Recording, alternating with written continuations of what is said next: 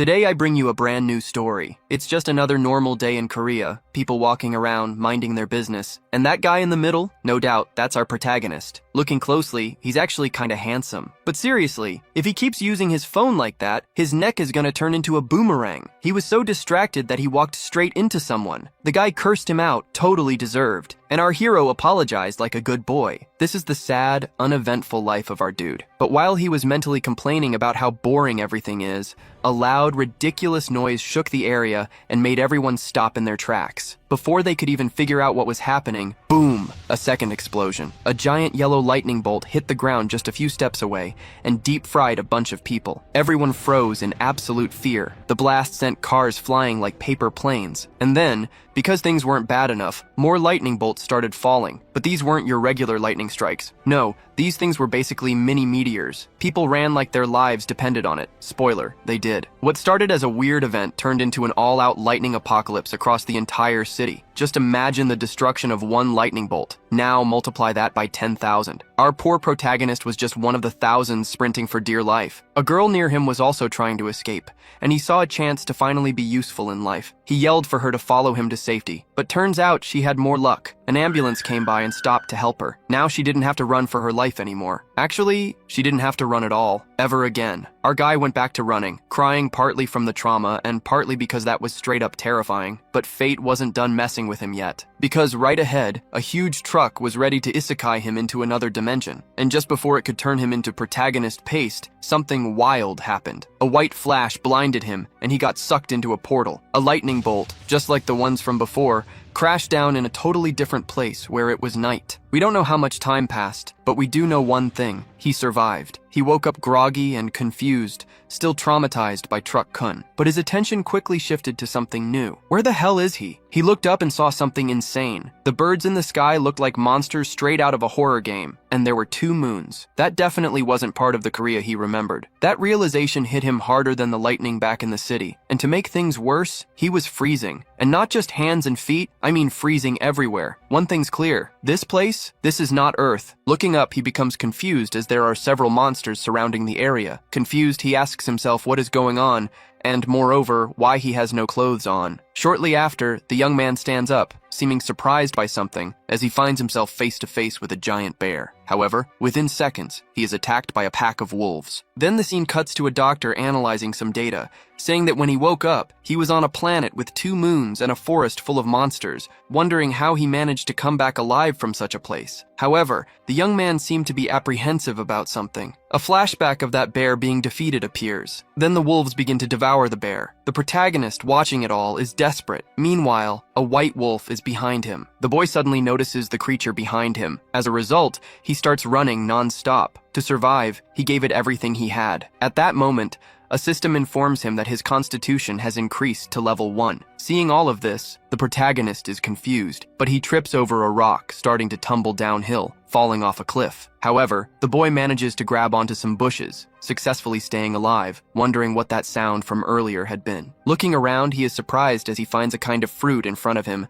mentioning that he is very hungry and wondering if they are edible. But when he looks to the side, he notices some ants eating those fruits. So, without any remorse, he starts eating them. But at the same moment, he hears a noise in the bushes, and a creature with a piercing gaze is him. Then, a giant snake lunges at the boy, but within seconds, it is devoured by a giant frog. The young man watching all of this still cannot believe what he is seeing. That place is completely insane. But in reality, maybe he is the one who has gone mad. Time passes, and it has now been 67 days since he arrived in that place. Moreover, that pack of wolves from earlier has been following him and still hasn't given up. That's why the boy fears they might catch him off guard at any moment. Additionally, the forest has things far more dangerous than wolves, so he needs to find a safe place. Once again, time passes, and it has now been a year since he has been in that place. Looking up, the protagonist finds a giant banana, so he begins grabbing the big banana. The system alerts him that his strength has increased to level 1, and you can already see that the boy is quite ripped. As a consequence of everything happening around him, the protagonist has been forced to adapt. However, a wolf pup keeps insisting on chasing him at all costs. That's why he got so used to it that he even missed it when it wasn't around. Meanwhile, something seemed to be falling on the boy's back. Looking up, he notices something. His expression quickly changes because he had encountered a giant gorilla charging directly at him. However, the young man manages to dodge the attack, breaking the branch he was holding onto, saying he should have better luck next time. As a result, the gorilla falls to the ground, but it was heading towards that wolf and ends up hitting it. Meanwhile, the protagonist was watching everything. Soon after, the gorilla gets back up, looking at the wolf that was apparently injured, beginning to charge at it. However, the protagonist was already advancing towards the gorilla, landing an attack on its eye, but that still wasn't enough. So, the gorilla throws the boy, he collides with a tree. Quickly, the monster charges at him again. Irritated, the young man says that was a very stupid move on his part. The scene then cuts to the doctor, asking if the protagonist had really done all of that. The boy replies that he couldn't keep running away from territorial fights, and that wouldn't solve anything, because no matter where he went, there would always be a ruler. Returning to the scene, the protagonist was about to be attacked by the gorilla. However, the wolf ends up appearing to protect the young man. The boy becomes unconscious while the pack attacks the gorilla. He truly thought it was his end, but the wolves didn't attack him while he was unconscious, because they must have thought he saved the cub earlier, and that little one was the son of the Wolf King, leader of the Crimson Wolves. Time passes after that event, and those wolves were running towards that location. Alongside them, the protagonist, together with the wolves, was also running. Looking to the side, he notices that his friend was tired, so he picks him up and starts carrying him. Once again, time passes, and it's been 2 years since the boy had been there. That's why it seemed like they had accepted him into the pack. 3 years had passed since the young man was stranded, and he seemed to be developing his climbing skills. However, he was still in a forest, and in fact, he still hadn't managed to escape that place. Moreover, he hadn't found any civilization. Thus, he had become a member of the wolf family and continued participating in territorial battles for the survival of his family. Once again, time passes, and it's been 120 years since he was stranded. That's why he thought he was the only human on that planet. In a constant battle for survival, he ended up making more friends, but even so, he lost some companions. Wondering how long he had been stranded, because he had forgotten the date, and it seemed like hundreds of years had passed, wondering how he was still alive. The doctor then asks if, after becoming the king of the wolves, even after 500 years, he still hadn't found any civilization. That's why they wanted to know how he had managed to return to planet Earth. The boy replies that he had started a war against the gorilla race for the lunar hill. Thus, a giant battle broke out, and a protagonist was also in the middle of it, charging at one of the gorillas. However, something strange happens as he was teleported once again, and when he opens his eyes, he is in a different place. Meanwhile, a girl seems to be analyzing a radio, mentioning that something was very strange as the dimensional energy was off the charts. The other guy then asks her to send the coordinates to the portal control team, so the girl does as he requested. At that moment, a portal begins to open. Thus,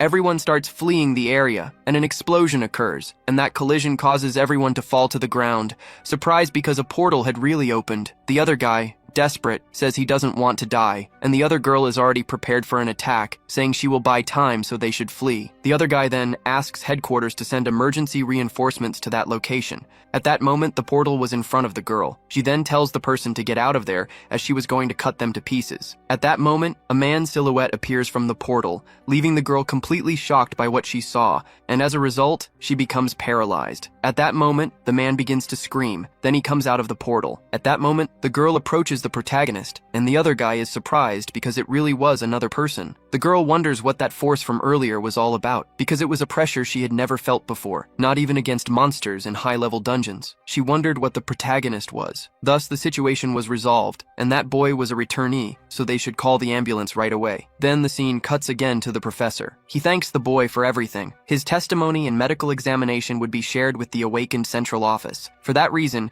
he seemed quite healthy and should be discharged in a few days. Shortly after, the boy calls the doctor again, saying it was the first time he had spoken to a civilized being in 1,000 years, so he thanks him for listening to his story. The doctor informs him that he had shared a very valuable story, thus it should be the ones thanking him. Then he leaves the room. While walking, he thinks that the boy was a very interesting patient, and his story was vividly detailed, which would have made him a great novelist. Then the scene cuts to the awakened central office, and that girl asks if they were sure the information was correct because it didn't seem right. The guy then questions what was wrong with it. The girl responds that the card said he was an F rank. The man explains that he was a rare F-rank patient, and it was a shame because if he had been E-rank, he would have received a government disability benefit. The girl, looking at the protagonist's card, says that if he was an F-rank, it meant he was an ordinary person, wondering how he managed to pass through a portal and if they were sure it wasn't a mistake. The guy responds that he was lucky and slipped through, and by chance he found the returned stone,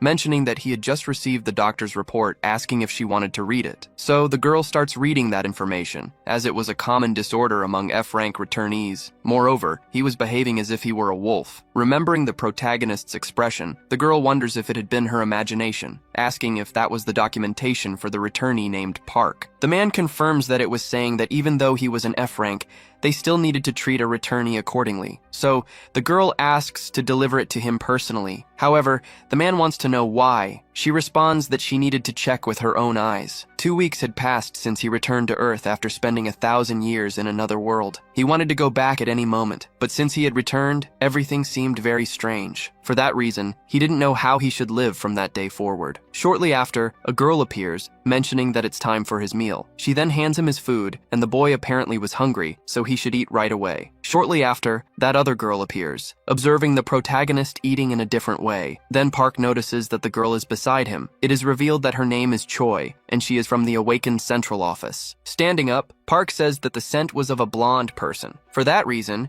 it seemed very familiar. Porter responds that she was the first person he had met when he returned, thinking that he definitely resembled a predator when he came out of the portal. However, perhaps there was something wrong with his sensory ability. Finishing his meal, Park says it was very tasty, asking what the Awakened Central Office was about. Then the girl asks why he was speaking so informally with her. Park replies that he was over 1,000 years old, and the girl didn't seem to believe him, saying that the Awakened Central Office was an organization designed to help returnees adjust to society. Therefore, those were the pieces of information that returnees needed to know. He could take as much time as he needed to read them. For now, he should just sigh and agree to share his information. Shortly after, Park takes the pen, saying it had been a long time since he had seen that object. Even so, after 1,000 years since he returned, they were still using that kind of tool. Shortly after, Park signs the paper. Observing the protagonist, Choi wonders if he was nothing more than an idiot. Right after, she calls the boy again. Yanana asks what she wanted. Choi asks if he had learned how to draw in that place. The protagonist replies that he already knew how to draw before. Choi asks if he had learned anything different, like magic or martial arts. Park replies no, as he had lived in a forest. To survive, he had to do many things. The girl then comments that,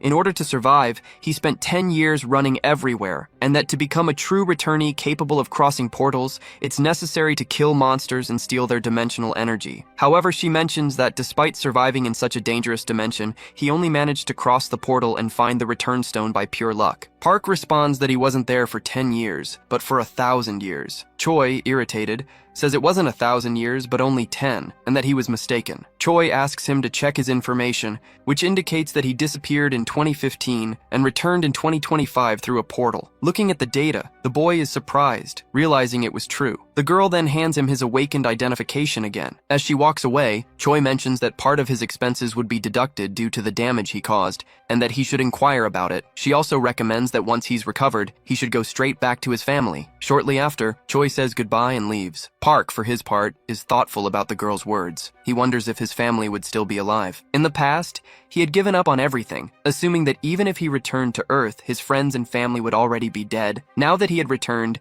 he had to deal with the fact that he had lost the forest family that had been with him for 1,000 years. However, that was only an assumption, as only 10 years had passed. Upon examining the documents, Park is shocked. He discovers that his parents had indeed died on that day. However, not everything was lost, as Juno, his younger brother, was still alive. Desperate, Park quickly tries to leave the hospital and rushes back to the doctor. The doctor asks if there is a problem, and Park replies that he needs his help because his brother is still alive and he wants to know if the doctor could find him. The doctor, hesitant, says he doesn't believe Park is ready to return to society and that he would need to check the situation first. Park, impatient, responds that the doctor hadn't understood the seriousness of the situation, as he wasn't there to ask for permission. At that moment, the doctor makes a gesture indicating something. He then mentions that there was a condition. Shortly after, the boy is already in a car, thanking the doctor and promising not to forget the favor. The doctor responds that they will stay in touch. Before leaving, he asks the driver to ensure Park arrives safely, as he still wasn't fully recovered. As the car drives away, the girl comments that the doctor paid all of Park's hospital expenses, as well as providing clothes and even the driver. She asks why he did all of that for Park, considering that returnees of rank X are usually neglected by the central office. The doctor replies that he wanted to keep hearing that man's story, and besides, he needed to fix the doorknob as soon as possible. The girl, surprised, remembers how the doorknob was damaged, recalling the moment when Park opened the door in a hurry. Later, the doctor is in his office, reflecting that it was the second time the doorknob had been broken. He comments that it had been a long time since he had smelled an irregular. Meanwhile, Park is still in the taxi. A news report comes on informing that at 3:00 p.m. that day, monsters had escaped in an unprotected field in the province. The error occurred due to a miscalculation in the breaking little portal. The monsters were surrounding the area. The situation was expected to be resolved in approximately 50 minutes. 2 attacks were neutralized, but 12 awakened soldiers had died. As he listens to the news, Park watches closely. A flashback of the doctor appears, where he mentions that the world had changed drastically, becoming a completely different place after the Great Disaster. The doctor comments that if he were awakened,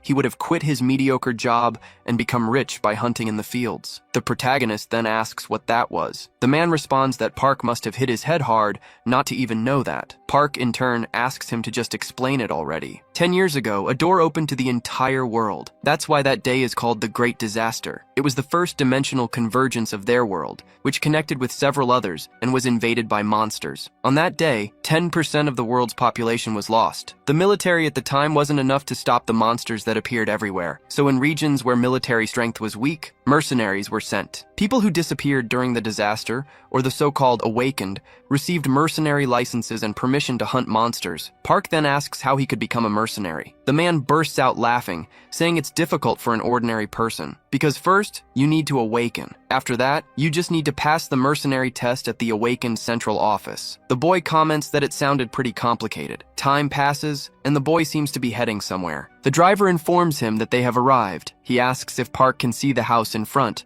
as that was the indicated address. Shortly after, the protagonist steps out of the car, thanking him for everything. Meanwhile, the young man walks toward the house. An elderly woman observes him from above and asks who he is. He responds that he is there for Cherno. The woman stays silent and comments that he still wears diapers, but talks as if he were an adult. Park, however, doesn't understand what she means. She responds that no one by that name lives there and asks him to leave. The boy wonders if he had come to the wrong place. However, inside the house, he hears some people arguing. Shortly after, he approaches the door. He picks up a piece of paper nearby, wondering if his brother was in debt. Sometime later, the boy is walking down the street, thinking that in the jungle, the law of the strongest prevails. But in civilized society, money is the true power. The scene then cuts to a building. Park enters and presents his awakened card. The woman informs him that his application for the mercenary test was denied because he didn't meet the requirements. Park asks what was wrong since he's an F rank awakened. The woman replies that he was classified as F rank, 4 points below the necessary level. The boy asks how that's possible,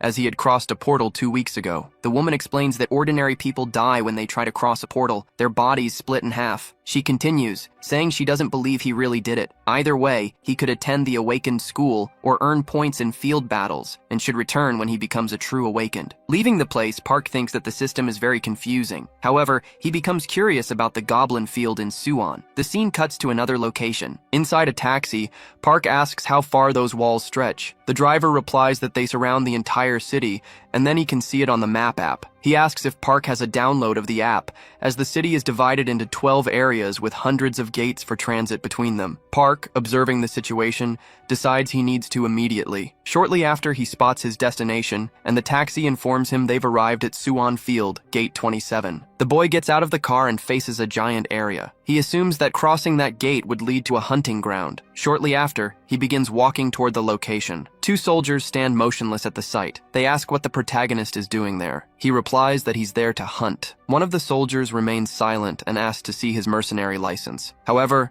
Park responds that he doesn't have one. The soldier says that ordinary civilians are prohibited from entering that area. They then notice something nearby. The other soldier requests they close the exit, but it's too late. A car appears, crashing through the site. Inside the car, a creature devours a man. As a result, the car collides with a wall. Meanwhile, the other soldier calls for the emergency squad to contain the creature. The soldiers surround the vehicle and assume combat positions. The creature exits the car. The soldiers give the order to fire and begin shooting at the monster multiple times. The creature appears to be defeated. The soldiers report that the situation has been resolved and that a monster that crossed the gate has been killed. The other soldier wonders where Park went. He wonders if Park had left the area. He probably ran away after seeing the monster. However, that wasn't the case. Meanwhile, the protagonist walks outside the area, mentioning that it was a field, but even so he could feel everything. Moreover, he would have to buy a car for himself. The boy looks around, wondering if except for the city of Seo, all the other cities were completely destroyed. For that reason, he couldn't believe it. Sometime later, night has fallen. Park mentions that the darkness felt very familiar. He starts walking among the ruins, saying it's time to hunt. Shortly after, he falls to the ground, assuming that his body felt a bit heavy. Meanwhile, he observes some buildings. Then, he begins to run quickly toward them. He successfully climbs them, reaching the top. At the top of a building, Park stood tall with the moon behind him, creating a scene that was nothing short of epic. But he wasn't there just to look cool. The protagonist closed his eyes and focused, activating his senses to figure out the best direction to take. He quickly turned his head to the side and decided to start there. He descended the building effortlessly. The grip on those shoes must be from another planet. Wandering through the empty streets, he approached a dark alley that looked suspicious. At the far end, a pack of goblins had cornered a defenseless dog, ready to make it their dinner. The drool dripping from the monsters' mouths left no doubt they were starving. But that dog wasn't going down easy. It fought with everything it had. That's when, stepping out from the shadows, our boy appeared. He looked at the dog and, in a slightly ironic tone, asked if it wanted help. Maybe the desperate look in its eyes said yes, but it didn't matter. The goblins had already made their choice. They charged at the human. Perfect. Park grinned and ran straight into the fight. In the blink of an eye, he spun around and struck from behind. The first goblin got punched so hard that its head literally sank into its own body, just like that. But then something even weirder happened. A bunch of system windows started popping up in front of him. Error messages appeared one after another, and our protagonist had no idea what was going on. The screen seemed to be saying something went wrong while recognizing his actions. While he tried to make sense of it all, the other goblins took advantage of the distraction and attacked. They were full of confidence, which was completely shattered when, one by one, they got their teeth knocked out with a single hit each. Total knockout. The last goblin, after watching the massacre of his buddies, tried to run. In a panic, he climbed up the building, but he made a fatal mistake. He stopped at the top and looked back, like he wanted to see the monster he had just faced, and he saw it. Park caught up to him, threw him off the edge, and the fall ended his life. Back on the ground, another system window appeared, warning of an error when trying to display his class abilities. That triggered a memory, about 100 years ago, when he was butt naked and running through a forest trying to survive. That's when he started earning status points. Could it be that even here, on Earth, these system windows still work? And more importantly, do the errors have anything to do with his body being weaker ever since he returned to this world? Suddenly, a new window appeared titled Achievement Shop. Curious, Park decided to check it out. He had 7 points available and a few item options to buy. Nothing too flashy, but he picked a few, and like magic, the items appeared right in front of him. Before he could even taste the food, a sound caught his attention. It was the same dog from before, but this time, it wasn't alone. A puppy stood by its side. Park approached slowly, placed his hand on the dog's body, and realized it was dying. The animal, trusting its instincts, felt it could finally rest. But Park wasn't ready to let go so easily. In silence, the dog seemed to plead, "Take care of my pup." How could he forget? In the other world, wolves were his family. Maybe fate was repeating itself. He pulled a snack from his pocket and offered it to the dog. Maybe it was hungrier than Park himself. After that, he stood up and walked toward the goblin corpses scattered on the ground, 7 in total. It was still night, but it wasn't until sunrise that he finished what he had started. He made a simple grave for the dog that had died protecting its pup, and he stayed there, in silence, honoring that moment. Meanwhile, at the entrance of Area 27, traffic was chaos. Honking horns, stressed drivers trying to get through, but all that noise stopped when a figure approached, carrying several dead goblins on his back. even though they were lifeless.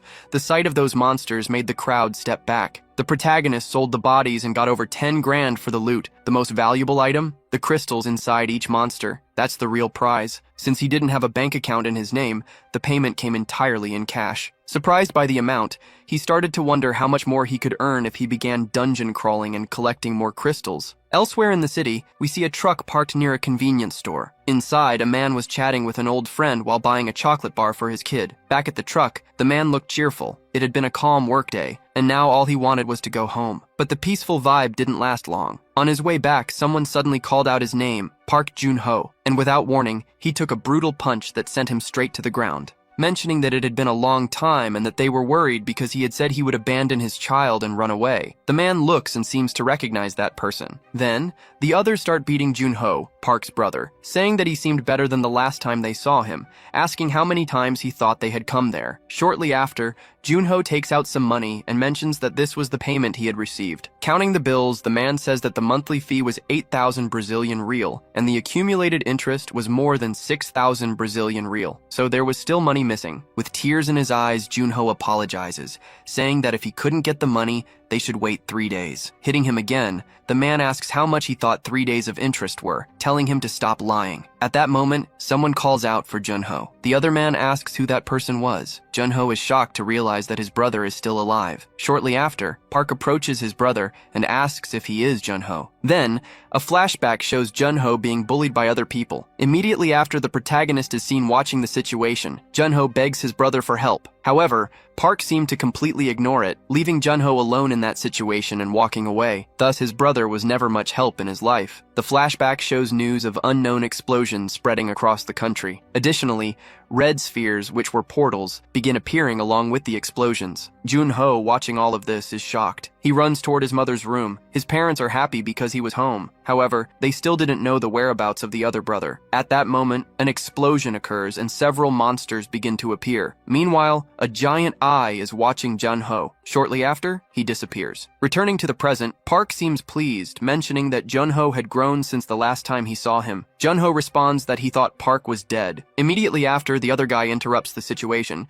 He asks if that man was really Jun-ho's older brother. At that moment, Park grabs the boy's head. In seconds, the boy is thrown back. Jun-ho watches in shock. The protagonist threw the guy so hard that he flew to the side. The two henchmen are stunned by what they just saw. Park asks if his brother is hurt. He replies that he's fine. At that moment, the other guy charges at Park. Park attempts to kick him. However, it seemed to have no effect. The man's leg simply broke. Falling to the ground, the guy begins writhing in pain. The other guy is still trembling in fear. He assumes that the protagonist is an awakened being. Shortly after, Park tells the man to come at him. However, the man responds that he hadn't hurt him. He says Park had to believe him. He told those people to leave him alone. Shortly after, Park hands some money to the man. He tells him to take the money and leave. Sometime later, night has fallen. That elderly woman appears. In front of her, the protagonist, along with his brother, watches. The woman asks if he was sure that man was his brother. Jun-ho responds that he's sure. Park, calling the woman grandma, mentions that he brought some meat. The woman says there should be contact as it's family. She asks them to hurry up because the boy had fallen asleep, waiting for his father to come home. Inside the house, a boy seems to be sleeping. Park asks Jun-ho if that was his son. Jun-ho responds that his name is Gung-ho and that he's his only treasure. Park asks where the boy's mother was. Jun-ho replies that she had left to live her own life, but it was his fault for not providing enough for his family. Park, trying to change his mood, says they should have a drink. Later, they are at the table drinking. Jun-ho responds that after Park disappeared,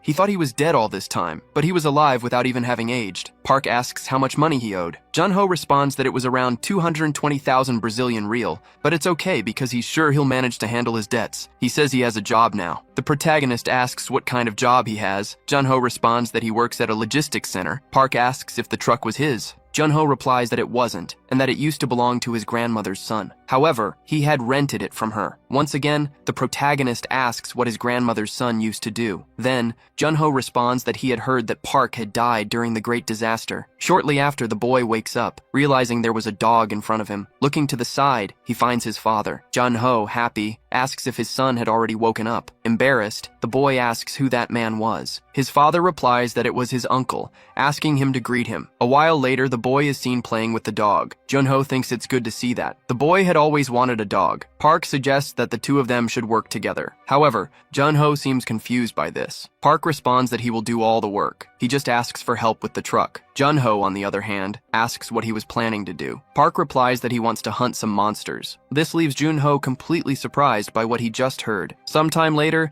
the scene cuts to the command center. That girl is congratulating the protagonist. The protagonist registers as an awakened being. Somehow, he had managed to increase his stats in just one day. Park asks if he is now an F-rank druid. The girl responds that now he could use his identification to open a bank account. She says he could carry out financial transactions. Handing something to him, she mentions that it was a small gift. It was for registering as an awakened being. Also, he shouldn't forget to download the Awakened Central app. She tells him to gather enough dimensional energy to become a ranker. He should be eligible for pensions and many other benefits. She asks if the protagonist knew how to open a status window. Due to recent technical issues, the interface had undergone changes. At that moment, Park says the keyword. The system screen appears, showing all his stats. Observing this, Park wonders why his stats were so low. Then, the scene cuts to the truck belonging to Park's brother. He is happy because his brother managed to get a phone. He congratulates him on officially becoming an awakened being. In the middle of the call, he says he's on his way, so he'll meet his brother there as soon as he delivers the last batch. Now that Park has become an awakened being on paper,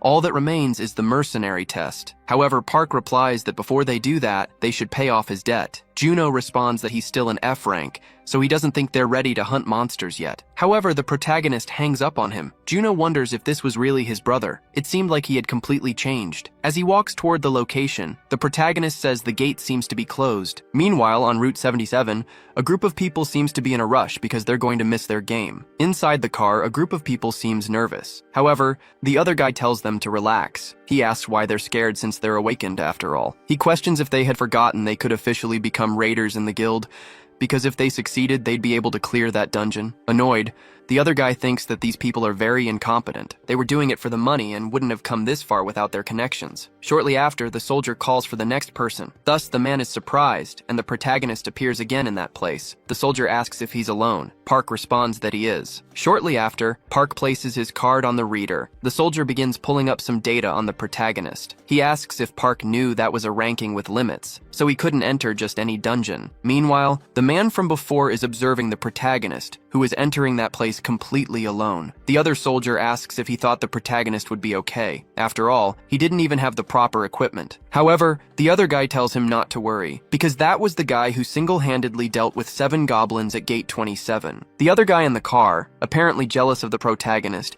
wonders who he thought he was, wondering if he was going into the field like that. For that reason, he thought Park was crazy. The other soldier then apologizes for the delay, saying he was having some technical issues. Finishing the verification, the guy tells his friend to speed up, because they're going to follow the protagonist's route. However, he becomes confused, because the boy had simply disappeared in the middle of that tunnel. The other guy wonders where Park had gone, and the man thinks he might have encountered something very interesting. Meanwhile, the scene cuts to the forest, and Park seems to be running through the place. Shortly after, he stops, saying that this must be the current state of his body. So, it seemed like Park had become very weak. He needed to motivate himself to improve and start training again. Looking at something, he seems surprised. He was hearing strange voices, and he guessed it could be the sound of a sword battle. A little further ahead, the boy noticed something, and he assumed that the sound was coming from that direction. Shortly after, the young man smiled, thinking that a fight between civilized beings rather than beasts could be a very good opportunity. For that reason, he couldn't afford to miss it. The scene then cuts to someone losing their arm.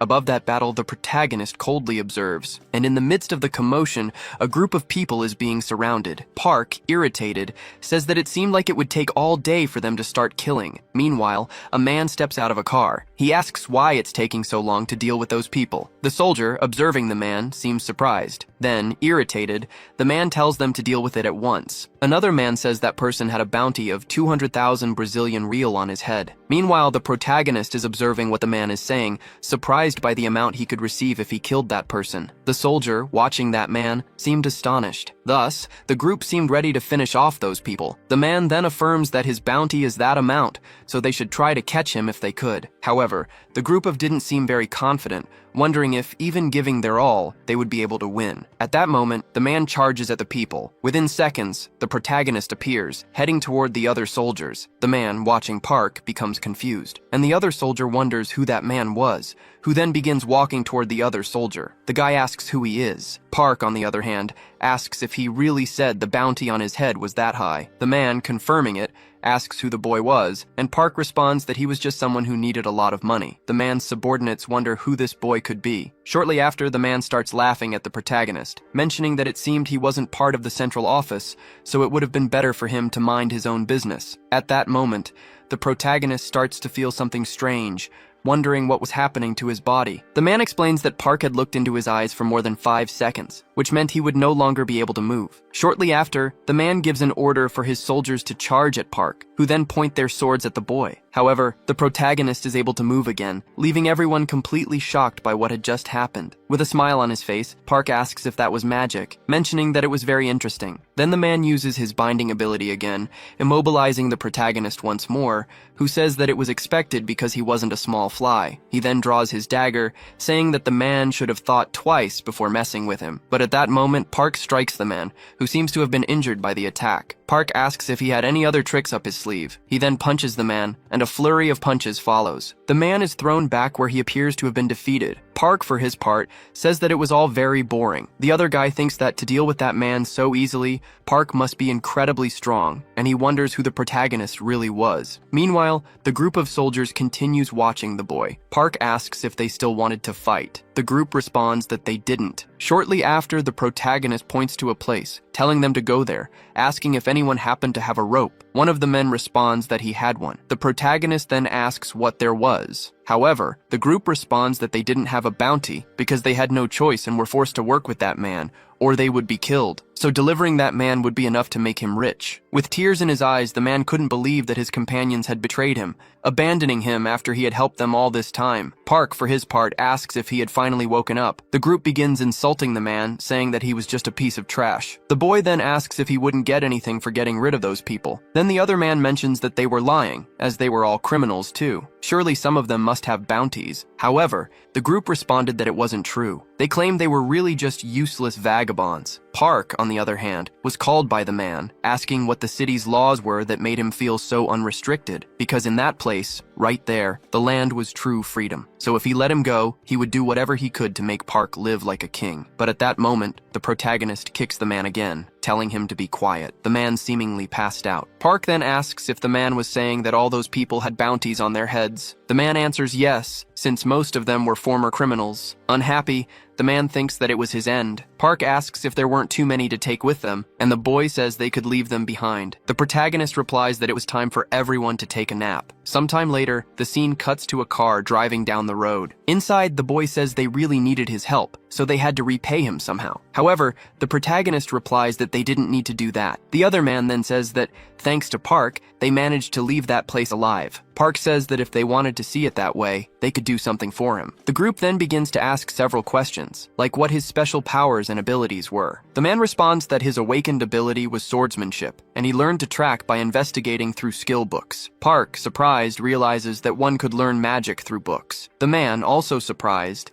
asks if Park really didn't know what a skill book was. Meanwhile, the protagonist thinks it would be better to learn 1 or 2 combat magic abilities, as they could probably be useful in the future. However, something surprises him, because before him, a giant light is surrounding the area. He asks if that was a portal. The boy is surprised by the question, saying yes and mentioning that it was a level 1 dungeon, the lowest level, which is why they were planning to go there. Park says it's a pity, because he might have been able to go to that place if he at least had a mercenary license. The man, shocked by what he heard, asks if Park really didn't have a license. Park replies that he really didn't have one. When a portal opens, a military first secures the area, and any monsters found in the fields are just small fry that somehow survive the attacks. And the experience one could gain in those low-level fields, where level 1 dungeons are open and rank as E, could even allow one to surpass that level. In other words, you should actually go to level 2 dungeons. The man, still confused, wonders how this rookie, who hadn't even gone to a level 1 dungeon, managed to defeat that C-ranked man. Park, noticing the man staring at him,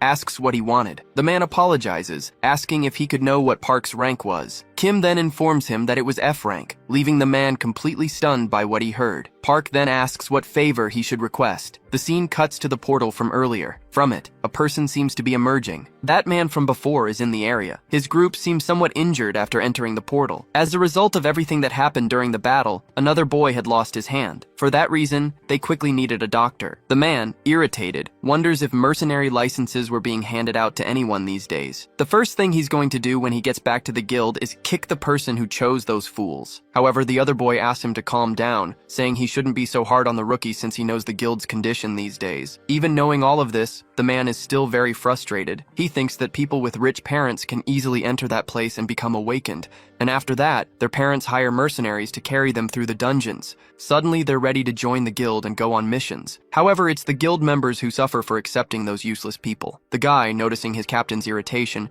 asks if they shouldn't cool their heads. That's why they should have a drink. The man then asks how everything is going as a level 1 dungeon was about to disappear. He asks if anything had happened, and a soldier responds that something big did, as someone had just delivered 10 looters to them, and among the captives, there was a rank C who had certainly heard of him. The man asked if any high-ranking individual was supposed to visit them at the camps that day. However, the soldier replied no, saying it was a rank F novice who didn't have a mercenary license and managed to capture that man. In disbelief, the man asked how that happened. The soldier answered that he didn't know the details, but according to witnesses, the rank F had simply beaten that man up. The man was then surprised, guessing it might have been the person he had seen before in the tunnel. He asked where that rank F had gone. The soldier in turn replied that he had seen him heading toward the portals. Quickly, the man headed toward the portals again, thinking he had to witness that boy's ability with his own eyes. And if it was worth it, he might gain something valuable from that story. Soon after, the man ended up getting inside a truck. The other guy then asked what the problem was. The man asked if the boy who had captured the man earlier had just entered the portal. Meanwhile, the protagonist along with his brother was entering a portal, mentioning that this time it hadn't hurt at all, and the clothes seemed to be doing fine. Junior replied that items without dimensional energy couldn't pass through the portals, but as they had just seen, those clothes passed smoothly because they were made from materials found in the dungeons. Looking to the side, Park seemed confused, asking what that thing in front of him was. Junior then responded that it was called a door, and the portal they had just entered was one of several doors that gave access to all 38 dungeons. At the same moment, the two were surprised. Park asked why the door had disappeared. Then the man answered that it would reappear once they had finished the dungeon. The protagonist asked if they had to kill all the monsters. The boy responded that no, they only had to kill the strongest one, the boss. Stretching, our boy replied that he would finish this quickly. However, Junior asked him to wait, but the protagonist didn't seem to have heard any of that, so he quickly jumped. The man, surprised, wondered who that man was, thinking he might be the guy from the rumors. With that level of power, he could very well break the record time for clearing a level 1 dungeon. However, he soon realized something, because they didn't even have tracking abilities, so they wouldn't be able to find the door's location within the time limit. Because of that, if they got stuck there, they might disappear along with the portal. Then the scene cuts back to the man with the analyzer. The door the protagonist had entered had just closed. This made the man very angry with what he had heard. Then the scene cuts back to inside the protagonist's portal. Some monsters were wandering around that place. However, one of them was suddenly hit by something and thrown back. Park, observing everything, said they were carrying very interesting things, and he began extracting the stone inside them, mentioning that there was only 1 blood crystal after killing 3 of them. But still, what was most important at that moment was leveling up. Meanwhile, that guy was watching everything Park had done, wondering how many monsters he had killed. Soon after, the boy ended up using his tracking ability, finding the protagonist's location, and was checking his stats, mentioning that he could buy 2 abilities with 102 achievement points. Then, he ended up buying a beast taming ability. At that moment, 2 monsters began charging toward him. Noticing this, he began immobilizing them and easily defeated them. The system notified him that he had earned the achievement. The system notified him again that there was a critical error, as a data synchronization conflict was in progress. Park, confused, wondered what that was. Then it was reported that the boy had leveled up to level 2, feeling happy because his stats had increased as usual. Because of this, he went on to buy the next Tree Spirit ability with 100 points. Then, the system notified him that he had finally acquired the ability. The boy then asked to summon the Tree Spirit. A light began to surround the place, and a kind of green spirit started to appear. Park, surprised, thought it was him. When he had seen it for the first time in the jungle, he thought it had been some kind of firefly. So, he asked the Tree Spirit to search for the missing goblins. Following the protagonist's orders, the spirit left, beginning to search for the missing monsters. Park said that the Tree Spirit transmitted the memories it read from the vegetation and trees into his mind. However, it was still a bit slow, and he wondered if it was because his level was still low. At that moment, he started to analyze his status window along with his abilities. He then noticed that he had two abilities, one for searching and the other for tracking. Because of this, he decided to buy both to keep improving. Immediately, he placed his hand on the ground. He began using his searching ability, stating that it was a reference point. Then he used his tracking ability, receiving the information that the goblins were already dead. However, he was surprised. Looking to the side, he assumed that it wasn't just an ordinary goblin. At that moment, he rushed toward that place, astonished by what he saw. The boy from earlier was being attacked by a different monster. Park, on the other hand, asked what he was doing. Then he smiled, happy that the protagonist had returned. The young man then asked if he hadn't said he would hunt alone. However, the young man replied that in fact, he was the one being hunted. Then he begged the protagonist for help. Immediately, the protagonist rushed toward the creature, managing to block the attack. Quickly, he recovered his stance, but within seconds, Park struck again, throwing the creature against a rock. As a result, the monster was completely covered in blood. However, there was no time to think as Park was already above him. Thus, he managed to finish the monster and the system notified that he had leveled up. He earned 120 achievement points. The young man observing the protagonist was amazed by his skills. Park then assumed that the door should have already opened. The young man confirmed that he was right. A while later, the two had already left the portal, and that group from before was watching the two of them. One of the men wondered if it was the same guy who had captured the bounty man earlier. He mentioned that Captain Kang had asked to be contacted if the protagonist returned. Looking at some information, the man wondered what the completion time for that dungeon had been. Meanwhile, the boy said he needed to return to his teammates. So, he said he would get in touch later. Park in turn confirmed this, saying he would leave all the clothes in the warehouse. The scene then shifted to that location,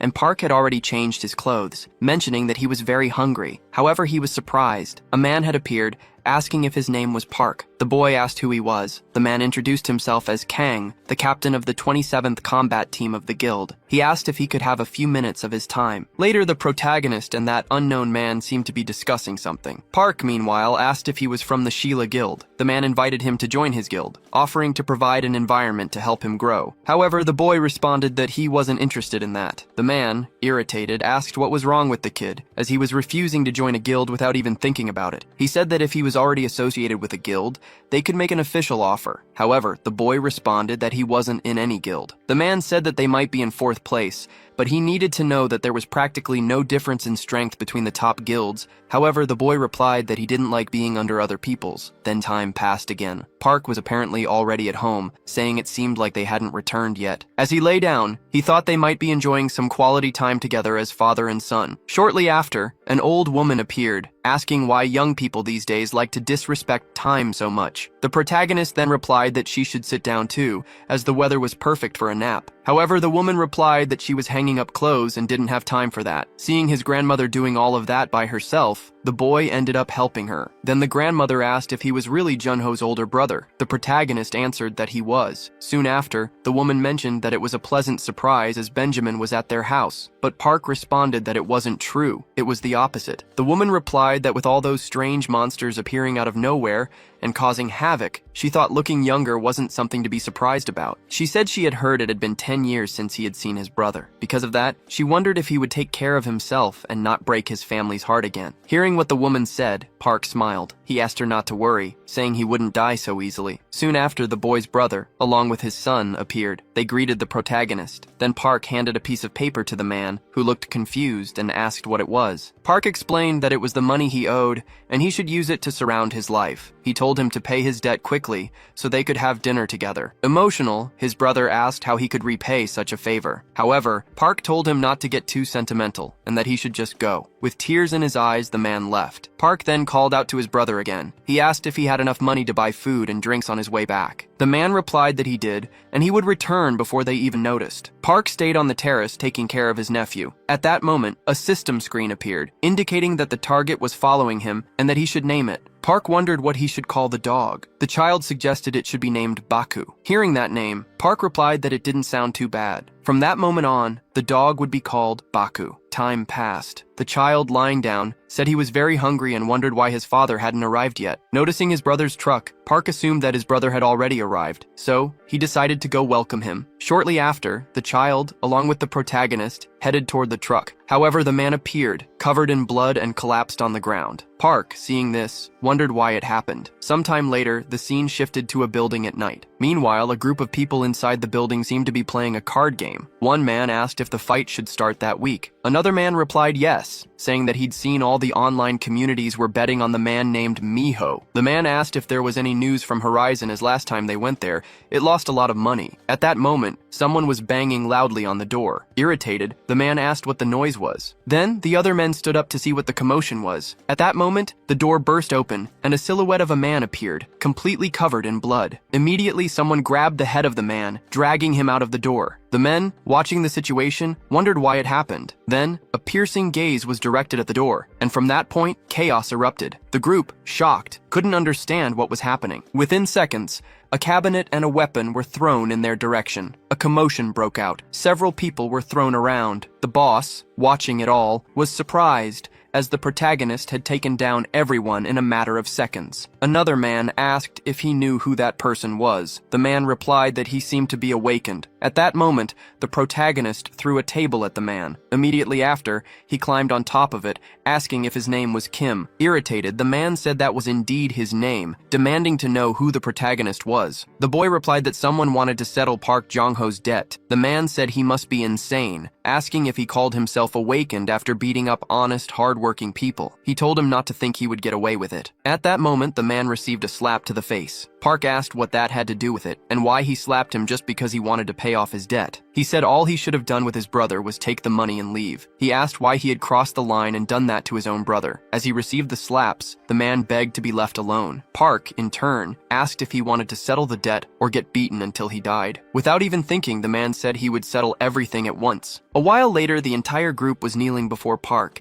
saying that from that moment on, their client, John Rodham, would no longer have any obligations to them and all his debts would be paid. Park then replied that if they ever saw them again, they should consider themselves dead. He told them to make sure not to cross his path. Kneeling, they all confirmed what the boy had said. However, one of the men still didn't seem to have given up. Sometime later, the man mentioned that the protagonist had already left. Irritated, the man, plotting his plans, wondered if the boy really thought he didn't have people backing him. Once again, the scene shifted to a building, and that guild leader from earlier mentioned that he had found new talent. He asked to take a look at this person, that he showed some information about Park. However, the man noted that he was just a rank F, and besides that, he had registered as an Awaken only that day. The other man said that was all more reason to be interested, as they could take a closer look at his profile. But the system notified that access had been denied. They wondered what kind of person he was. However, they managed to bypass the security and access the information. They still wanted to know why his profile was confidential. It seemed he hadn't joined a guild yet, and there appeared to be more to his story. Then, the man asked to check his abilities. The boy mentioned that he was a type of conjurer. Moreover, he had previously defeated a man with a high bounty in a very easy manner. He asked if they knew that this man had been missing for 10 years, which made the situation strange. They wondered if he might be a special agent. The man then said he thought he would be strong because of his abilities,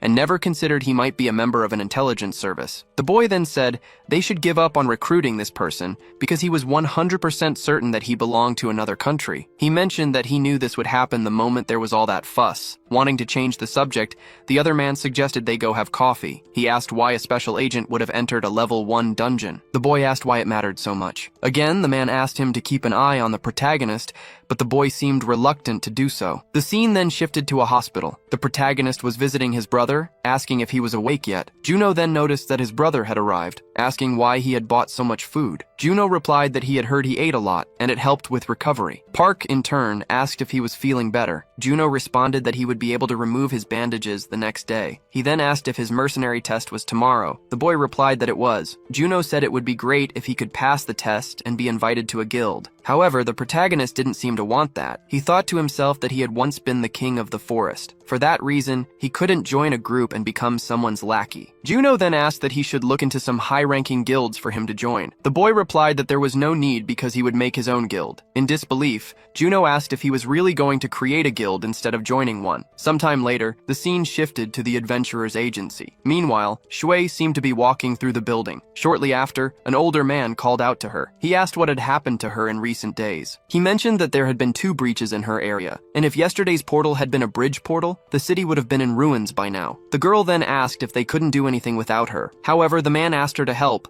because the portal department manager had been bothering him all day. What he was trying to say was that she was wasting her talent, but the girl replied that it had been hard to stay focused lately. Handing her a paper, the man told her to stop talking nonsense and read it at once. Shui, in turn, was surprised because they had sent her to do manual labor when she thought she was finally going to have a break. But the man replied that she wasn't the only one and it wasn't the first time anyway. Immediately after, the girl, irritated, began to leave the place. The man asked her not to go around rejecting candidates just because she was upset. He reminded her that they were short on people and needed every person they could get. Shui replied that it was better to reject those idiots who couldn't protect themselves. Shortly after, the scene shifted to another location. A group of people was discussing how they needed to pass that test. Meanwhile, a man appeared doing a live stream on YouTube. Everyone in that place was eager to take the test to get their mercenary license. Soon after, a different group of people entered the area. The man noted that they would have to end the stream because the test was about to begin. At that moment, the protagonist appeared staring at that boy. The boy then asked if it was the first time Park was watching the live stream. Park asked who he was talking to as the boy requested some space. Soon after,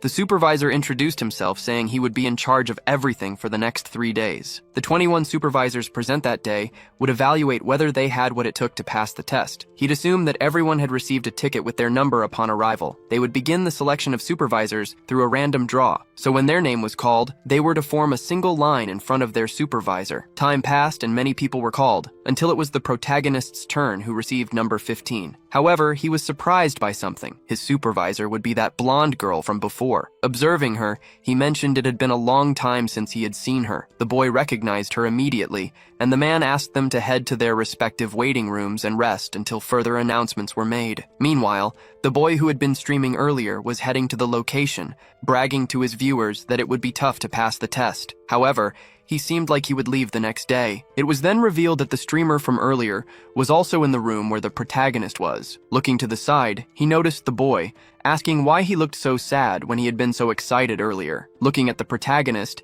he realized it was the same guy from before, asking if he ever heard about that blonde girl's craziness because there was a reason everyone called her a witch. That girl was the type to eliminate someone just because she was having a bad day. Park, in turn, asked why it was the supervisor's fault and not the fault of those who weren't prepared. Irritated, the boy thought that Park had just ignored his words, knowing from the start he was useless, asking if he cared to show respect to his seniors. However, the protagonist replied that if he had a problem, he should solve it like real men with a fight. The boy then asked if he thought he was easy prey. Quickly, Park responded that he did. Irritated, the boy said he was going crazy and told Park to follow him. Meanwhile, Choi had arrived at the location. However, she noticed that no one was there. Annoyed, she wondered where everyone had gone. The scene then cut to a ring arena, and the protagonist, along with the boy, was preparing for a fight. The boy said that Park was very unlucky because he should have fought twice before wanting to fight him, asking if he had never heard of TV Kaboo since despite appearances, he was a promising YouTuber. And however, Park seemed unaware of what that was asking if it was some kind of food. This made the boy even more irritated, and he mentioned that he would have to teach Park a lesson. Everyone in the stands was very excited about the fight, fully cheering for the streamer, saying one of his hobbies was teaching manners to disrespectful kids like Park. Watching all of this, the protagonist remarked that everything seemed quite fun. The streamer then warned Park not to ask him to cover his hospital expenses after he was done with him. At that moment, he charged at the protagonist, throwing a punch. However, Choi appeared at the scene, ordering everyone to return to the waiting room immediately. As a result, the group hurriedly left. Watching the protagonist and the man, Choi asked if they were desperate to fail the test, and she didn't need an explanation. One of them just had to take the blame. Whoever lost would fail the test, and they should continue the fight. The streamer, watching this, thought it was expected because that woman was crazy. Then Park prepared for the battle. The streamer asked him not to be nervous, reminding him that it was the protagonist who had asked for this. Park, in turn, apologized for what was about to happen. At that moment, the boy charged at Park, but within seconds, he was struck by a punch and was quickly quickly knocked out. Choi, watching this, was surprised, thinking that ever since the day she met him, she had felt an uncomfortable sensation that wouldn't go away. Park, looking at Choi, asked why she seemed so distracted, saying that if she won a fight too, she should get into the ring. However, he had one condition. If he won, she couldn't disqualify the other guy. Choi, in turn, said the boy must be crazy. Then she entered the ring, asking if the young man was perhaps an irregular. However, Park didn't know what that meant, and asked who it was. Then the girl lunges at the protagonist,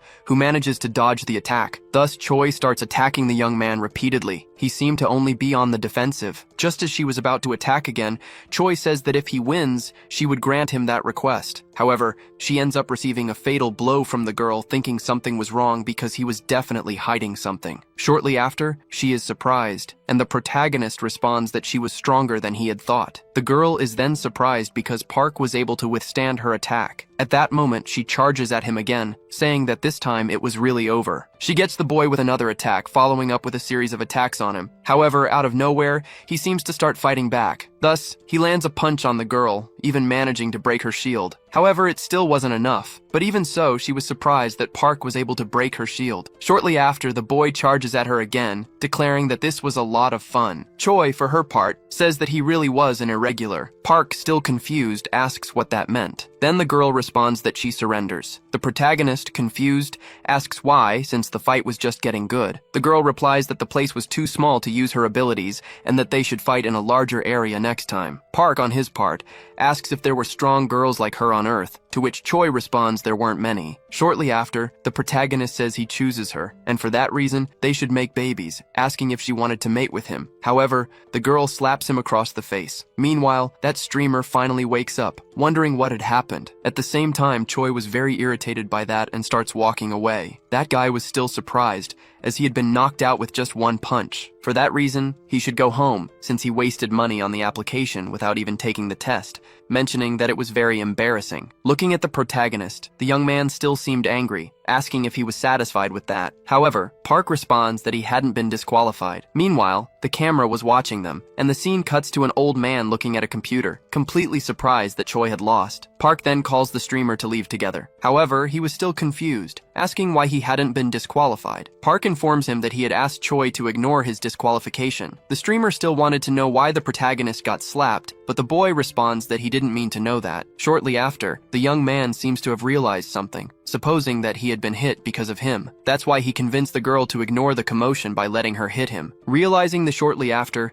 the guy starts to follow Park. At that moment, someone on the intercom calls Park, asking him to go to the supervisor's office as soon as possible. A while later, our protagonist is in the supervisor's office, discussing with him, asking why he had called him. The man then says that before they talk, he should know that everything was being recorded, and that he had seen his fight with Supervisor Choi, and for that reason, he was surprised that a candidate like him managed to go up against a rank B awakened, asking if the boy was, by chance, an awakened. However, Park still didn't know what that was, mentioning that they had already asked that question twice. The man observing the situation supposes that Park needed more information about the portals. The pit portals connect Earth to 3 other planets. The first was called Aruka, which was the home planet of elves and dwarves. Additionally, that planet had relations with Earth, and from time to time they made exchanges, and the humans who returned from their learned skills related to magic and artifact creation. The next planet was called Gukchun, inhabited by Mimonas and martial artists,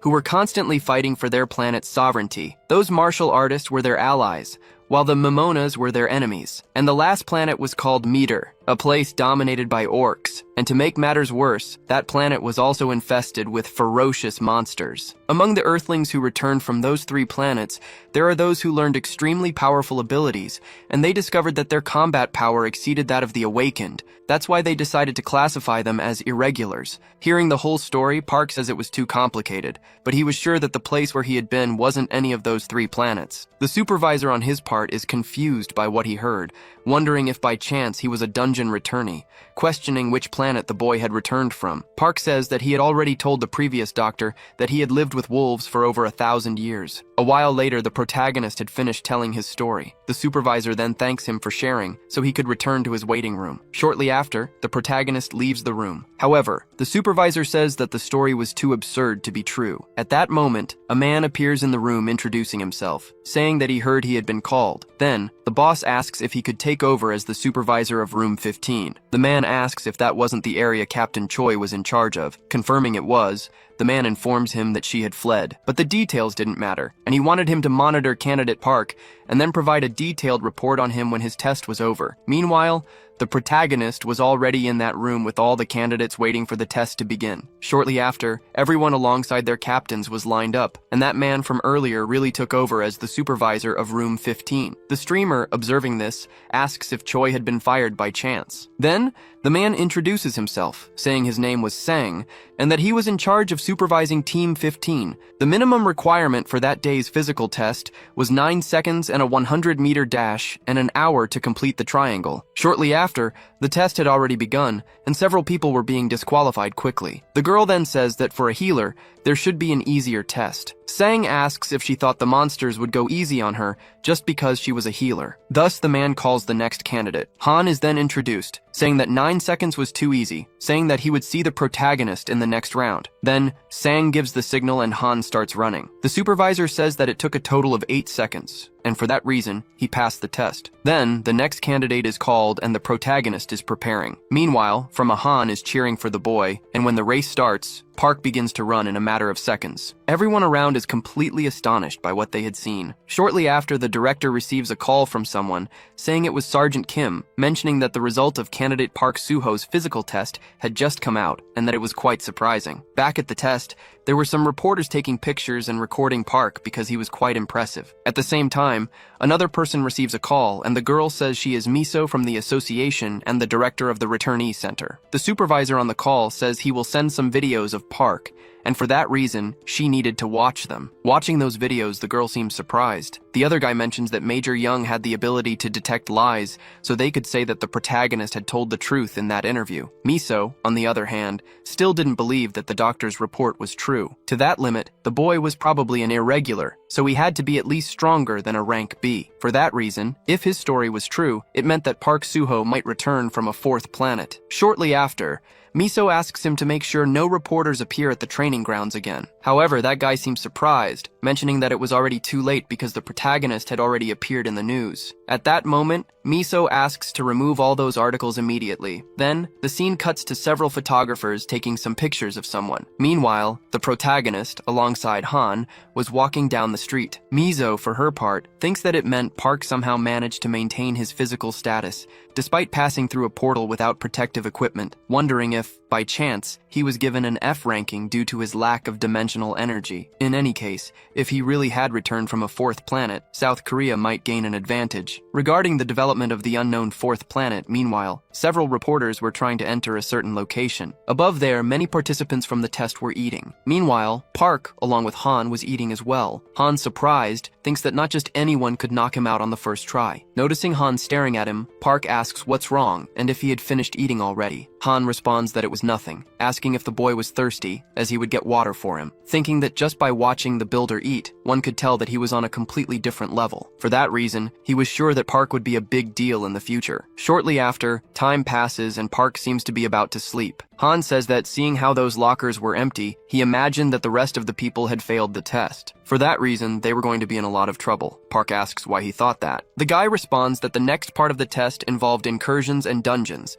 so teams with more members had an easier time, while those with fewer struggled. However, Park tells him not to worry about that, as they didn't need more people. Hearing what the boy said, Han is surprised, thinking he was very good. However, the situation was different, as dungeons had many unpredictable factors, so he thought it would be easier to have more people with different abilities. Park says he had already told him not to worry, and more importantly, asks what he was doing with his phone when he saw him for the first time. The boy then responds that he was streaming on YouTube, asking if by chance Park didn't know about it. Asking if he lived in a cave, the protagonist responds yes, as it was pretty much like that. Taking out his phone, Han says that it was called YouTube. Thus, he begins to show him all the features it had. Shortly after, Park says that he was really a good person. A while later, the two had already left the house, and the boy thinks that his partner had everything it took to become the next YouTube star. Moreover, he was quite a stud and had a perfect body, which is why he even appeared in the headlines for breaking a world record. For that reason, if Park demonstrated combat power in dungeon incursions,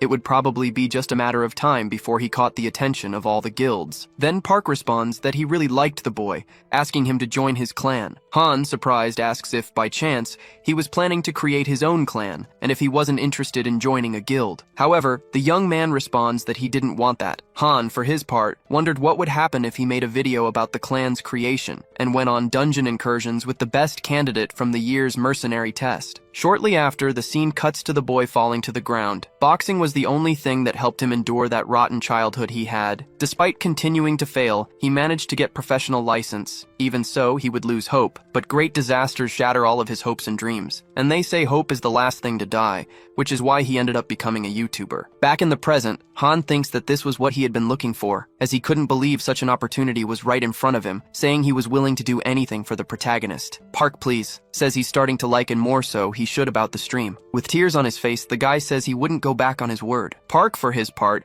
asks why he suddenly started crying, and Han replies that it was nothing, asking if he knew that he needed at least 3 members for a clan to be officially created. However, Park still didn't seem to know that. Shortly after, an unknown man enters the room. Han then asks why that monk was in that place. Then the man introduces himself, saying his name was Miyuki Jin and that he was assigned to Team 15. At that moment, a device rings, saying that candidates should put on their battle suits. They were to meet in the 3rd floor conference room within 30 minutes. Park, along with Han, watches in surprise, wondering if they really wanted them to put on those suits at such an hour of the night. The protagonist asks if they weren't going into the dungeons the next day. Miyuki Jin responds that it was said that sometimes the Reapers made dungeon incursions at night without any prior notice. Han replies that it was crazy because they were doing it without warning. Then the scene cuts to the room with all the students, saying that the dungeon would be part of the test, and it was located in the 5th sector of Seoul, which was under the Phoenix Guild's protection. For that reason, it was a level 1 dungeon with a total of 250 doors. Park, for his part,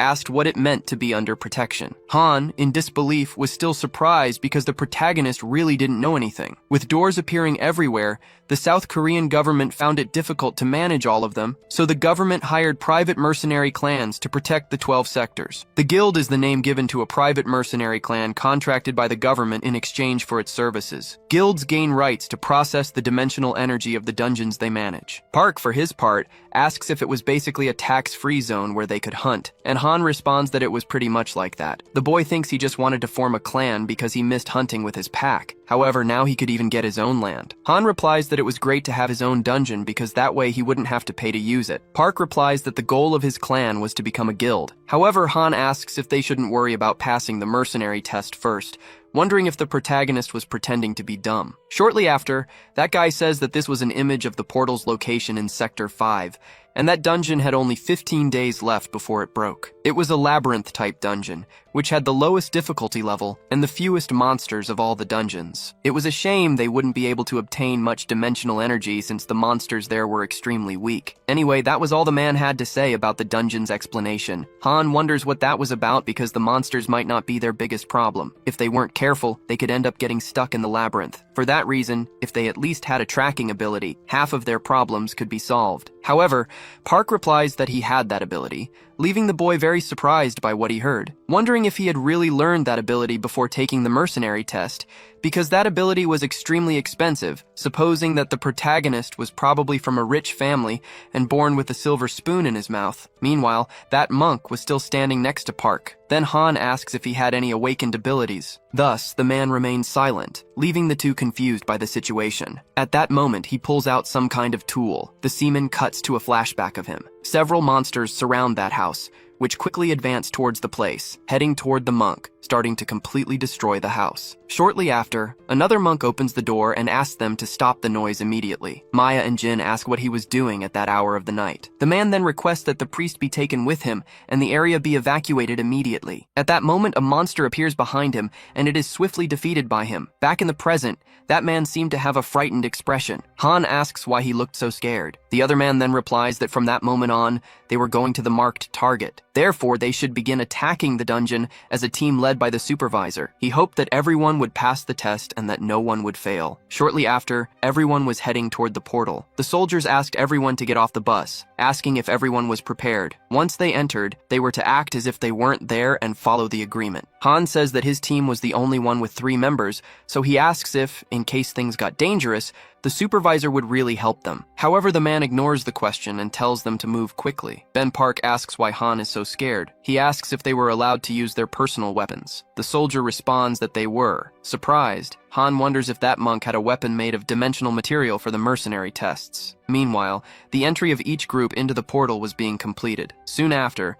the soldier tells the group to enter. Thus, Team 15 enters the portal. Han wonders why Park always goes ahead, which makes him nervous. He asks the boy to establish a perimeter first, but at that moment, he falls silent, thinking he had lost points for not entering quietly and not holding his position. As a consequence, he ends up attracting the attention of monsters, and one is already in front of the protagonist. Within seconds, the boy grabs the monster and defeats it. Han comments that making noise to catch them off guard and lure them into a trap could be a good idea. He asks if the boy was using tracking while advancing, but at that moment, he steps on a trap, and within seconds, several arrows begin to be fired at them. The scene cuts to a dragon being showered with gunfire. That monk had apparently defeated all the monsters around. With tears in his eyes, he apologizes, saying that it was all his fault. Thus, the monster is obliterated. The scene cuts back to Park's fight. Han, observing the protagonist's skills with the staff, mentions that he was very good. However, he steps on another trap, and as a result, they fall to the floor below. The door apparently closes, leaving everyone trapped in a dungeon. Looking up, they all realize the opening had been sealed. Han, desperate, wonders if this is how all his dreams disappeared, and if they were really going to die there. But in that same instant, he realizes something, saying that they thought they had really attracted more monsters. Then the monk apologizes, mentioning that his awakened ability was an area-wide provocation, which, as a consequence, attracted the attention of the monsters. Park says that's great because he was too lazy to hunt for all the monsters to kill. Shortly after, he jumps out of the dungeon, leaving Han surprised, wondering how someone could kick so hard. Park says he really liked the monk and that he should join his clan. However, that man still didn't seem to understand the situation. Shortly after, a massive horde of monsters appears. Park observes them coldly, and Han begins to use his tracking ability. Seeing all the targets in front of him and all the traps around, he quickly starts running. Han thinks that they really messed up. Then, that monk points his staff at Han, asking him to grab it and climb out. Han says he didn't know anything anymore,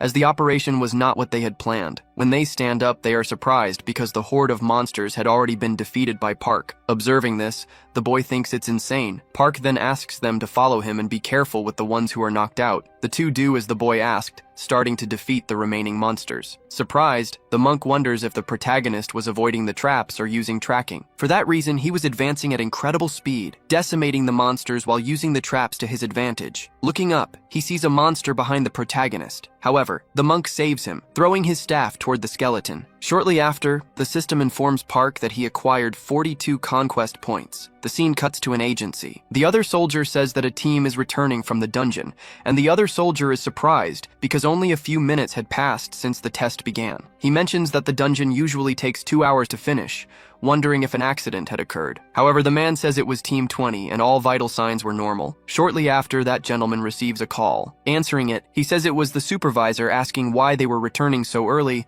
and the soldier on the other end of the line confirms that they had completed the mission. He would understand when he watched the video, but it would be difficult to assess his performance in a level 1 dungeon. Additionally, Park had broken a performance record inside the dungeon. The scene then cuts to the city. Han starts a live stream saying they would be doing daily streams about his clan. One of the viewers asks what they would show today, and the boy replies that they were going to watch the video of Su Clan's house together, as it would be uploaded soon. He then shows where each person's dormitory was. Next, he goes to the protagonist's grandmother's house, asking her to take a look at his subscribers. The grandmother, irritated, says she had many things to do instead of worrying about that. She tells the boy to leave before she slices him. Hearing this, Han falls silent, thinking she wasn't usually like that. She was actually a very nice person. Then Han heads to the room where the protagonist and the monk are. In the middle of the stream, Han introduces the saying his name was Myung-jin. He asks the boy to say something to introduce himself. The monk replies that he had lost a lot in the attack of the evil spirits, but was left with a staff of clairvoyance that his eldest disciple had left behind. At that moment, a truck arrives at the house, hence the protagonist's brother asking if he was ready. So everyone starts heading toward the truck. As they go to the location, a drone flies overhead. Park wonders what that thing flying was, and if he should destroy it.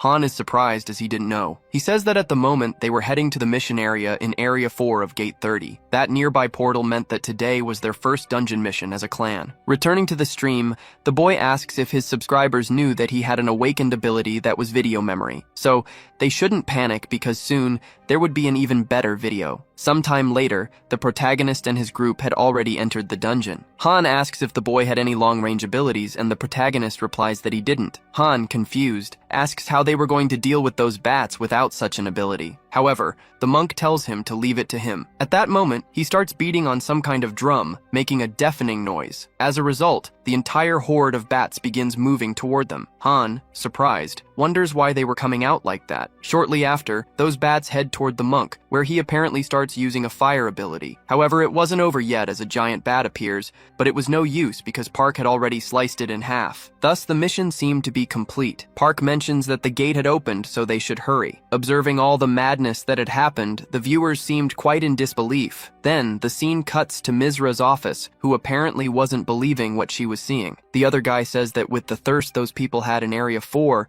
the three of them were capable of finishing even 20 dungeons a day. Moreover, they were completely decimating all the level 1 dungeons. Taking out his phone, he observes that streamer's channel from earlier. Mizra says that she had done a lot to keep the protagonist out of the news, but unfortunately, one of his guild members was a streamer. The mentions that Park's videos were now ranked 3rd in real-time popularity, so if they left it alone, it would only grow more, asking if they shouldn't take some precautions. The girl, for her part, says that she was well aware of that. Meanwhile, she seemed to be watching a video of the fight between two people, and that guy seemed to have easily won the battle. The other person watching was named Lee Sung-woo, an SS rank irregular born in South Korea. Wondering what would happen if the country approached him carelessly under the pretext of protecting a talent and ended up having to deal with the second Lee Sung-woo, she stands up, asking them to prepare to make contact with the protagonist, and for that reason she would meet him personally. Shortly after, the scene cuts back to the protagonist's house. Han, for his part, asks if the monk didn't have work to do. Park wonders where he would go as he didn't have a temple of any sort. Junho replies that he had mentioned he was living in Seoul with a temple family that survived that day. Noticing Han's irritation, Junho asks if the creature couldn't at least rest for a day, since his clan was ready to renew its rank. Moreover, his clan's account had already accumulated 140 million won in total, leaving the boy very surprised by what he had heard. Thinking that he had done nothing but gather the blood crystals,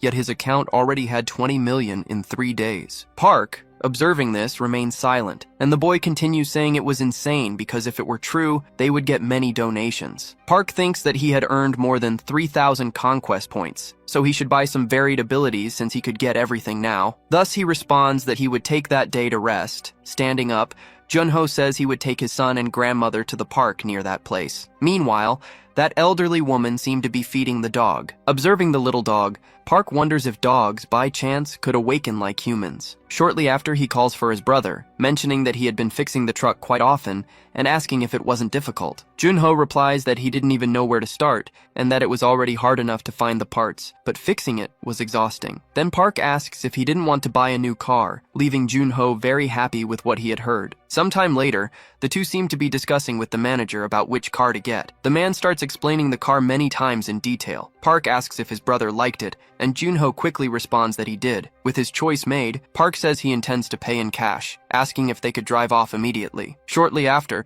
the two leave the place with their new car. Junho seems very happy, saying that the car was incredible and was on a completely different level compared to what he had before. Park mentions that even the passenger seat in that car was amazing, and he should have bought it a long time ago. Junho then asks why they were heading to Area 34, wondering if it wasn't a restricted area. The protagonist questions if he had mentioned that he couldn't awaken because he didn't have the money, and for that reason, they were going to awaken that day. Shortly after, a scene cuts to the two arriving at the predetermined location. Looking around, there were several destroyed houses. Meanwhile, Jun-ho didn't seem confident about the situation, and the other dog appeared to be on high alert. Park asks if the dog could also sense that smell, because that odor was definitely from a goblin. Jun-ho replies that he wasn't feeling comfortable, and asks if they could leave. Shortly after, Park steps out of the car, saying he would be back soon so they should wait with the dog, and he quickly jumps away from the place. Jun-ho didn't seem very pleased with that. Shortly after, the scene cuts to another location. A group of people appeared to be watching the video of the protagonist with his group. The other man says that he was very popular on YouTube,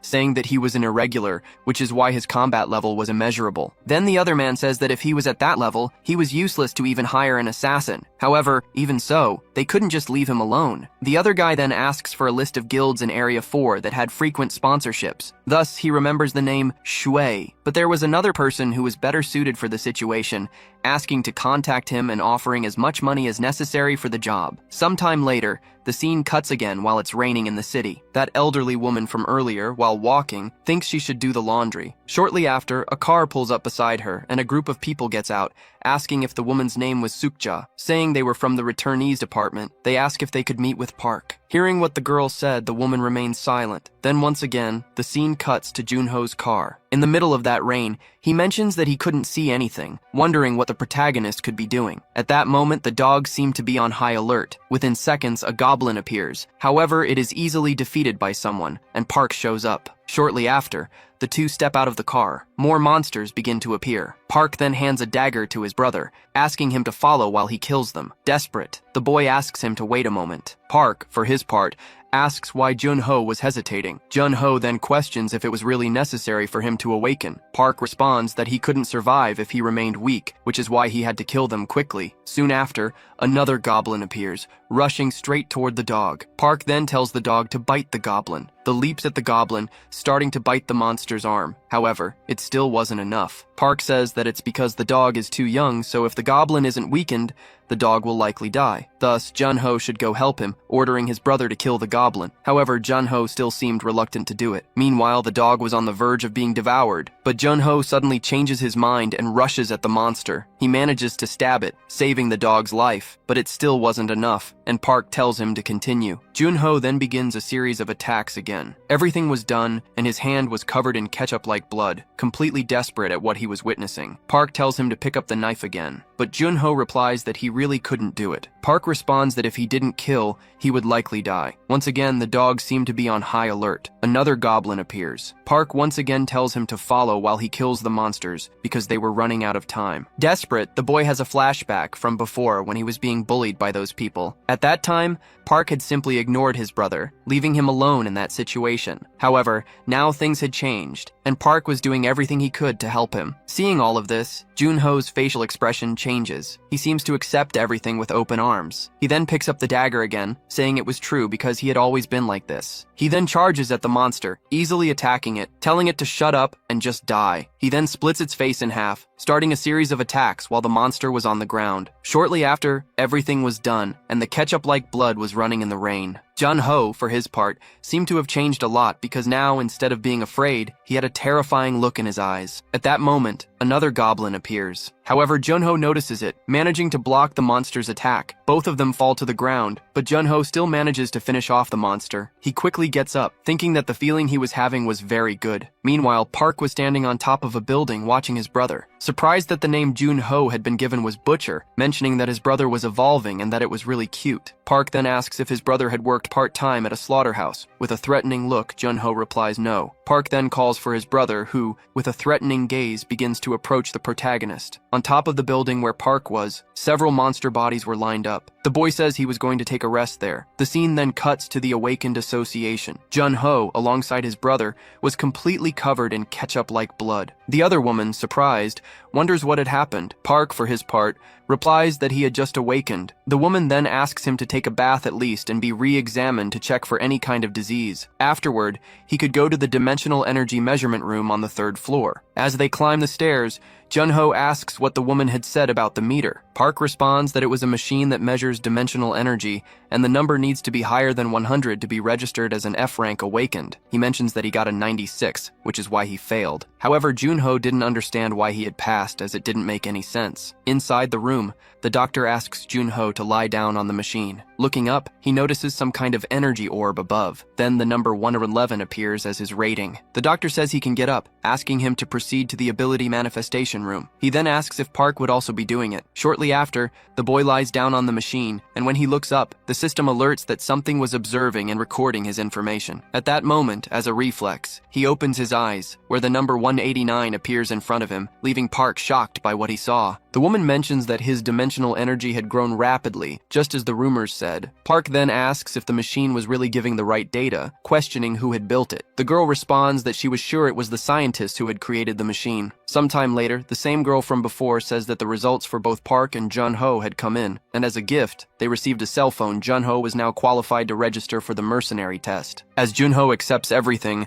the protagonist congratulates him, asking if he didn't feel anything strange when he was in that machine. However, Junho replies that there was nothing unusual. Park asks if it was because Junho wasn't as sensitive as he was, and asks what his awakened ability was. His brother responds that it was decapitation. Meanwhile, they encounter Choi's group. Seeing the girl, Park walks toward her. The guy next to her says it looked like Park had a death wish, but then they realize it was Park. The protagonist apologizes to Choi for the misunderstanding, explaining that he still wasn't used to talking with civilized people. However, the girl responds that they wouldn't see each other again. Seeing Choi leave, Park falls silent, saying it was a shame as she was the captain, but her personality was quite unpleasant. The scene then cuts to Suho clan's house. Meanwhile, Miso is sitting beside that elderly woman who was drinking, commenting that the wine was very good. The elderly woman says it was great to have a girl with a hearty appetite, and her husband had made that wine 10 years ago but passed away before he could taste it. Miso then mentions that Park was taking a while,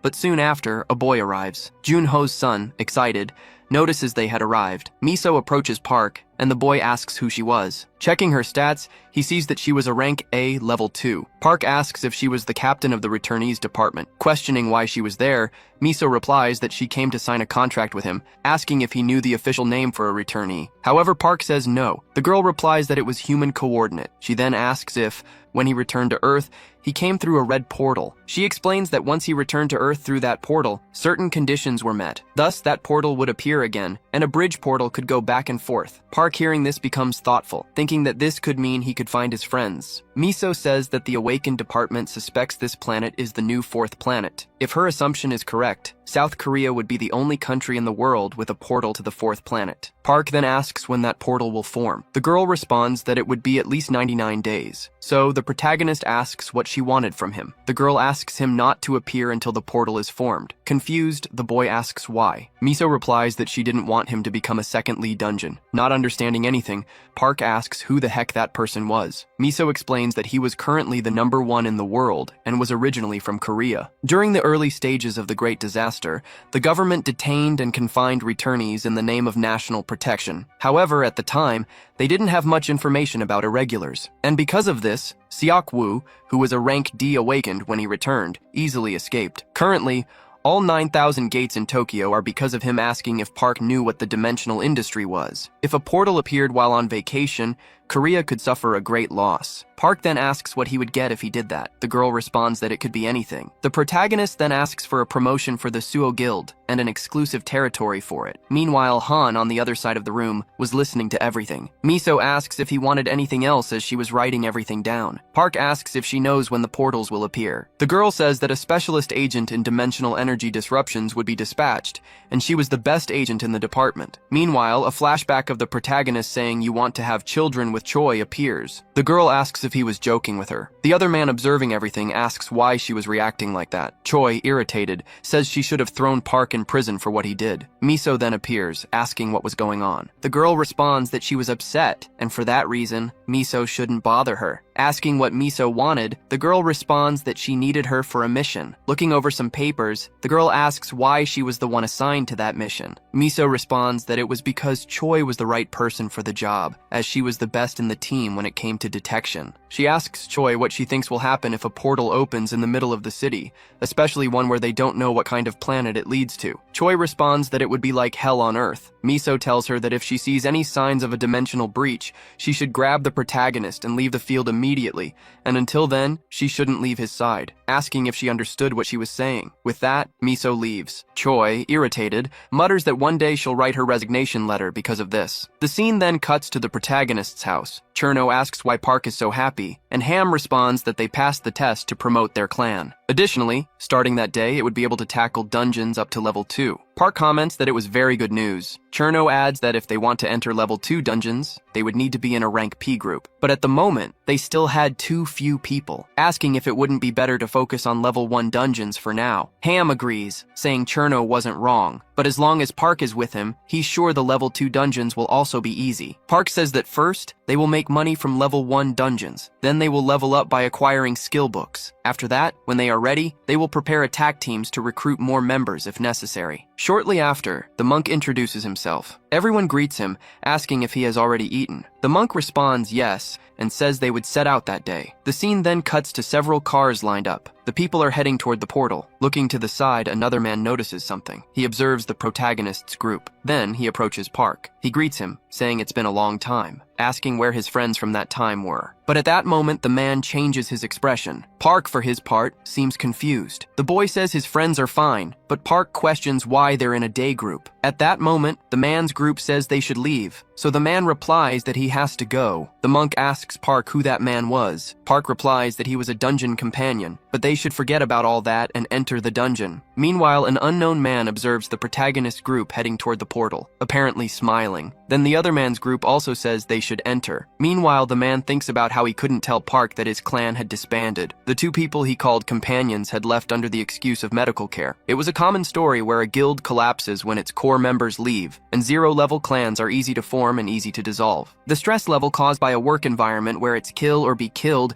reaches a point of no return. Mercenaries without a clan often band together to challenge dungeons in day groups, so there had to be at least one person destined to be his comrade among those people, and for that reason, he would start again. Shortly after, the scene cuts to Shu riding her motorcycle, saying she's heading to the Since the Morning. Misa responds that she will send the location. The scene then cuts to the dungeon where the protagonist is, which is being easily annihilated. Han, excited, says that the skill he learned from the skill book is really good. Meanwhile, Juno is desperately attacking the monsters. At that moment, one appears behind him, but Juno notices it, successfully defeating it. Han, surprised, realizes that Juno smiled after defeating the monster. Meanwhile, Park watches everything from above, saying that it seemed like the three of them were enough. At that moment, a light appears among the trees, and another hunter is seen running desperately from the monsters. At that moment, the man from before appears to help him. However, it doesn't seem to help at all. The man asks why he threw a firebomb at him. Shortly after, the other companion is grabbed by one of the monsters, and as a consequence, he appears to be devoured. That boy lying on the ground mentioned that the team was already nearing its end, thinking that he was really envious of Park's group, but still,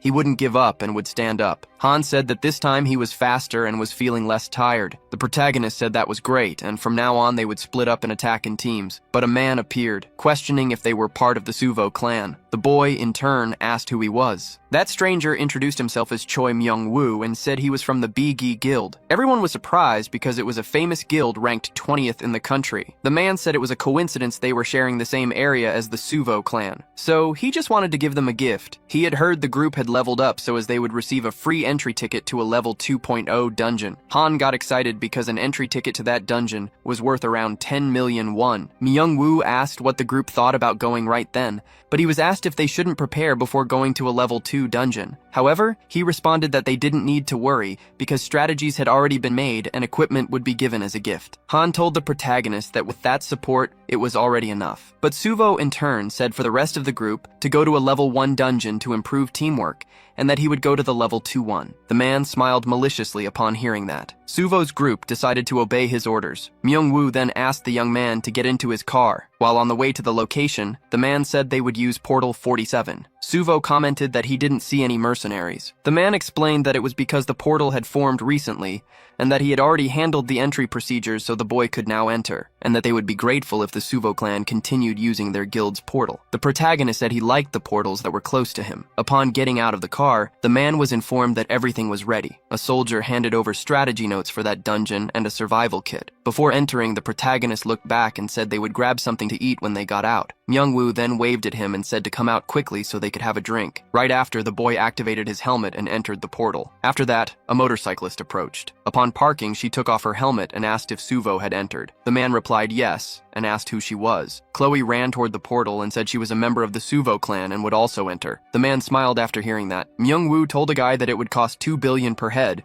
and the guy asked why it was so expensive since it wasn't even murder. The man then replied that it wasn't difficult to manipulate them, but there was a high risk because the boy was very famous. That woman entered the portal. Earlier, she had met with the protagonist's group and asked where he was. Her friends then explained making the girl drive quickly to catch up with the young man. She told Miso that he was heading to a different portal and that she was chasing after them. The woman then told Choi to enter the portal with him because she wanted her to confirm and report his abilities with her own eyes. The girl then said there wasn't much to see in a level 2 dungeon, and she wasn't even dressed appropriately for that. Miso mentioned that she already had the bracelet on. The girl replied that she liked those clothes. The woman said she would give a double bonus for property destruction. Choi asked if it was really necessary to go that far. Miso asked if she didn't think it was important to catch Suho. While driving, the girl said the woman had told her she already had the contract, and in turn, she replied that guarantees were a basic thing. Back in the present, Choi was entering the portal. On the other side, Suho commented that the atmosphere was different there. Right after, he noticed someone was coming through the portal and Choi appeared,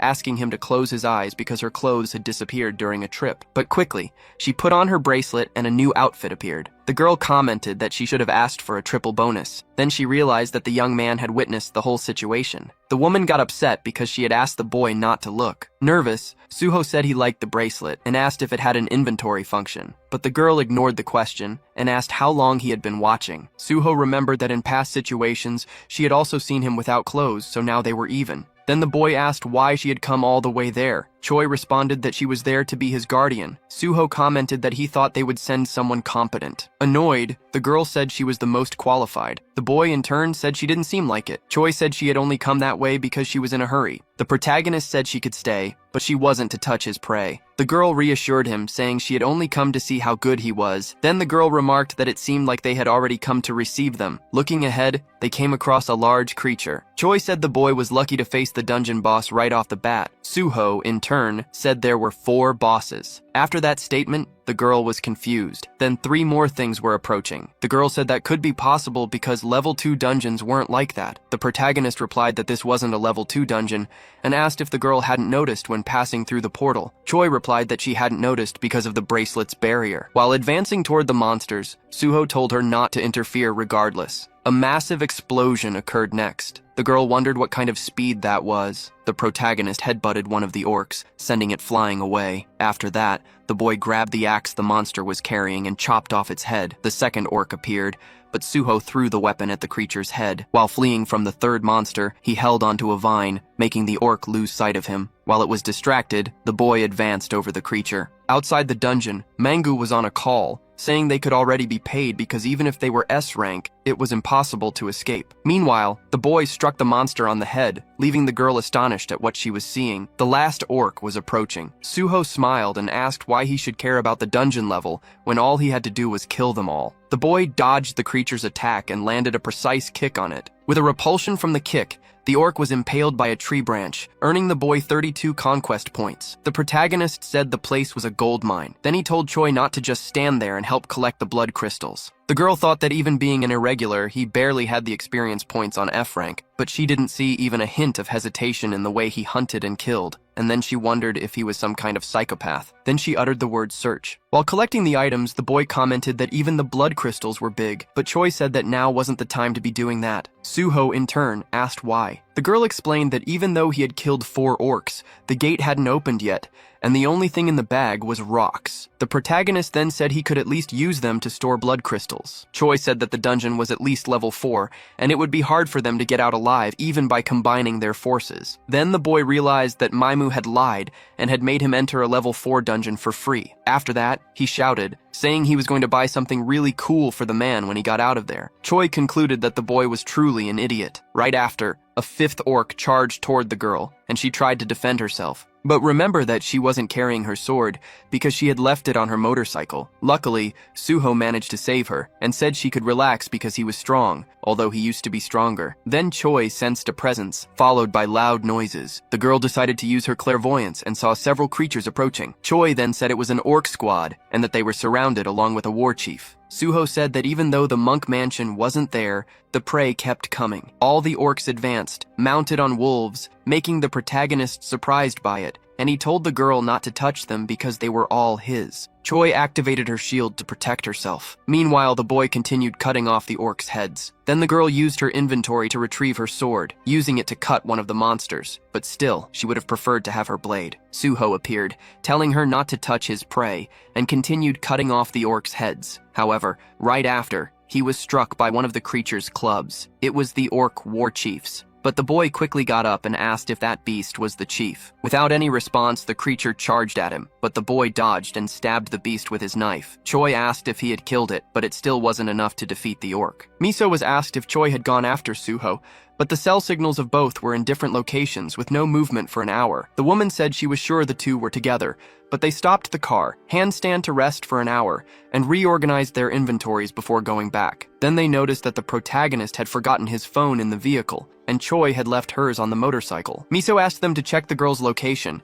and was informed that she was in a newly opened level 5 dungeon. The woman wondered why they were there, and asked was in charge of managing the DGB guild portal to call her immediately. Inside the dungeon, the protagonist was thrown, and the orcs kept advancing. Suho said that now things were getting tough. He quickly stood up and immobilized one of the creatures, grabbing its axes, and threw them at the orcs. Right after, they started shooting arrows, and Choi managed to dodge them, but she ended up tripping. The monsters took advantage of the opening to try to attack the girl, but she used her defensive bomb, blowing up the creatures. Suho saved the girl from being hit by the orc chief, taking her away. Choi asked what he was doing, and the protagonist in turn replied that they needed to run. The girl said there were orcs everywhere, and the protagonist in turn pointed to a place that was empty. Choi said they couldn't go there because it was a cliff, and that's exactly why the boy wanted them to go there. Then Suho carried her in his arms, asking her to hold on tight. After that, they jumped off the cliff. Meanwhile, those monsters were still chasing them. Thus, Park managed to land on the ground, and those monsters all seemed to have been knocked out. Choi, on the other hand, was surprised because she was still alive. Right after, Park left a Jigachad, threw the girl to the ground, saying he had almost died. Choi was still in disbelief at what Park had done, and looking up, she was surprised as they had fallen from such a height, yet they were still alive. Then the scene cut to a cave, and Park, along with the girl, was inside it, asking the boy what his plan was, to which he replied that if he killed just 4 more orc warriors, he could level up, and after that, they would attack again. Choi responded that leveling up increases the limit,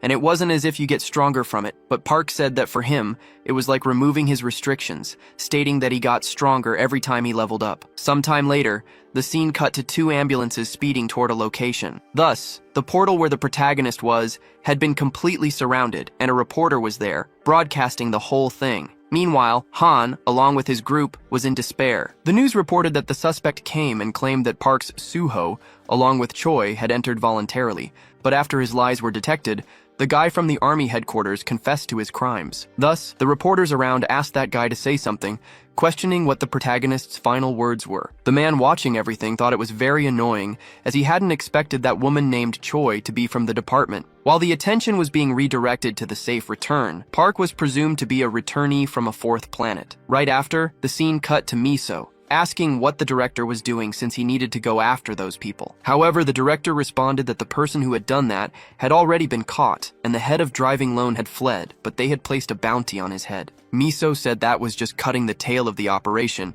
as it was a level 5 dungeon, asking if he really thought that was done by just one person. The director asked if she wanted them to investigate a level 5 guild just because of that, and if Park and Choi would come back to life if they did. However, Miso responded that it was already enough to warrant an investigation. The man replied that Park was supposedly just a returnee from a 4th planet, and therefore he might only be a returnee from a dungeon, not a new planet. The reporter continuing to speak said that recently, the number of crimes connected to criminal organizations had increased, and because of that, there had been criticism of the urgent need to punish the dungeon management by the guilds. The director said they were now spreading the press release around to pressure the guild, so if they could go there, it might improve everything. With tears on her face, the woman said that she was the one who had sent Choi to that place. The director asked if she thought he felt nothing about the situation, but at that moment, there was nothing he could do. Still, those words weren't enough, and the girl remained deeply guilty about it. The scene then cut back to the dungeon where Park was. An orc was walking there and was suddenly surprised to encounter an unknown creature. Immediately, it tried to grab it, but the creature dodged and started running towards it. It tried to launch a series of attacks, but nothing worked. In seconds, someone appeared above the orc who was quickly finished off by this person, and the system notified that they had gained 32 conquest points. Park pleased, and he now only needed 3 more points to level up. Meanwhile, Choi was using her clairvoyance ability and found another orc, mentioning it was approximately 100 meters ahead. In seconds, the protagonist leaped and quickly appeared behind that monster. However, the creature noticed the boy, and the girl tried to warn him that it was a trap, but it was too late because Park had already fallen into it and collapsed to the ground, apparently injured. Right after, the orc seemed to signal something, and as a result, several monsters appeared, surrounding the girl who quickly approached the protagonist, urging him to get up. Soon after, the boy woke up, realizing they were surrounded by many monsters. He was very surprised because he had indeed fallen into a trap, wondering why it was happening this way, and his senses were becoming blurry, unable to muster any strength in his body. But still, he couldn't give up, as he had been through much worse than that. Then, the girl threw some bombs at the monster, which resulted in eliminating many of them. Taking advantage of the opportunity, the protagonist got up and grabbed his dagger, managing to finish off a few more, thinking he just needed one more monster to finish and level up. However, shortly after, he was fatally struck by another monster. Meanwhile, Cho was lying down, observing everything, mentioning that the orc was really fat. Right after, Park was thrown towards another monster, and as a result, both of them fell, and Park's axe was knocked from his hand, where it ended up falling onto the monster's head. The system notified that 1075 conquest points had been accumulated, asking if he wanted to unlock the beast transformation ability. Park, watching this, remained silent, and meanwhile, the giant orc was heading towards Cho, who said she didn't even have the strength to stand. The scene then cut to the protagonist's clan house, where an old lady called the dog to go eat, mentioning that it had been 2 days since they'd had any news of the two. Once again, the scene cut back to Cho's battle against that orc, right after Park activated his beast transformation and returned to his home. The dog seemed a little different, as a kind of energy sphere was surrounding its entire body. In disbelief, the old lady asked what that was. Then the scene cut back to the protagonist. A kind of black aura was surrounding his body, apparently changing his form. He had even grown some claws, completely changing his human appearance. Right after, Cho was hit by that monster, seemingly drained of all strength to fight. However, the protagonist, now in wolf form, appeared before the orc. He quickly grabbed his head. Cho, in turn, was surprised, wondering if by any chance that was a werewolf. At that moment, Park, in wolf form, began unleashing a series of attacks on the monster. He even bit its neck, and the system notified him that he had gained 45 conquest points. Thus, the battle seemed to be over. Cho, still surprised, was watching the protagonist, asking if he was really Park Suo. Then the boy just barked a few times, apparently confirming that it was true. Surprised, the girl asked if he was a dog or a wolf. Once again, the scene cut to the reporters, stating that it had been the 3rd day since those people had gone missing. There had been no news of them since they entered the dungeon. A reporter then asked the director to tell the viewers what dungeon it was. The director replied that it was a level 5 dungeon known as Orc Castle. It was a dungeon where it was recommended to take at least a group of 30 members of rank B or higher. The scene then shifted back to the dog, which was still surrounded by that kind of energy sphere. The old lady was still in disbelief, wondering what kind of thing that was. At the same time, the scene cut to Choi, who was apparently surprised. Park had indeed returned to his human form, saying that he could fuse with the beast he had tamed. Looking to the side, Choi noticed the girl, questioning what she was doing. They should collect as much loot as they could to roast and eat later. However, she responded that it was all useless because that place would be their grave. But Park still didn't understand what she was talking about. The girl then replied that even with the orc war chief dead, the door still hadn't opened. She asked what he thought that meant, and said they could probably be trapped there forever. Park then asked if she was saying that it wasn't the chief. Choi replied yes, mentioning that there was a stronger monster there. Park asked what kind of monster could make Choi think she would die before even seeing it. Then the girl began to tell the story from 3 years ago. At that time, when they had just risen to rank B, the department had sent a team of 20 fighters with 10 rank A mercenaries on a mission in the level 5 dungeon. Then a flashback appeared, and an unknown man was looking at Choi, asking if her ankles were okay. The girl replied not to worry about that, saying she was much better now. Right after, the scene cut to several orcs advancing towards the group. The man told them to maintain the formation as they advanced to the central tower. Thus, the others began eliminating the orcs in front of them. The man kept giving orders so they could continue advancing, but at that moment, he was killed. Right after, Choi fell to the ground, and the orcs began heading toward her as she was paralyzed, unable to move out of fear. However, that other guy appeared to save her, successfully eliminating the orcs around her. Miso then, in the middle of the battle, told them to clear the path, defeating the monsters nearby, saying that Choi, along with that man, should retreat. Right after, that guy took the girl's hand, saying they should leave quickly. However, Choi replied that they should wait, mentioning that something was wrong. But the guy said they could talk about it after they got out of that place. So they began running from the monsters. However, there was still something strange as there was energy coming from the other side. Meanwhile, a terrified monster was on top of that tower, and at that moment, an arm seemed to be dislocated. Thus, Choi fell to the ground, and a katana also appeared in front of her. Mitsu, along with the group, seemed surprised by something as the captain had been killed. That monstrous goblin stood before him with tears in its eyes. Choi was watching all of this, and that man, with his last words, mentioned the sword. However, Choi wondered who should care about that stupid sword. She remembered the teachings of that man, who said she should put her feelings into her sword, as it was her body and mine as if they were one. Because of that, she should grip the sword as if it were everything. Returning to the flashback, that man had apparently been finished off. Choi, traumatized, was watching everything. Right after, it is seen cut to the present where Park in the rain was observing the girl who seemed shaken by something. At that moment, Park approached her and ended up hugging her, saying that something had happened to her. Then the scene shifted to Han, desperate, wondering what they should do if he left them. Meanwhile, something very crazy was happening. The reporter said that a great shaman was performing a ritual to save the protagonist's life. In addition, an attack force made up of the highest ranks from the Sioux district was gathering in front of the dungeon for a revenge mission. Meanwhile, that man was very nervous, saying that if he had joined the Sioux guild from the beginning, this wouldn't have happened. Right after, the scene cut to an unknown man watching that news broadcast. At that moment, a girl grabbed him from behind, asking what he was watching. The man said it didn't matter how much time passed. The stupid sentimentality of that country remained the same. The scene then cut to the cave where the protagonist was dining next to the girl, saying that the food was really good. Observing the girl, Park mentioned that she seemed to really enjoy eating. The girl asked if eating 12 hamburgers was really that much. She said she was actually full. Park in turn asked why, mentioning that it was his 22nd. Right after, the girl thanked him for everything. At that moment, a light began to glow around the area. Park asked if she had used that sword to kill the orc lord. Koi replied no, but she'd have fainted instantly, and when she regained consciousness, she was in the hospital next to Miso. Miso had taken her master's sword, and 2 more Renka mercenaries had to sacrifice themselves to barely manage to kill that monster. Park then asked if she meant there was an orc lord in that place, questioning where it was. Koi responded that it was probably an orc castle, but there was nothing like that within a 1-kilometer radius. Right after, that spirit from earlier appeared at the cave entrance, and the girl said that usually, war chief monsters were in 4 small towers. An orc lord was in the middle of them. Then, that tiny spirit appeared next to Park, seemingly holding some kind of information. The boy replied that she had found Orc Castle, so he stood up,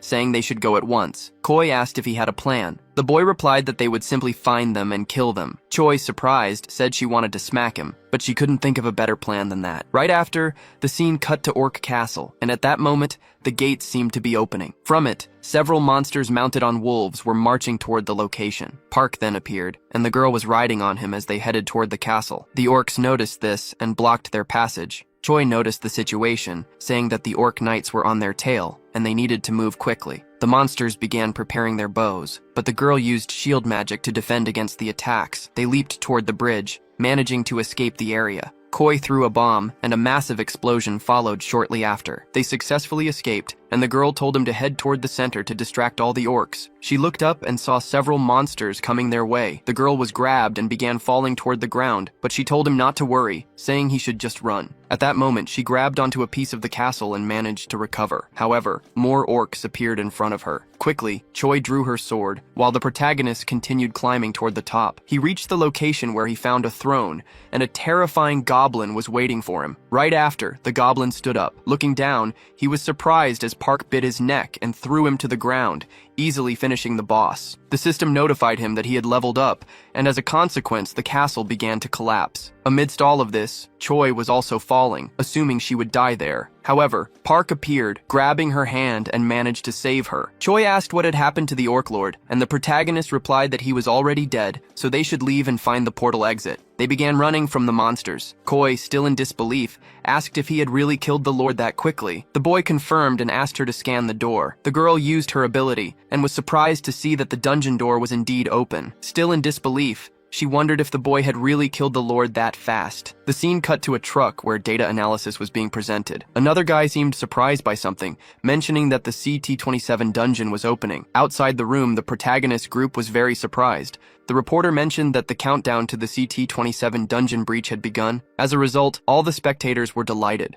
Meanwhile, Park and Choi were still running from the monsters. Park asked if the girl had found the door. Choi, happy, replied that yes and said the door was very close, so they should hurry. However, the protagonist sensed a strange smell and changed direction. Choi asked why he did that, mentioning that they were running out of time. Park responded that he wanted something to drink. At that moment, he encountered some wolves and asked them to follow him. The monsters obeyed his orders. Choi, surprised, asked if he was taking those wolves with him. The boy replied yes, mentioning that from that day on, they would be like his family. Right after, they encountered that group of orcs again, and the girl mourned that they were now surrounded. However, Park responded that his friend had told him there was a small exit somewhere else. At that moment, Choi used her ability again and told the boy to turn right. They managed to find the exit. In the midst of it all, Choi warned that there was only 1 minute left before the door closed. Then, the countdown started from 23 seconds. At that moment, an arrow was shot, flying directly toward Choi. Immediately after, the girl was struck by the arrow. She fell to the ground. As a consequence, the orcs began heading towards her. The boy tried to turn back. However, Choi told him not to come. Despite this, Park didn't listen and rushed towards the girl. He managed to defeat one of the orcs in front of him. Meanwhile, outside the dungeon, the reporter announced that it had been 8 seconds since the dungeon door closed. Everyone at the scene was hoping that Park and Choi would return. Back inside the portal, Park was relentlessly fighting to get out of that place. As he picked up the girl, she mentioned that there were only 4 seconds left. The protagonist then asked her to hold on tight. He made a giant leap. Outside the dungeon, the countdown had already reached 0. However, a beam of light appeared, and the dungeon seemed to have been completely destroyed. Outside the dungeon, the reporter said that everyone had been filled with hope, but unfortunately, Park and Choi had not returned. However, they were surprised, because several wolves began emerging from that place. And then the protagonist, along with Choi, appeared. The people around said that they had seen someone flying out. For that reason, they hurried to verify it. Recognizing the figure, they realized it was a human. It was Park, along with Choi, still alive. The reporter, in the midst of all that, announced that a miracle had happened and that the 2 people trapped in the dungeon had returned alive after 4 days. Miso, observing the footage, commented that the image was taken right after they exited the portal and that they were immediately taken to the hospital afterward. Thus, various headlines about the event began to appear. The director, watching in awe, remarked that the reporters were being very provocative with their headlines. Miso said that it was because someone had given them the tip, so they were. Then the man said they were there to figure out how to resolve the situation, not to accuse others, so they should continue the meeting. Miso continued, mentioning that news about Park had spread. Thanks to the incident, scouts from agencies in various countries were already heading toward the boy. One of them was named Victor, an agent of Russia's KGB. Another was Gorenstein from Israel. Lastly, there was Nakamura, the vice chief of Tokyo's Awakened Federation. Irritated, the director asked if that idiot Nakamura had come again. The girl replied yes, and in addition, he had taken Sungwoo, but she still thought America was even more dangerous. The director said they needed to secure Park first of all, asking if there were any security measures beyond the contract they currently had. Then the doctor said that as long as Park's family remained in Korea, he wouldn't leave the country. Surprised, the director asked if the boy cared more about his family than about money. The doctor replied that Park had lived among wolves for over 1,000 years, so he was probably missing his family a lot. However, it was the opposite, as he began to miss the wolves he had lived with for 1,000 years after returning to Earth. The director commented that the protagonist was a very difficult person to understand, and the doctor said he valued spending time with his family more. For that reason, in a way, he was just a normal person. Thus, they should offer him a territory where he could live with his family without any problems, and as a result, Park would have no reason to go against the department. The director agreed to that plan, but said they still needed to prevent the scouts from signing a contract with him. Miso then showed an image on the television saying it was an abandoned factory, so it would be better to give that area to the Suo Guild as their territory and mark the surrounding land as private property. The director said that those buildings could be fine after some repairs and asked if Chuo would continue keeping an eye on Park. Miso replied that she was the most suitable person for that job. Then the director asked if she had already woken up, and Miso said she was already recovering. The director inquired if she was resting after writing a report about Park, and the girl replied that he was like a dogman. This left everyone surprised by what they had heard. The director asked her to continue speaking. Soon after, the scene shifted to an arena, and the announcer was greeting all the fans worldwide. It was the largest competition to determine the strongest, and finally, the moment for the final match had arrived. The crowd went wild, and then the silhouette of an unknown man appeared. The announcer began to introduce this person,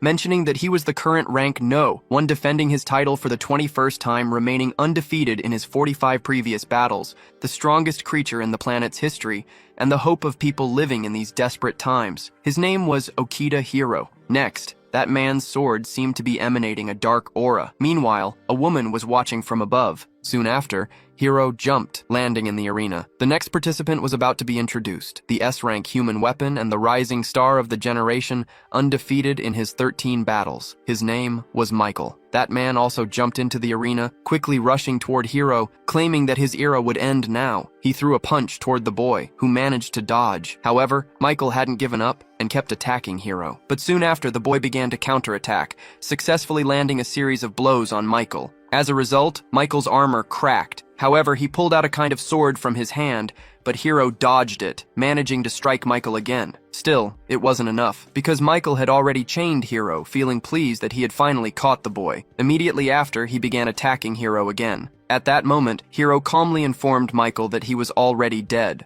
Out of nowhere, blood began to pour from Michael's mouth, leaving the entire audience in shock at what they were witnessing. Because within seconds, Michael was already on the ground. The announcer, surprised, asked what had happened, mentioning that Michael had been on an incredible winning streak, yet he was defeated so easily. As a result, the medics rushed to try and heal him, but still, the man wasn't moving. And as the announcer was saying, the referee had already given his verdict. Michael was unable to continue the fight. Thus, Hiro defended his title for the 22nd time. Right after, Hiro left the arena. Another man asked Hiro if he had used something new, and Hiro replied that he had just thrown the aura from his sword at the man and then let it flow naturally. He added that everyone had done a great job and that they should go out for drinks afterward. Soon after, he opened the door, and at that moment, the girl from before embraced him, asking if by any chance he had killed that man. Hiro responded that considering Michael was destined to become one of the 7 future villains, he probably should have done it. The girl replied that he shouldn't try to handle everything on his own. Hiro then asked if anything unusual had happened. The girl said she had received a call from the department, but aside from that, nothing significant. She mentioned that the director had told her to be careful not to get hurt, so they should get ready and leave as everyone was waiting. The scene then shifted to that man from earlier, watching the battle on TV. The girl said that some time ago, she heard that the person trapped in the level 5 dungeon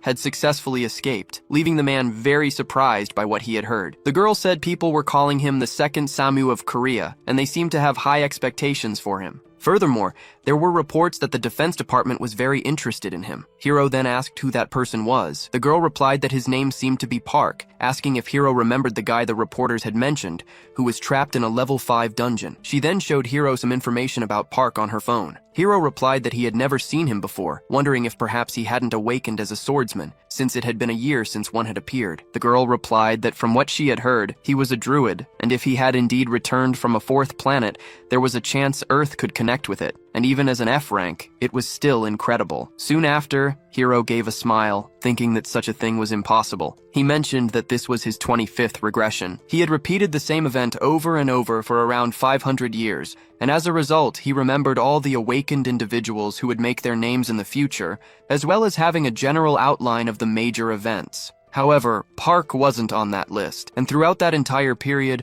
no one named Park Soo had ever stood out, much less a returnee from a 4th planet, and the story changed very little depending on his actions. And all of that was what happened after 5 years. A new planet would never appear in that timeline. Then the woman asked if it wouldn't be a good idea to bring the protagonist to their side. However, Hiro replied that he wasn't sure how to answer that. The woman mentioned that he was the most popular person in Korea, but Hiro suggested they wait a bit longer, because soon the apocalypse would begin, and the cities, which were the fortresses of the survivors of the cataclysm, would be destroyed one by one due to the many dungeon breaks on the continent, along with waves of monsters emerging from them. As a consequence, monsters ended up dominating the skies. Amid the death on the continent, a mass exodus began. During the Long War, everything was forgotten, while the heroes who emerged among the awakened Asians and the homeless chose their last hopes. That's why Hiro decided to build his base in Japan, even though he was called a traitor for it. And if he dealt with the dungeons in that country, along with the talented people who showed their true abilities, that country would become the best place for survivors to live.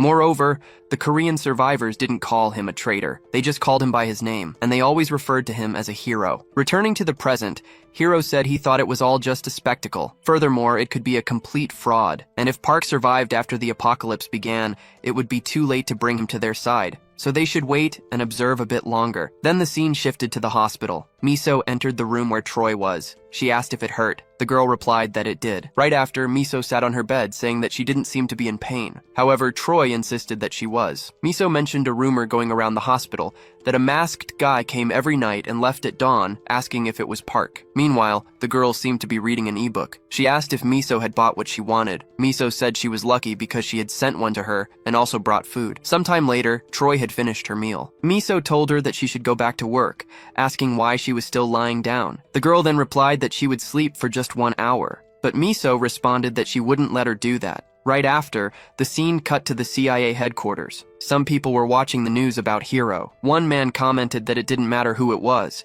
still Michael, and to think he was defeated so easily. Another man said Hiro seemed to keep getting stronger. At this rate, an SSS rank could appear soon. He wondered where Park and Suho might have gone. But it wasn't that they could have gone somewhere, because these were photos taken recently by their agents. The man was confused. He asked if that was at Seoul Station, wondering what the boy was doing in that place. The other man responded that Park had been visiting that place quite often recently. He joked that maybe Park was talking to pigeons or something like that, mentioning that it seemed like he had been rejected by someone. He added that he could introduce him to many beautiful women because they couldn't let anyone steal their protagonist, no matter what happened. The man then said that his special agents would leave Korea that morning, leaving the man very surprised by what he had heard. Then the man commented that the airways didn't seem too clear at the moment. The man asked what was wrong with them. The scene then cut to a jet. Several people were inside. Meanwhile, a girl seemed to be looking out the window. She mentioned that there was a very pretty bird flying outside, so her mother also looked. However, she was shocked by something. A giant monster was flying overhead. It was revealed that the dragon was much smaller than they had initially thought, but still, it was a reason for everyone around to be surprised. The people in the plane were also shocked. They speculated that the monster was following them, wondering if it was a wyvern. However, the other man responded that it was young,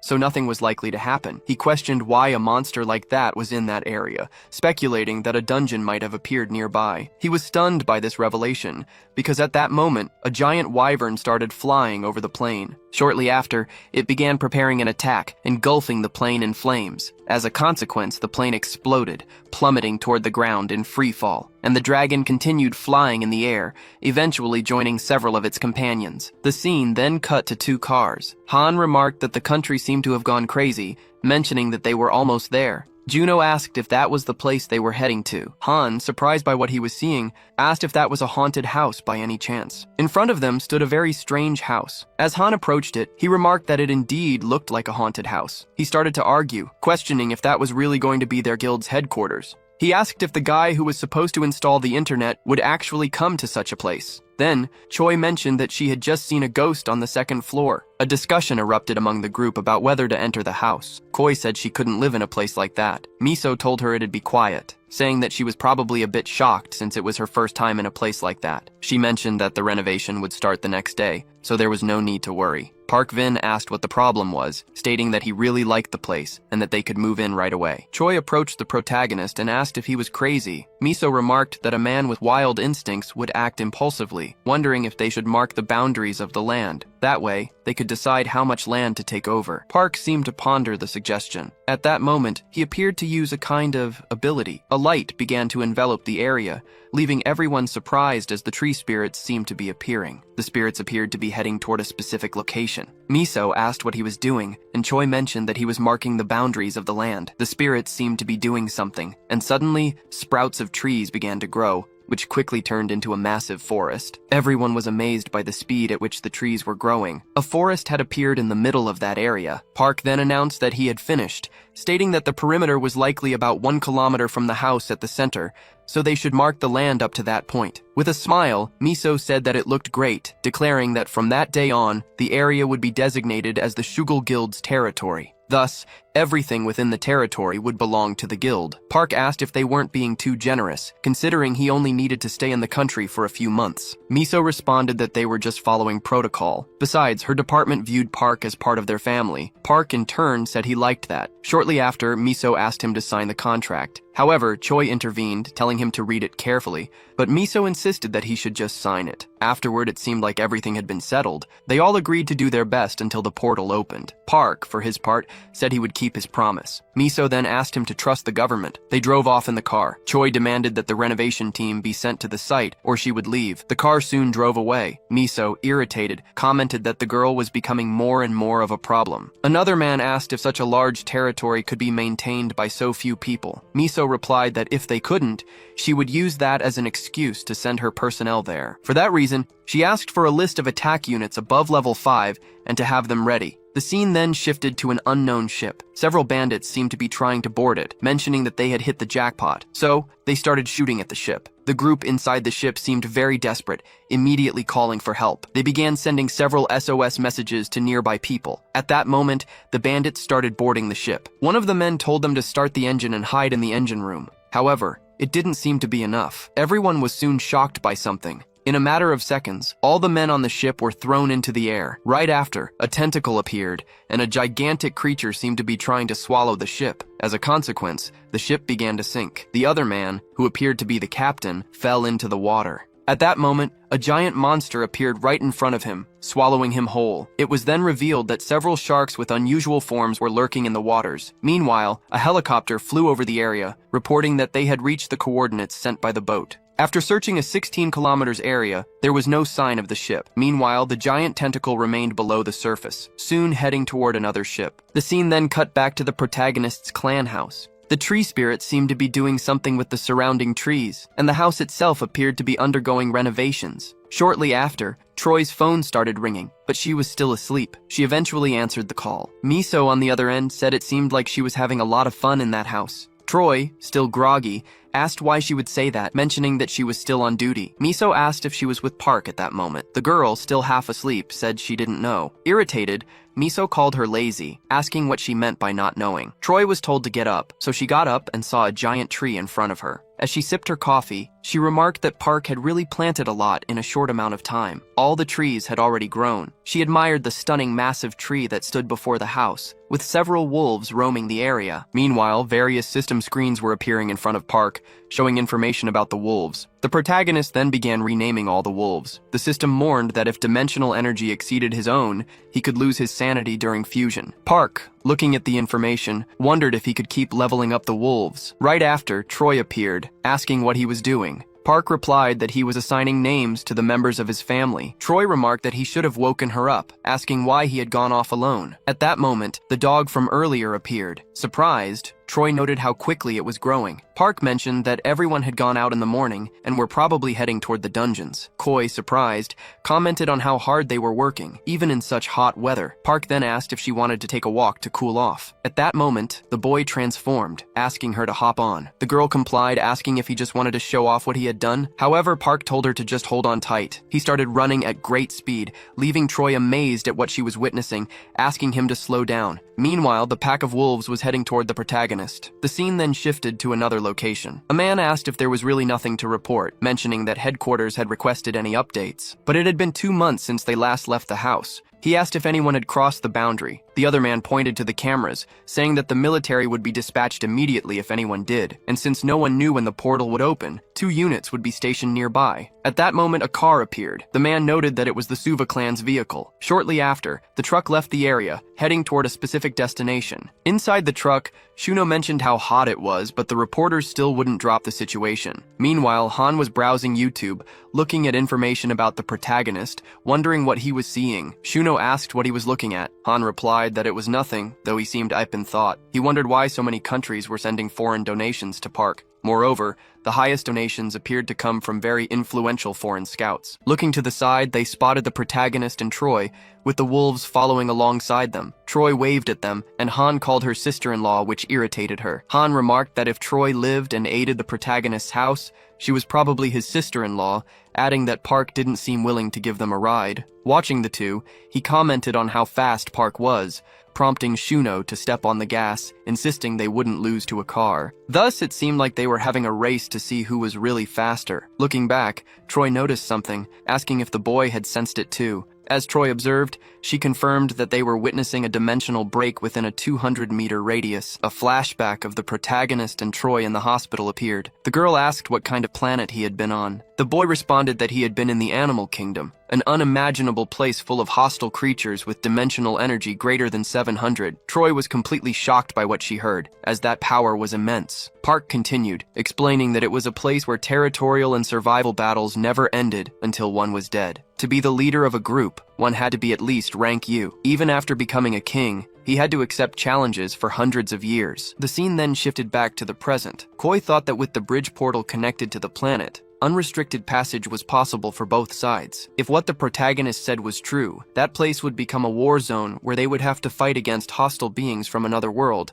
likely battling beasts with dimensional energy above rank S. The scene then cut to Troy talking with the director. She asked if he thought Park's planet would be friendly toward them. The director in turn questioned why she was worried, mentioning that Park was the king of that place. The scene shifted again to Park and Troy. Troy questioned why the boy had said he was king of that place. Park replied that if the current king wasn't the same as before, they would want to kill him if they saw how weak he was now. Troy, bewildered, asked why that made so much sense. She then told him to run at full speed toward the northeastern field, because they needed to get as far away from the city center as possible. They began moving toward some bushes. Han, meanwhile, wondered where they were heading, deciding to follow them quickly. As they proceeded in the same direction, a beam of light started to appear. Troy mentioned that the portal was beginning to open, as the space around them started to distort, leaving her puzzled by what she was seeing. Soon after, Miso received a call. Troy informed her that the portal was about to form. Miso, confused, asked for clarification. Troy requested that the portal's location be sent to the guard units. A short time later, several convoys arrived, preparing their missiles for a possible attack. The protagonists seemed to notice something, mentioning that this wasn't the planet he had been on, but just a normal portal. Troy asked how he could be sure without even using any equipment. At that moment, the boy stopped, saying the sensation was different from when he had crossed. Troy explained that the portal he had crossed was a teleportation portal, which returnees sometimes used. That's why it might feel different. However, Troy realized something, thinking that now that she had stopped to reflect, the dimensional energy of a teleportation portal Park had crossed was greater than that of a bridge portal. At the time,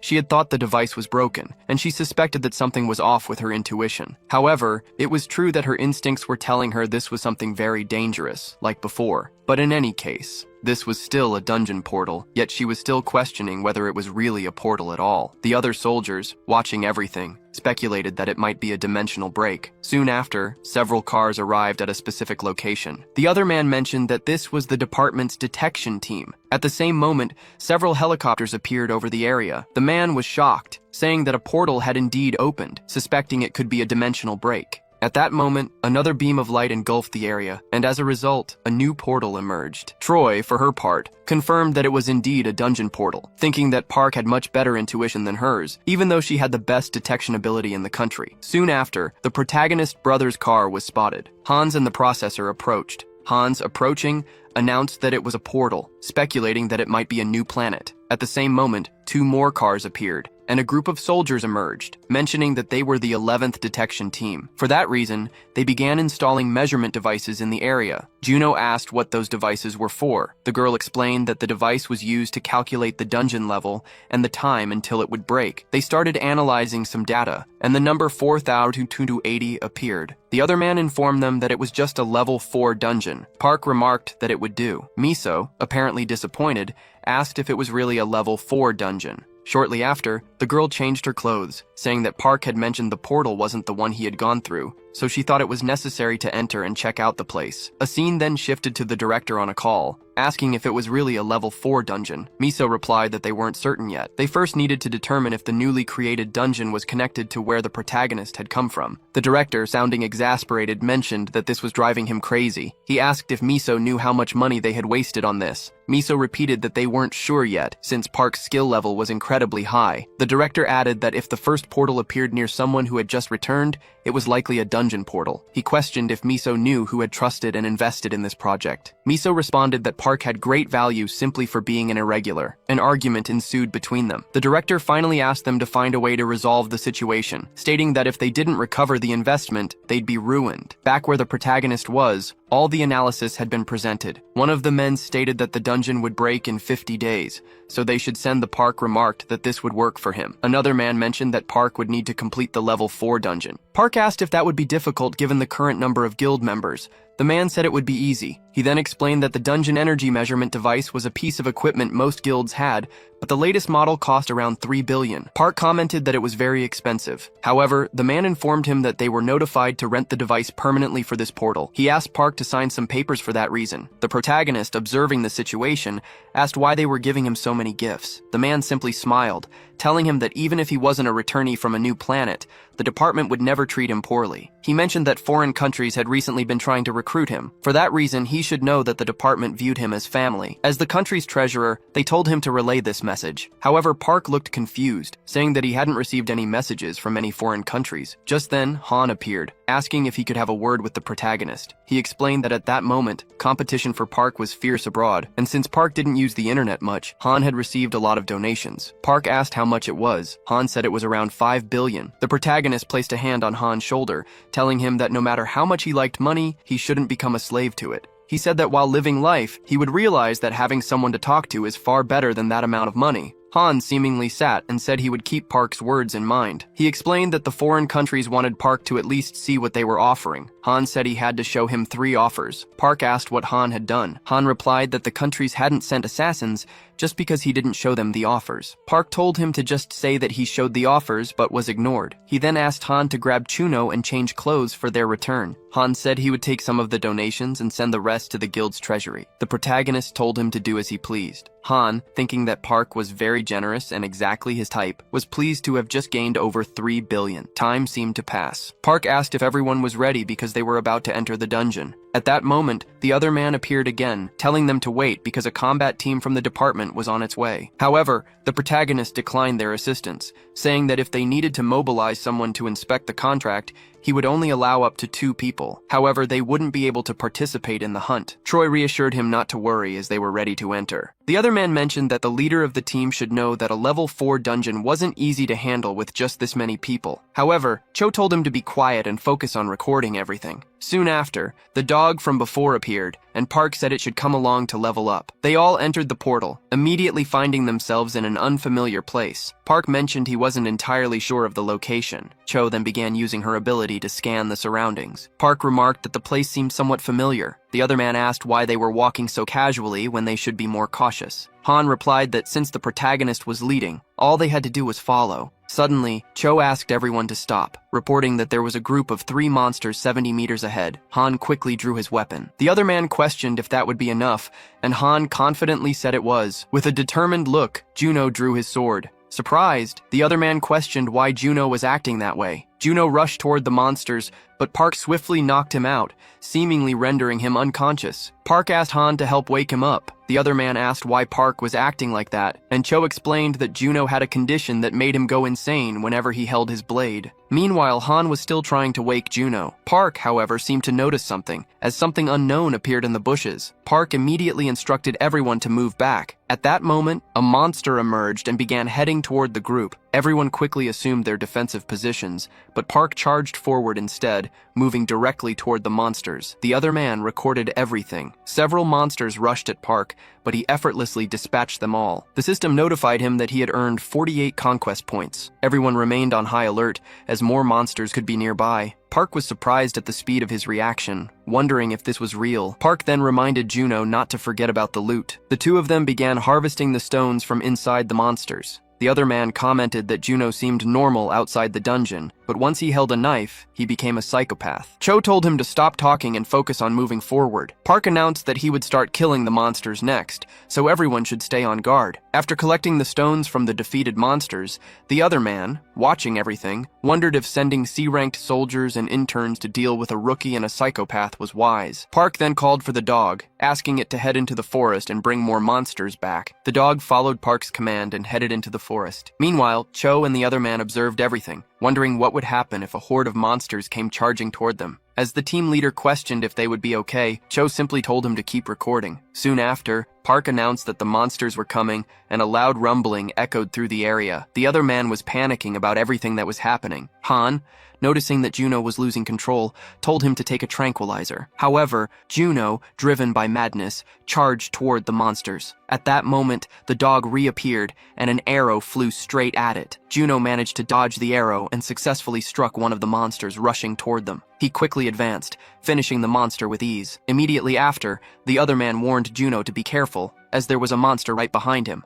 However, it was already defeated. Han had taken it down from behind. Using his crossbow, Han finished off the monster alongside Juno. Both satisfied with their teamwork, Han reached level 9. The other man, observing this, fell silent, asking if this was really a level 4 dungeon. Cho sarcastically asked if he thought it was a level 3 dungeon, telling him to concentrate on recording and stop talking so much. Suddenly, the dog appeared to be on high alert, and Park noticed this. At that moment, a monster emerged from the bushes, rushing toward the protagonist, who swiftly drew his dagger. The scene shifted to a car amidst a large crowd. The other man seemed to be welcoming the sector director, while Miso asked what he was doing and if he had a death wish, questioning why he hadn't moved out of the way yet. The young man said he would only move if something happened. They mentioned that not long ago, Captain Lee's combat team had entered that area, and if it was a combat team, didn't that mean it was a level 4 dungeon? The recently appeared dungeon was probably one of them. Upon hearing this, Miso remained silent for a moment, then instructed them to move out of the way immediately. As she left, the young man sarcastically thanked her, calling it a waste of time, and noted that it was only a level 4 dungeon returnee. They decided to start gathering their things. Meanwhile, Miso's car continued heading toward the site. One of the men in the car commented that it was probably a confidential operation, and asked what they would do if the information got leaked. Miso questioned what he thought was more important, higher-ups playing with money or the protagonist. The man admitted that the protagonist was likely more important. Miso then said that if they revealed to everyone that Park was a returnee from a dungeon, the news would draw a lot more attention. The man asked if Park would be okay. Miso explained that this was why they were heading to the protagonist, trying to find a solution. Meanwhile, the teams were preparing to enter the portal. The captain asked if they were ready, stating that they were about to take down some monsters. A soldier requested they wait a moment as someone had asked them to hold off. The man asked why they had done that just as a car arrived on the scene. A woman stepped out of the vehicle. Miso greeted the captain. The man asked what she wanted, and Miso responded that he couldn't enter. Confused, the man asked why not. Miso explained that as long as Park hadn't agreed to cooperate with the combat team, crossing the portal wasn't permitted. The man, frustrated, asked what kind of nonsense she was talking about given that the team had to reprogram their plans and rush over in vain. Miso replied that certain things had happened, and for that reason, they couldn't enter the portal. The man argued that there was a flaw in the contract clause, asking if it made sense for only a reconnaissance team without combat experience to go in. Miso responded that they were planning to amend the contract, and she had come to resolve the issue. It also involved something related to the director. Irritated, the man asked why everything had to be so complicated, while Miso suggested they continue the conversation in the car. The scene then cut to the director watching the news on his computer. He muttered that a mistake had been made as he needed to investigate a few more things before releasing a more formal statement. At the same moment, the man received a call, frustrated, asking why he still couldn't reach Miso. The scene transitioned to a building. The doctor from earlier was reviewing the protagonist's information, saying that Park represented a shattered dream on a planet in Korea, and that it was likely a pivotal moment in the story. He reflected that the boy's life was like a drama filled with numerous conflicts. He recalled the protagonist's words about hiding near the coast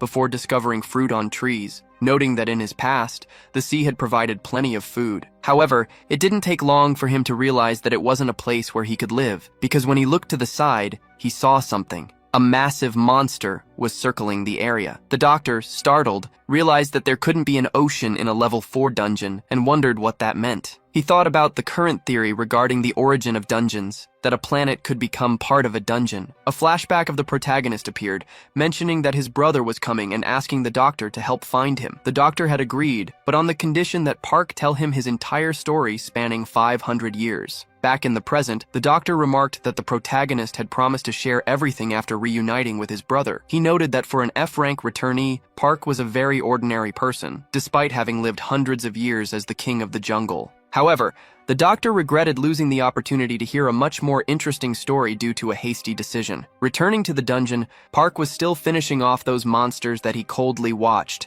eliminating them one by one. The other man, observing this, said it was insane, as he could avoid an ambush like that. Park asked what the problem was, as he should help with the spoils. So, the man started doing what the boy had asked. Sometime later, the group was walking through the dungeon. Kui asked what that place was, as it was strangely beautiful, and Han, in disbelief, said that the shining stone looked like a gem, but it seemed to cast a dark hour. Park said he had never been to a place like that and wondered why something seemed so familiar. Soon after, the group found a different stone, noticing that there was an inscription telling them never to return to that territory. Meanwhile, Park was observing it, and Kui asked if by chance it was one of Han's pranks. With the boy replying that it wasn't, the girl said everything was fine. Kui asked if the guy was recording, and he replied that he was. At that moment, she noticed something as the protagonist was climbing to another place. Thus, the group ended up following him, where they found a different place because there was a cave, and so that place opened up. Han, in disbelief, asked what it was because there were several inscriptions on the walls of that place,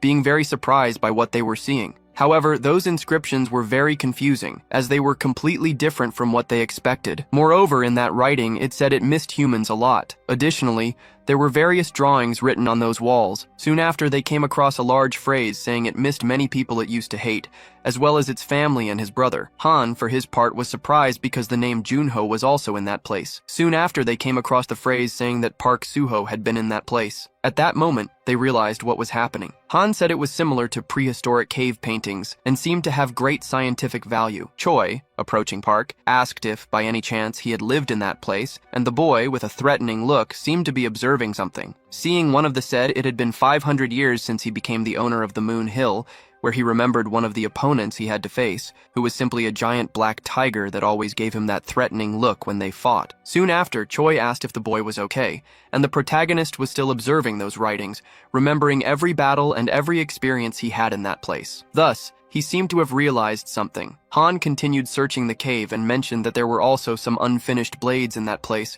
wondering how they made those blades as the stones were very shiny. At that moment, the boy started running and Han asked where he was going. Choi, for her part, began following the boy again, who quickly seemed to be heading to a different place. At that moment, he ended up at the top of a mountain. Surprised, he wondered what had happened in that place. At that moment, Choi appeared, asking what had happened and if that was where he used to live. Park replied that it was, but something was wrong as there was a snow-covered mountain in that direction and a grove of fruit trees on the other side. Furthermore, the sea was in that direction. Choi, surprised, asked if there really was a sea. Park said that place was called Maelstrom 12, no one should go there. Choi, for her part, wondered if a sea in a level 4 dungeon was really possible. Questioning if it was Park who had written those phrases, the boy then answered yes, and that was the result of his efforts not to forget civilized society, and in the beginning, when he first arrived in that place, he lived in that cave to hide from the other animals. Even after moving to another location, he would return from time to time to write several times in that place. Choi asked if the lizard men had always been in that place,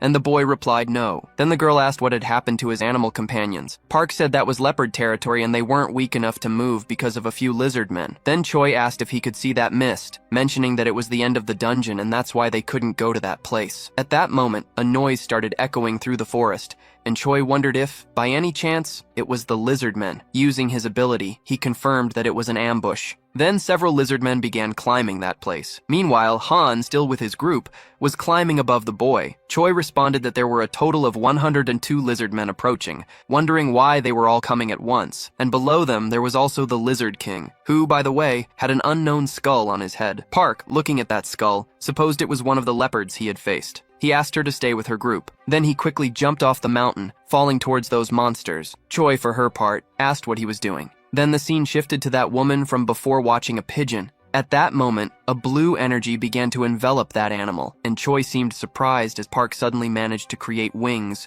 flying swiftly toward that monster. Thus, the Lizard King threw his spear. However, Park easily dodged it, and in a matter of seconds, he was already in front of that lizard. Soon after, a blue energy began to envelop that dog from before, and Park transformed into his wolf form, managing to attack that lizard. Thus, the two began to fall toward the bushes. Choi was then surprised by what the boy had done. Han soon reached the mountain with his group. Choi, for her part, said everything was fine because the protagonist wasn't dead. Meanwhile, those lizard men were still climbing the mountain. Choi said there were lizard men 30 meters away and approaching, so they should prepare to fight. The other guy then grabbed a giant stone, saying he was ready for the fight. Han, for his part, grabbed his crossbow, telling them to try climbing. Meanwhile, Jun-ho, without any weapon, also grabbed a stone. Soon after, those lizards got closer, and as a result, Han fired his arrow. Returning to the protagonist, he was in an intense fight with that boss, and it quickly seemed like he could finish him off. Thus, he tore off the skull that was on its head, asking the lizard where the leopards were.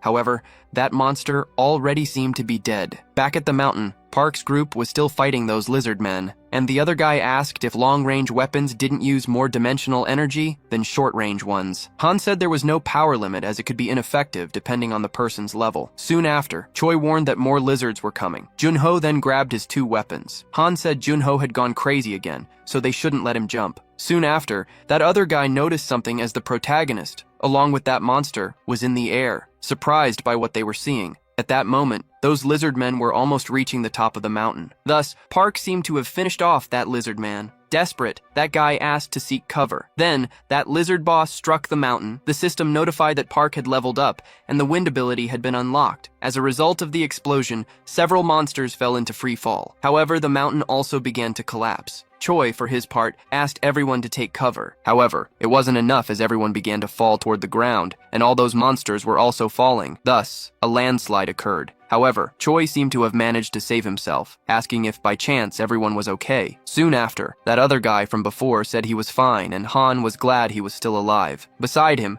Jun-ho also appeared to be awake. Park, returning to his human form, told him to leave because the door had already been opened. Thus, everyone quickly stood up to return to the world. The guy observing this asked what the point of all this was. Back in the real world, that portal was still very strong. Meanwhile, Miso, along with that group of soldiers, was waiting for the protagonist who at that moment emerged from that place. Meanwhile, that soldier silently observed everything as the group had returned intact without any casualties. Observing the protagonist, the guy asked if that was Park because he seemed a bit weak. Soon after, Miso approached the protagonist, trying to greet him. However, the boy transformed into a pigeon and then started flying towards somewhere. The other guy watching this was very surprised, wondering if he had really turned into a pigeon. Then Miso asked if something had happened, and Choi said if she had gone there to negotiate, she should just leave. Miso asked what had happened with the recording, and Choi asked to simply return to the headquarters with Chief Kim. However, the girl responds that she also needed to go with them. Choi, in turn, asks the reason for that, and the girl replies that the mission to observe Park ended at that moment,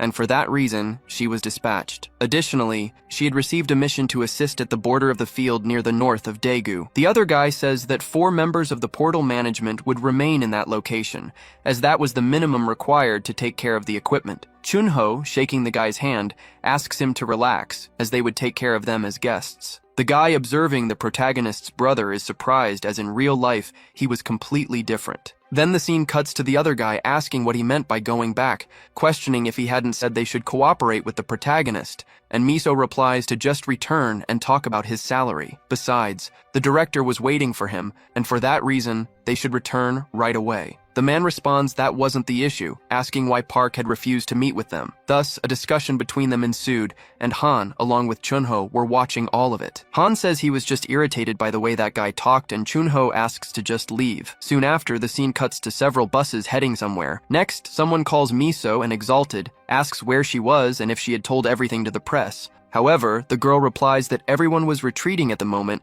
except for the management team, so she asked them to resolve it later. Moments later, a guy shows some people a recording where an inscription in Korean appears. Then he asks if everyone saw this inscription in Korean, and with this inscription, they discovered Park Soo-ho's diary written on the walls of the cave. In the recording, the guy suddenly jumps and throws the Lizard King away. At that moment, the guy says that, unfortunately, he couldn't record more inside the dungeon, but he managed to while outside of it. Soon after, a guy sees the boy's form and asks if that was a pigeon, to which the presenter says yes, and they believe he confused with tamed animals. And that was the end of the recording. Then a white-haired man says that it was terrifying because the boy dealt with the Lizard King in that way. In turn, the director asks if, since the strength of the Lizard King in a level 4 dungeon is around rank B, however, the presenter responds that it was actually rank A, and that the boy had defeated a rank A monster with ease. Again, the director asks if Park Soo-ho is then above rank S. However, Troy says that his current dimensional energy is rank E, but his normal combat abilities are rank S+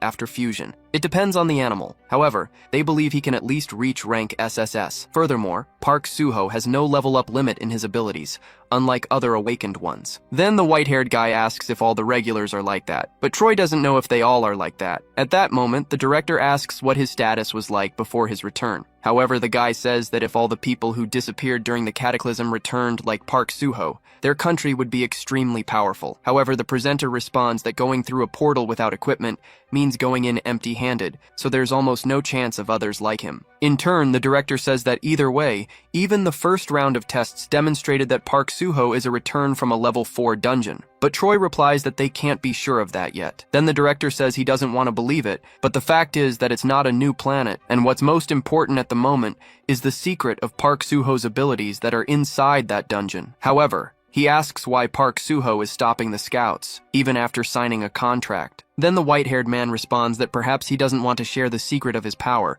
but Troy defends him, saying that Park Soo-ho wasn't that kind of person. Then Miso asks if they don't think they should try negotiating a bit more. But the director asks what more he could possibly want. After all, they've already offered more than enough to the boy. At that moment, Miso responds that that's exactly why. Then Troy leaves the place apparently angry and wonders what they meant by the secret to Park Soo-ho's strength. In turn, the guy tells Miso that if she fills her squad 37 with 80 rank C or higher people, he will take responsibility and find Park Soo-ho. And the issues with the minister's investment would also be resolved without problems. Then the director says that even if they only take all the spoils, it already seemed very good. In turn, the guy says they would earn 3 times the usual amount and a 780% bonus. Next, the director asks Miso what they should offer Park Soo-ho to gain unrestricted access to the dungeon. However, Miso asks if they didn't already have plenty of that to spare. In another place, apparently a plantation, a child asks monk Myeongjin if he was going to harvest the tomatoes from the field. However, the monk responds that not only the tomatoes, but also the peppers and potatoes. As they enter the shed, one of the children says they will harvest 100 cherry tomatoes, and the other says they will harvest 200. Another child mentions that Jongyeon had said she would make roasted potatoes and peppers. Then, they are ordered to each take a hoe to harvest the crops. However, while doing this, a man with sinister eyes seems to be watching them from hiding. Then the scene cuts to a soldier saying they had 10 minutes until departure. Additionally, they should report the number of soldiers and conduct the equipment inspection. Thus, the other soldiers say everything was in order and there were no problems with detection. Meanwhile, Choi was using her phone. The girl says there are no issues with Detection Team 11. The soldier says they were about to begin the operation. Thus, they begin to leave inside the tank. The girl still seemed to be using her phone, and the soldiers were talking, saying they had heard that the Daegu border was like hell on earth because of all the dungeon breaches. The other guy then says they doubted that the detection team would be in command of front lines, asking if it was true. Choi replies that it is, which is why they should write a will and send it to their families before they go out of signal range. Then the scene cuts to another house where the protagonist was, and shortly after he receives a call from Choi. However, the boy was sleeping. Meanwhile, Han was on the computer saying the protagonist was sleeping much more than usual, and since it was revealed he was just a returnee from a level 4 dungeon, the donations should have stopped. However, he is surprised by what he saw. At that moment, Junho arrives at the place. Han asks him to knock before entering, and the boy apologizes, wondering if he was doing something illegal, asking if that monk had called at any point. However, the boy responds that he hadn't. Junho says he couldn't reach and wondering if something had happened. Han asks if he had reached divine enlightenment, but either way he was probably having fun or playing with the kids in some way. Observing, Junho asks what was in his hand, and the boy responds that his grandmother said he seemed to be hallucinating due to a vitamin deficiency, so she bought him some supplements. Han asks if he didn't think the protagonist was sleeping too much, and the man replies that he was planning to wake him up. Meanwhile, in Park's room, the boy seemed to have already woken up and was looking at the giant tree in front of him, thinking that he had already suspected he could reunite with his friends when the portal opened. But the land he returned to was only a small piece of that place. Instead of meeting his friends, it was filled with red lizards he had never seen before, so he had no idea where his red wolf family could be. Additionally, his greatest enemy, Kuro, could be somewhere with that other giant gorilla he had fought before, wondering where they could possibly be, and if they had fled to another place in fear of those lizards. However, he changes his mind instantly, asking if it really mattered, because if they were destined to, they would reunite one day. Soon after, Juno enters the room asking if he was awake so they should eat something. Park replies that he was already awake and had slept so much that he didn't realize he was hungry. Thus, the two leave the room and Choi was still trying to call the young man. A while later, the protagonist was already having dinner at the table with the two, asking where that blonde girl had gone. However, they were surprised by what they heard, asking if he didn't know the name of that woman. However, Park asks if her name wasn't Blondie,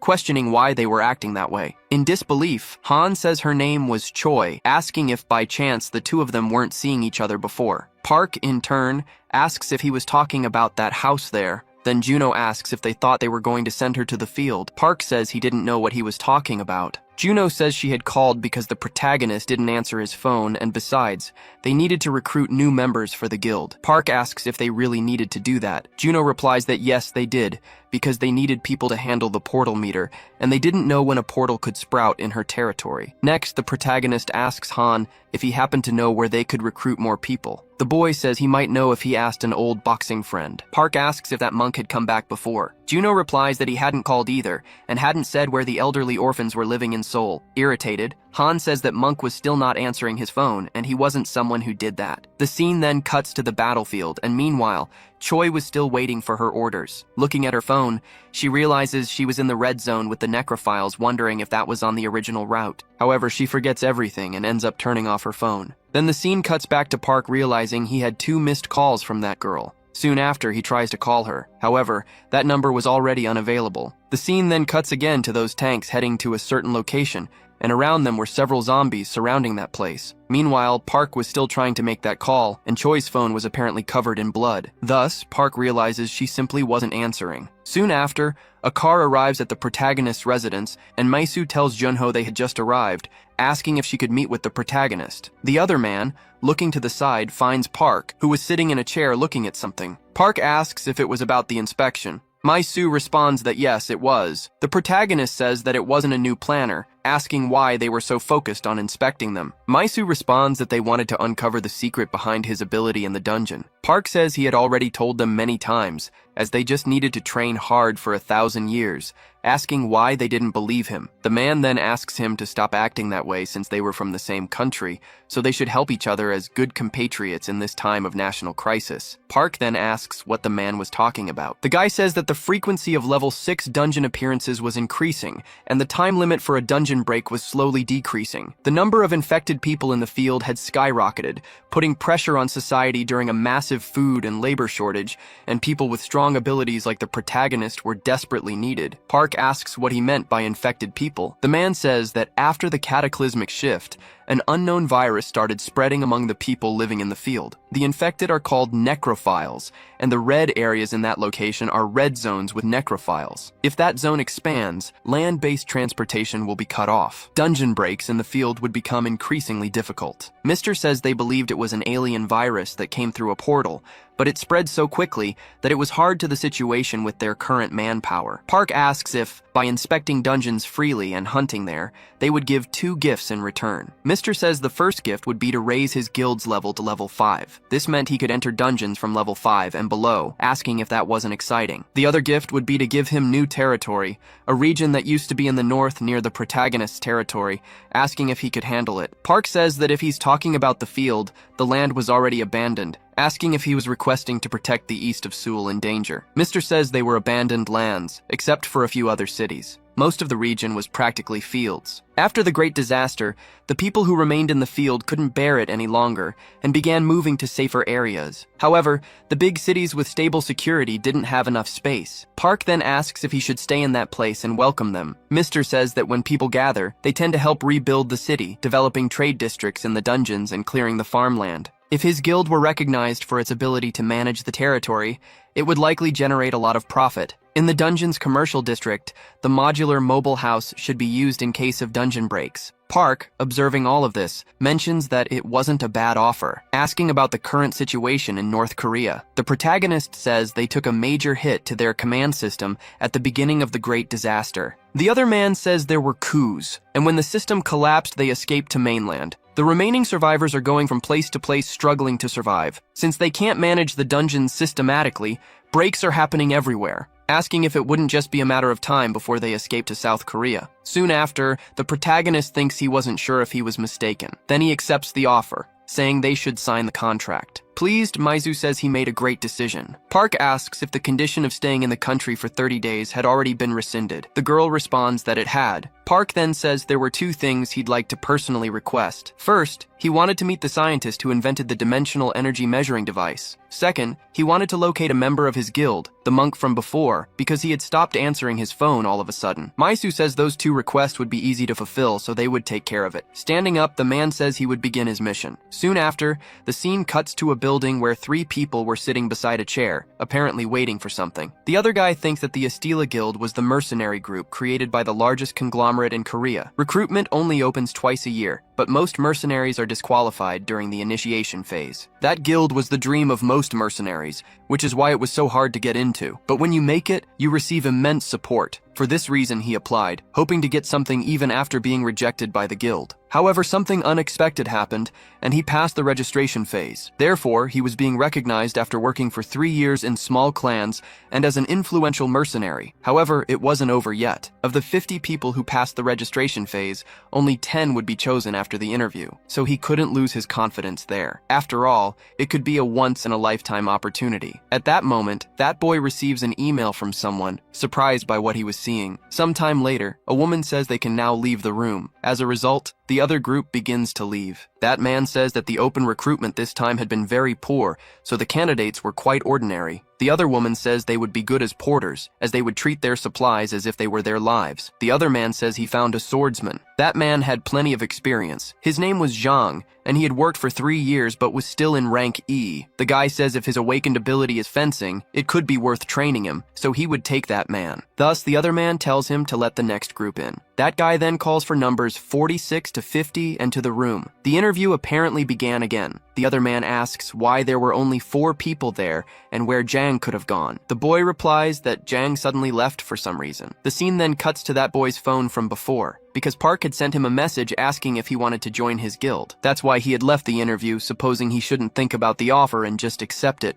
After all, it was the guy who had saved his life and most talked about figure in all of Korea. Soon after, the scene cuts back to that tank again, heading toward the battlefield. The other soldier says they should stay alert because they didn't know when they might be ambushed. Meanwhile, several frightening monsters were surrounding the area. The soldier says the roads were becoming more dangerous, so they should have stayed on their usual path. The other says there was nothing they could do as they wouldn't arrive on time if they took the normal route. Soon after, that soldier calls his friend over because he had come across something very strange, wondering what it could be. Looking more closely, he realized it was several zombies devouring the body of a monster. With a menacing glare, the zombies were watching the tank. The soldier says to turn them into dust with the rocket launcher. However, the guy says that if they shoot, the necrophiles would become highly agitated. The man says they don't have time, so they should fire. If they manage to get out of that place soon, they would be in the military operations area. Following the captain's orders, the soldier starts preparing the shots. Then the captain orders them to open fire. As a result, 4 rockets shot out, flying straight toward the horde of infected. The monsters barely had time to react. The explosions were brutal, tearing bodies apart, while the tanks pushed forward without mercy, crushing whatever was left in their path. But the destruction only attracted more creatures. The survivors began to howl, summoning reinforcements. The tanks got ready for the clash. The creatures ran, snarling, trying to reach the vehicles. The sergeant shouted from the cabin that they were pushing forward and ordered full fire. The cannons responded with a deafening barrage, clearing a path through the chaos. Meanwhile, a white van raced down dirt roads, being chased by a horde of infected. Suddenly, the dashboard signaled that they were running out of fuel. The driver shouted that they were almost out of gas, and Monk yelled at him to keep heading for the camp. The van sped up, passing a sign showing the way. The monsters didn't give up the hunt. Monk insisted that if they just pushed a little further, they'd reach the mountain camp. The driver apologized.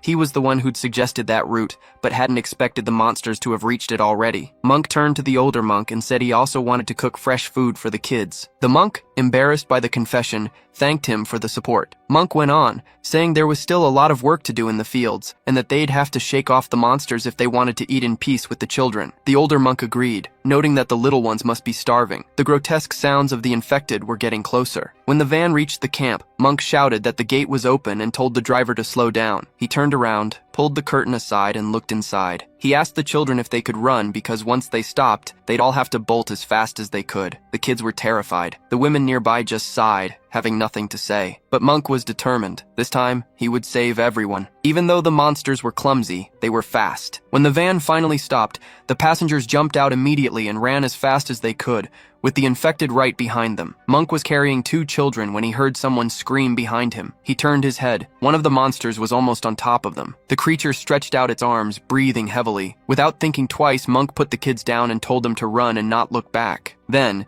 he turned to face the monster, grabbed his staff, and with a clean strike, smashed the creature's head. Its jaw flew off with a dry crack. With impressive speed, Monk charged into the horde of zombies, forcing his way through. After clearing the first wave, he stopped for a moment. Ahead, more infected were closing in. He thought there were already too many monsters there, and there were still 6 minutes left until the dragon's attack. Then something caught his attention. Fireflies began to appear around Monk, lighting up the scene where he stood surrounded by the zombie horde. In the next instant, tornado columns formed, sucking the monsters up into the sky. Everyone watched in shock as the infected spun through the air like leaves in the wind. Monk stood frozen, surrounded by that magical glow, and then a figure appeared behind him. At the top of a building stood the protagonist, watching everything from above with his hands in his pockets and the blue sky behind him. In a calm tone, he commented that ability was pretty useful. The fugitives and the bald man turned when they heard his voice, recognizing the young man from afar. Seeing him, Monk exclaimed that this was his benefactor, but the protagonist simply told him to step back before he got dragged in by the tornado too. When he activated the ability again,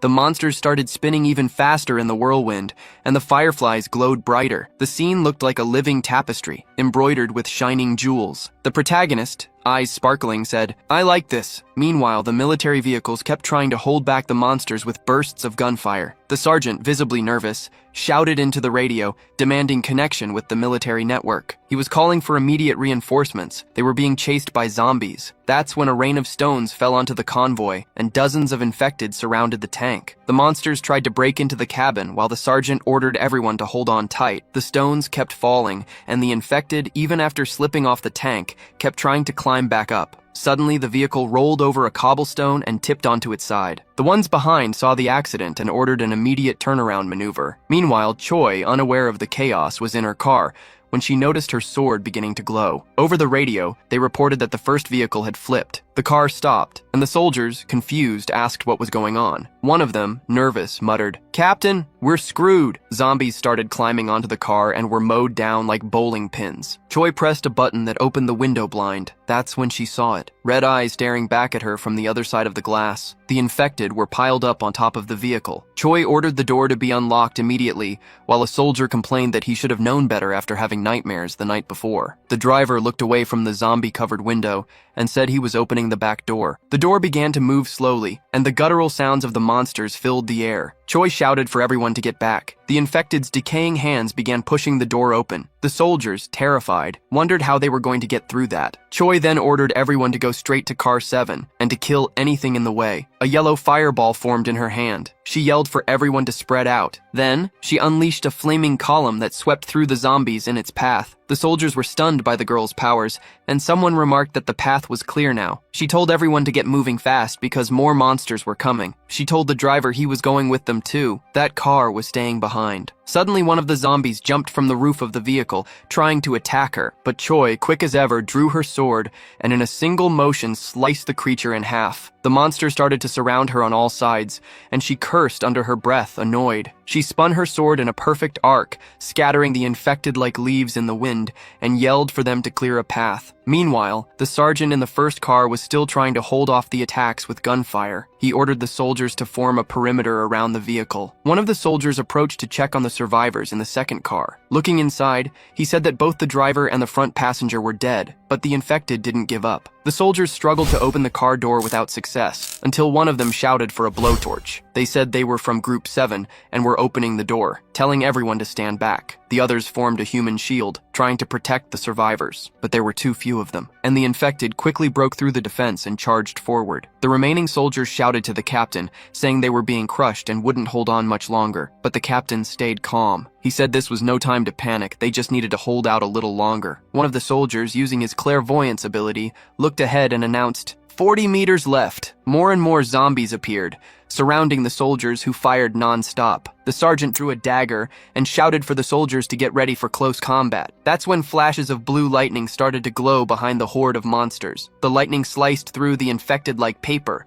scattering body parts everywhere. The phenomenon intensified until it consumed the entire horde. Shocked, the soldiers asked each other what was happening, until one of them pointed to the sky. Up there, people were jumping down from giant drones marked with the 707A symbol. The captain smiled in relief. Those bastards showed up just in time. One of the special unit soldiers landed on top of a car, surprising the troops on the ground. Meanwhile, Choi kept fighting the infected, cutting them to pieces, unaware that reinforcements had arrived. She spun to attack again, but her sword was intercepted by another soldier approaching from behind. Looking at his face, Choi thought, is that Jinwoo's son? The soldier who had landed on the car said he'd handle the rest and started preparing a device on his back. Jinwoo's son then put his hand on the girl's head, pulling her close, and said loudly, "Shield!" At that moment, another soldier on top of the car fired several red spheres from his weapon. The balls flew toward the horde of infected but didn't explode immediately. They just kept moving forward as if they were carrying something. Suddenly, the soldier shouted, "Fire!" The spheres began to explode one by one, tearing the monsters apart with destructive force. Rocks, trees, and bodies flew everywhere. In the center of the blast were Choi and Jinwoo's son. Soon, the place that had once been filled with monsters turned into a sea of flames and destruction. Drones and helicopters flew over the area, trying to communicate with the surviving soldiers on the ground. They requested a report on the number of dead and injured, but suddenly, one of the pilots warned over the radio something unknown was approaching at high speed. Meanwhile, the infected that had been thrown into the air by the previous tornado started to fall from the sky. The protagonist smiled at Monk, who stared back seriously, both surrounded by the soft glow of fireflies. The zombies' bodies rained down around Monk like a grotesque storm. The orphans watched in awe and wonder. When they saw there were no more monsters nearby, they ran toward Monk, shouting joyfully that the monsters were gone. Our protagonist smiled and said that was fun. Now it was time to go home. Monk turned to him, calling him his benefactor, and asked how he had found them. At that moment, the other monks and children also noticed the protagonist and asked who he was. With a satisfied smile, Monk began to say that everyone should welcome him, but he couldn't finish the sentence. One of the surviving infected grabbed his leg and sank its teeth deep into his flesh. Monk looked down in horror, seeing the zombie biting his leg mercilessly. And while that happened, in a neighboring country, in Osaka, Japan, a new portal opened. The road began to collapse, swallowing whole cars. A gigantic monster emerged from the portal, spreading panic among civilians. A woman stumbled, and the stroller carrying her baby started rolling away by itself. But it was stopped just in time by Okita Hiro, who arrived right at the portal's location. The crowd cheered, shouting his name in relief. They were saved. Around the monster, men in black suits appeared, wielding swords. The creature lifted its head and spat out several fireballs. One of the men activated his stealth ability, and his swords were cloaked in black flames. One of the fireballs flew toward him and exploded right beside him. The creature kept launching flaming projectiles, devastating everything around it. But suddenly, other men in black appeared. They were clones. While the clones distracted the monster, Hiro closed in and sliced it in half with surgical precision. He swung his sword so lightly it was as if he knew exactly where to strike. With a series of swift blows, he tore the monster apart, which fell to the ground in pieces. Seeing this, the people cheered loudly. Hiro's name echoed everywhere. "It's Hiro's team! They saved us again!" Military vehicles approached the portal. On the news, reporters reported that a colossal monster had emerged from a portal and caused destruction. But thanks to Hiro's team, there were no major losses. Akiko praised Hiro, saying he had done an excellent job. Curious, he asked what she was watching. She replied that it was a video about the protagonist, and asked if he, the druid she'd mentioned before, still remembered him. With a smile on his face, Hiro asked, "Again? What happened this time? Did he get stuck somewhere?" Akiko replied that he had just come back from the dungeon. Hiro watched the video with a hint of disdain, thinking it was all so overdramatic. He had been there himself, so why make such a spectacle out of it? But something caught his attention. He asked the girl to scroll down a bit more on the screen. The image stopped on a group photo with the title, "In-Depth Analysis of Park's Guild." Hiro's eyes widened. He recognized one of the faces there. The girl asked if he knew anyone in the picture. Hiro was in shock. That boy, he was the eighth evil, no doubt about it. He remembered that right now, the boy should have lost his father and was living in an orphanage. That's why Hiro had put him last on the list to eliminate. There was still time before he would become the worst villain ever to come out of Korea, but now none of it made sense. That kid was a terrifying villain, the eighth evil. What was he doing there? Another face in the photo caught his eye too, Yang Jae-shik, introduced as the new member of the Suho Guild, and Hiro remembered him very well, the infernal swordsman. He also recognized Monk, who he himself used to call the Immortal Destroyer Monk. Hiro couldn't understand how all these individuals were gathered in one place, in a single guild. The girl then showed him the videos, saying she had compiled everything so he could see with his own eyes. Akiko commented that, in her opinion, either no one was controlling that guild, or it was something much bigger. In one of the videos, Park defeated a horde of monsters with ease. Next, there was a recording of a fight between Hiro and the Lizard King, where he threw the monster against a mountain. Hiro watched, stunned. The girl said, "Don't you think he's way too strong for someone coming from an F-rank dungeon?" He agreed. That wasn't the level of someone from such a low-ranking dungeon. Akiko said maybe he was an irregular,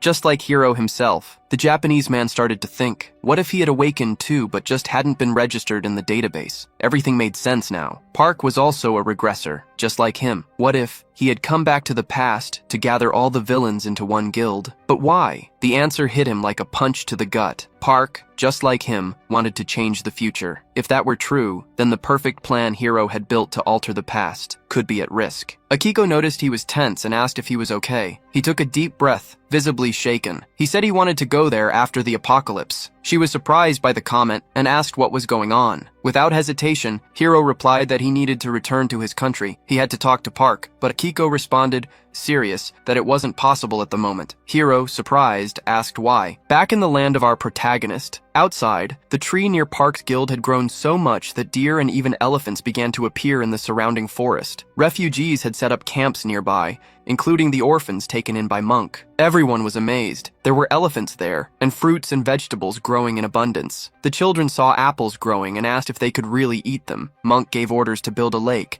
and the children squealed with joy, running around and pointing at the wonders they saw. Meanwhile, near the portal, the Reborns department set up its base module. One of the soldiers reported that 37 squads of 20 people each had stayed in the dungeon for 28 hours, and that Park's guild cleared everything in just 2.5 hours. Another guy commented that the guild's 8th raid had lasted only 11 minutes. Miso, furious, calculated that if they kept this up for 10 hours a day, they'd finish everything in just 4 days. That's when she realized they had accepted the terms way too quickly. She muttered that it was urgent to impose a limit on the number of incursions. Meanwhile, Yang showed off his new weapon, the Infernal Blade. One of the boys commented that it suited him perfectly. Park said it was a welcome gift and asked if he liked it. Jang, excited, said yes. His previous sword was already dull, and Park had just given him this one. Han added that the sword would only unleash its full power when the user reached B rank. Until then, it would remain dormant. Yang smiled and said he'd do his best to reach that rank, thanking him sincerely. Monk turned to Park and said he also wanted to ask for something. His staff wasn't dealing enough damage,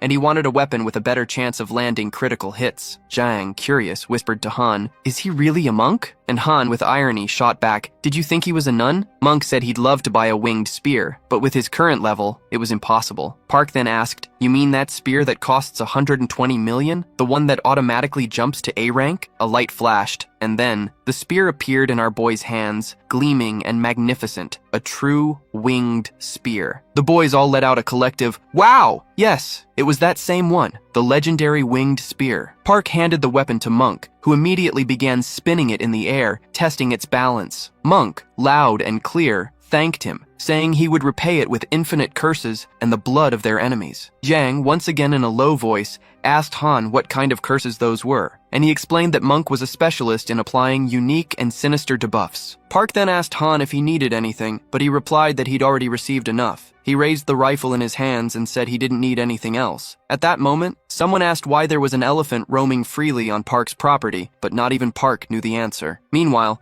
Jung was thinking how surreal it was to see an F-rank group walking casually through level 4 dungeons. Park turned to his brother and asked about the medicine. Jang, confused, wanted to know why. Han replied that if they didn't take it willingly, he'd force them to swallow it himself. 2 blades covered in a blue glow appeared in Junho's hands, surrounded by a sinister aura. Jang got spooked for a second, then Junho said, full of excitement, "All right then, let's begin." Meanwhile, Hiro was still waiting for the answer to his question. Why couldn't they return to his country? Back to their conversation, Akiko explained that all flights were suspended, and it was impossible to get to Park in Korea. Hiro hadn't known that, and didn't understand why they were blocked. She showed him the headline on her tablet. There had been a wyvern attack, and a commercial plane had been taken down. Akiko added that the problem wasn't just in the air. The seas were blocked too. She showed another article. A ship had simply disappeared in the ocean. Hiro read that, stunned. In his mind, he asked why the wyverns had broken through now. At that moment, he got a call from the minister. On the other end, the voice was urgent. The team needed to move immediately. A level 7 dungeon had opened. Hiro was in disbelief. How was that possible? Akiko was shocked too. According to his predictions, that dungeon was supposed to appear in 5 months. Looking at his phone screen, Hiro thought the timeline had changed. He compared the records with what was happening now. The wyverns shouldn't be out for another 3 months, and the army would need another month to contain them. If they didn't close that level 7 dungeon soon, the world would collapse. He realized it could only be Park. It was him. He had come back from the future, and if that was true, everyone around him could be exceptional individuals. But one question wouldn't leave his mind. There was only one time stone. Did Park come back 20 years ago too? Or did he come from another point in time? Did he know something that Hiro would only discover later? Hiro knew he couldn't ignore him anymore. He needed to find him as soon as possible. And if Park's goals were different from his own, he'd have to eliminate him, for the sake of humanity. He turned to Akiko and said firmly, "First, we'll go to the level 7 dungeon." She agreed, saying she would keep gathering data on Park. Meanwhile, our protagonist was inside the dungeon. He asked Monk to gather the monsters. The monk approached a bull, started hitting it, and murmured a prayer. But Han ran up to him and shouted, "Come on, harder, Monk, hit it like you mean it." The screams and sound of the staff echoed through the forest. Jang at that moment felt embarrassed about these guys.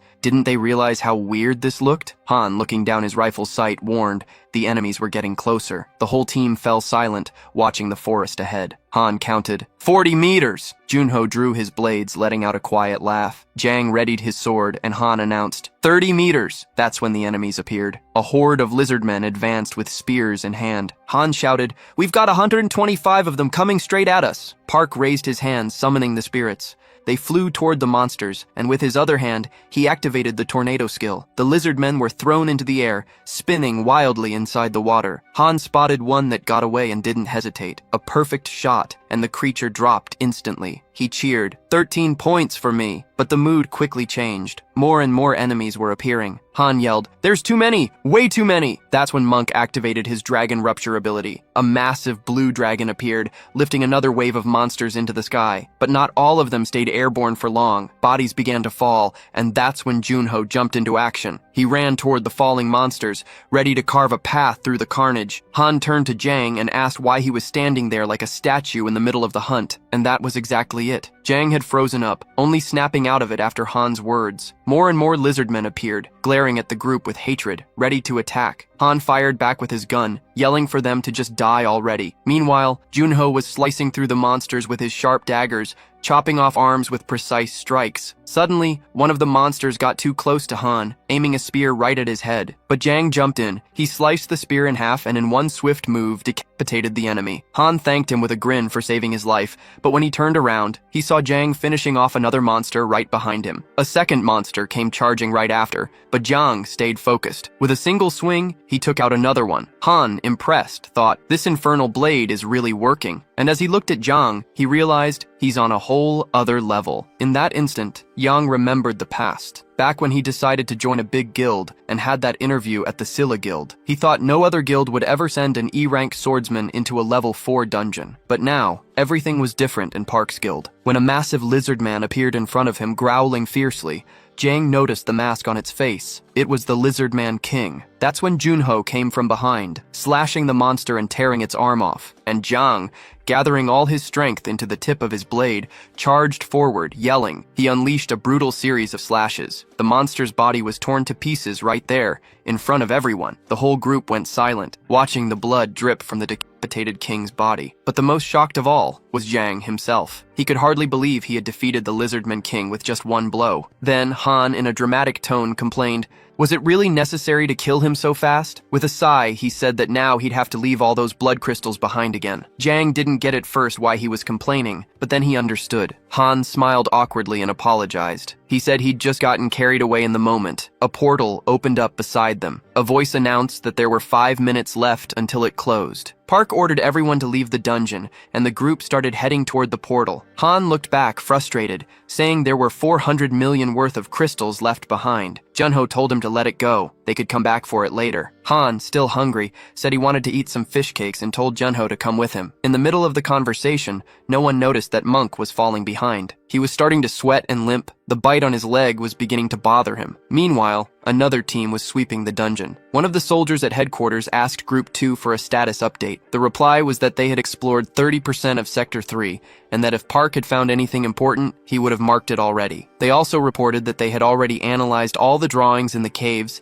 and were moving on to the next sector. Suddenly, another soldier reported over the radio. 6 targets moving 70 meters from base at 4 o'clock. The white-haired guy heard the info and gave the order. Send 2 soldiers, take out the targets silently, and collect the crystals. Then he called base and asked for the location of the Lizardman King. The operator replied that the recon team had tracked the king to Sector 12. The man sighed deeply, put down his coffee mug, and thought out loud. The dungeon was way too slow. When would they find something truly valuable? But then, a strange sound interrupted his thoughts. He turned to check. Another soldier appeared, reporting that 8 lizard men were approaching the base. 70 meters out. The guy wasn't surprised. He asked if the monsters could see them. He looked to the side, where a red light was blinking between the bushes. With the remote control in hand, he said that if they got any closer, they'd be turned into minced meat. That's when something slimy dripped onto his face. He looked up, and there it was. The Lizardman King, grinning with bared teeth, right on top of the headquarters roof, glaring down at the soldiers below. At the same time, the team was defeating more lizard men and extracting the blood crystals from their bodies. Suddenly, they heard something in the distance and turned quickly, asking over the radio what had happened. The response came fast. The base had been attacked. They needed to start the defense immediately, but it was too late. An explosion rocked the headquarters. The captain cursed and ran toward the blast. The other soldiers followed close behind. More lizardmen ran toward the group, but the captain spun his axe firmly, ready for battle. He sliced through the monsters with ease, clearing a path to the destroyed base. He shouted for everyone to run. There was still time, but they had to move fast. Helicopters and drones from the 707A unit hovered over the landing zone, monitoring the situation. A new wave of infected was approaching the soldiers. One of them remarked that the zombies were falling back, while another yelled that the wounded needed to be evacuated by helicopter as soon as possible. The troops tried to prevent the infected from escaping, opening fire on anything that moved. Jinwoo-sun informed Choi that they had received an SOS signal during an aerial mission and had arrived at the last second. Choi replied that they were about to rendezvous with the SDS group, but the young man explained that the CDC was in full operation. They had to work simultaneously in 5 level 2 dungeons. Suddenly, everyone looked up. A fireball was heading straight for the helicopter. The impact was devastating. The aircraft exploded in mid-air, and its debris scattered everywhere, leaving the soldiers completely stunned. That's when a massive creature emerged from the trees, launching fireballs in all directions. Inside the base, in front of a darkened screen, a soldier reported to Miso that that was the last recording, captured by one of the soldiers with the ability to transmit data in real time. Miso asked if they had at least learned anything new from it, but the answer was disheartening. Not yet. They would only have more information once the site was fully cleared. Losing her patience, she demanded to know why the groups had changed routes and ended up right there. The soldier began to explain that the instructors thought it was a mistake, but Miso exploded with rage. She shouted, asking who, after all, had authorized entry into the zombie red zone. She swore that if that idiot came back alive, she'd deal with him herself. She tried to make a call, but all she heard was a recording saying the device was turned off. She let out a heavy sigh, asking herself what was wrong with Choi and why this always happened with her. Meanwhile, the phone she was trying to reach was destroyed, lying in a pool of blood. Back at the dungeon base, Chaos reigned, destroyed equipment, everything covered in blood. A soldier, missing an arm, staggered out of the makeshift headquarters trying to stifle his screams. Behind him, the Lizardman King charged forward like a hurricane. The monster easily caught up with the soldier and knocked him down with one paw. But the young man seemed ready for this moment. With a dark smile, he pressed a red button on the remote control. The Lizardman King turned, realizing the danger, but it was too late. His entire body ignited and disintegrated in front of everyone. At that moment, the captain, the one with hair like Kakashi, and his team arrived at the destroyed HQ and were shocked to see the king's head lying on the ground. One of the soldiers reported that a portal had appeared 120 meters away, with only 10 minutes left before it closed. The captain, irritated, muttered that this was all a disgrace. Meanwhile, at the defense HQ in the capital, Miso was driving when she got a call and answered through her headset. On the other end, a soldier informed her the first group had returned, but 2 were dead and 2 more were critically injured. The girl was shocked by the number of casualties. How could something like this happen in a level 4 dungeon? The sergeant explained they had to split into 2 groups, one for combat, the other for recon, and in 2 hours, they'd be going back down again. Miso asked them to delay it. She needed to secure reinforcements first. She asked what the other groups were doing. The reply was curt. Everyone was on an incursion. She wanted to know if they had found anything valuable, but the soldier said they were too busy defending the base. There was no other relevant report at the moment. He added that they had confirmed the time distortions. Group 1 had spent 48 hours inside the dungeon, but only 24 hours had passed in the real world. Miso thought to herself. When she went into the dungeon herself, time had been moving twice as fast inside. Park had disappeared for 10 years, which meant he'd spent 20 years in there. She remembered his words, that it was necessary to train for 1,000 years to become strong. Now it all made sense. If that was true, he must have trained for 500 real years. How could someone spend 1,000 years inside a dungeon? She said out loud, Park's guild is way ahead. Even if they increased the number of mercenaries, they'd still be behind. They'd have to push hard to catch up with that guy. Another soldier confirmed, Park's team had cleared the dungeon 50 times and in just 7 hours. They had just reported that they were leaving the island dungeon. The next destination? The Awakened Department, where they'd update the warriors' records. Miso was in shock. They were leaving, again. And at that exact moment, it was Junho who was driving. He had gained an increase in his stats. The guys were sleeping in the back seat of the car. Everyone's levels had also gone up. Park turned to Jang and asked if he was tired. A bit awkward, the boy answered that all of this felt like a dream. Park raised an eyebrow, curious, and asked, "A dream? What do you mean?" Jang, embarrassed, explained that he had spent the last 14 years just existing. He had never even stepped into a level 3 or level 4 dungeon. And now, in a single day, he'd entered a level 4 dungeon 50 times. The lizardmen he faced there were as strong as dungeon bosses from first or second level dungeons. For 3 years he'd been struggling, barely managing to reach E rank. But with Park's guild, he jumped to D rank in just a few hours. He said that if he had gone to the Scylla guild, he wouldn't have even finished training on time. Then he asked, blushing, "This isn't a dream, right? If you want, I'll hit you," said our protagonist. But Jang, laughing, said he'd rather keep dreaming if that was the case. The car arrived at the Awakened Department, and Junho yelled for everyone to wake up. Park told the sleepyheads to finish that process quickly,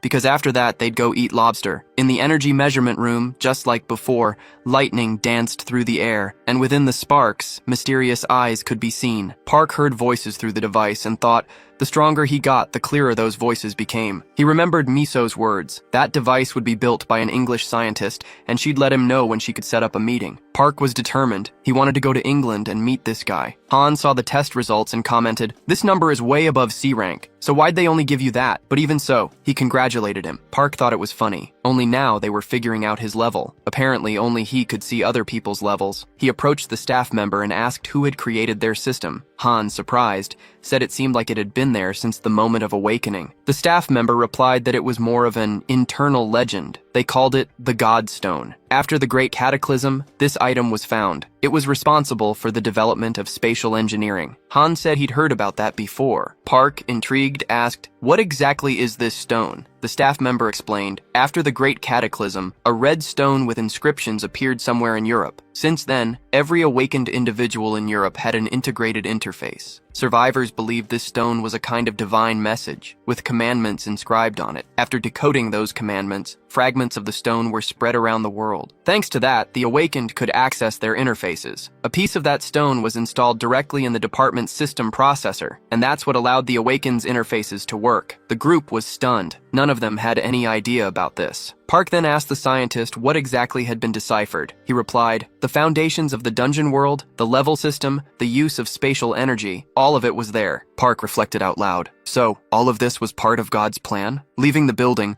the boys were still discussing what they had just heard. Park asked how someone could even find God. Han replied, "Probably only after you die." In his thoughts, Park wondered, what if it was possible to create an artificial awaken by injecting atomic energy during a raid? But Han shot that idea down. He said that was fiction. Awakening required special conditions. Park changed the subject and congratulated everyone on their new levels. Jang was still repeating that it all felt like a dream, and Park, laughing, asked how many times he was going to say that. Junho commented that now his level was reset, and the others were surprised. He said his level had increased. Park asked if he remembered the orc dungeon, and Junho replied, "You really want to go back there again?" Park, with a smile on his face, said that now, with his new level, he was strong enough to tame even more wolves. It was time to expand the family. Han asked what they should do, and Park answered, "Go on raids with Yang. He needs to gain experience points and improve team synergy." Jang, grateful, called Park captain, and Junho added, "Yeah, it's good to raid with Park." Han, excited, said that with the new level, the government benefits would also increase. But Junho shot back, "And what for, if we already made way more inside the dungeon?" Han thought for a moment, and ended up agreeing, "True, we're rich now." Monk, with that serious vibe, said that by his calculations, the group had earned about 5 billion. Han added that they'd also gotten a bunch of blood crystals. Junho turned to Yang and said, "Oh, I forgot to tell you, the guild keeps half of everything. The rest we split between the raid participants." Jang was in shock when he saw that 500 million had been transferred to him. He even commented, embarrassed, that he hadn't done anything to deserve it. Han said that Park was simply a very generous person, but even so, Jang couldn't accept those terms. Suddenly, our boy shouted at the top of his lungs, "I'm hungry!" and called everyone to go eat lobster. At that moment, Han grabbed his head with both hands and screamed that he had forgotten something important. The others turned, startled, asking what had happened. Tears streamed down Han's face. He said dramatically that he'd probably be killed soon. The guys looked at each other, confused, and asked why anyone would want to kill him. Soon after, the group arrived at a restaurant. The place was getting busier and busier, and in the distance, a portal glowed brightly. The boys gathered around Han's laptop, and Jang widened his eyes at the amount he saw on the screen. Junho, incredulous, read out loud the names of the senders of the transfers. With a tearful voice, Han said the money probably came from the Yakuza. Junho asked what the Yakuza had to do with a hunter who had just returned, and Han explained that, from the messages, they were interested in Park's ability to cultivate plants. Now that a huge cultivable area had been destroyed, most of the food came from planet Aruka, and Park's ability could solve any country's supply problem. Han also added, with a nervous smile, that as long as they stayed by Park's side, no crisis would ever be truly terrifying. Our protagonist then asked why he thought he'd be killed. Han explained, that money was just the beginning. They wanted to talk to him, and if he didn't show up in 2 days, he'd be dead. Park, serious, said he'd already made it clear he wouldn't go to them. Han added that they kept insisting, and reminded everyone that one day, drunk, he'd sent a message saying Park didn't even have money to meet them. Jang was shocked. Park, as calm as ever, asked what exactly they wanted from him. Han pleaded, "Record a video for them, or they'll do something terrible to me." Our boy agreed on the spot. Han jumped up, bowed deeply, and thanked him with teary eyes, saying he'd use all the money for the guild's benefit. Still emotional, he said he should even change the channel name to Park's Guild. Park, impatient, told them to finish it quickly so they could go eat lobster. The others agreed. They were starving. Han set up the camera and started recording. He greeted the sponsors, introduced himself, and pulled Park forward,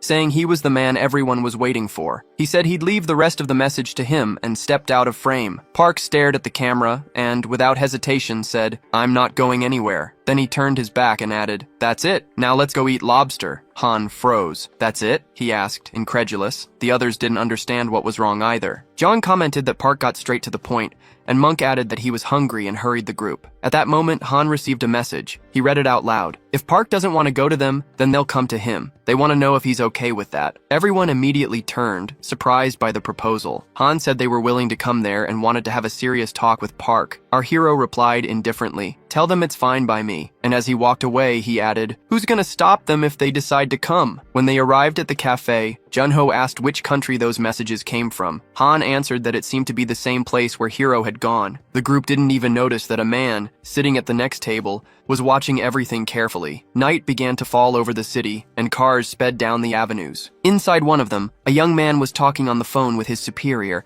saying he was already on his way. When he hung up, he frowned angrily. He muttered that old man was driving him crazy, then turned to the driver. "I'm exhausted today. We're going to the club." But the phone rang again. He answered, annoyed. It was a man calling directly from a cafe. He told the director that he had found Park. The director, surprised, asked where he was. The answer, after dinner with the guild, he's heading to the dungeon. The director wanted to know which dungeon, and the man replied, it seemed to be the same one where an incident had happened recently. The director smiled and ordered his subordinate, keep him there. Meanwhile, inside the DGB building, a man sitting in an armchair picked up the phone and asked the director how he could help. The director answered, it looks like we have a member of the vitamin group, Songyi. In her last interview, she said she liked Park. The man in the chair confirmed, yes, that's right, she really did say that. The director mentioned that they'd soon be releasing a new song, and this time, he was thinking about using the scandal as the basis for an advertising campaign. The man, frowning, couldn't understand what was going on in his boss's head. The director then turned to the driver and told him to turn around. They needed to pick up a client. The car swerved sharply and sped off in the right direction. Meanwhile, the guy in the car got another call from the chairman. He answered, greeting the chairman. On the other end, the old man was already yelling, calling him a bastard and asking why he hadn't arrived yet. The man calmly replied that he was dedicating himself to the DGB and asked why all the swearing. The furious old man screamed again, accusing him of conspiring against him once more. He ordered him to come see him immediately, threatening that if he went anywhere else, he wouldn't leave alive. The director tried to calm him down, saying that after all, he was his son and also the DGB Corporation's vice president. He promised that this time he'd actually do something useful for the company. But the chairman, confused, asked what he was talking about. With a sly smile, his son answered that he wanted to recruit the protagonist. The old man exploded again, asking if he thought things were that simple, and revealed that he'd already sent a manager to handle it. Tired of the yelling, the son hung up on his father, furious at the lack of trust. Staring at his phone screen, he muttered about how someone could be treated that way by their own family. Right after, Songyi called him, calling him brother. The man smiled when he heard her voice and asked how she was. The girl wanted to know if it was true that he wanted to introduce her to Park Suho. He confirmed it, saying he was on his way to pick her up and asked her to get ready. After the call, he angrily replayed the conversation with his father in his head, annoyed at the manager. How dare that old fox interfere with his plans? In his mind, the young should be the ones talking among themselves. Not even Park Suho could resist the charm of the idol from the Vita group. If everything went well, he wouldn't have to bow to his father anymore. Power would finally be within his reach. Meanwhile, in a dark, abandoned dungeon, the tall buildings were covered in vegetation, and a buzzing echoed through the area. The noise came from a helicopter hovering overhead, closely watched by monsters peeking through the windows. Glowing spheres started dropping, scattering through the air. Each sphere emitted an infrared glow. On the helicopter's screen, an image appeared, and the pilot reported that there were goblins everywhere. It was like looking for a needle in a haystack. The pilot wondered why such well-trained soldiers, with the best equipment, were being sent to hunt down one single guy. Suddenly, in the ultraviolet spectrum, the image of a person appeared. The pilot shouted, ordering a turn to the left, and the glowing sphere redirected its red light. There was a man, crouched in a corner, with a huge scar on his face. Annoyed at being found, he grumbled that first they used him, and now they were after him again. From the helicopter, the soldiers ordered him to stay put because they were going to rescue him. The pilot cursed the situation, saying the guy was surrounded by goblins. And at that exact moment, a goblin's face popped up right in front of the scarred man. The soldiers yelled, demanding more speed to reach him in time. The man pulled out his pistol and started shooting frantically. He killed the nearest goblins and took off running, trying to escape. But the creatures weren't about to let him go. They chased after him, nearly catching him. From above, the helicopter closed in on the chase. The man ran as fast as he could until a goblin almost struck him with an axe. He spun around and fired again, taking out more enemies. He ran up a staircase, shooting to keep the monsters back. But luck wasn't on his side. He tripped and fell to the ground. The pistol flew out of reach, and he didn't even have time to get up. The goblin caught up to him and opened its jaws wide, ready to kill him. But at the last second, the goblin's head exploded with a perfect shot. With the sound of shattering glass, a team of soldiers burst through the building's windows. The man recognized them as the old DGB team, and he realized he had nowhere left to run. He let out a curse. Then he died of natural causes. Meanwhile, a black car sped through the city streets. On the dashboard, an image of Group X appeared. The man answered the call and heard the voice on the other end say, "It was Group X." They reported that the target had been captured. The man praised their work and told them to take him to the warehouse. Meanwhile, the director scolded the manager, wanting to know what he had done. The man, irritated, explained that he'd only asked the manager to hold Park until he arrived. The manager then remembered when Park had walked toward the portal, quietly saying he'd go alone. He called out to him, but Park just looked over his shoulder, took a business card from the DGB company, and completely ignored him. He stepped into the portal and vanished like a blur. The manager, guilt in his voice, explained that the protagonist disappeared in the blink of an eye without even listening. The director turned away, saying he didn't want to hear excuses, and the manager just apologized again. When asked how long it took the last time, the manager said that in pairs, it had taken 4 days. The man made a face. Alone, it would take at least 8 days. The director, shocked, wondered if Park had really gone into that dungeon alone, and a level 5 one no less. At that moment, the car window rolled down, and a girl asked when she'd get to see Park. Without even turning around, the director, eyes closed, called her Spark, and said the protagonist was already inside the dungeon, standing on a mountain of dead goblins. Inside, Park was analyzing his abilities. He already had all his druid points, but still needed more experience. That's when he felt something moving beneath the corpses. With a curious smile, he asked if there was still someone there and activated his tracking skill. In the middle of the pile, a wounded goblin appeared. Somehow, it was still alive. Without wasting time, Park lunged with his axe. The goblin didn't even have time to react. The strike was so strong that it shredded not only him, but the bodies around him too. Park pulled out a blood-soaked stone, and seeing the notification, celebrated. 23 experience points. It was exactly what he needed. The stone disappeared from his hand and was automatically transferred to the guild's point bank. With that, he now had enough points, and the system offered to unlock a new hunting area for 5,000 points. Park accepted. The map opened up, and he chose the location, Park's land. The message confirmed that the hunting ground had been activated. Next, he opened the info on his tamed creatures. The limit was 100, and so far he had 24, including a hybrid. Intrigued, Park quickly concluded that the hybrid had to be Biku. A new group of orcs was approaching, and the interface suggested setting a summon command. The orcs charged in, weapons ready, eager to kill. But Park, as if oblivious to the threat, was just thinking about what to say to summon them. He extended his hand toward the orcs. A bluish glow appeared, and he declared, "Summon beasts!" Lightning and lights filled the field, and even with all that, the orcs advanced, grinning with sharp teeth. From within the blue light, a wolf's jaw appeared, revealing teeth ready for battle. One by one, the wolves emerged on the field,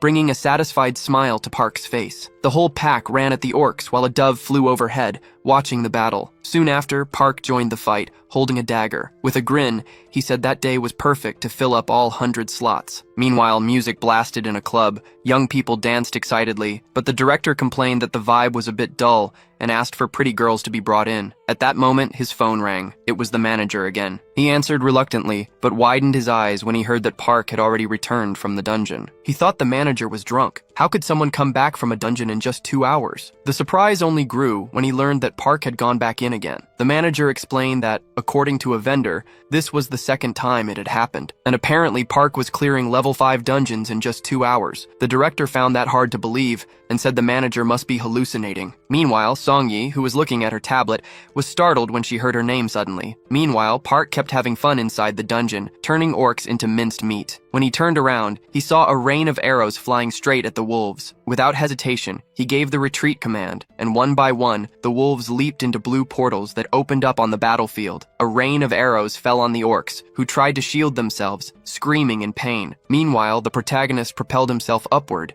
and 2 white wings spread from his back. The orcs yelled in their own language as Park flew toward the group of enemy archers. He circled above the orcs and, as he descended, activated his tornado skill. Shimmering whirlwinds formed, lifting the monsters off the ground and spinning them violently. Suddenly, something caught his attention. He looked to the side and saw a massive creature falling from the sky. Park ran toward the spot where the monster would land while the tornado still spun the other enemies. He got there just as the Orc King landed. Without hesitation, he said it was time for the Grey Wolves to join the fight and summoned one of his wolves. In an instant, our hero transformed into a gigantic white wolf ready for battle. The orc grunted something in its language, but Park, now in wolf form, replied, "I don't understand a word you're saying," and slammed a punch into the monster's face. The Orc King was thrown backward. Right after, Park activated the tornado again, and a blast of wind swallowed the monster up. Still in wolf form, our hero leapt into the air and chased the orc mid-flight. With a spinning strike, he hit the Orc King squarely, sending the creature plummeting at insane speed, creating a huge crater in the ground. Park landed on top of him and finished him off with the final blow. A notification popped up. He had leveled up and gained 238 experience points. A portal opened 500 meters away and would close in 15 minutes. Without wasting time, Park ran while the orcs began to recover from the windstorm. He passed through a wolf pack and activated the Tame ability. The orcs, now aware, ran after him, but Park, with his new wolves, was already charging toward the portal. One by one, the wolves jumped into smaller portals he summoned. Back in human form, he crossed the portal and thought about how the side effects of this transformation were very different from when he turned into a hybrid. Opening the menu, he saw he had tamed 88 wolves. He thought that with one more run, he could fill all 100 slots and still raise the hunting level. That's when a girl in a cap appeared in front of him. It was Songyi. She asked if he was Park, and he, surprised, asked what she wanted. People nearby recognized Songyi and started whispering if the two were together. Rumors of a romance spread while the manager called the director to say they had finally met. The director, excited, asked if this meant they'd finally capture Park. The manager replied that Songyi was making progress, and that he was responding well to her moves. The director laughed, saying that in the end, Park was just a man. Songyi grabbed the protagonist's arm and the manager, thrilled, said they were heading to a cafe. The director replied that he expected nothing less from her and told them to keep an eye on things. In the car, he ordered the driver to step on it. Meanwhile, Park seemed busier than usual. The director finally arrived at the location and, confused, asked where he was. Songyi was sitting at a table, crying and sobbing. She said she'd come there with him. Park had just commented that he wanted a drink and left right after. The director shouted, incredulous, wanting to know how that was possible while Songyi sobbed even harder. Suddenly, Songyi screamed that Park rejected her because she was weak, that he didn't like people like that. But the director misunderstood and asked if she was using illegal substances. Furious, she stood up, slammed her hands on the table and shouted, "Of course not!" Then she turned, stormed out, and as she left, she promised that she'd become a hunter too. The director, clueless, asked the manager what was going on. The manager explained that Park had said his girlfriend needed to be strong. The director started to panic, saying everything was falling apart. The manager tried to calm him down, saying there were strong, awakened women in the clan. The director asked who he was talking about. The manager replied that there was a redhead, Class A, very powerful, but the director got angry and asked where he came up with ideas like that, demanding to know where Park was right then. The manager said he had gone back into the portal. Desperate, the director put his hands on his head, complaining that nothing ever went as planned. But suddenly, the manager pointed behind him. Park had already come out of the portal. Our hero stood there checking something in the interface only he could see. With a slight smile on his face, Park looked out at the horizon. The director, in shock, said he couldn't believe it. It had only been a few minutes. Then he ran toward Park, determined. This time, he wouldn't let him escape. The man ran as fast as he could, shouting Park's name. When he finally caught up, our hero asked straight to the point what they wanted. The director said he needed to talk. He slipped his hand into the inside pocket of his suit jacket, trying to introduce himself formally, but Park didn't even care. He just stepped through the portal without saying a single word. The director, confused, asked if he'd really just been ignored like that, so bluntly. The manager confirmed that, apparently, yes. Furious, the director started cursing Park and was about to chase after him through the portal, but the manager stopped him. Still fuming, he asked if he had really seen that happen. The manager tried to calm him down, and that's when someone approached. A voice cut through the tension saying, "Enough." The director, irritated, demanded to know who it was. A man appeared, surrounded by bodyguards in black suits. Instantly, the director recognized Chief Secretary Cheon. Cheon said there were too many eyes around and suggested they drop the matter for now. Around them, a small crowd began whispering. One murmured, "That's the president's son, right?" Another mocked, "He's like that because Park ignored him." Someone else laughed, "I'm curious to see what he'll mess up this time." The director, feeling his image crumble, thought things were really starting to fall apart. He grumbled that today just wasn't his day. Cheon then suggested he rest and leave the rest to him. Still annoyed, the director said coldly that this matter was his responsibility. But Cheon praised his effort and said there would be another chance to get close to Park. With a glimmer of hope, the director asked if that was true. The secretary confirmed it firmly. Then, frustrated, the director said goodbye and muttered that he was tired of this crazy guy. Right after, Cheon called the president, saying he was waiting at the dungeon entrance. The president asked if his son, John Ho, had messed up again, but Cheon replied that the most important thing was Park's ability to clear dungeons, something that exceeded all expectations. The president, pleased, said that was why they were investing so much money in him. At that exact moment, Park came out of the dungeon once again, catching Cheon off guard while he was still on the phone. Without even looking around, Park opened his interface and began analyzing the data. He had finally tamed 100 creatures, and now, at the second hunting level, the limit had increased to 200. With everything reviewed, he mapped out his next plan: to rest and eat. Meanwhile, he didn't even notice there were people right in front of him. Cheon greeted him, and Park replied sarcastically that he was really popular today. The secretary introduced himself as a member of DGB, and Park commented that it seemed like that guild managed this dungeon. Cheon confirmed and explained that he was there to apologize for a certain incident. Park didn't get it at first and asked what he meant, but then it clicked. They were talking about when he went into the level 5 dungeon. Park asked why they were only apologizing now, and Cheon replied that they were preparing something more than just words. They also wanted to thank him. Park's presence had massively increased the value of the dungeons. People nearby whispered, curious, about who that guy talking to Cheon was. The secretary then said they had something prepared for him, but suggested they continue the conversation at a restaurant. Park, hungry, immediately agreed and said he'd love to eat. Cheon said the cars were ready, and Park commented that they had good taste. The secretary asked if he liked them, and our hero just smiled. Back at Suho's guild, the night was magical. The main tree had grown even taller, and fireflies danced through the air. The group returned home, celebrating the great day. Good drinks, juicy lobster, a real feast. Jang remarked that he could understand Monk's state, but felt bad for Junho, who didn't even get to drink. Han laughed and said it would be great to hire a driver, and everyone immediately agreed. Suddenly, Han's expression changed. He cursed loudly and Junho asked what had happened. He said he should have set up a meeting with people interested in joining the guild, but he forgot because of the food and drinks. Monk mentioned he needed to stop by the construction office the next day and, a bit worried, suggested they reschedule the meeting. But Han, excited, said this would become routine. We'll do it every day. Eat and drink lobster. He opened the chat and said it was full of messages, all complaining. He looked at Junho and asked if he should handle recruitment himself. Junho replied that actually it was his job anyway since he didn't even have a license yet and was still registered in the guild as the doorman. Junho was in shock, and Monk commented that before anything else he needed to get his license. Junho replied that the next day he could finally start the process. Jang meanwhile warned them that tough times were coming. After all, they still needed to join many more raids. Chell apologized to the guys,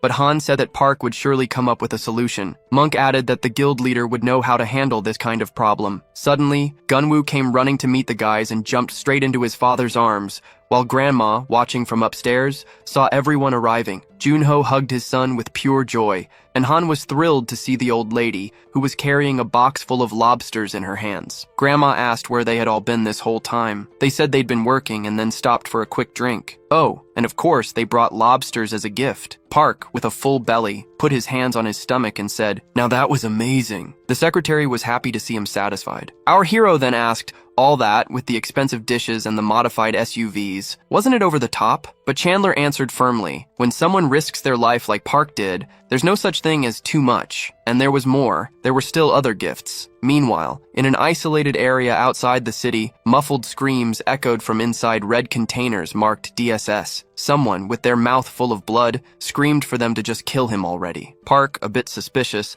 asked if this whole apology was just an excuse to throw a party. Cheon laughed and said he had a great sense of humor, but then the mood turned serious. Park asked what they really wanted. Cheon, serious now too, revealed they wanted an official partnership with Park's guild. He explained that the city was divided into 12 sectors, but the DGB company didn't own a sector of its own yet, all because they didn't have a level 6 combat team. Even with all their resources, they simply couldn't form one. Park remarked that must be a blow to their pride. The secretary agreed, especially for the company's CEO. Our hero was direct and said he wasn't interested in representing any sector, but Cheon quickly clarified. The proposal wasn't to join a sector, but to create a 13th sector, together with Park's guild. Cheon explained that today's sectors are formed around level 6 guilds, but those guilds are already overloaded. The residents are afraid, but if a 13th sector appeared where nothing threatened them, everyone would want to move there. Property values would skyrocket, and they believed that Park Soo-ho's guild could become the symbol of that hope. He also asked if the guild had faced difficulties. The answer was clear. They lacked capital, manpower, experience, but if Park kept focusing on the dungeons, they would handle the rest, from management to government support. Park replied that they actually had capital and experience, but what they lacked was strength. Even so, Cheon insisted he saw potential in the guild and asked if his companions would be ready for this challenge. Our boy thought about his friends and felt uncertain. Cheon then threw out another provocation. Why do big guilds always get support from companies and not the government? He said that DGB wouldn't find a better partner. Park reflected. That would mean they'd have total control over the dungeons. And honestly, it sounded really good, but he was honest and said he'd think about it carefully. After all, a new sector isn't built overnight. Cheon, surprised, still thanked him. He thought people said Park was just a goofy glutton who melted at the sight of gifts. Maybe the gifts hadn't been good enough. Park then stood up, saying he needed to go. Cheon stopped him. He was forgetting one more gift. The secretary said it had been really hard to find him. Park, curious, asked who they were talking about. Cheon revealed that after being put on the wanted list, the ex-director of the debt company had fled and gone into hiding, but the company's agents managed to track him down, and now he was in Park's hands, officially declared dead during capture. Surprised, our hero said that man had caused a lot of harm, and honestly, he asked Cheon to handle him however he thought best. The secretary looked awkward about the answer, and Park explained, that guy's days were already numbered. Why waste time on him? Cheon asked if he really didn't want to see him after everything, but Park replied that it was too much, even for him. He even suggested throwing the guy back into the dungeon. Suddenly, Park had an idea and asked them to wait. Meanwhile, Junho was getting smothered with hugs from his son, who showed off all the moves he'd learned at school, until his phone rang. He picked up. It was his brother. After hearing what Park had to say, Junho asked, surprised, seriously? Now? And Park confirmed, it was right now. Junho wanted to know what it was about, and was even more surprised when he heard there was someone who wanted to meet him. Park said he'd send the address by message. When he mentioned the name DGB, Junho looked confused and asked what that was. In his car, the protagonist said he was heading out. His final comment was that he'd leave things for his little brother to handle. The secretary nodded, saying they were ready if Park needed anything. Even late at night, all the windows in the DGB building were lit up. The president called Miso's boss and asked if he was still at the office. The man replied yes and wanted to know why he was calling. The president said they'd managed to meet Park and everything went well, thanking him for that. But he shot back that there was no need to thank him. He just wanted a return on his investment, since soon everyone would start moving to Park's lands. He also mentioned they'd have to rebuild all the infrastructure and housing complexes urgently. The boss replied that it was exactly in moments like this that everyone should help each other. Meanwhile, Junho arrived at the given location and was met by two men. Just to be sure, they confirmed his name before leading him to a container. Inside the container, a man was screaming and cursing, demanding food and threatening to kill everyone once he got out. That must be the guy the DGB soldiers captured, the one I said died naturally. Suddenly, the door opened slightly, and his tone changed. He said that wasn't what he meant, apologized, and claimed he was just very hungry. Junho stepped into the container, and the man froze, surprised. He recognized Junho, a wicked smile spreading across his face. The young man just responded with a quiet, the man wanted to know what Junho was doing there, and he replied that he'd been told someone wanted to see him. The man said he hadn't changed at all and asked if Park came too. When he heard no, he smiled with satisfaction. Junho asked what he wanted, and the man said seriously that he wanted to apologize. He said that the day he attacked him, it was only because he lost control after Junho's friend beat the others. He said he regretted it. Junho replied that he understood, that it was in the past now. The man thanked him and brought up another topic, the 5th level dungeon incident. He insisted he wasn't the one who sent the guy in there. Seeing the suspicion in Junho's eyes, the man asked if he really thought a mere debt collector would have the power to do something like that. He said it was all the government and DGB who wanted to use Park for their own interests. He claimed he was just the scapegoat. Junho stayed silent, listening, until he said that must have been really hard on him. The man confirmed. He said his business was destroyed. He'd been hiding in abandoned places full of goblins, and he thought he'd die there. Junho replied that it was a sad situation, but if that was all, he'd leave. The man, afraid, begged. He wanted help to get out of there. He claimed he'd given him money, helped Gunwoo's mom get a job, but then he paused, realizing what he'd just said. With his head down, he admitted the woman had asked him not to tell Junho. Junho's calm look turned to shock and confusion. He asked directly, what kind of job was that? The man explained that, for a long time, he worked as a manager at an employment center, and Gunwoo's mom came to him begging for help to get work. He then remembered the the past, the day they stormed into Junho's apartment and found only the woman holding her baby. The man asked where Junho had been. He said the debt kept piling up and had grown huge. It was pathetic because the family was suffering over a single mistake. The woman cried, trembling, begging not to be killed. The man held her face and said he could never kill such a beautiful woman. He asked if that man was worth all that suffering. He asked if they even had enough to eat. Then he offered to help her. A hard-working woman like her could pay off the debt in just 3 months. But the woman turned her face, pleading through tears for him not to do that. Even so, he pulled out a wad of cash, asked if she wasn't tired of living like that, and said that nowadays, a woman's life can change in the blink of an eye. He left the money inside a paper with a phone number and told her to call when she was ready. As he left, he said that if her husband wasn't there next time, she'd have to pay. The woman looked at the door closing,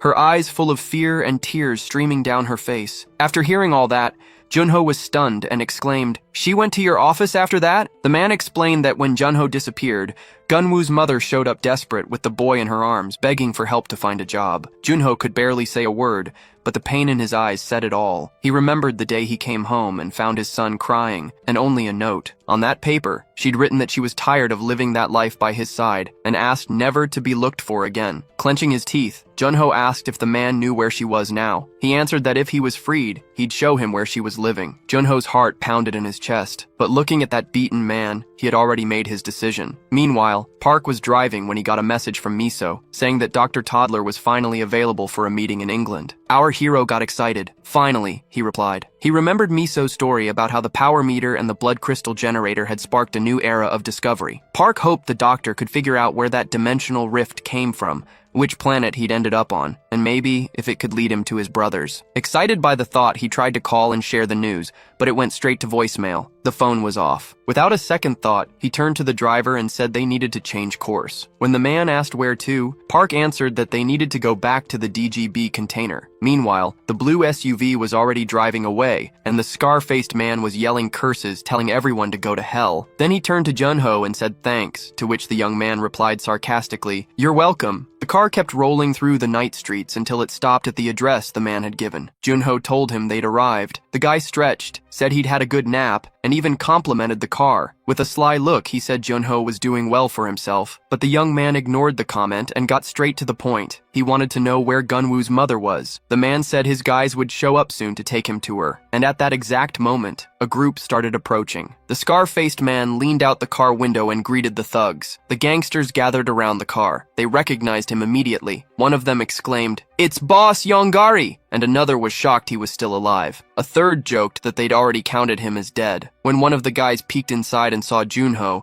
he wanted to know who the kid was. Another gang member recognized him and asked, "Isn't that Junho?" The name spread through the crowd. Everyone knew it. They started mocking him. "Isn't that loser Park Junho? Whoa, nice big car." Yongari then said he was helping the kid find his wife and asked for their cooperation. One of the thugs peeked again and said that if he was looking for the woman, she was probably called Migyung. He said she was inside the building. Junho was guided to the entrance, surrounded by a mob armed with axes and baseball bats. One of the thugs shoved him from behind, asking what he was so afraid of. Almost stumbling, Junho stepped into the building. Someone behind him laughed, saying he was dying to see his wife. They told someone to turn on the lights, and the room was flooded with bright light, temporarily blinding Junho. When his eyes adjusted, what he saw was a massive grinder, covered in dried blood. Frowning, Junho stared at the place. Yongari commented that this building used to be a crushing factory. One of the gangsters suggested Migyung could be in the second part of the warehouse, but another said there were already over 200 bodies inside, and he didn't even remember anymore. Junho turned, confused, trying to ask where Gunwoo's mother was. But before he could say anything, he was struck on the head with a bat. He hit the ground hard. Blood dripped down his face. The scar-faced man let out a cruel laugh and said Junho was too stupid to get it. "We killed her." He claimed they had helped Migyung, but she didn't repay them. He called her ungrateful. He said if she hadn't been so stupid, she might have survived. In the end, they were doing Junho a favor. Trying to get up, Junho heard, "Your woman doesn't matter anymore." And then the kicks began. The scar-faced man poured out all his rage, shouting that it was all Junho's fault and his brothers. They had destroyed his business. Another thug told him to calm down, saying if he killed him now, there'd be no fun. But the guy wouldn't stop yelling, consumed by hatred. "It's all because of you. How am I gonna kill those bastards?" With an insane grin on his face, the man looked down at Junho, now unconscious on the ground, and asked, "Do you know how long I've dreamed about this?" Junho coughed, still breathing, and the mocking answer came, "This bastard's tough, huh?" Someone suggested splashing water on Junho when he passed out, but even lying there, he was thinking he'd kill them all. It felt like going back to his childhood, when he used to say the same thing while playing video games. Back then, he thought his problems would end once school was over, but now, as an adult, there he was, playing again, and while he played, he wished the manager would die. In his favorite games, the protagonist was a maniac who slaughtered his victims, and Junho saw himself in those roles. It was the only way to escape the miserable life he lived. The only place he felt free was in the virtual world. The only one who treated him kindly was Mi-gyung. She was the one brave enough to ask him out for the first time. But even after their son was born, the habit stayed the same. Junho would vent his anger on violent games while his wife and child slept in the next room. In his head, he was worthless, dead weight, a man who tortured his wife with constant outbursts. Suddenly, one of the thugs turned on the grinder and shouted that everything was ready. The scar-faced man ordered Junho to get up. He said he was tired of beating him, and that soon he'd see his wife again. And Junho, head down, thought, if he really saw her again, if she was still alive, he'd beg for a second chance. But the man wasn't thinking about any reunion. He said they'd do to Junho the same thing they did to the girl, break his knees and toss his body, piece by piece, into the grinder. He pointed to a thug with a sledgehammer and gave the order, "Go ahead." The sledgehammer was raised. The thug told him to grit his teeth and because it would hurt. Junho replied in a whisper, "Thank you. Now I remembered the past." He admitted he was a bastard who deserved to suffer, but strangely enough, the blows didn't hurt anymore. The thug yelled that he was completely insane and swung the sledgehammer with all his strength. But in the blink of an eye, Junho stood up and sliced off the thug's hands, precisely and silently. Blood sprayed and the scream echoed through the warehouse. Right then, daggers began to take shape in Junho's hands. The thugs froze in horror, and then he said, "When Gunwoo's mom left me, I promised I'd never do this again." But now, it was too late. With a sinister smile, he warned, no one would leave that place alive. The thugs started screaming in panic. They pointed at the blood-soaked blades in Junho's hands and shouted that he had awakened. They tried to run, but it was useless. Junho went after them effortlessly, cutting them down one by one with brutal precision. Yongari watched, stunned, unable to believe what he was seeing. Junho's grin grew wider with each strike. Each thug he took down made his expression even more twisted. The survivors fled the building screaming, and a head was tossed out with them. Junho stepped out right after, walking through the door with his daggers still dripping. The thugs begged to escape, but he was already closing in on another one, way too fast. Up above, where the snipers should have been, Park himself was watching everything with a faint smile. A man dressed in black beside him asked if his brother was okay. Park said yes and told him to make sure Junho wouldn't have any legal problems after this. The man replied that most of those thugs were labeled negative social value, so the government wouldn't care. Meanwhile, Junho had no idea his brother was there. He kept up the slaughter like nothing else existed. Park, still smiling, watched and said that now he had truly awakened, that he could handle everything on his own now. The smile on Junho's face wasn't anger anymore. It was the smile of someone who had overcome his regrets and evolved. The long night passed. The next day, on the news, the reporter said that despite many dungeon breakouts in the city, the situation was starting to improve thanks to the actions of the special military forces. Even so, many believed the guilds couldn't keep up with the growing number of portals. But for now, the residents could hear the sound of victory and the soldiers celebrating. The cameras showed the elite 707 unit, and among them, our blonde girl Choi. The live footage showed Choi walking with a group, alongside a red-haired girl. Miso, watching the scene, muttered, calling Choi an idiot for not calling her. Then the broadcast cut to a scandal involving Songyi, who had just released a new song. On screen, a photo showed Songyi talking with Park, and the anchor asked, "Did you see this guy?" Choi passed by just then and stopped to watch. Beside her, the red-haired girl looked at the image and burst out in rage, calling Park a son of a bitch dog. At that moment, the captain of another group stepped out of a portal, swearing under his breath. One of the soldiers reported that they had sent 12 teams to that location, and they all brought back more resources. But the treasure they were looking for hadn't been found. Miso, watching silently, drifted into old memories. She thought about Park's words when he said they just needed to train for 1,000 years. And then she remembered something the white-mustached man had said in a meeting, that Park simply didn't want to reveal his secret to anyone. That's when Choi exploded and yelled, "Park's not like that!" After gathering all that information, Miso came to the conclusion that she needed to stop focusing so much on dungeons and start paying more attention to what Park was actually doing with all of it. At that moment, the girl's phone rang. It was Park himself, and she answered by asking if there was any chance they'd find his brother. But he said everything was fine. and asked a completely different question. What happens to an awakened when they're bitten by a zombie? Miso's expression changed immediately. Worried, she shot back. Did someone get bitten? Far away, Monk was lying in his room, groaning in pain, with his bitten leg throbbing. Blood dripped from the wound, and a reddish web was starting to spread under his skin. But Park, pretending everything was normal, replied, "Nobody got bitten. I was just curious." Monk writhed, clutching his leg, but it didn't help at all. Trying to stay calm, Miso explained that so far, there were only 38 recorded cases of awakened people bitten by a zombie. She went on day 48, 2 of them died of leukemia. 26 lost all their hair. In 7 cases, it was just pain at the bite site, no other symptoms. And then came the scary part. But three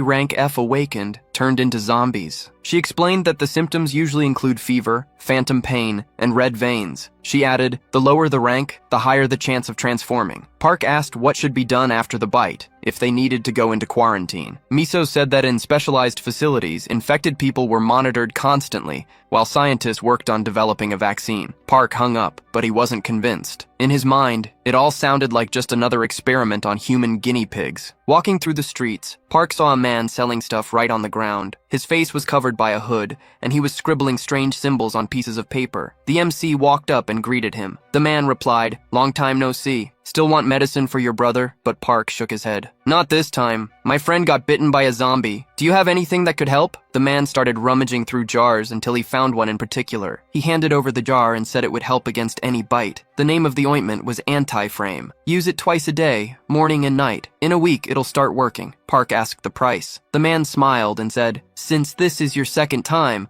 I'll give you a discount. It costs 4 million, but I'll sell it for 2. Park didn't hesitate. Better get some backup. Sell me 10 jars? The seller happily agreed. And before leaving, he gave one last piece of advice. If the infected starts convulsing, give him a hard slap. Sometimes that stops the infection. Right after that, Park walked away with the jars in his backpack. Behind him, 2 police officers showed up yelling that it was illegal to sell things there. The vendor didn't think twice. He packed everything up in a second and dashed down the street. The cops ran to the edge and looked down but didn't see anyone. Suddenly, a large black bird flew off, leaving them confused. Meanwhile, Monk kept writhing in bed. Outside his room, Han, Jang, and Gunwoo were in a panic because Park hadn't arrived yet. Gunwoo, nervous, looked inside and asked, "Is he turning into a zombie?" Han took a deep breath and replied, "Yeah." Right after, Han pulled out his phone and showed something on the screen. It was a button. "What's that?" asked Jang. Gunwoo explained, "It's the ultimate weapon. If I press it, Monk dies." Before they could stop him, the kid pressed the button. But instead of an explosion, a super bright flashlight flickered on. Han stared in confusion. Jang froze. And Gunwoo, disappointed, mumbled, I thought 100 spears would shoot out of the phone." In a last dramatic move,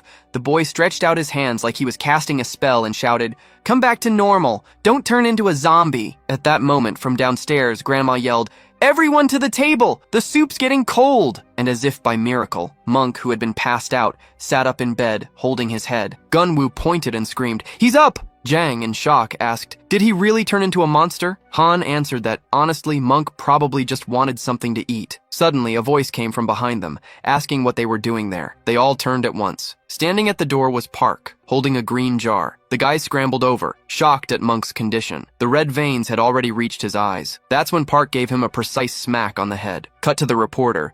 Live from the city where the level 7 dungeon had just been cleared. The whole world was watching that place. 10 days and 11 hours had passed since Hero's group of 10 went into that dungeon. On the streets, a huge crowd had gathered, hope shining in their eyes, praying the team would return safely. And then, a silhouette appeared in the portal, and the crowd erupted with joy. Cries of "They're back!" echoed everywhere. Hero's name was shouted with emotion. The reporter announced that Hero's fire team had come out of the dungeon and that the world needed to know this mission had been a success. People clapped and cheered. But suddenly, Hero's teammates started collapsing one by one. Medics rushed to help them. Then, Hero himself fell to his knees. The reporter, shocked, asked if the battle had been that exhausting. The boy fell unconscious to the ground, and she announced in disbelief that 7 of the team members hadn't made it out alive. After the dungeon, Hero was taken to the best hospital in the country. Akiko was by his side, watching over him as he slept. When he opened his eyes and saw her, he called her name, and the girl was surprised he'd woken up. He held his head and asked for water. After drinking, he let out a heavy sigh. The girl blamed him for everything, but he said it wasn't her fault, and he thought, bitterly, that in truth, it wasn't his either. Akiko then said they'd found out about Park meeting with Daigo, which was highly suspicious. The boy was shocked. After all, Daigo was the deputy director of the supernatural department,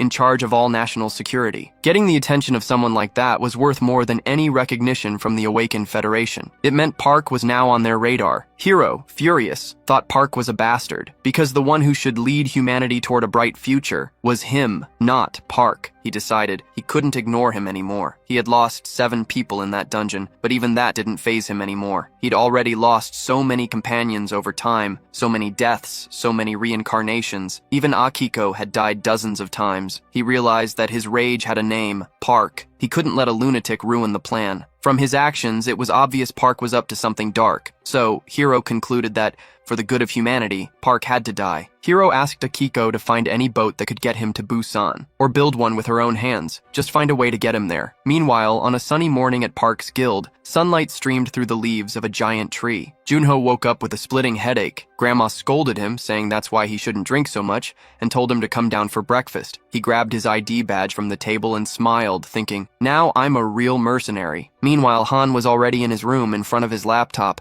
handling the business side of things. He thought that after people found out Park was just an awakened, their views dropped a bit, but even so, the channel had 1 million subscribers and over 10 million views, something he'd never imagined reaching. Like they say, success is all about connections. Earning the trust of someone powerful is a skill too, he thought. At that moment, Junho burst through the door, nearly giving Han a heart attack. Smiling, Junho asked if Han was the only one having fun there. Furious, the boy snapped back, asking if he'd ever learned to knock. Junho apologized, saying Grandma was calling him down to eat. He also asked where Jang was. Han answered that he was training, as always, and that he'd only come down after he was done. Jang was at the training field, surrounded by tree stumps. Eyes closed, he listened to the wind. Suddenly he opened his eyes and began slicing through the trees with skill, one technique after another. With a final strike, he felled the last one, but he wasn't satisfied. The trees regenerated in the field, and he muttered that he couldn't hesitate in combat anymore. He repeated the attacks over and over, swearing that he'd never let that happen again. Meanwhile, Park and the guys decided to head out hunting with a pack of wolves. One of the boys shouted,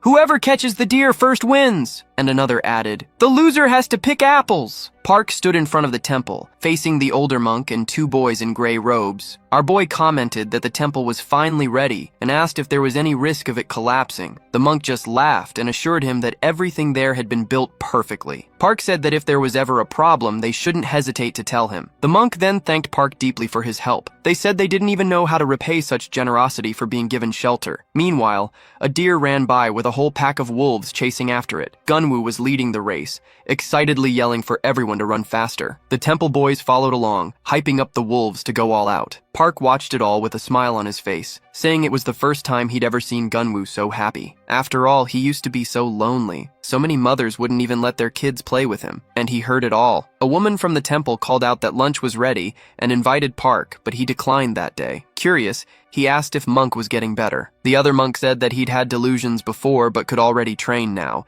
and he was even eating well again. Monk, now in front of the mirror, looked at the scar around his red eye. Now he was like Saitama with a Sharingan, and his mind drifted back to the past. He remembered the teasing when they called him a hairless monkey. An orphan since childhood, he was bullied by the other boys until he shut himself off from the world. Then his master took him in and brought him to the temple. Many years later, goblins invaded and destroyed everything. They killed his master right before his eyes. Monk told Park that it was that day he started killing. He hunted the goblins down in a rage, one by one, with no mercy. He searched every hidden corner to exterminate them all. He said he'd committed that sin by his own will, and he didn't care what would happen to his soul afterward. He just wanted to silence the burning anger inside him. During that frenzy, he heard voices, or maybe it was just him talking to his future self. The voice said that if he really cared, he'd have died in that dungeon a long time ago. Monk looked at Park and thanked him. He said he had saved him again, helping restore the temple and bringing peace back to his heart. But then, suddenly serious, he said he now had a new goal. Park and the others listened, not understanding what he meant. Then Monk summoned a winged spear right there inside, destroying everything around him. The boys stepped back, startled. With a sinister smile,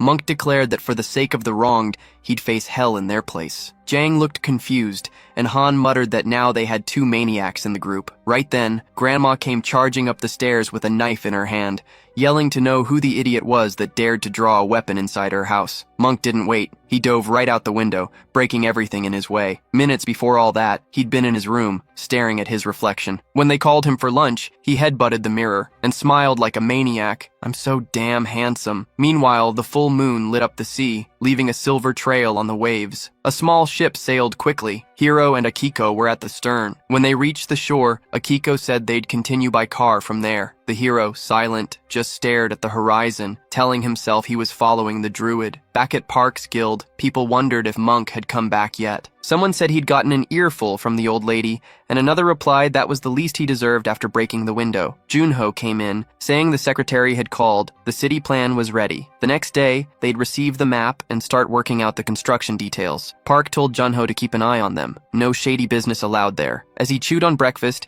Zhang curiously asked where Park was heading. Our protagonist said he was going to England to meet Dr. Toddler. Han said that would be impossible for now. Park asked why, and the boy explained. All flights and sea routes had been canceled. Surprised, Park wanted to know what had happened. Zhang answered, a series of dungeon breaks had started. The sky was overrun with wyverns and the seas with another creature. Tense, Park asked for more details. Han showed him a news report about the wyverns. Then another piece covered a giant octopus, and they didn't even know where it was now. Junyo asked thoughtfully if Park couldn't just fly there himself. Our hero replied that he probably could, if he turned into a pigeon, but he'd only managed to fly for about 10 minutes. And then Junho jumped in right away. Yeah, that's not even enough to get to the corner, let alone England. Park let out a heavy sigh. He never thought he'd one day wish so badly for a decent pair of wings. Then he asked how long he'd have to wait. Zhang answered that the country's army was already working to wipe out the creatures, but it would take at least a month to fix everything. Park was stunned by how long it'd take, but Han came up with a crazy, yet possible, idea. He said there was another way to get to England, by using a golden eagle, but not just any golden eagle. It had to be an awakened golden eagle. Park's eyes went wide, and he asked where on earth he was supposed to find one of those. Han said it might be possible to find one in a restricted area up north,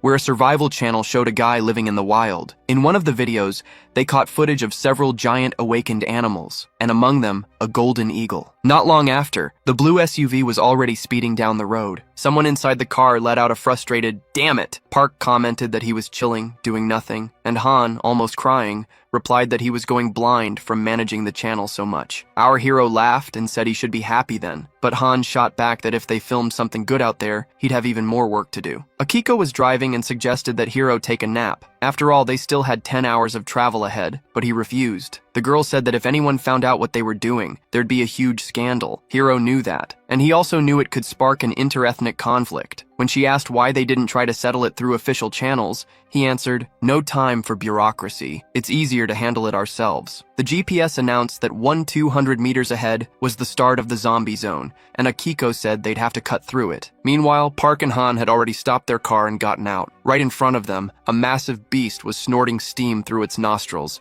baring sharp teeth and a savage grin. A colossal boar stared Han down, clearly pissed. Park's voice echoed in his head, asking how he felt. Terrified, the boy replied that the thing looked way too strong, and that it really didn't like humans. Our hero loved that answer. He said he needed to tame that creature. Suddenly, the boar charged forward and Han ran for his life, scrambling up the nearest tree. The boar slammed its head into the trunk so hard the tree started to tip. Han screamed for help, and with the second hit, the tree gave way completely. He crashed onto his back, eyes shut tight, begging for help, until he felt something touch his face. When he opened his eyes, he found himself face to face with a giant rabbit with glowing red eyes. Panicked, he started crawling backward, glancing at the boar and Park just standing there. Confused about why the animals weren't attacking, he asked if they weren't planning to eat him. Park answered that it didn't look like it. Relieved, Han lowered his head and let out a shaky breath. He pointed at the rabbit and asked our hero to get that thing away from him because it was terrifying, and its level was insane. Rank C, level 2. At that moment, a blue portal appeared and the rabbit hopped right in. Seeing that,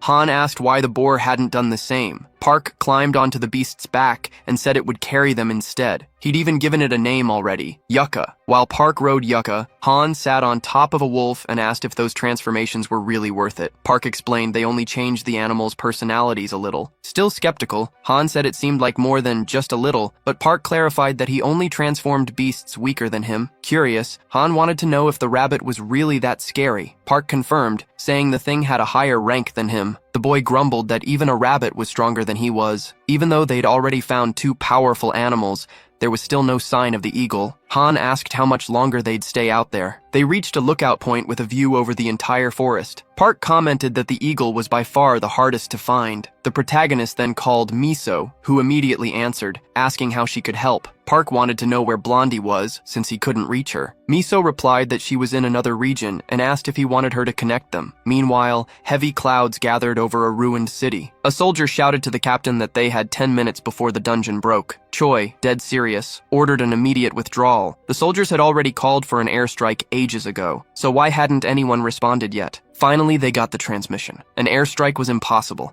and the artillery was also out of operation. One of the soldiers, furious, cursed out loud and asked why they were only telling them this now. They were told that the third battle group would arrive in 10 minutes, and another one would come in 15. Choi, furious, asked if that was a joke, because until then, they'd have to hold off the spiders alone. The soldiers, ignoring the complaint, said the only thing that mattered now was to retreat. Choi, already losing his patience, ordered them to grab their gear and get out. Another soldier yelled that they'd better get out of there before the witch changed her mind. And the girl herself mocked the line, saying, "That's why nobody loves me." Right after, she answered the phone, introducing herself as the captain of the 11th Recon Squad. On the other end of the line, Park cheerfully said it had been a while since they'd heard from them. Blondie was surprised to hear Park's voice, and he fell silent for a few seconds before saying he needed to find the Golden Eagle and wanted to know if her group could help. She clenched her teeth hearing that, then suddenly yelled into the phone, "Screw you, you disgusting pervert!" and hung up right in his face. Park just stared at the phone, completely lost. He turned to Han and asked, "Seriously, how does asking for help to catch an eagle sound sexual?" But Han was already glued to what he saw ahead. He pointed and said, "What is that?" A column of black smoke was rising outside the city. Holding up his phone, Han said in disbelief, "They're starfish!" Park's eyes widened. "Star what?" Han showed him a news report on his phone. The starfish dungeon had broken open. Those creatures spat fire and exploded when they died. Our hero was stunned that they caused problems even after death. Han, eyes wide, pointed upward.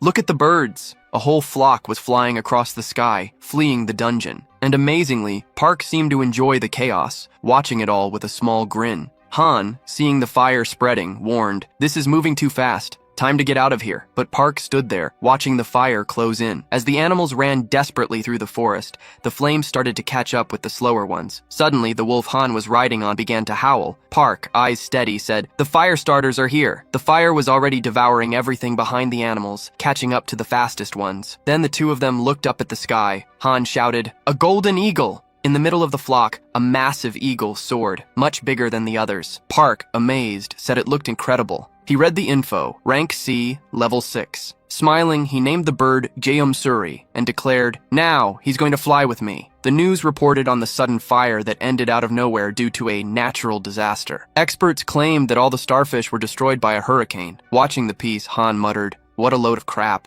That's why no one watches the news anymore." Happy for uploading the real video, he said, "Now people will see what really happened." The drone had captured Park using the boar to circle around the fire, as if drawing a ring with the Earth Spirit's power. Then he activated the tornado skill, making the flames themselves wipe out the starfish. The video was titled, "Park's Tornado Skill," and the comments exploded. Some doubted it was real, others asked if he was a god. Han was shocked. In just seconds, the video had more than 400,000 views. Another clip was recorded after the fire was over. Drones hovered above the area as Han ran to Park, who had collapsed. The boy thought about cutting that part out. Showing weakness wasn't a good idea. But then he had a spark of inspiration. He could post it as a separate video. At that moment, someone called his name. Han turned, surprised. With a coffee cup in hand, he stepped out to the balcony and looked down. Junho and Jiang were down below. He asked if the two were heading into a dungeon, and they said a level 2-1 had just opened nearby. Junho said they still had 3 spots left. Han laughed and asked if they couldn't handle a level 2 dungeon alone. Junho said he had more skills than everyone combined, and Jiang added that Monk was already waiting in the car. Han thought that the guys had picked up a ton of different skills. Since the group was small, they needed to cover as many roles as possible. Before heading out, he asked for a moment to upload one more video to the channel, and his fingers danced across the keyboard. The message on the video said, "Park, I invite you to London, Dr. Toddler." The footage showed pure chaos, monsters terrorizing Earth, The skies completely overrun, and even the ocean was now inaccessible. Nothing seemed able to stop them. In the video, Park appeared with his back turned. Then he turned around and said he'd be back soon, asking everyone to look after the house while he was away. In the next shot, massive wings spread from his back, and he took off into the sky. The caption read, "Your adventure continues." The final scene showed Park flying toward the unknown. Han was pumped about the result and got a crazy idea. This could be turned into a movie. The video went viral. Even at the motel they were staying in, people were already watching it. Akiko, focused, watched the freshly posted video. She was stunned by the news that he'd gone to London. When Hiro came out of the shower drying his hair, he asked what was going on. She told him, her face tense, that it seemed Park had left the country. She showed him the video, and Hiro, visibly annoyed, snapped, "Why the hell did he go to London?" Hiro suspected that since Park was from the future, he already knew his moves. So if he was avoiding a fight, it meant he wasn't ready yet. And that meant Hiro had to reach him before he finished whatever he was planning. Akiko said they couldn't just wait for him to come back, and Hiro, with a sinister grin, replied, "Then I'll drag that bastard into the light." The girl, surprised, asked how he planned to do that, and Hiro answered without hesitation, "I'll provoke him." Meanwhile, completely unaware of Hiro's plans, Park was flying toward London, transformed into an eagle. He realized he couldn't fly as fast as he wanted, and at that pace, he wouldn't make it in time. When he opened his menu, he was shocked. Using GM Suri had a time limit, and worse, a bunch of new fire abilities had unlocked, but they were insanely expensive. Suddenly, the interface warned him, 60 seconds before transformation ends. Deep in a forest filled with massive trees, the sounds of a chase echoed. A bull was running for its life, with two men on motorcycles hunting it down. "Don't waste bullets, aim properly," one of them shouted. "I already hit it 3 times and it's still alive," the other snapped back. "We're gonna run out of gas soon." "Come closer, Uncle Jongshong," the younger guy yelled. "Just shoot it already." Jongshong moved closer as his nephew took aim. "This is it." They got close enough, and he fired. The shot hit the bull's leg, making it roar in pain, but it kept running. "Am I gonna need a machine gun for this thing?" Right then, the guy spotted something falling from the sky. "Uncle, what's that?" Something wrapped in lightning crashed right in front of the bull with insane force, throwing the animal back and blasting a cloud of stones into the air. The bikers froze, scanning around nervously. The impact had left a crater. The kid asked, "What the hell fell from the sky?" Jongshong just replied, "Doesn't matter, just grab the bull." But then, a thunderous scream echoed from the crater. They both froze. "Uncle, what was that sound?" Suddenly, a bright light started shining inside. The lightning flickered violently, and the scream got louder. Jongsung, scared, stared into the crater. "What is that?" the kid asked. "Is that a person screaming, or an alien mimicking a human voice?" Then, a human hand shot out from the hole, crackling with electricity. Jongsung drew a knife and braced himself. The two stood there, tense, until Park emerged from the crater holding his head. "Thought I was gonna die like that," he groaned in pain. The kid turned to his uncle. "Yeah, seems human, all right." "Of course I'm human," Park said, trying to steady himself. "My name's Park, and you guys are... I'm Chul Yong, and this is my uncle. How'd you survive a fall like that?" "It was a fall from hell," Park said, stretching his neck. "Where am I?" Chul explained where they were, said there was a river nearby, and told him they were still in Park's country. He added that his accent sounded southern and asked, "But what were you doing falling from the sky?" Park laughed. "Well, first I was flying, then I fell." Chul, taking it all in, said, "If you survived all that without a scratch, you're one of those strong awakened ones, huh?" Park hesitated for a second, then answered, "Yeah, strong as hell." The man still gripped the knife tightly and asked if Park was alone or with allies. He replied that he did have companions, but he was traveling alone. The uncle then said he wouldn't stop him. They were just hunting the bull, and it should be around there somewhere. Jongshong told Chul to look for the animal, and the boy glanced around, saying it couldn't be far. Park, still disoriented from the fall, wondered if he'd really been flying in that direction. He stuck his hands in his pockets, searching for his phone, but nothing. Frustrated, he wondered where it could have fallen. Without overthinking, he activated his clairvoyance ability to locate the device. He found it nearby in the bushes. When he picked it up, he let out an annoyed sigh. The phone was wrecked. Meanwhile, the men finally found the bull, which had been thrown quite a distance away. They even doubted if it was still alive. The uncle was stunned. None of their bullets had done anything, but one single hit from Park had knocked the beast out cold. Chul asked if they'd have to cut up the animal to carry it back. The uncle said hauling it whole would be a challenge. They'd spend all day skinning the meat and would still have to keep wild animals away on the way back. Even so, he pulled out his knife, saying that if they didn't bring the bull back, the villagers would starve. Suddenly, Park appeared on top of a rock and called out to them. He asked if either of them had a blood crystal phone since his was broken. Chul said there was one in the village, but the uncle quickly cut him off. "There are women and children there. How are we going to take an awakened one back with us?" Chul realized he'd said too much and immediately apologized. While they talked, Park walked over to the bull and lifted it like it weighed nothing. The man was shocked at that insane strength. Park then made an offer. He'd carry the bull to the village in exchange for the phone. The two men stepped aside to whisper. Chul commented that he was incredibly strong, and the uncle added that even bullets wouldn't work on him. Even so,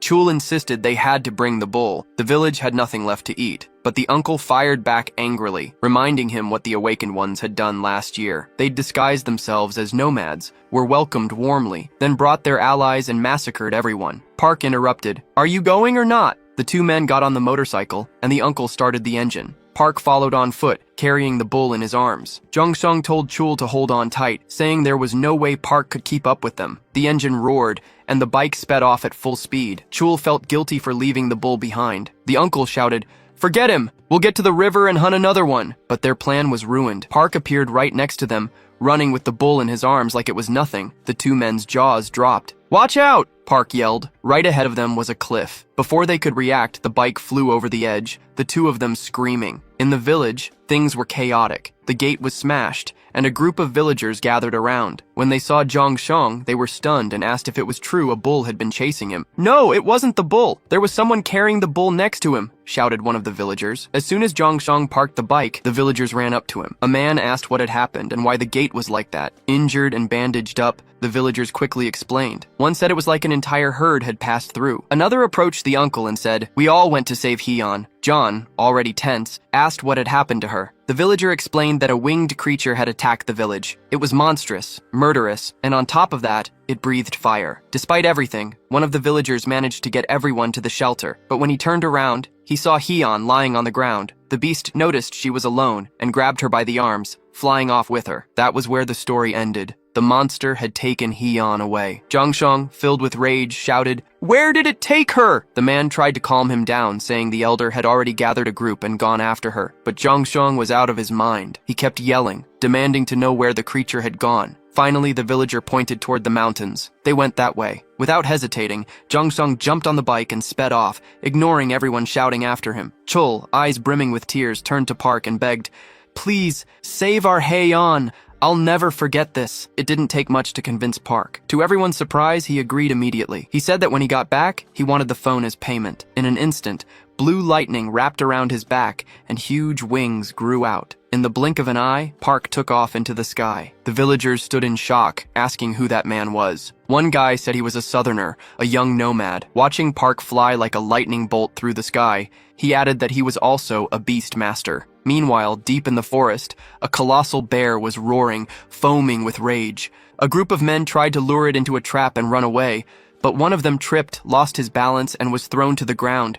The bear was almost on top of him. His companion, helpless, could only scream his name as blood splattered through the air. The fallen man was flung helplessly as the bear closed in fast. With one brutal swipe, the beast sent him flying aside. Consumed by fury, one of the men drew his knives and charged in, trying to avenge his partner. But the monster was too agile and too strong. With a single swipe, it scattered the group. One man yelled, "We have to retreat," but another snapped back, "Are we really going to run away?" Someone shouted, "Watch out!" And in the next instant, another swipe from the bear hit one of the men. Coughing up blood, he murmured, "At this rate, we're all gonna die." They started to lose hope. They wondered if it even made sense to keep trying to save Hyeon. Maybe that winged creature had already devoured her. Of all the awakened ones in the village, only 4 remained. They couldn't afford to lose anyone else. As the bear raised its paw again, ready to crush another man, something struck it with massive force. The beast was sent flying. It was Park, in his eagle form, who came soaring down from the sky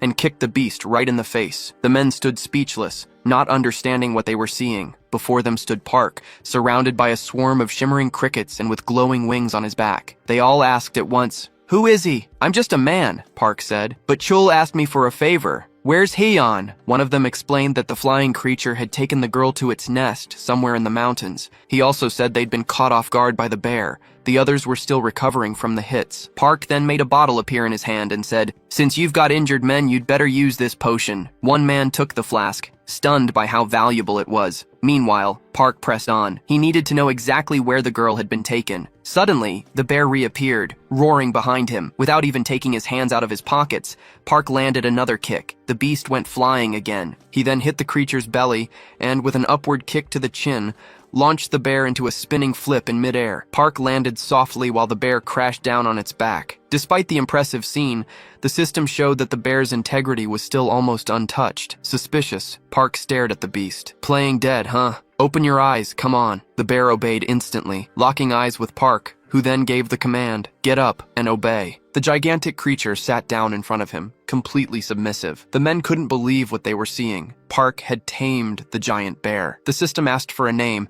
and he named the beast Ilgon. He learned that it had once been the king of the forest, until that winged creature came, defeated it, and stole its territory. Park smiled and said, so you know where she went. Let's go after her and get your revenge. Ilgon let out a mighty roar, showing he was ready. At that moment, John arrived, pulling up on his motorcycle. He ran up to the group, out of breath. One of the men asked why he'd come back, and he just said, doesn't matter, where's Heon? No one knew what to say. The truth was, they had no idea. Park looked at Youngshung and promised, I'll bring Heon back, but in return, you'll keep your end of the deal. Only then did John realize who Park was, and was stunned to see him there. Wasting no time, Park gave Ilgon the order, take me to the right place, and the two of them set off, leaving everyone behind, speechless. As they ran, Park's body began to glow blue. Lightning wrapped around him, and his wings reappeared. With one leap, he took off into the sky, soaring toward the mountains. The men stood frozen, realizing they were in the presence of someone who not only commanded beasts, but could become one himself. Jongsong fell to his knees as he watched Park disappear into the sky. He clasped his hands together in prayer, desperately hoping he could save Heon. Meanwhile, grotesque sounds echoed from a nearby cave. The winged creature was devouring half a deer, sitting atop a pile of bones. In a dark corner near that horrific scene, Heon cried out in despair, calling for her father. The sound of the girl's voice caught the monster's attention. It whipped its head toward her, growling, drool and blood dripping from its jaws. Terrified, Heon curled up, covering her face with her hands. But before the creature could get closer, Ilgon, the giant bear, appeared behind her, ready to face the enemy. The monster turned and lunged at the bear, but Ilgon was already braced for the fight. Behind him, a massive eagle swooped in. It was Park, ready for battle. Just as the monster was about to sink its teeth into Ilgon's armor, something unexpected happened. Park's body glowed blue and merged partially with the bear, one of his eyes now shining red. He instantly recognized the enemy. It was a young wyvern, still wounded. The creature tried to bite Park's claw, but he countered with his other paw, striking the monster hard. Then he grabbed the wyvern's neck, hurled it far, and blasted a fireball after it. The creature smashed through the cave wall and plummeted like a rock. Park then turned to Heon and promised, I'll save you, but for now, stay right here and keep quiet. At that moment, another wyvern crawled back into the cave. Park wondered if he could tame it,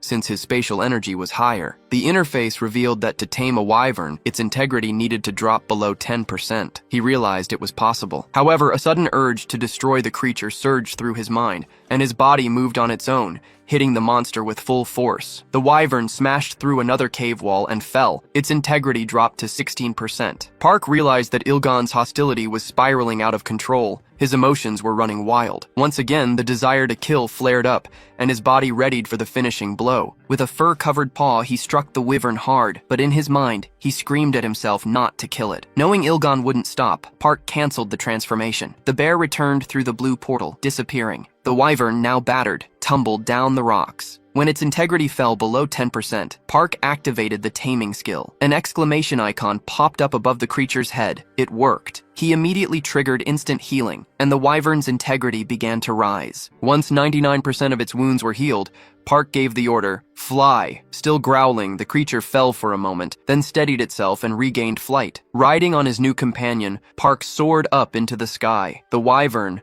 now glowing with a blue healing light, flew all the way to the mountain peak. Down below, the villagers froze at the sight. They gripped their weapons, ready to open fire. Zhangshang, overwhelmed, couldn't bear the weight of the moment. Tears streamed down his face as he whispered apologies to his missing daughter. Seeing Zhangshang's pain, the other men fell silent too, thinking of Heon. Then everyone went quiet. One man pointed to the sky. Isn't that the same creature that attacked? Another shouted, state of emergency, shoot it! Guns were raised, fingers tightened around the triggers, but the village elder shouted, stop, don't shoot! Everyone froze. There's someone on the creature's back! Another man confirmed, there's someone riding it! It's Heon! Zhangshang couldn't believe his eyes. The wyvern landed gently in front of him, and Heon, smiling, ran straight into her father's arms. He couldn't hold back his tears. She was alive and safe. Later, the whole village gathered around the bonfire. They roasted meat, ate ate until they were full, and talked about Park, now known as the Dragon Knight. More meat sizzled over the flames as someone joked that the baby needed more food. Another admitted they were still afraid to get close to the winged creature. Park watched the children playing with the wyvern and thought about how gentle it had become after being tamed. He even discovered that he could now see the past of any beast he had tamed. The wyvern's story was heartbreaking. Her horde had been almost wiped out by the Sky Alliance. She was so young that she always flew behind the others, which ended up saving her life. After crossing the borders, she starved, suffered injuries, and after an attack on the village, she ended up finding Ilgon's den, where she decided to hide. The village elder thanked him out loud. Thanks to what Park did that day, they could finally celebrate. With magic, he had provided food, healed the wounded, and even repaired the damaged houses. He shared that even before the government collapsed after the catastrophe, they already lived in poverty, but despite that, they were happy. Until, united as they were, they still couldn't resist the monsters and had to flee. The city became uninhabitable, so they moved deeper into the continent. Before, many other nomads took the same path. Now there was almost no one left. Hunting was impossible. Nothing would grow on the land. Wild animals attacked alongside raiders. The chief revealed that when they left the city, there were 400 of them. 2 years later, only 60 remained. And that very day, they had been planning to leave again, because staying there was no longer an option. Curious, Park asked if the continent was safe. The answer came with sorrow. There was no safe place anymore. Those regions were vast, filled with monsters and bandits, but the elder had heard rumors about certain areas protected by magical barriers where civilians could find refuge. The problem, he said, was that without connections, no one could get in, especially if they spoke a different language. They were just refugees. Making it there alive would already be a miracle. That's when Park remembered what Miso had said. Soon, all of Asia would become a massive battlefield, and refugees would end up coming straight to their lands. The nomads had also heard from the guards. If they couldn't defend themselves, they should ally with someone who could, but that would come at a cost. The chief stood up, saying everyone was already drunk, and suggested they sleep there for the night. He mentioned they had prepared a room on the second floor for Park. Chul explained the place was a bit messy, but he'd sleep well, but our hero declined with a smile. He said he needed to leave. The elder, worried, said it was already late, but Park replied calmly that it was fine. The man nodded, saying they had kept their savior there long enough. Park smiled awkwardly and said it wasn't like that. The elder then asked Chul to fetch the blood crystal phone from the room. The boy ran off to get it. Meanwhile, the villagers started gathering to say goodbye to Park. Behind him, the wyvern was already ready to fly. The hero received the phone and commented that the navigation and satellites were working perfectly, and that he'd put it to good use. The leader told him there was no need to thank them for anything. After all, he had saved the entire village. That's when Park's hand began to glow. A sphere of electricity formed in his palm, and the villagers watched in awe, thinking he would use magic again. Suddenly, dozens of blood crystals fell from his hand. The villagers were stunned by how many there were, and their value. As he left, Park wished that the crystals would help them too and said his goodbyes. The entire village thanked him, wishing him a good journey. He waved back, saying they would meet again. The wyvern spread its wings and took off into the sky, and Park shouted, "We're going to England!" Jongseong held Haeyeon's hand tightly as they watched the hero's silhouette disappear over the horizon. The scene cuts to a news broadcast. The anchor announces breaking news. A horde of wyverns had been destroyed by the Sky Alliance, but that morning the Air Force had found another wyvern. But this time, there was something different. The creature was being controlled by an awakened. The story went viral. The appearance of an unknown dragon knight was being celebrated by many. The broadcast switches to footage of a destroyed bridge. A collapse had just occurred. 2 giant fire ants had emerged from a portal and turned everything into a true inferno. But then, something came running across the bridge. The anchor asked the camera to zoom in. On screen, a man with long hair appeared, wielding 2 swords. The commentators were stunned. Was that the #1 hero? What was he doing in a neighboring country? Questions spread quickly. Could it really be him? The similarities were undeniable. The news confirmed it. The most powerful awakened had appeared out of nowhere on that bridge, alongside the Scylla Guild. In just 10 minutes, they wiped out all the monsters. The commentators were divided. Some called him a traitor, others defended him. But one headline dominated all the papers. The Dragon Knight had joined the troops on a mission to purge the scorpions, and now the greatest summoner awakened were gathering there. Everyone wanted to know, who is he really? Who is this so-called Dragon Knight? In the past few days, new reports have come out that the Dragon Knight returned to support the troops, this time facing ogres. Based on the information gathered, it was finally confirmed. The mysterious knight was none other than Park. The commentators didn't hold back their praise. They called Park a god, detailed his abilities, and even suggested he deserved the title of the new #1, but then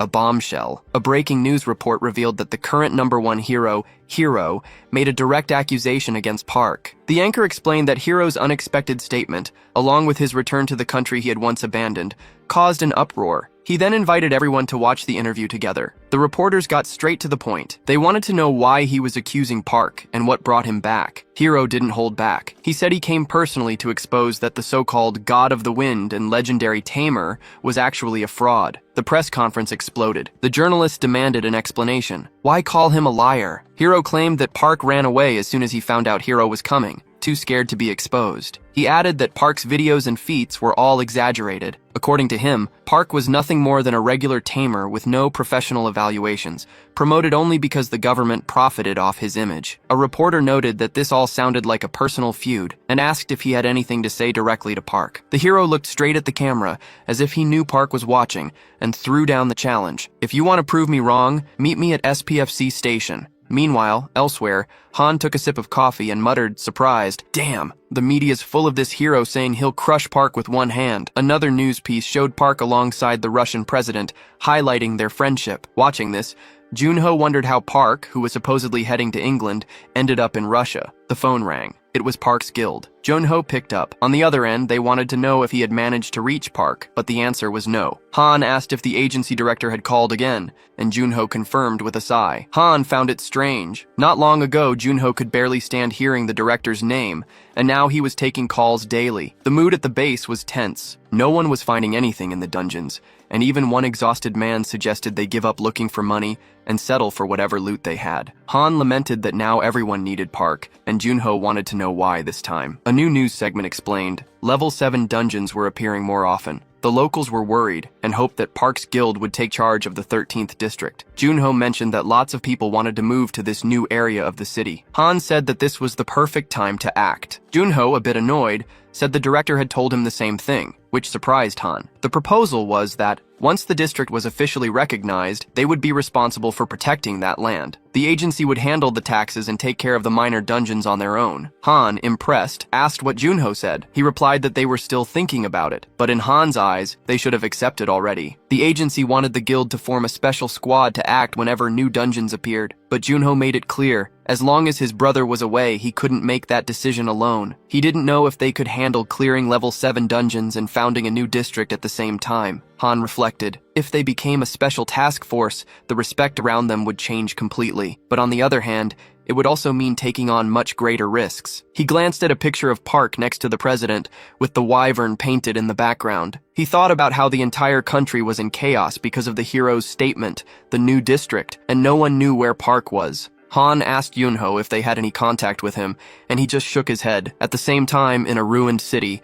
a red car sped through empty streets. The gray-haired man behind the wheel called out to Park with a slightly nervous voice, wanting to know if he could hear him because he was already on his way to the rendezvous point. On the other end, Park replied, asking if he was the guy in the red car. The man confirmed and welcomed him to London. He then asked if Park could see the 3 stone golems chasing the car. Our hero said yes, and that he'd take care of it right now. From above, riding his wyvern, Park began to descend, eyes locked on the 3 golems closing in behind the car. One of the golems, the one closest to the car, raised its massive hand and boom! The impact opened a crater right next to the vehicle, cracking the ground like shattered glass. But before the car could be crushed, a huge fireball appeared out of nowhere, slamming into one of the golems with brutal force. The creature was hurled into a building, smashing the facade with its own body. The 2 remaining golems roared furiously, but at that moment, Park flew past them on his wyvern, grabbing the monster's attention. With a flick of his hand, he released tiny shimmering lights, fire fairies. Right after,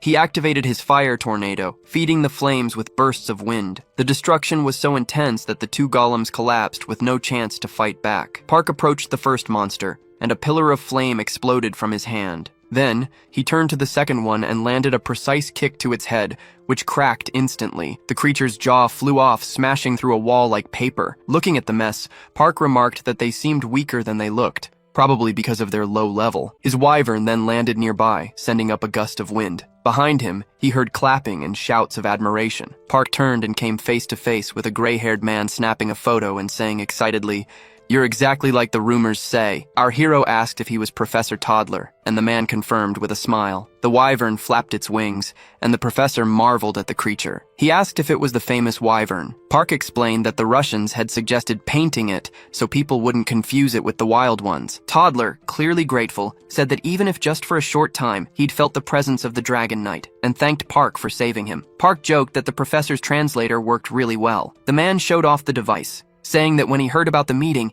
he bought the most expensive one available. Park glanced around, a bit suspicious. Is this really London? The professor answered that things were rough all over England, but London was pure chaos. And when the sun goes down, everything gets worse. Park got the picture and prepared to leave. He opened a portal and called his wyvern, which he had named Biryong. Biryong slowly stepped into the portal while the professor watched, fascinated. The portal opened into a place full of wolves. On the other side, the animals watched as the wyvern crossed through and the portal closed. Once inside, they all gathered around the creature. It let out a roar, and the wolves howled back together. Someone commented, "That must be the same wyvern from the news." Another added, "They say she lives on a farm with other domesticated beasts, all sweethearts." Meanwhile, the red car sped down the road. The professor still couldn't believe what he'd just seen. He said that for a wyvern that size to pass through a portal, the level of the place must be at least 3. Park confirmed, "Looks like you're pretty well informed." The professor said yes. After all, Park was the main topic on the news these days. He added, excited, that he was happy they finally met.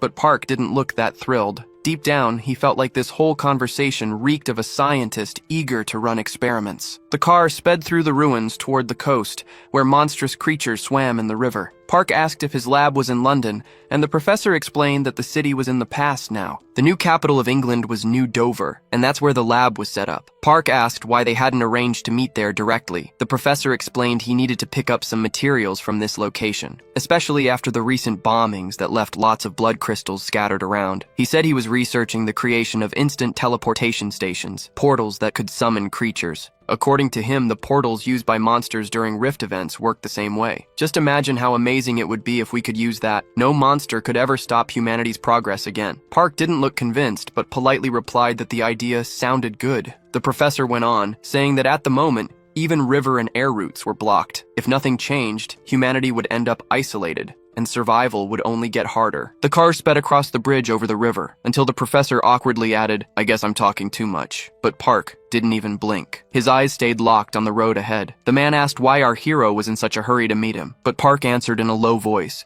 eyes fixed seriously on the road. "Careful." In the next instant, the asphalt on the bridge just exploded, like something gigantic had torn through it from below. A massive sperm whale emerged, breaking through the structure with its snout and launching the car backward with brutal force. The professor gripped the steering wheel in panic, yelling, "Is that a whale?" But Park didn't just see the whale. He instantly read its info. Level C2, integrity at 18%. And as if that wasn't enough, a colossal shark burst out of the water, and near them, tentacles started to surface. Even with the car flying through the air, the professor wouldn't let go of the wheel. He screamed in terror, "That's a megalodon!" Meanwhile, an epic battle was raging under the destroyed bridge. Whale versus megalodon. The car plunged toward the water, the whale crashing down behind it. Military forces rushed to the scene, helicopters in the sky, soldiers speeding across the surface on motorized boards. One helicopter reported that a small vehicle had been hit and requested immediate civilian evacuation. A soldier on a board asked who was coming to back them up,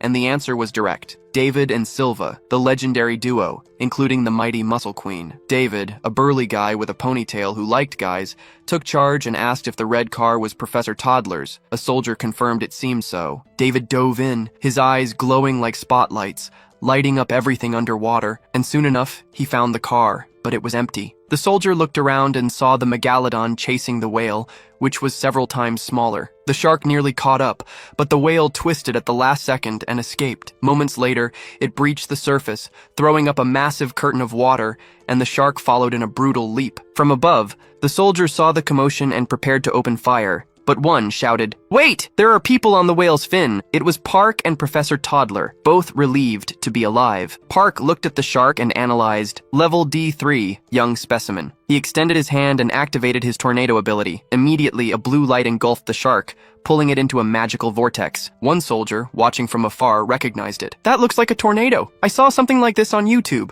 David, back on the surface, muttered in disbelief. "It's him, the Dragon Knight." Park then summoned his fire fairies, and the tornado transformed into a massive fiery whirlpool. With the whale out of danger, the military moved in to finish the job. Helicopters closed in, opening fire on the burning shark. Meanwhile, the professor still clung to the whale's fin, stunned by what he was witnessing. He thought to himself, "He trapped a megalodon in a fire tornado, and I saw it with my own eyes." At that moment, Park turned to the whale and asked if it was happy to have avenged its mother. The creature said nothing, but gave him a grateful look before diving back down into the deep. Below, a soldier watched the burning megalodon crash to the seafloor and shouted, "It's going down!" The shark hit the bottom with a thunderous impact. That's when Park realized his level had increased, and his water affinity skill had been cancelled. Later, in a calmer place, a small cottage sat near a cliff under the bright sun. At the table, coffee and biscuits waited. The man asked if Park had slept well. He said he had, and looking out at the sea below, added, "This place is amazing." The professor agreed, and almost as part of the conversation,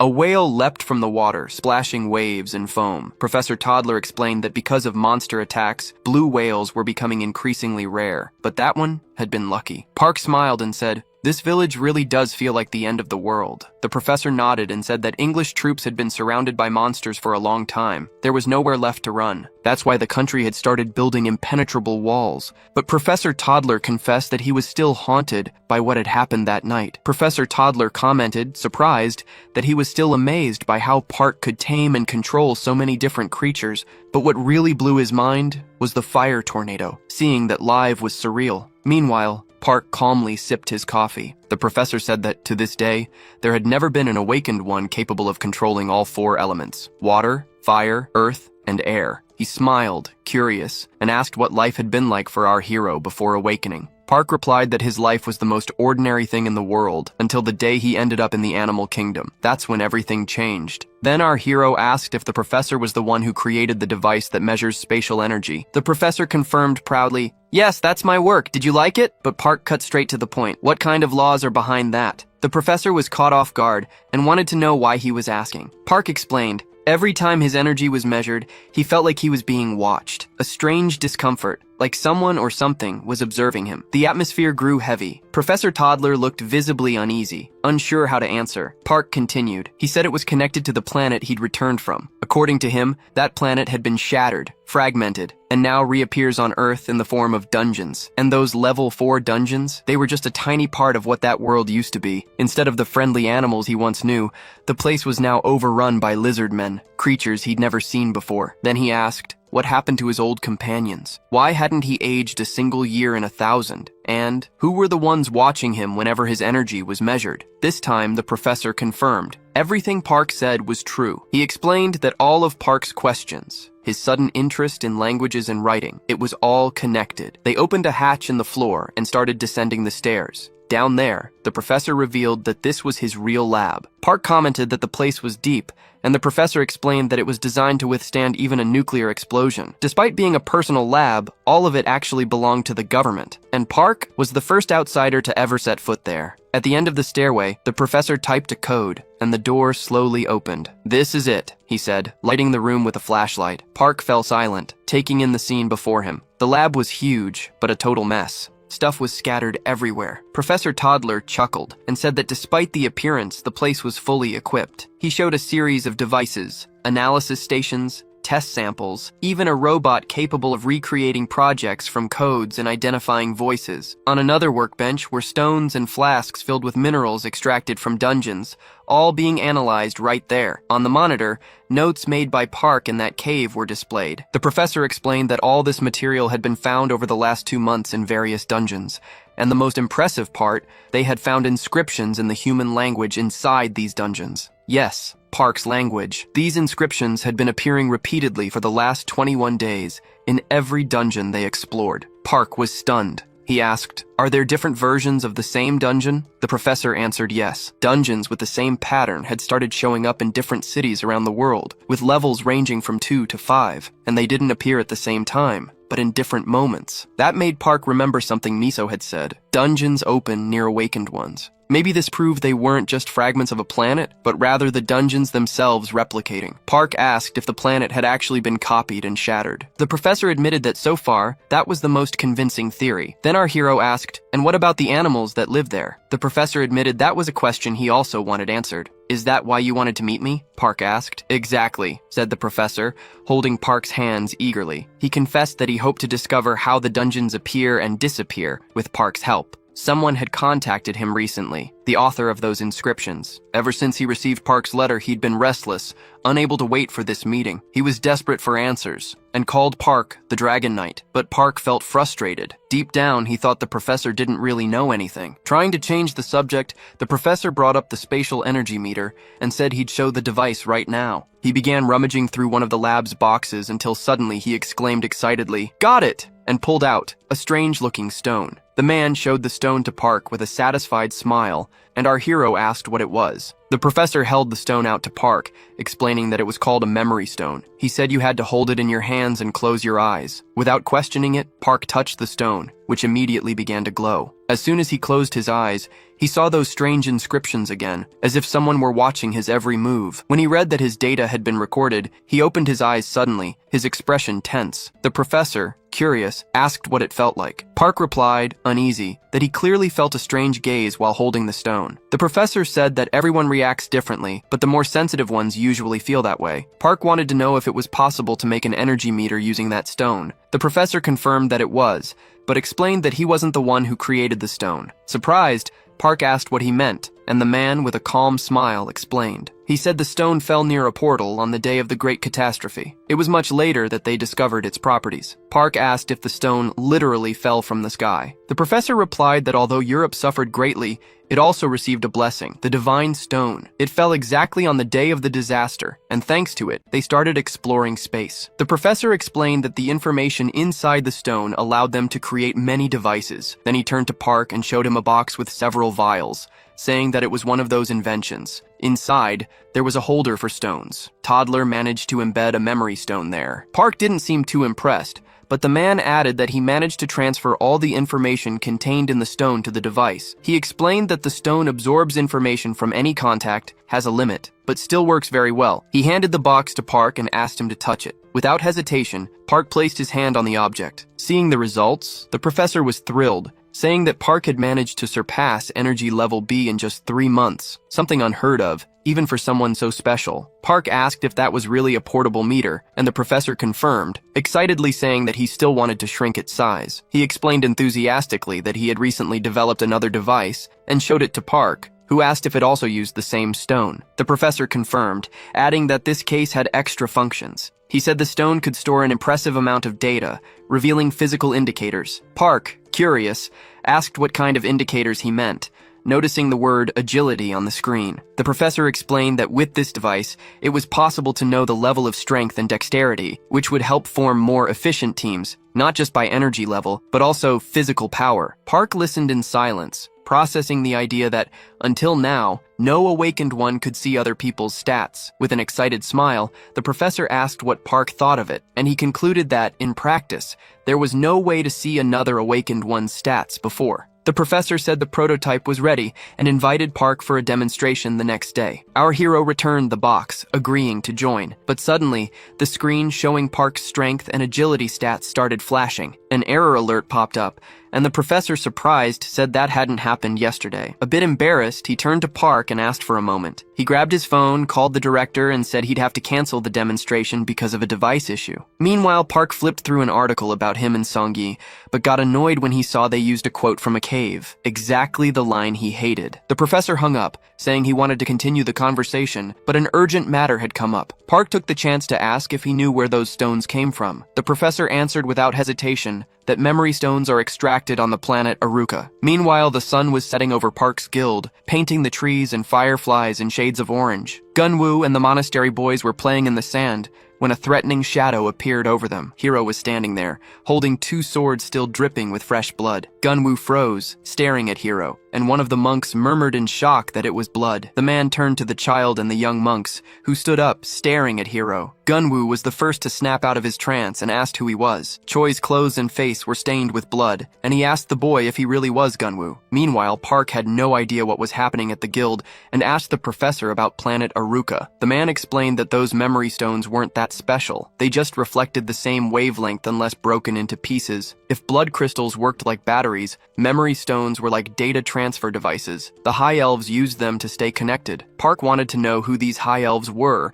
and the professor explained they were high-ranking elves. He added that the spatial energy measurement device was just a bonus, because the original plan was to build a network to connect the elves, and later, a network for the entire Earth. With a smile, the professor said this information came straight from the elves who arrived on the planet. Back on Aruka, elves use these stones to measure energy, class, and other attributes, meaning you can't hide any information from them. Park was surprised, wondering if those elves saw the same status window he did. He opened his own and was shocked to see all the professor's information: rank, class, profession, basic traits. But suddenly the screen glitched and showed the message, no signal. Annoyed, Park thought the system was acting up again. Meanwhile, the professor noticed that Park wasn't paying attention and felt awkward. He said he needed to fix the box, even if it meant staying up all night. He made it clear he wouldn't leave the lab until he solved the problem. Park just smiled politely and said he didn't want to get in the way. The man asked him to wait a bit because the guide would soon arrive to show him the city. On his way out, he advised Park not to wander too far since there were plenty of shops on the main street, and he promised to continue the conversation the next day. Alone in the lab, Park looked around while he waited. On the screen, he read that time moved twice as fast inside dungeons,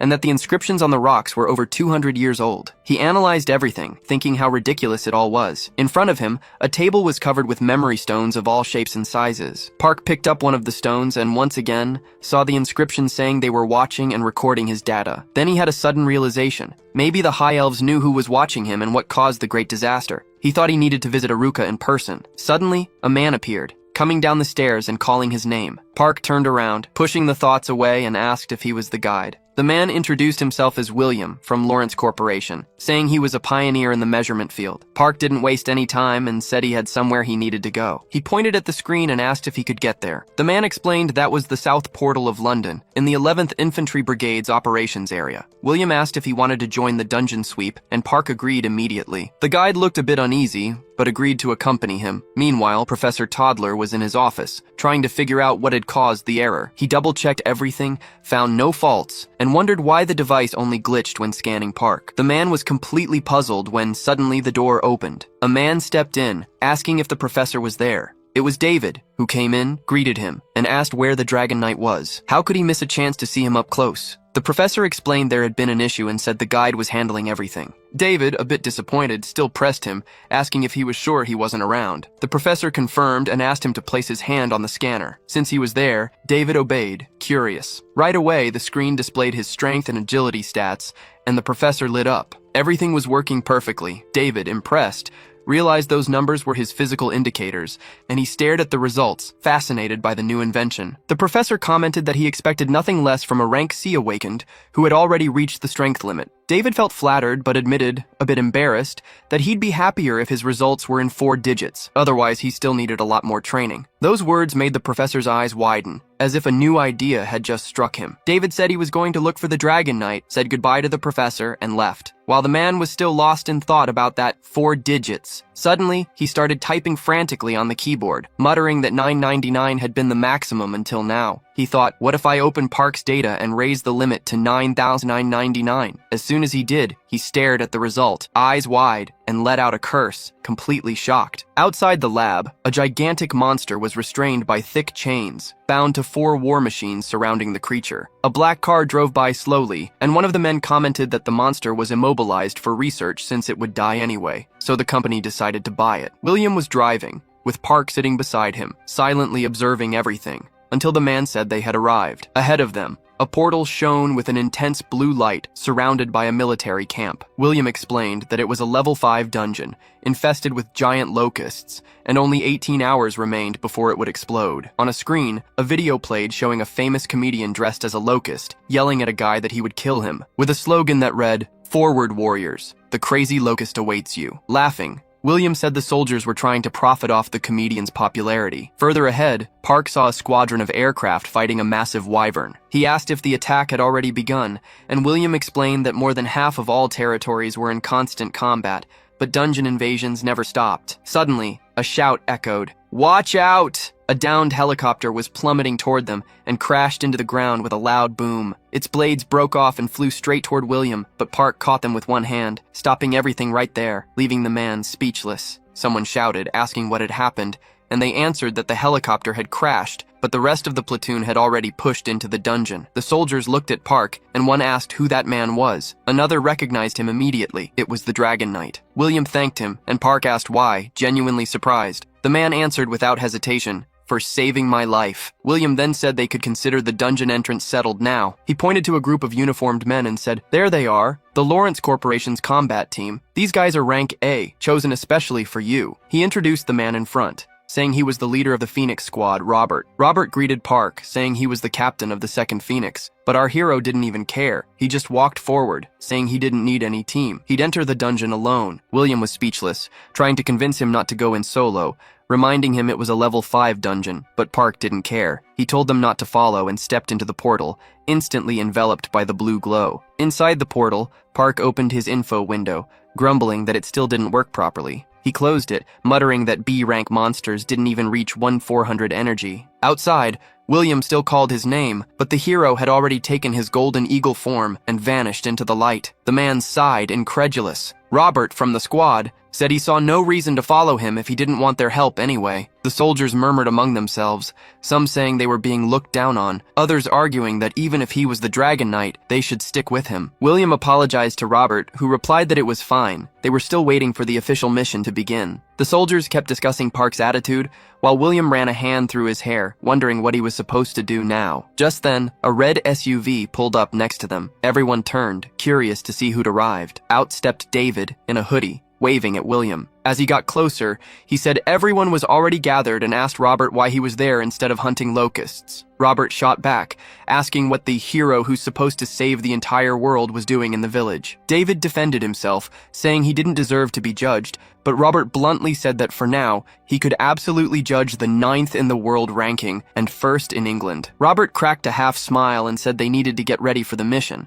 adding that they'd see each other at the farewell party. David shot back, asking if he was serious, that he'd really have to see that drunk face at the party too. In the background, the soldiers murmured that sometimes these veteran chats were enough to make anyone sick. When the conversation ended, William called out to David, his eyes welling up. The big guy bent down a little, laughing, and asked why his dear William was crying, and where the Dragon Knight was. The young man, annoyed, replied that he'd just gone alone into a level 5 dungeon. David's eyes widened in surprise, and William added that Park had gone in so fast he hadn't even been able to stop him. The kid, now staring at the ground, muttered that he didn't know what to do. If anything happened to Park, he'd probably get fired. Suddenly, David burst out laughing, leaving William even more confused. The big guy explained that this was exactly the kind of thing you'd expect from a Dragon Knight. Seeing William's stunned face, David said he clearly didn't understand much about the Dragon Knight, but William insisted that it was still a level 5 dungeon. David just waved it off, joking that he'd be waiting at the cafe with a pink ice cream and told him to let him know the moment Park came back. But suddenly David stopped, feeling something strange. He turned, pointed at the portal, and shouted, "Park's back!" William couldn't believe what he heard, but it was true. Park came out of the portal, brushing the dust off his uniform like nothing had happened. William let out a scream of pure shock. It was simply impossible. Meanwhile,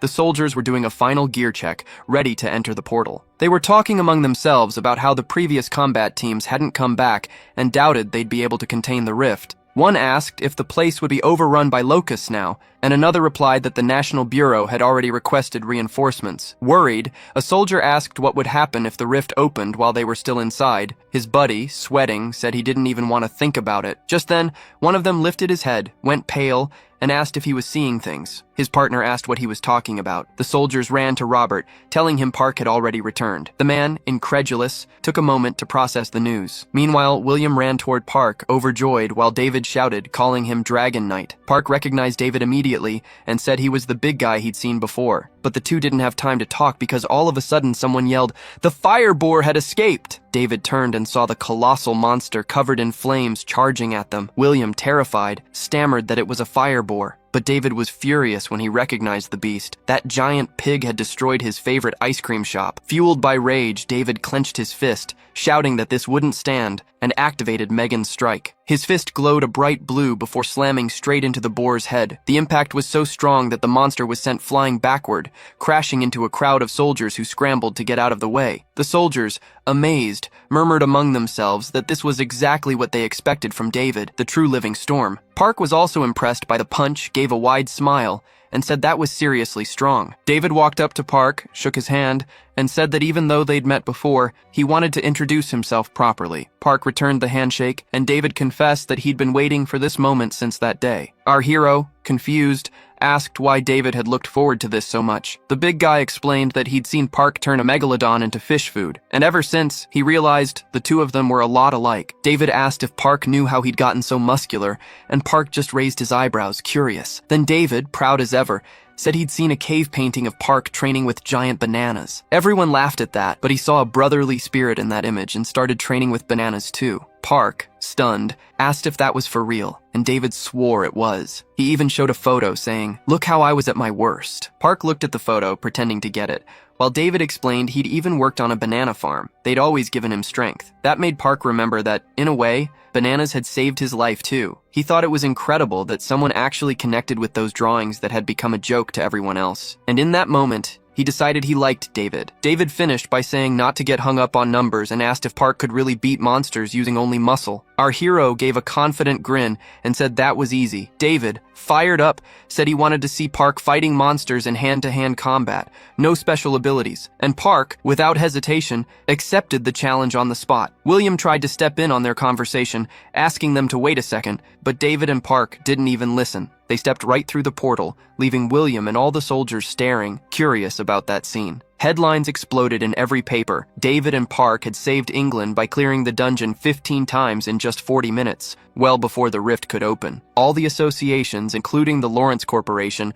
officially thanked Park. Even the Queen of England made a point of honoring him, granting him a knighthood. Miso and her boss read the news, stunned by everything. She commented, amazed, that he had just saved the country, but the boss just held his head, exhausted, asking if there was still no word from him. The boss asked if his dungeon had been cleared yet, or if they'd found anything interesting inside. Miso said they'd found nothing. The boss let out a heavy sigh, as if he'd expected that answer. She tried to lighten the mood by asking if they could get the money back. The man grumbled that a level 7 dungeon was about to appear, and money was the last thing on his mind right now. With a sly smile, Miso teased him, wondering where all that patriotism came from, since he was planning to run the moment the level 7 dungeon showed up. The boss brushed her off, changing the subject, and told her to think of a way to get Park back in the country as soon as possible. Miso chuckled, saying not to worry. The moment he saw the internet, he'd come running back. The boss raised an eyebrow, curious, and she explained that just an hour ago they'd posted a new video on their channel, and that Hero had really stirred things up. Curious, the boss opened the video and widened his eyes, totally confused. Meanwhile, helicopters fired at a colossal monster while,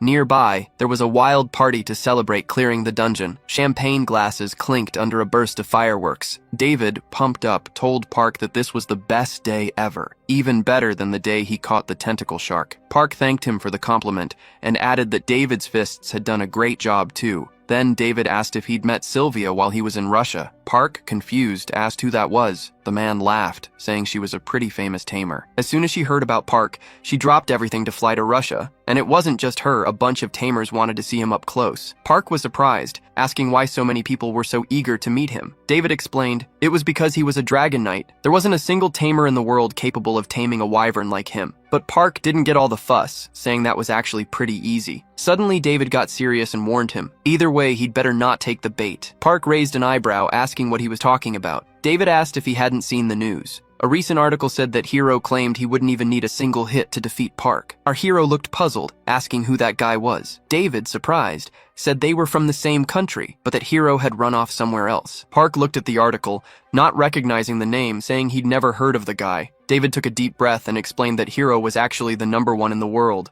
But behind all that fame, he was a total maniac, a killer. Park frowned, tense, wanting to know why they called him a psycho and a murderer. David went on. Hero had done a lot for the world. He was the best. but he was also unpredictable. David himself had once had the chance to fight him. He lost, of course, but he said it was the best fight of his life. That day, when David admitted defeat, Hiro just laughed, saying only the strong had the right to judge a fight, and that ignorant guys like David needed to learn how the world really worked. With a chilling stare, Hiro promised he'd show him the price of arrogance. David told him that right after, he took a brutal beating. He said he'd seen the devil himself in Hiro's eyes at that moment, and he raised his hand, covered in scars, explaining he'd needed 8 complicated surgeries to rebuild it. As Park listened, he still struggled to believe someone could be so cruel. David finished by saying that many who'd challenged Hiro ended up dead. Even those who surrendered didn't escape, and that's how he earned the title of killer. Park, stunned, asked why someone would do that. David sighed, saying nobody really knew for sure, but repeated firmly, whatever the reason, it was better not to provoke that guy. Our hero, still confused, murmured, "What did I do for him to want to provoke me like this?" The news spread fast. Hiro had crossed the line and attacked Park's territory, and Hiro himself claimed he was just defending himself. Park, shocked, muttered if that bastard was really invading his land. David, who had no idea either, looked at him, confused. Inside Park's guild, a voice echoed,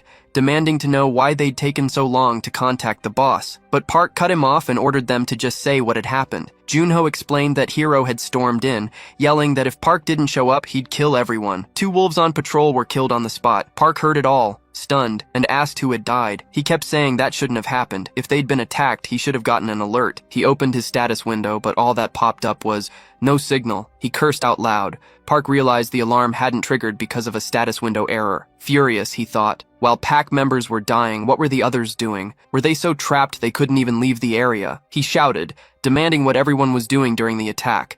Someone yelled back, asking what he expected. It was Hiro, the #1 in the world. Our hero started to lose it. Junho, staring at the screen, begged him to come home as soon as possible. Park just scoffed, determined that once he got back, he'd push them so hard in training they'd beg for death. David, listening in, asked if he really planned to go back. Park said he had no choice, but David warned him. It was obvious this was all part of Hiro's plan. He said he didn't know why Hiro was so fixated on him, but it clearly had a purpose. It was rare for a champion to mock an unranked newbie like that, and in the middle of a fight, an accident could easily happen. But Park shut him down, saying it was fine, and asked Toddler and William to say goodbye for him. David just stayed quiet, watching him leave with a worried look. Park raised his hand, trying to summon his wyvern, but instead of appearing, nothing happened. He just stood there, waving his hand, puzzled. Toddler, watching everything through the monitor, wondered why David had brought up the news. The man whispered to himself that he'd wanted to keep Park there longer, and murmured that he'd understand later. Meanwhile,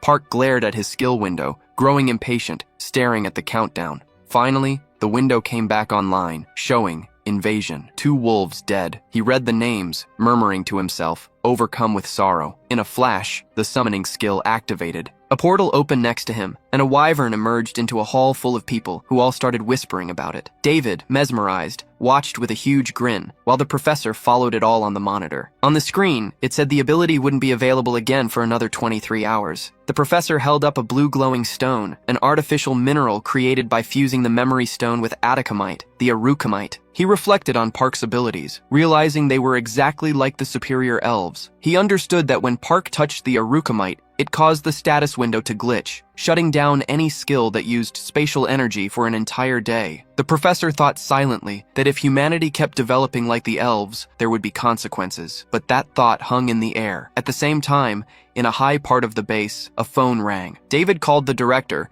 who asked if he was still with Park. David said he'd already left and mentioned he'd stored all the info in the stone. The director, surprised, asked if Park had left earlier than planned and ordered David to return to HQ. Meanwhile, the professor was still staring at the monitor when his own phone rang. It was the director. The mustached man wanted to know if the test had worked. The professor confirmed that everything went exactly as expected. The director smirked and asked if he'd gotten it right. If it worked on Park, it would work on the people of planet Aruka too. The professor confirmed, but warned that the elves were close allies. They needed to be careful. The director, with a cold smile, countered, "No alliance lasts forever," and according to him, the elves could turn on them at any moment. The professor pointed out that there were still plenty of other problems to solve before the project could actually turn a real profit. The director, on the other hand, snapped back, saying that crime among Awakened was only rising, and that their alliance with the elves could fall apart at any moment. Toddler still tried to argue, but the director cut him off. He said that soon the levels would truly match real power, and they needed a way to control that. The professor hung up the phone,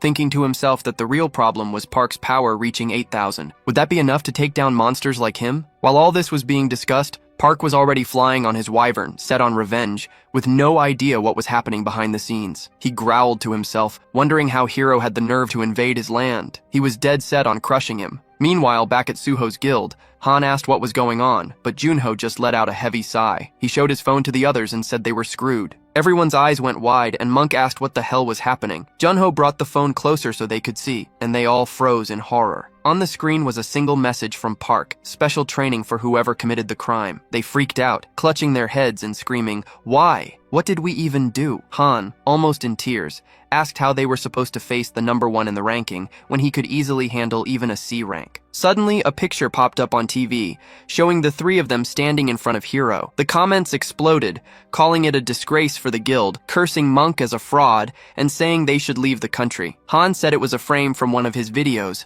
while Junho, head down, said those were the comments from Hero's guild forum, calling them all weaklings. Jang grumbled that people really were rotten. Junho, eyes welling up, said no one was on their side, even though they were the victims. Jang turned to Han, demanding why he uploaded the video. The boy explained he just wanted to expose Hero. Monk said there was no way to undo the mess now. The shame was already out there. Han snapped back, saying someone shouldn't have gotten drunk all night, picked a fight with civilians, and ended up caught by the bureau. Monk went red, turning away, grumbling that he'd just tried to help small shopkeepers but ran into monsters disguised as people. Junho said that either way, no one was safe now because Park was genuinely furious. Monk shot back that everyone had left the guild to hide from the barrage of hate. Jung asked what the bureau said, and Han replied that all they'd put out was a one-liner. "We're sorry." They all stood there stunned, not believing that was it. Jung exploded, saying a foreigner had illegally entered the country, invaded the guild's territory, attacked and caused damage, but no one did anything, and they should have held him responsible. Out of nowhere, Han shouted that he'd just seen a report saying Hero had already gone back to his country. Everyone panicked. They couldn't believe they'd just let the guy leave. Monk clasped his hands and started praying to the Buddhist god of mercy. Jang, furious, said he'd go raise hell at the bureau. Junho tried to calm him down, saying the bureau would probably play dumb and leave them to deal with it alone. Jang wondered if Hero was part of a security agency, and if this would end up as some personal vendetta. Monk sighed, saying the real losers here were the officials, dumping every problem onto citizens. Jang concluded, outraged, that the worst part was seeing everyone turn on them when they were the victims. Han read an article from the US saying that Park's guild should move to a superpower country where they'd have protection. Junho agreed they were right. It wasn't that they were weak, it was that their country was weak. They really should consider emigrating. Han said Park had to fix this mess, and asked if they'd all seen that bastard's eyes. Hero, bleeding, had said that if they didn't bring Park to him within 10 days, they'd all be dead. They all stood there, trembling, frozen in front of Hero, and Junho, stuttering, said they'd wanted to fight back, but they couldn't even reach Park. Jang, almost crying, admitted he'd been so terrified he'd turned to stone, unable to move an inch. Han added that if they'd fought back, they would have died on the spot. Junho said if they'd fought and died, it would have been even worse for Park. So yeah, they'd done the right thing. Han asked about Gunwoo, since the monks were still in shock, and Junho said the boy was fine but quiet. He spent his days watching TV in his room when he used to wander the territory, even scaring off the wolves. Deep down, Gunwoo even seemed a bit happy to have seen Hero up close, and Han said the only thing they could do now was wait for Park to come back, because when he did, he'd crush Hero to dust. Junho turned to Han and said they needed to do something before Park got back, but the boy didn't get it at all and asked what he was talking about. A moment later, the two of them were already walking through the farm area, and Han asked why he was the one picked for this. Junho replied that, unlike the others, Han didn't have anything better to do. They walked around holding metal detectors. Junho commented that they'd buried that stuff there before they left, and Han muttered that it felt like looking for a needle in a haystack. Suddenly, Junho's phone rang and he answered it. On the other end, Miso thanked him for their continued cooperation and said they'd only been able to explore the dungeon because of them. Funyo answered that they had a signed contract, so there was no need for thanks. Miso asked them not to blame the government for what happened before. Gunho, keeping a polite tone, said goodbye to her. Then he walked over to Han and suggested they head over to the animal farm, but Han immediately refused. Junho said those people were always planting bugs in important places anyway. Han asked him not to be so harsh on Miso, reminding him that she'd always been on their side. Junho agreed but added that sometimes the enemy is closer than you think. Han admitted he was right and said it didn't hurt to be careful. The farm was filled with every kind of creature: a pack of wolves, an elephant, a bear, a massive rabbit, and lots of birds. Seeing it all, Junho remarked that they had so many animals there, and Han nodded. Down below, a huge bear and a giant black rabbit were fighting each other. Watching the scene, Han asked if they were just playing, but Junho stayed silent. He only said that the family was growing, but the owner wasn't around. Then he asked where he was. Han remembered an article saying that Park had been seen riding a humpback whale near China. Junho said that if he was in the Sea of Japan, then he was already close to home. He asked if there was a lake on the farm, but Han reminded him that Park had been taming animals even before he had a farm. It was obvious Park had sharpened his taming skills during his journey. He'd even frozen the sea to wipe out monsters. Suddenly, Junho stopped, staring straight ahead. Han's eyes widened when he saw what Junho had noticed: 2 little monkeys sitting up in a tree, staring back at them, curious. Han asked if they were Japanese monkeys. Then it hit them. Impossible. The news showed that Park was attacking the city where Hero lived. They both read the headline in shock, repeating it out loud. A wyvern flew over the city as people looked up in fear. Park descended on the wyvern, and people started shouting, recognizing him as the Dragon Knight. In an instant, the wyvern flapped its wings and everyone ran for it, screaming that it was a monster. On the live stream, they kept saying that Park was attacking the city, and all the comments were bashing our hero. Park roared, yelling for Hero to come out and face him. Junho and Han watched the live feed in shock. Han said that was exactly like Park. People in the comments were stunned, saying he'd come for revenge, while Park kept shouting, calling Hero a bastard. The news said the Dragon Knight was in the city center looking for Hero, and that he'd entered the country illegally. Even though he'd blocked traffic, he hadn't done much damage yet. The Federation of Awaken's criminal task force arrived at the scene. The reporter looked surprised to see the vehicle, and confirmed it seemed to be Lieutenant Saseki's #1 squad. The man was walking out front, followed by a team of uniformed agents, while people whispered that it was him. The reporter announced that the #1 team was already on their way to the scene, and the comments blew up saying Park was done for now. He added that a whole battalion of Type 10 tanks was headed there too, along with a squadron of unmanned drones. Seeing all that, Han said in disbelief that this time Park had really stirred up some trouble. Meanwhile, everyone inside the local Ministry of Defense building was being gathered urgently. The operations center was dead silent, but everyone moved fast. One operator announced that the tank squad was ready. Another said the drone combat battalion was prepped too. On the screen, a wyvern appeared with a huge red circle hovering above its back. Another agent reported that a combat satellite had locked onto the target. 2 men in the operations center watched everything closely on their monitors. The vice commander of the Federation of Awakened informed the Minister of Defense that his team was trying to bring Park over to their side. The minister replied that Saseki had already arrived on the scene and suggested it was better to wait and see if Park was really on their level. Meanwhile, Saseki was approaching the spot where Park had landed, surrounded by the excited cheers of the crowd. Park kept yelling, demanding that Hero show himself, when he suddenly heard Saseki calling him. Our hero turned, curious, to face the man coming his way. Saseki announced that Park was under arrest for trespassing,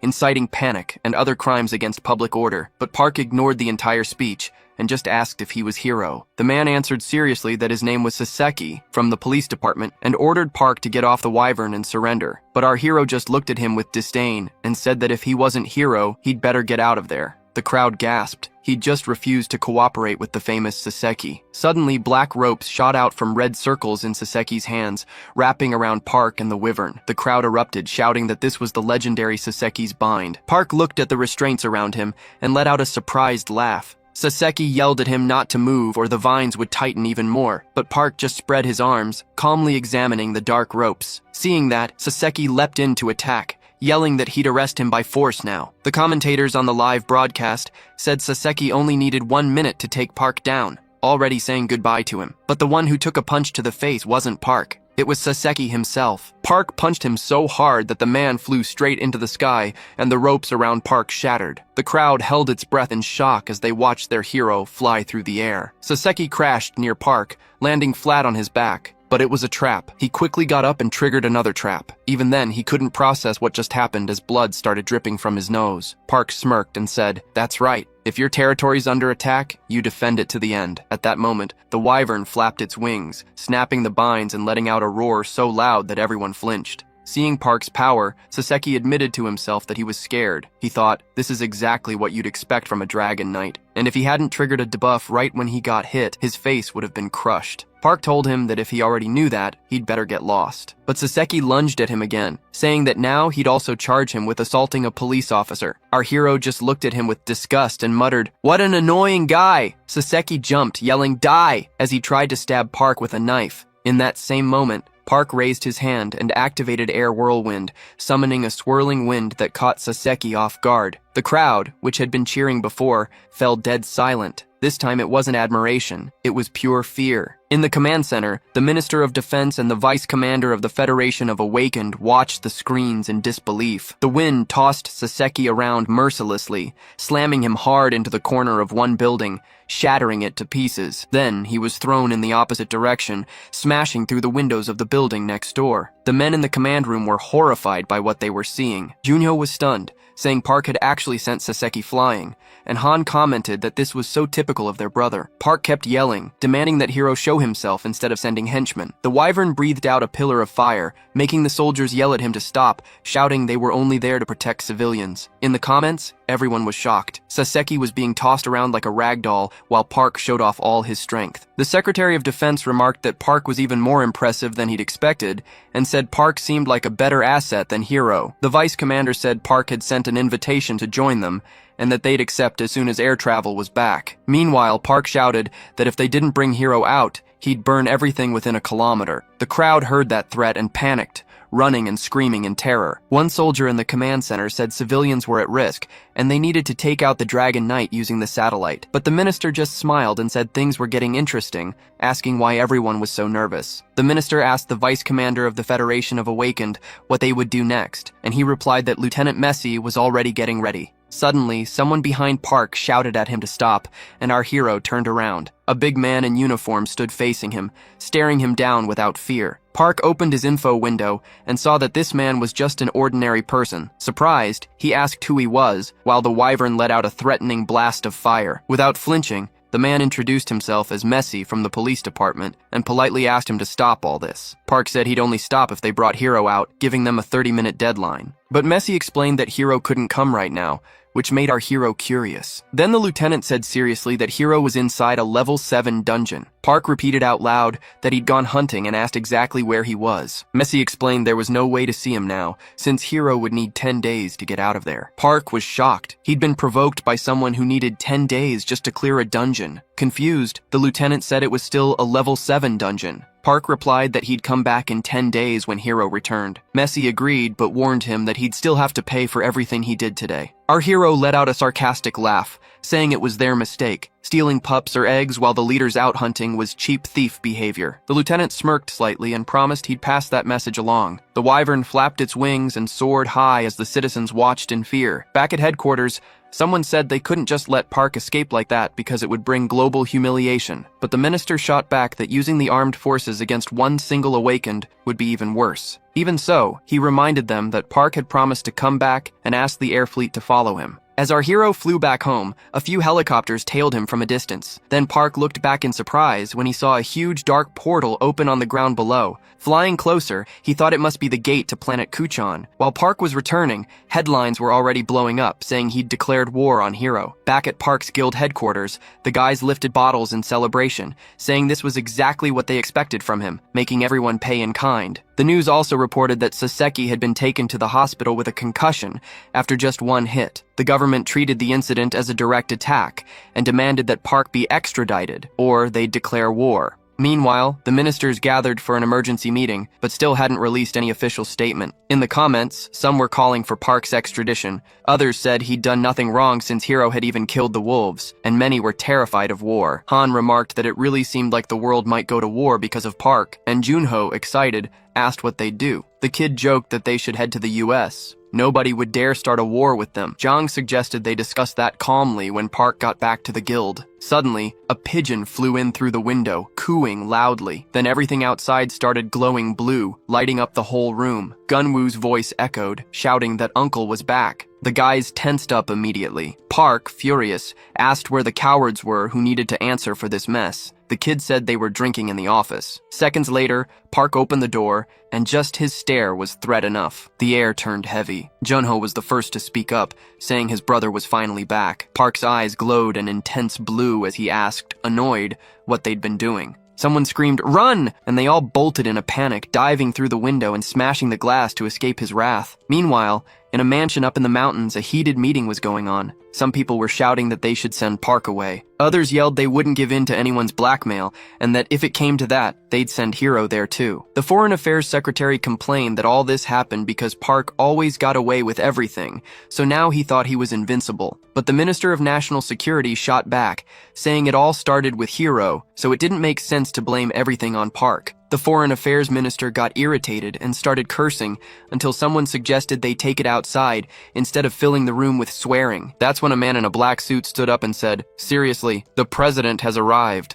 A man in a yellow t-shirt who looked like the oldest one there sat at the head of the table, and everyone stopped arguing immediately, falling into a tense silence. The president got straight to the point and asked if Park and Hiro had any connection. The assistant secretary replied there was no link between them at all. The president wanted to understand why all this had happened then, but no one could come up with a clear explanation. He said he'd heard that Hiro had started it all, but wondered why someone who betrayed his own country would pick a fight with Park. The head of the bureau said they had two possible theories. The first one was simple. Hiro might just be jealous of how fast Park's popularity was growing abroad. One of the men in the room shot back that if that was true, then Hiro didn't deserve to be #1 in the rankings acting like a child. The president turned to the defense secretary and asked bluntly, if it came to war, did they stand any chance of winning? The man took a deep breath and said that if it were 10 years ago, with a huge budget and a decade to prepare, maybe they would. Hearing that, the president didn't hesitate. He ordered them to hand Park over. The Minister of Defense went pale, asking if that was even possible. The others began murmuring that it was the only option. If war broke out now, they'd all be doomed, so they needed to think about the people's safety. But the head of the bureau raised his hand and said their second theory was even more likely. The president, surprised, wanted to know what it was. The man explained that maybe it was all a foreign government's plan to force them to give up Park. The president's eyes widened. If that was true, then the threat of war was just a trap. The bureau chief stressed that, with how drained both countries were, conflict was practically unavoidable. But one thing was clear, they needed Park. The president asked for confirmation. Was Park really that strong, since he hadn't even returned like Hiro? The chief explained that Park was different from everyone else. Several countries were after him because of the powers he had. The president wanted to know exactly what powers those were, since so many seemed ready to risk everything. The chief revealed that Park was one step away from mastering all the elements controlled by the High Elves. After they discovered Park's powers, interest in Aruki skyrocketed, and no one there had regional magic. The ministers were stunned when they realized what it meant, magic on a regional scale. The agriculture minister, excited, asked if that meant instant harvests. The bureau chief confirmed it all. Park was basically a winning lottery ticket worth an unimaginable fortune. After that, the president and all the ministers agreed. They would protect Park at all costs, even if it meant war. The president ordered the Minister of Justice to put Park on the VIP list and forbid him from leaving the country. Meanwhile, the chief thought to himself, where there's money, there's war. Headlines popped up saying the ministers refused to extradite Park. Another report claimed that the DGB was planning to build a massive grain storage facility on Park's guild land. Inside a black car speeding down the road, someone was thinking that, in the end, everything always came down to money. The chief wondered why Miso had said what she did, and he reminded himself that he'd been the one who kept Park from being deported. The girl asked if he'd talked to Park, but the chief explained there was no reason for Park to turn down their help. They were keeping him out of prison and giving him a chance to make money. He asked her to let Park know that soon they'd level the guild up to rank 6, so they needed to focus on expanding farmland. That way, the country would become the world's new breadbasket, overtaking Ruka. Miso said she'd already set it all up with Max, and that they'd meet Park the next day. The bureau chief was surprised they'd arranged it so fast. He said Park could smell money from miles away, and that he trusted Miso to handle it. She fired back, saying she always cleaned up the mess alone, but the chief snapped that he'd deal with it later. Meanwhile, near the level 3 Locust dungeon, Han, Junho, and Jang fell out of the portal and collapsed on the ground. Han couldn't take it and face-planted too, just before Monk appeared and landed right on top of them. Park glared at the three, furious, yelling at them to get up because they still had 10 more rounds to go. But Junho didn't even move. He sounded like he was snoring. Park was about to blow up when his phone rang. It was his grandma, and our hero answered immediately, asking what had happened. Grandma asked if he really forced the boys to keep training even during lunch, and Park answered that those brats had already eaten more than enough while he was gone. She passed the phone to Miso, who got straight to the point. She'd heard they'd been stuck in a dungeon for 3 days straight, going through insane training. Park confirmed it and asked what she wanted. She took a deep breath and said the country's reaction was getting pretty serious, but they had a solid plan to fix it. While listening, Park glanced at the boys sprawled on the ground, unable to move. He thought to himself that people have their own rules. Ignoring them could bring a lot of headaches. After thinking it through, he said he'd rather everyone talk it out at home and settle everything once and for all. On top of Park's guild house, the tree was growing taller and taller, casting a cool shade over the place. Under it sat Miso, Park, and another man. The girl introduced him as Max, head of the SPFC branch. Max greeted Park, saying it was an honor to meet him in person. As soon as they sat down, Park got right to the point. He wanted to know what the SPFC needed from him. Max explained that not long ago, the champion had challenged Park to a duel, and even repeated Hiro's words, saying he wouldn't even need to fight for real to win. Park's eyes widened in surprise, and he asked if Hiro really said that. Miso, caught off guard by his reaction, asked if he didn't already know. Park said he'd vaguely heard something like that, but didn't get the reason behind it. Max was honest. The whole thing was just for money. If the duel happened, the money involved would be massive. He suggested that Park shouldn't overthink it and just accept. That way,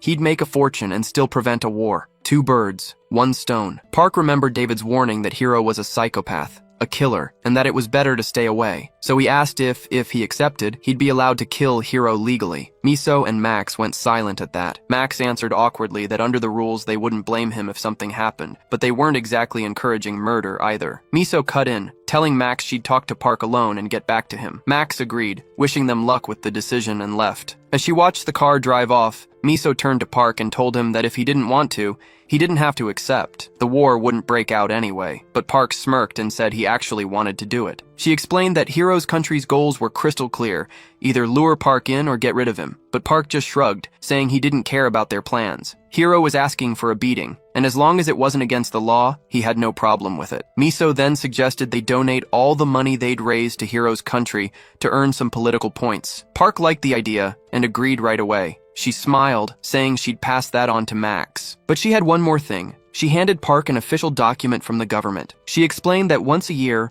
all guilds level 6 or higher gather together. Park flipped through the papers, confused, and Miso explained she was planning to invite him. He pointed out that their guild wasn't level 6 yet. Then Miso pulled out a small statue with the number 6 and said it was official now. Their guild had leveled up. She added that the certificate came straight from the bureau, and the entire working district would be handed over to them, with autonomous rights over the territory. Park was stunned, asking how that was possible. Miso explained that once the infrastructure was built and people settled in, that area would officially become the 13th district, under Park's guild's control. Park, half sarcastic, said that meant it was time for him to step up himself. Back in the office, he told the boys everything, but all 4 were against the idea. To them, the government hadn't protected anyone when they should have, and now they wanted the guild to defend the land. Park pushed back, saying the decision was already made, and the government had plans to build the city. Junho, surprised, asked if Park had taken the bait. They could be getting used. Park said they could treat it like a demilitarized zone and expand the farm slowly. Han grumbled that it was disappointing, and that he'd rather take the money and move to the US. But Park shot back that he planned to make that area the official headquarters, and, in the future, divide the new territory into sectors. Han, wide-eyed, asked if Park was really planning to make them run the whole thing. John commented that, in the end, each sector would be managed by a mayor. But if Park decided to appoint sector leaders instead of mayors, then he'd basically be a lord. Han loved the idea of being a castle administrator, and repeated the title all excited, while Monk read an article saying that, thanks to Park's lands, their country was about to become the world's new grain production hub. The boys started wondering if they could compete with Aruka's agricultural industry, which has trade gates all over the world, but charges a fortune for its goods. Han said that if this really happened, Park would basically become a real lord, owning a territory that rakes in an astronomical fortune. He even asked if the contract was already signed, and if Park kept 2 copies, so nobody could try to scam him later. Park snapped back, frustrated, saying they couldn't even defend their own house. How could they dream of being castle administrators? Then he added, if they were done eating, it was time to get back to training. Out of nowhere,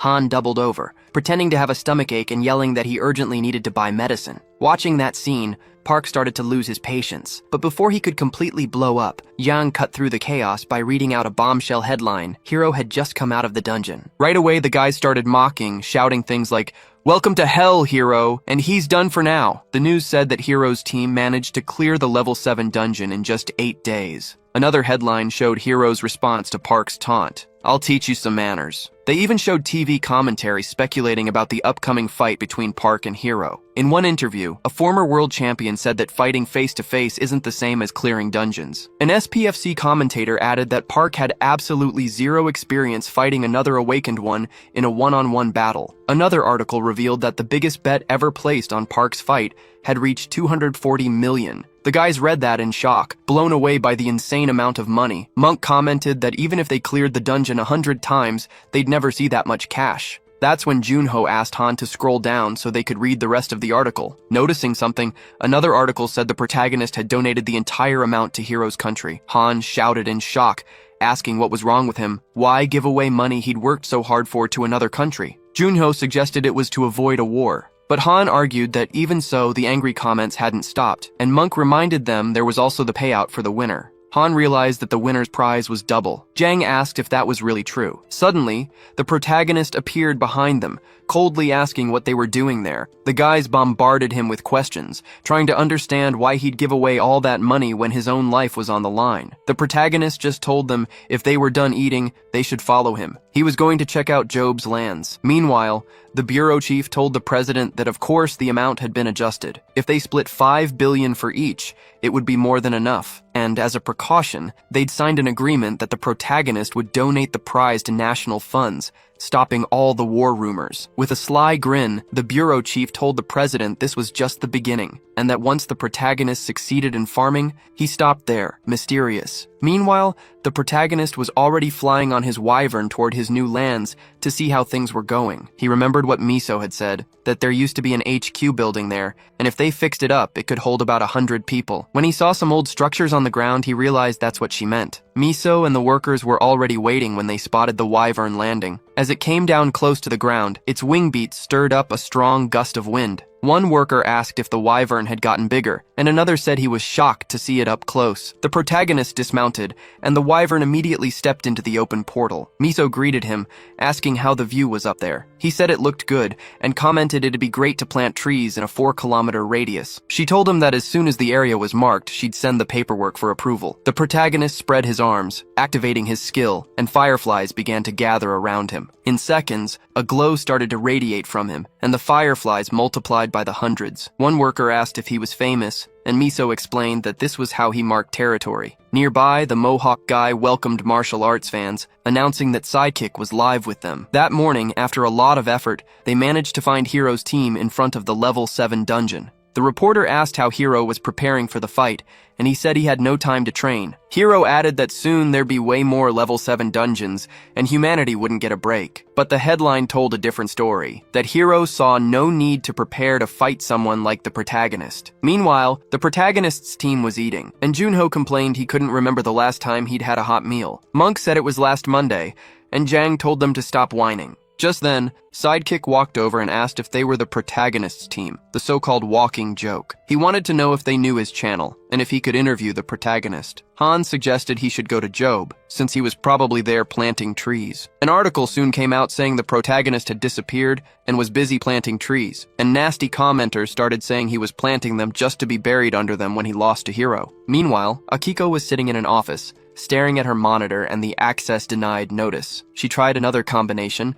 and waited nervously for the result. On the Bureau of Awakened's personal info screen about the protagonist, the message popped up, access granted. She smiled, proud she'd cracked it, and opened the folders marked confidential. Akiko opened one file and started reading carefully. Suddenly, her face filled with shock as she thought, stunned, 1,000 years? In another piece, global betting experts said that 85% were betting on Hero's victory. Another report highlighted that Hero, also known as humanity's hope, had reduced the dungeon clear time to 8 days. One more article said the DGB had transported construction materials to the city, and at the entrance to the protagonist's lands, there was now a sign warning about wolves. A final report said there were 6 days left until the showdown, and the stadium was already sold out. A new article said the fight was only 2 days away, and the protagonist was still on his land. Meanwhile, Hero and Akiko were sitting on the couch of the city's best hotel, sipping wine. The girl asked what Hiro was thinking about after taking a sip. He answered that he was thinking about how he'd kill the protagonist if he didn't show up for the fight. Setting the glass back on the table, Akiko said she didn't think it would be that easy. Hiro asked what she meant, and she explained she was talking about killing the protagonist. She told him she'd checked the Bureau of Awakened's secret files and found it was recorded that the protagonist had returned after spending 1,000 years on another planet. Hiro was surprised and asked if he'd used the regression stone multiple times during that period. Akiko said she didn't think he'd used the regression stone like Hiro had, but he argued that it would be impossible to live 1,000 years without it. She explained that according to the records, the protagonist spent 10 years on a planet where time passed twice as fast, and considering that Hiro had spent 500 years on Earth regressing, it didn't sound that crazy. She added that it explained why he hadn't come across the protagonist during those 500 years. Hiro asked if he'd discovered the source of eternal youth. Akiko said there was a rare item called the Red Divine Peach. Hiro repeated the peach's name, waiting for more details. She explained that this fruit appears only once every 1,000 years on a planet and disappears after 10 days. This divine fruit grants immortality and eternal youth. Hiro said the guy was becoming more and more interesting to him. He'd managed to live 1,000 years without the regression stone. The girl admitted she was worried knowing the protagonist had lived even longer than Hiro. Hiro stood up and said that no matter who the opponent was, he'd never let anyone get in his way. News headlines were now all about how the protagonist hadn't arrived in the country on the day of the fight. Meanwhile, the protagonist was working on his trees back on his new land. Apples began appearing on the branches, and he watched the results while Han stood nearby. Our hero said that was enough for the apple trees. Han agreed, saying there really wasn't any more time, but the protagonist didn't listen and said the pear trees were next. The boy shouted that there were only 3 hours left and that he really needed to go. The protagonist replied that since his level was still low, he couldn't plant too many seedlings at once, and that while he was away, they needed to buy everything he'd ordered. Han told him not to worry and begged him to just go already. The next second, a portal opened behind the protagonist, and his uniform appeared inside it. A giant wyvern stepped out of the portal, scaring Han so much that he fell backward. The protagonist said he'd be back soon and that they had to clear plenty of dungeons. There'd be no forgiveness if they slacked off. Han scratched his head and asked what he meant by slacking off, but he didn't answer. The wyvern took off, carrying the protagonist, who grew smaller and smaller against the sunset sky. Watching him go, Han was shocked that the protagonist wasn't even a bit worried about fighting the champion. He couldn't believe he'd been out there planting trees this whole time. As soon as the protagonist disappeared, Han pressed a button on a remote, and several drones flew up around him. He grinned, saying it didn't matter, because he already knew what he'd use for the opening clip. And the stadium was already buzzing, the voices of the commentators echoing everywhere. One of them said there were only 3 hours left until the fight. The audience was brimming with anticipation. The man mentioned he'd heard the protagonist still hadn't arrived, and wondered why he'd decided to skip the showdown. The other said this wouldn't be an easy fight for a rookie going up against the champion, and that his country's government was responsible for the protagonist's actions. Hiro and Akiko also arrived at the stadium and sat in the waiting room, which had a huge wall-to-wall window. Hiro asked if there was any news,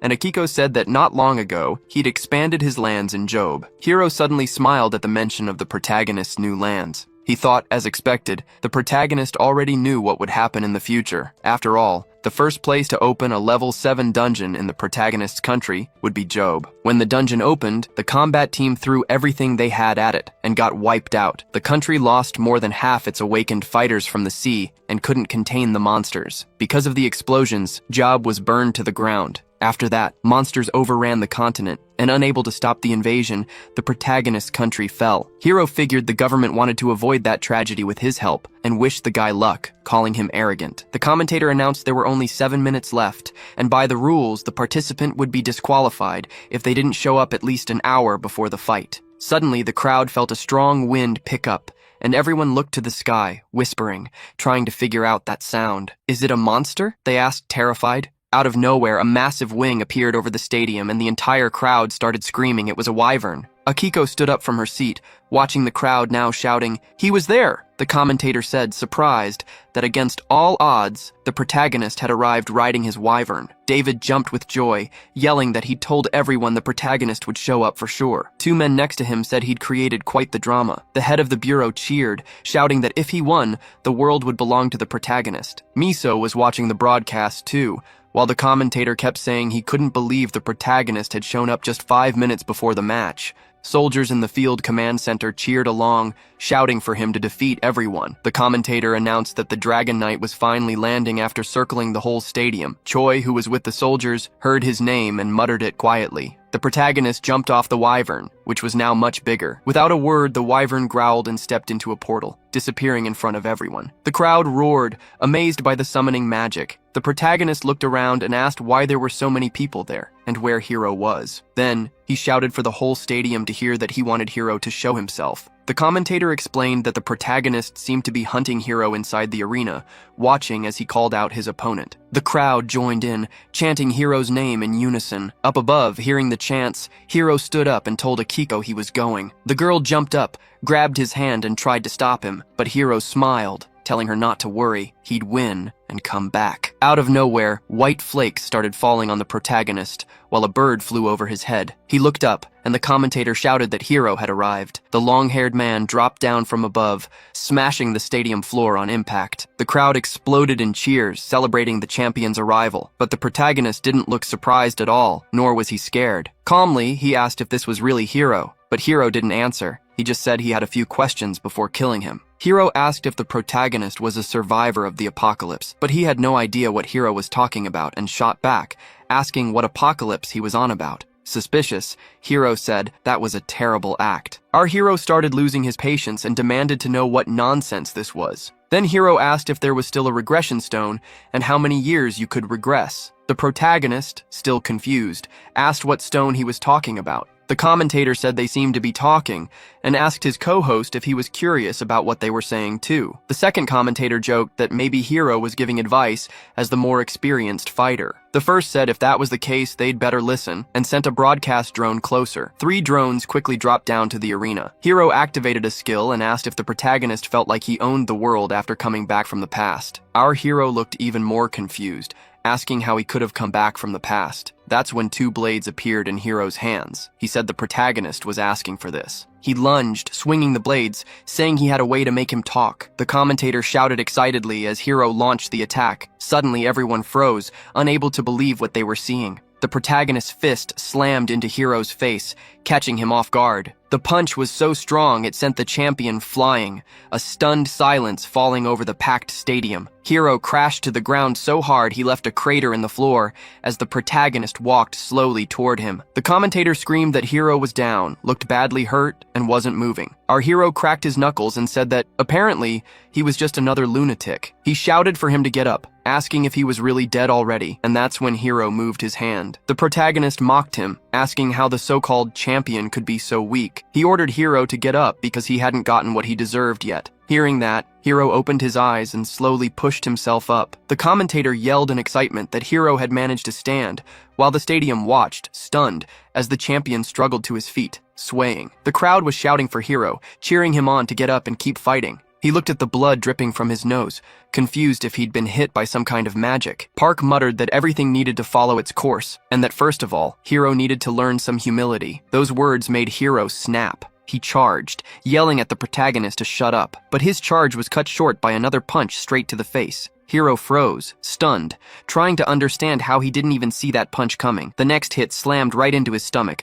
sending the champion flying again. Wasting no time, the protagonist activated his tornado ability. In an instant, Hiro was lifted by a swirling current of wind mixed with glowing fireflies. Once the power was fully charged, Hiro was launched high into the air, swallowed by a massive vortex of wind and water. The protagonist leaped above him, a ball of flames forming in his hand, the Fire Fairy Stream skill. He came down with his burning hand, slamming the fire straight into Hiro, engulfing everything around them in a blazing flash.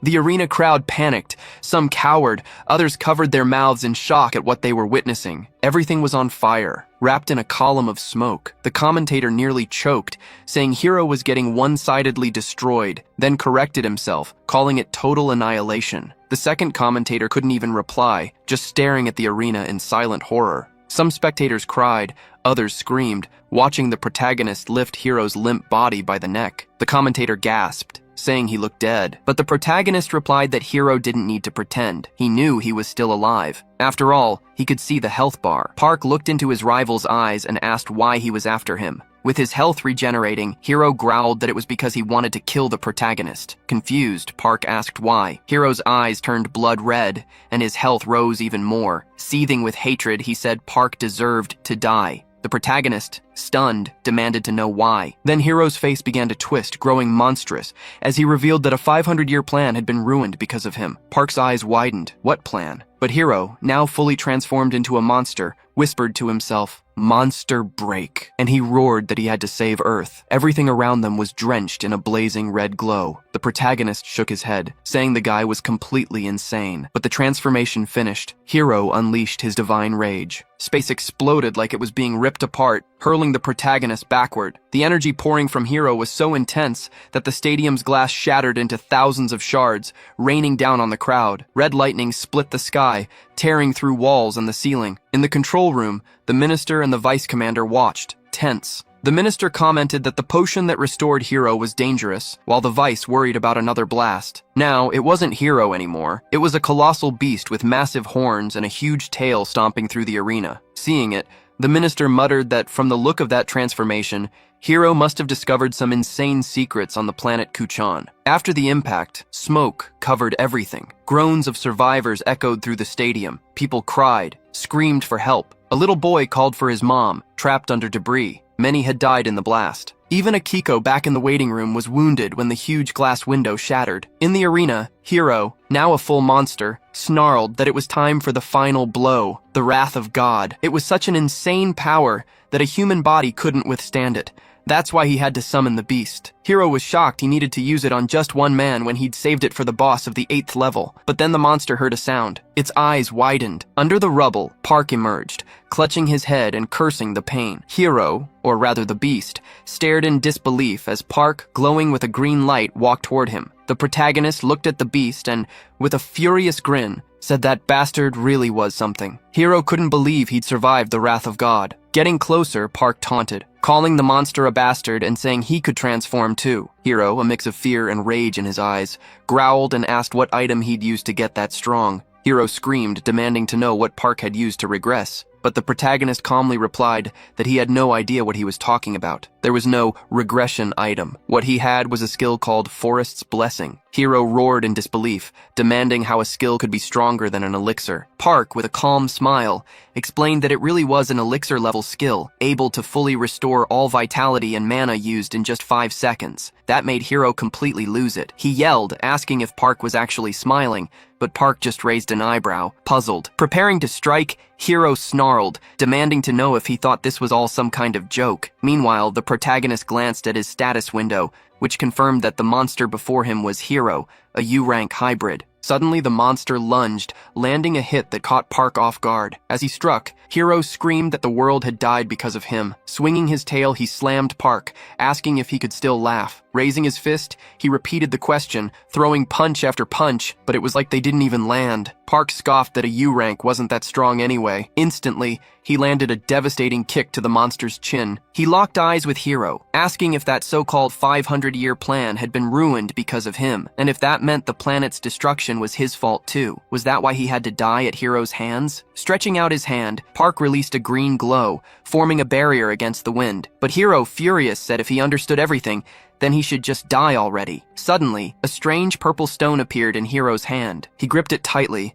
and a violet light surrounded the monster as he roared that Park had destroyed everything. He asked if he even knew how Hiro had reached that level, and how someone like Park dared talk down to him. Amid that chaos, Hiro remembered when he was just a baby, watching a superhero movie. The kids cheered as the hero landed the final blow. Even as a child, Hiro felt happy seeing the hero save the world, but suddenly, everyone gasped when the hero fell to his knees, bleeding. The screen showed everything burning. The narrator said the hero's soul stone would turn back time and he'd be forgotten, but it was okay as long as his loved ones could live. The kids cried, but Hiro didn't. He smiled, thinking that even if he was forgotten, it was enough for the world to remember a single hero. At that moment, Park's foot smashed straight into Hiro's face. His eyes widened in shock. The impact was so brutal, the monster was sent flying. Park, unfazed, repeated that he was just a lunatic. Hiro hit the ground face first, digging his claws in to stop himself from skidding farther. Coughing up blood, he slowly pushed himself up, staring at Park, admitting in his mind that he was strong. He couldn't believe there was someone he couldn't defeat. Not even in this monstrous form. He realized there was no sign of regression in Park, but it didn't matter. He could always start over. Right then,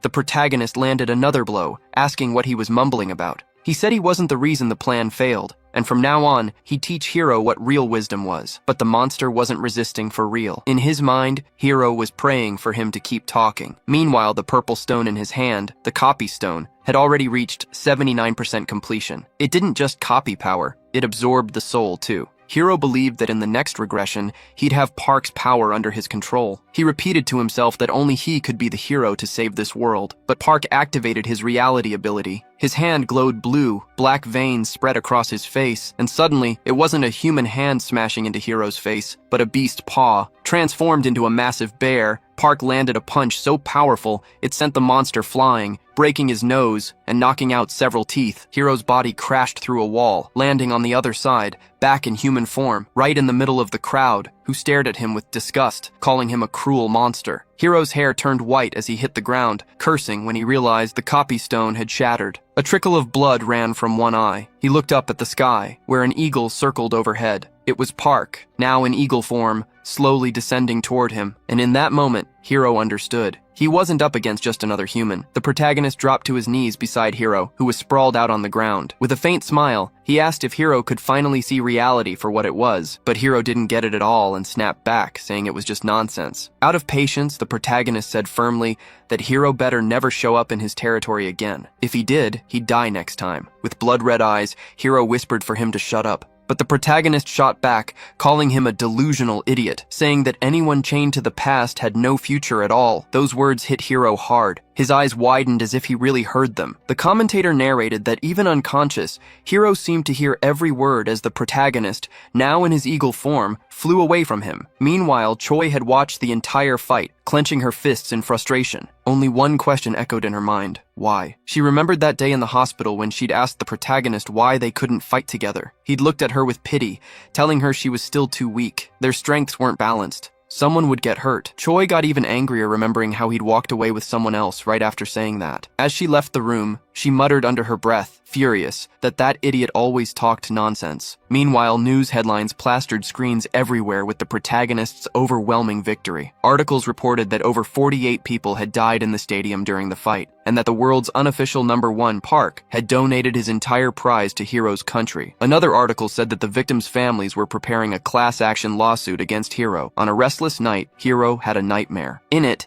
he saw the protagonist, transformed into a beast with claws, forbidding him from ever stepping foot in his territory again. For a guy stuck in the past like you, there is no future. Those words echoed in his mind, jolting him awake in a sweat. Sitting alone in his room, Hiro looked around, trying to figure out how long he'd been out. He grabbed his phone from the bedside and checked the news. Endless headlines about Park's victory and the lawsuit against the ex-champion. Reading the flood of hate-filled comments, Hiro let out a sarcastic laugh, mumbling that they were all hypocrites. Just then, Akiko walked in, relieved to see him up with his phone in hand. Without thinking twice, she snatched it away, begging him not to read any more of that garbage. She said people were just wounded in their pride. What he really needed was rest, more than anything else. Hiro realized she was trying to protect him. He didn't say anything, just let out a heavy sigh. She asked if he was okay. He said he wanted to be alone. Before leaving, Akiko told him she'd be taking the phone with her. Left alone, Hiro stared at the door for a long moment. Then he slowly stood up, walked over to the window, and pulled back the curtain. Outside, a mob held up signs, yelling at him to apologize and disappear. He thought bitterly that these people always chased after him, no matter how much of himself he gave. In the end, they never changed. He opened his status window and glared darkly at the copy stone. It showed the copy had been interrupted. He cursed under his breath, thinking that if he'd just held on a bit longer, he could have copied the protagonist completely. Then he stretched out his hand, and a red stone appeared.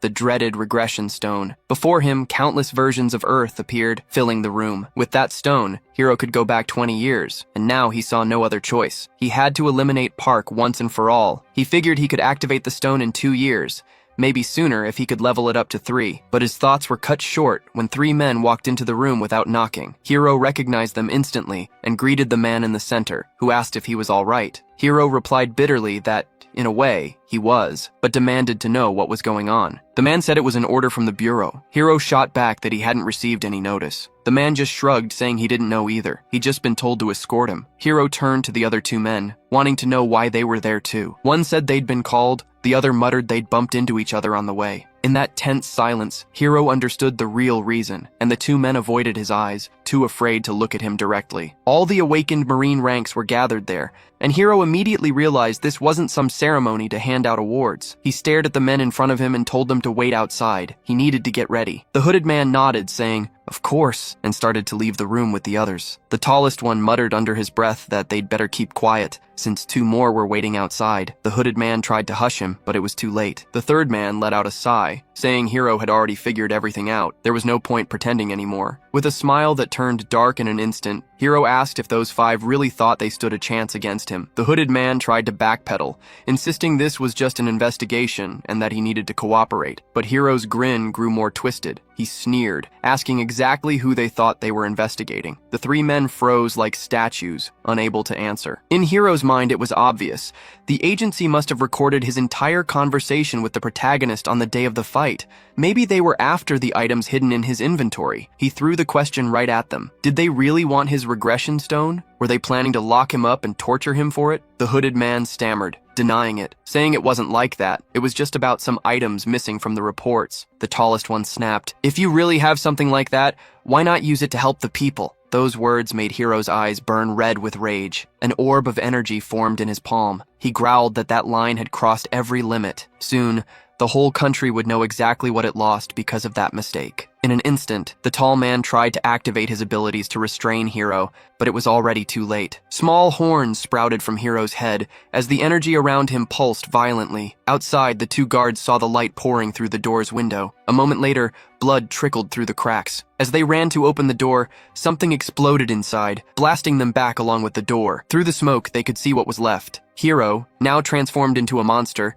had impaled the tall man with his tail while lifting the other one by the neck like he weighed nothing. "Do I still look weak just because I lost once?" the monster growled, making it clear he'd snap the neck of anyone who took another step. The hooded man reached out, begging, calling him captain, but the monster snarled that he didn't have the right to use that title anymore and demanded to know who gave the order. "It was the commissioner," the man stammered. "Tucker, the commissioner of the Supernatural Bureau. A patriot. He only cares about bloodlines. He waited for you to fail to have an excuse to strike." Tucker no longer trusted his loyalty. He said when Hiro's team cleared the 7th level of the dungeon, 9 died, and Hiro had transformed to heal them, but hid items and skills in the reports. To the commissioner, it was all lies. He wanted to know what else Hiro was hiding. The hooded man repeated Tucker's words. Before launching a full investigation, they had to interrogate Hiro, but the monster just laughed. "It's just greed," he spat. "That commissioner wanted every item for himself. I bet he would have offered me the captain's seat of the first squad if it had all gone his way." The man hesitated, remembering Tucker's empty promises about loyalty. The monster roared with laughter, calling them fools. He'd already watched this country be destroyed 25 times. He wanted to rebuild civilization right there. But how could he ever overcome human greed? Fuming, Hiro asked, "And Akiko, does she know everything?" The hooded man shut his eyes, clearly too scared to answer. The monster roared at him to speak up. With no way out, the man mumbled that yes, Akiko knew everything. Fury consumed Hiro, and he squeezed the man's neck until blood splattered the walls. The hooded man tried to shout his title to calm him, but it was far too late. The explosion that followed obliterated the entire room. The headlines blew up immediately. Hiro had escaped, killed 3 Marine ranks, and injured 2 others. Meanwhile, in the Supernatural Bureau, the commissioner stood at his window, growling under his breath. "Hiro, you ungrateful bastard. This is why you never help strangers. They'll stab you in the back." That's how Tucker summed it all up. They took the boy in, helped him, and yet he still had the nerve to bare his fangs at them. Tucker came to the conclusion that Hiro had always been a spy, planted there by his home country on purpose. The commissioner decided he now had enough proof to convince the prime minister. He figured that with this incident, he could get rid of multiple problems at once and create spotless new heroes to replace Hiro. He turned toward the door and called for his assistant in a booming voice. A young man came in immediately, asking what he needed to do. Tucker ordered him to contact every network. In 2 hours, there would be a press conference about Hiro. Meanwhile, Headlines kept tracking Hero's every move. One article claimed that the strongest man alive was now in Job. Another covered Yang, who was training new recruits, titled, "The Guild is overflowing with fresh blood." A third reported that the countdown for Job to become the 13th district had officially begun. On YouTube, a video analyzed the expansion of Park's guild, calling it the job version. In another, a real estate expert said this expansion was only natural. One more clip broke down Park's fight, titled, "The Dragon Knight Seeks Divine Powers." Han was glued to all of it, amazed at how much information was pouring out. All 10 of the most watched videos were about Park. Grinning, he whispered that this was next-level, global fame. But then he stumbled across a headline saying Hero had escaped from the hospital. A TV anchor announced that Tucker had called a press conference and suggested they listen in. The commissioner accused Hero of being a spy and demanded an explanation for Park's so-called terrorist attack. In response, the government's spokesperson fired back, calling the accusation absurd and saying the country was outraged by the insult. Han sighed, listening closely to the minister's words, but a chill ran down his spine when he realized Hero had vanished. He thought, how could a guy who was nearly dead show up again? And what if he returned when Park wasn't at the guild? A shiver crawled up Han's back, and cold sweat broke out on his forehead. Without wasting another second, he bolted from the office, determined to find Park. He tore through the forest, grumbling that Park always disappeared when things got ugly, wondering why he couldn't just stay home for once in his life. Suddenly, blue lightning bolts began to streak across the sky. Han froze, mouth hanging open, an eerie fear creeping up his spine. The scene felt way too familiar. Then, a massive bolt struck the ground, and screams echoed from deep in the woods. A swarm of workers burst out of the forest, sprinting straight at Han, yelling at him to run too. Seeing that, Han knew for sure. That lunatic was already there. Terrified, he kept repeating to himself that the madman was back. In the chaos, Han pushed past everyone and ran straight into Yang, who seemed to appear out of nowhere. They stared at each other. Shocked, breathless, Han spilled out what he'd seen, saying that the crazy Hero was back. But Yang just frowned. He'd gotten a report that a portal had opened nearby and was going to check it out. Han repeated portal, just as confused as the workers running past. Zhang nodded. They turned and stared, stunned, as the lightning kept slamming into the ground. Suddenly, a red sphere began forming inside the glowing storm. Both of them stood frozen, speechless. Han swallowed hard and whispered that the portal looked terrifying.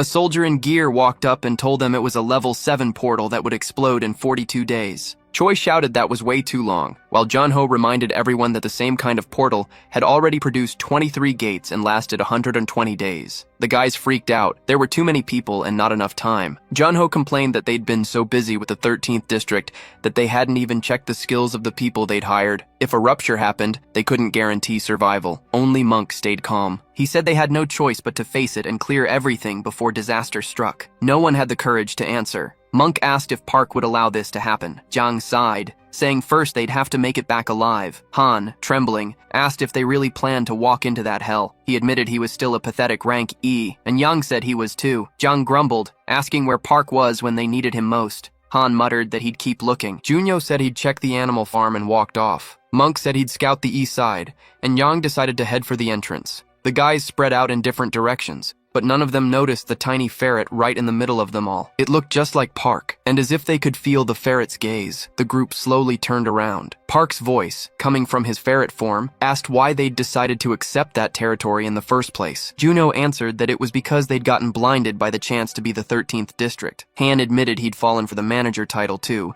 and the others quickly agreed. But Park immediately cut them off. That wasn't it. The real reason was that the place was actually a massive hunting ground. The boys froze, realizing what that meant. The ferret said it was obvious why that location had been picked, and he admitted he liked how they thought. He invited them to feel the raw wildness of that land for themselves. Monk even closed his eyes, breathed deep, and smiled into the wind. Park, still a ferret, told them there was a massive prize waiting right on their path. He asked if they shouldn't be hunting with grateful hearts for that. Han said they were thankful, but their levels right now. Park interrupted him. The prey stretches out its neck, begging to be caught, yet they still wanted to run. He told them that if they kept living like that, they'd just run forever, right back to the miserable lives they used to have. Those words hit Monk like a knife, and he widened his eyes as Park asked again, did they really want to go back to how things were before? Immediately, they all shouted no in unison. They said they'd never go back, not after fighting so hard to get there. Han rolled up his sleeves, ready to jump into the dungeon right then, and Monk offered to be the scout. Suddenly, the ferret shone with a blue light, and everyone froze. Right where the little creature was, Park's human silhouette appeared. He smiled and warned them that since it was their first level 7 dungeon, they'd probably need some time to get ready. The guys switched their tune immediately, saying they needed time to get organized and stock up on hot meals. Park told them someone would have to train the rookies and oversee construction too,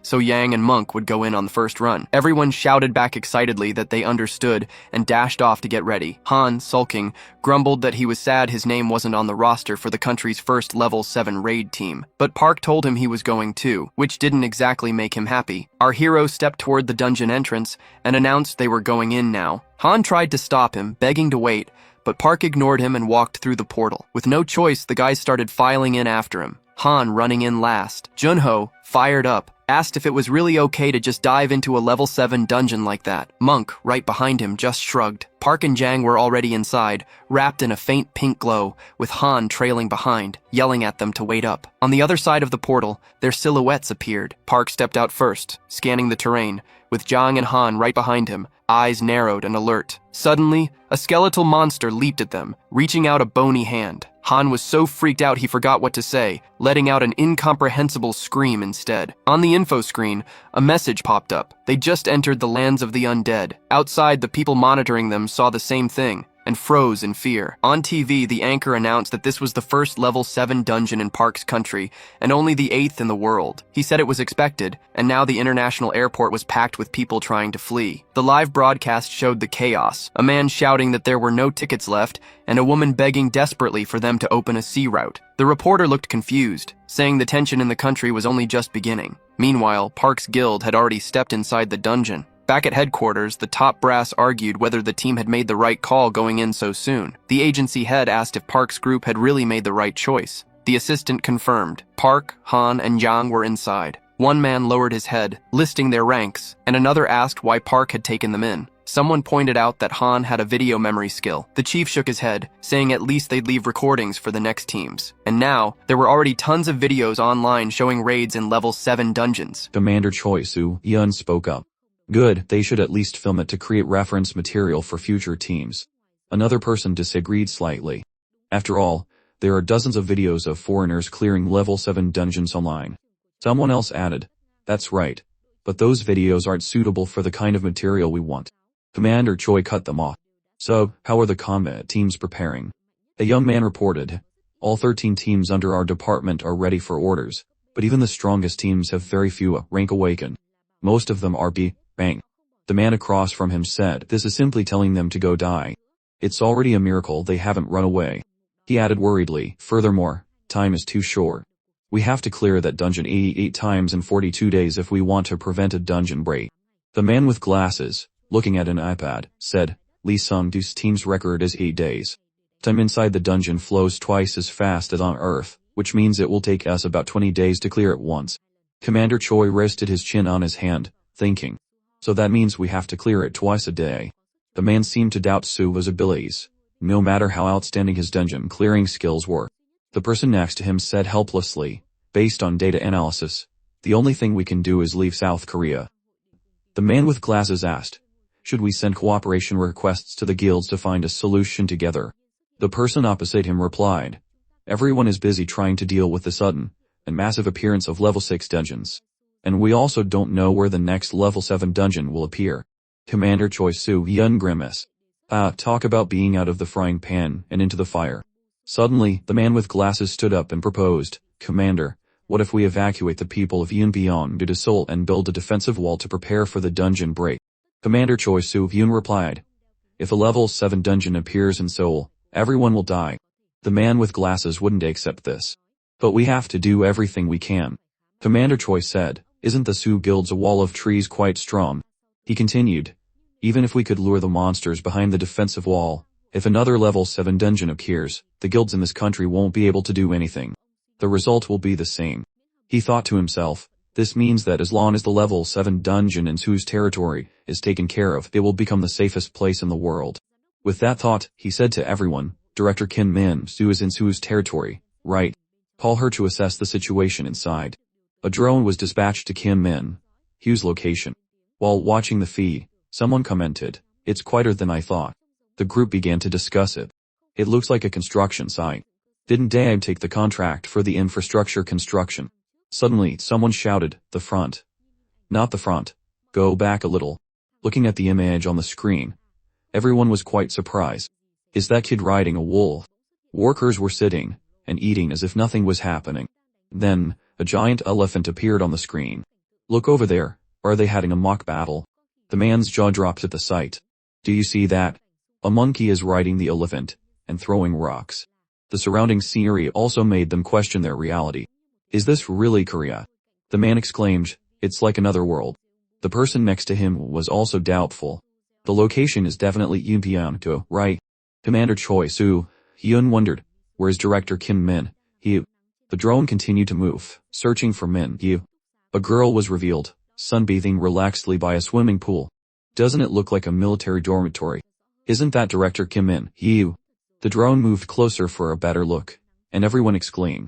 It really is her. Min-hyo was lying there, looking completely relaxed. The men in the meeting room were stunned into silence by the scene. Commander Choi Soo. The man with glasses exclaimed, this doesn't match the scene from before at all. Min-hyo lowered her sunglasses to look at the strange object that had appeared before her. As she prepared to destroy the drone, she cursed, this pervert has a death wish. The drone was small, but bold, continuing to record Min-hyo's alluring figure. Commander Choi was exasperated. Is she imitating Soo? Min-hyo quickly put on a robe and replied, I'm currently on my break, so I was just. I'm sorry. Commander Choi Soo-hyun ignored it and asked her about the current situation. What's the situation in there? Give us a brief summary. Min-hyo hesitated, forgive me. But the screen on the drone immediately started spinning. Turn the camera back, not that way, you idiot. After the screen stabilized, Min-hyo reported immediately the situation was a bit unstable when the new level 7 dungeon appeared. But after Soo's team entered the dungeon, everything is stabilized. She adjusted her clothes and continued. 3 hours after the dungeon appeared, infrastructure construction continued as planned. Soo Guild's vice master, Park Jun-ho, is overseeing everything on his behalf, and a member of the guild, Manhwa, is training the newcomers. Then she asked, is there anything else you want to know? Someone told her, all of South Korea is currently engulfed in anxiety and fear. But that place is like a completely separate world, which means the people there have complete trust in Park Soo-ho. At that moment, a person opened the door and entered to report. The Ministry of National Defense has dispatched Sungin, with 707th Special Mission Unit to Yunpyeong. Commander Choi Soo-hyun smiled with satisfaction. Good. No matter how great the risk, we must do our best to prevent a dungeon break. Don't we still have a glimmer of hope named Park Soo-ho? He then ordered the person, Director Choi, bring me my combat gear. Director Choi was surprised. Sir. The commander's face turned grim. From now on, I will be the field commander for the level 7 dungeon raid. Everyone present had no objections. The scene shifts to a dark room where a girl is tied tightly to a chair. The door slowly opens, and the girl faintly opens her eyes. Daiko entered and asked, are you awake? She gritted her teeth. You've messed with the wrong person. Daiko frowned threateningly. This bitch still has the energy to talk. Want to try a little electric shock? The girl fell silent, glaring at him. Daiko then placed a bracelet on the table. The girl asked in shock, how did you get that? Daiko told her, you're wondering how we found it even when you weren't wearing it and had it hidden so carefully, right? The girl's eyes widened in astonishment. He continued, no need to be so tense. We've seen everything inside. The girl grew tense. What do you want? Daiko said calmly, the records inside are quite interesting. The girl quickly told him, it's just an ordinary diary. Daiko retorted, but even Hero doesn't know about its existence, right? The girl fell silent again. Daiko then gritted his teeth in anger. You cunning old fox. Aren't you good at gathering information? Hero trusts you only because he doesn't know what you've done. The girl told him, get to the point. Daiko didn't beat around the bush.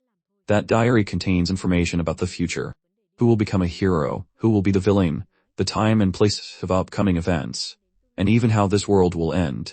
The girl's brow furrowed in anger. Daiko had no intention of stopping. Because he knew the future, Hero gathered all potential talents to profit from them, pretending he was the one who nurtured them. He brought those who were supposed to become the future of Japan under his command, tamed them, and then reached the pinnacle, becoming the nation's hero. The foolish people live under his veil of deception, hailing him as a true hero. It's all thanks to the regression stone, isn't it? The girl laughed and asked him, "What do you want, ultimately?" Takeo ordered her, "Tell me where Hiro is hiding, and I will grant your every wish." The girl told Takeo, "I don't know." Of course, Takeo didn't believe her. "You don't know?" The girl repeated her answer. "I don't know." Takeo was furious. "You're telling me you don't know?" The person monitoring the testing equipment outside reported back to Takeo. "She's telling the truth." He fell silent. The girl continued to stare at him. Takeo told her, "It's a pity that you don't know." She taunted back, "And it's a pity you decided to confront Hiro." Provoked, Takeo could only curse. "Ah, you bitch." Then he threatened her again. "I'll put you in the special confinement area for the awakened and see how you survive." The girl was not afraid, and even offered Takeo some advice. "Instead of worrying about others, you should worry more about yourself. Hiro might want to see you." Takeo gritted his teeth. "Insolent bitch." The screen showed something quickly disappearing down a sewer drain. The man watching didn't miss a detail. He then reported to Takeo, "This is the last video," as he went underground. Takeo asked coldly, "And then?" Director Choi replied, "We are currently trying to track him with drones." Takeo became angry again. "That bastard Lee Sung-gi dares to plot to overthrow us by gradually bringing both awakened and civilians from Korea to Japan. We must find him and make him pay." Director Choi immediately complied. "We will definitely catch him." As the director left, Takeo thought to himself, Hiro must still have the regression stone hidden somewhere. If only I can get it. The scene changes to a beautiful blue beach, with people happily playing on the golden sand. Seong-ga sat not far away, eating breakfast while scrolling on his phone. Suddenly, breaking news appeared on his phone about Su's team entering the dungeon. "We have just received the list of members participating in the level 7 dungeon raid with Park Soo-ho.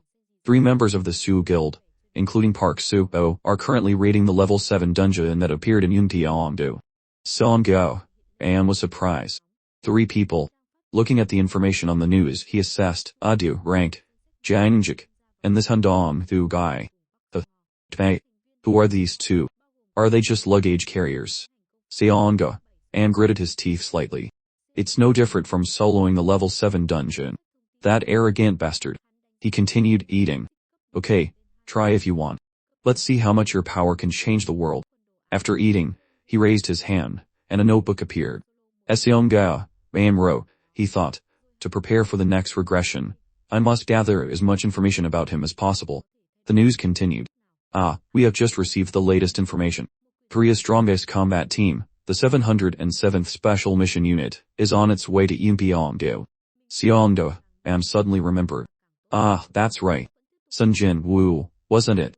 Once the team of Korea's #1 mercenary is annihilated, this country will surely fall into a miserable state.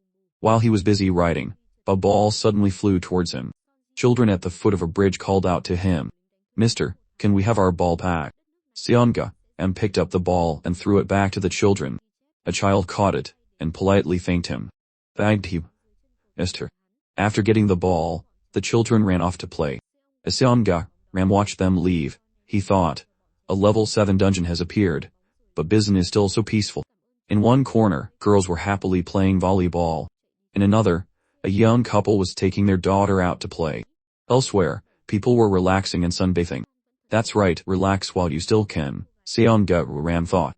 "Once the apocalypse begins, those smiling faces will drown in blood and tears." His eyes grew deeper. "Soon, you will all be writhing in agony. When that time comes, I will help you smile one last time." In another world, countless vehicles and drones had entered the Yunpyeongdo area. Jun-ho and Min-yu stood there, watching the military vehicles enter the area one by one. Jun-ho exclaimed, "What the hell?" Min-yu was just as surprised. "The 707th Special Mission Unit." At that moment, a vehicle stopped in front of them. Commander Choi Soo-hyun got out and waved at them. Jun-ho's eyes widened. "Commander, why are you here?" Commander Choi laughed. "What are you saying? How could I sit idly in my office when the country is in danger?" Min-yu looked at him silently. Commander Choi Soo-hyun walked over and patted Jun-ho on the shoulder. "You're Kim Jun-ho, right? To allay the public's concerns, the Awakened Management Bureau and the Ministry of National Defense have decided to give their full support to the Soo Guild." Min-yu gently corrected him. "He's Park Jun-ho." He laughed awkwardly. My apologies," Jun-ho said worriedly, But Soo Hyun doesn't want so many outsiders entering our territory. Commander Choi Soo Hyun reassured him. But the appearance of a level 7 dungeon is not just the Soo Guild's problem. He explained, it's a national disaster. The Soo Guild doesn't have to take sole responsibility for it. Junho hesitated. I mean, the problem is Soo Hyun. Min Soo quickly told him. I will try to explain everything when Park Soo-ho comes out. We will certainly pay a proper price for using the dungeon. Junho could only sigh. What should I do? Shouts echoed through the residential area. Start setting up camp. The first team to finish gets to eat first, Commander Choi Soo Hyun observed and said with a satisfied tone, it's starting to look like a proper unit. Then you still asked him. He asked, why did you come here? Commander Choi Soo Hyun asked back. What do you mean? He turned to her and said, faced with a national crisis like this, how could I sit still? Min, you told him, you ran here because you think it's the safest place right now, didn't you? Hit right on the mark. He was speechless. Really, who do you think I am? He then changed the subject to save face. Stop talking nonsense and go prepare a seat for the command post. That chair you were lying on looked quite comfortable. Min, so you reluctantly obeyed. Yes, Commander. As he was leaving, he added, also, we will temporarily gather all the trump cards we can. That includes Choi Si-hyun from the protection team. Min, you suddenly stopped. Choi Si-hyun too. He replied casually, she should be down at the barracks. Suddenly, Commander Choi Soo-hyun turned back and asked Min, that defensive wall of trees at the entrance, is it true that not even a missile can break through it? Min crossed her arms and said, I don't know. Why don't you try it yourself? I'm curious too. Meanwhile, the soldiers were constantly exclaiming, that's Sun Jin, Woo's 707th Special Mission Unit. I can't believe I get to see those monsters in person. They watched the unit and chatted. What monsters? They're heroes. Don't you want a closer look? I want to get Hong's autograph. They then turned to Mayo In. Monk Mayo In, let's finish training and go eat. Neo In was lounging on a rock named the main temple. He coughed lightly and said, there is a saying, if one cannot suppress their feelings and gives their heart to the wrong place, both their body and soul will suffer karma. They continued to persuade him. But monk, we can't starve to death. We must live to have a chance to reach Nirvana. He coughed lightly again. A chance to reach Nirvana. Seeing this, they bowed with their hands together and said, perhaps your throat is still in the mortal world, and your stomach still has worldly desires. We will bring you back 2 cans of beer, so please allow us to go eat. Amitabha. Mio In had no intention of letting them go yet. You are quite clever. Have you considered following the path of monasticism? They respectfully replied, my family is Catholic, so we will bring back some beef jerky for you. Amitabha. He looked at them helplessly as they left. It's a pity you won't consider converting. On their way to eat, the group continued to chat. I want to get Sun Jin Woo's autograph. It's true that Sun Jin Woo is number 1 in Korea, but isn't his world ranking a bit low? You idiot, for Sun Jin Woo, world rankings are meaningless and a waste of time. Mio In stayed behind and opened his system to study it. To bank, dimensional energy 348, purification points 782. New skill, King of Nirvana. 1 app 1000. Can summon 20 zombies. Mio In thought, King of Nirvana. I currently have 782 points, which means I need to kill about 12 more level 1 dungeon bosses. He took a bite of beef jerky and calculated, the first level can already summon 20 zombies. This is worth looking forward to. At the barracks, Junho asked Jin Woo, the main base has plenty of empty rooms, why do you have to? But Jin Woo replied, we don't want to cause any more trouble. If you'll allow it, we'll set up camp right here. Junho looked at the man before him, the Iron Fist Sun Jin Woo. He thought, he refused the Sayalid Guild's invitation to serve the country. It's not that he doesn't want to be a bother, I think he's doing this because he doesn't want to receive any help. Junho told Jin Woo, do as you wish. Jin Woo was about to leave, he said, He turned back to Junho. Please designate separate areas for soldiers and civilians. The soldiers might be a bit on edge because of the upcoming raid. Junho agreed to the request. Oh right. The soldiers were gathered for a meal. 2 of them were getting food and commenting, I thought this place was just a gathering of trash, including Park Soo-ho. Turns out the food is pretty good. Look at that old lady. The old lady they were talking about was slicing vegetables into a pot with lightning speed. The man stared at her, wide-eyed. Whoa. What the hell? Is she awakened? His comrade said, maybe the food they prepared for 20 people wasn't enough, so she has to move her knife so enthusiastically. Suddenly, the food tray in the man's hand fell to the ground. A soldier from Su's side quickly apologized. Sorry, I wasn't paying attention. Unexpectedly, the other soldier became angry, his face looking extremely grim. You useless bastard, were you laughing? The young soldier became tense under his intimidating presence. The soldier's face was as dark as a pot's bottom as he asked the young soldier again, I asked if you were laughing, you bastard. The young soldier shook his head. No, I wasn't. But suddenly, a large hand grabbed his collar. The soldier roared, do you want to die or something? The young soldier could only cry out. Why are you doing this? The knife in the old lady's hand stopped with a clack. She then picked up 2 baskets of kitchen tools. This brat. A shout rang out. Get out of the way. The soldier had just turned around when a small foot kicked him in the face. A young boy holding 2 loaves of bread leaped over his head.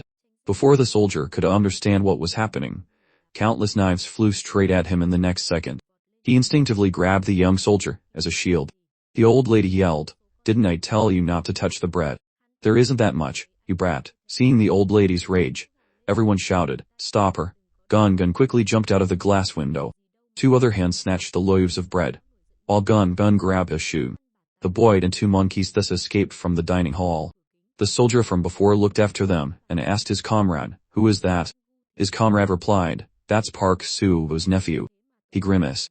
He moves like a monkey. The old lady continued to cook, rubbing her back and complaining, these brats. My back hurts. The soldier then turned to the old lady and snapped, is she crazy or what? How can she throw knives like that?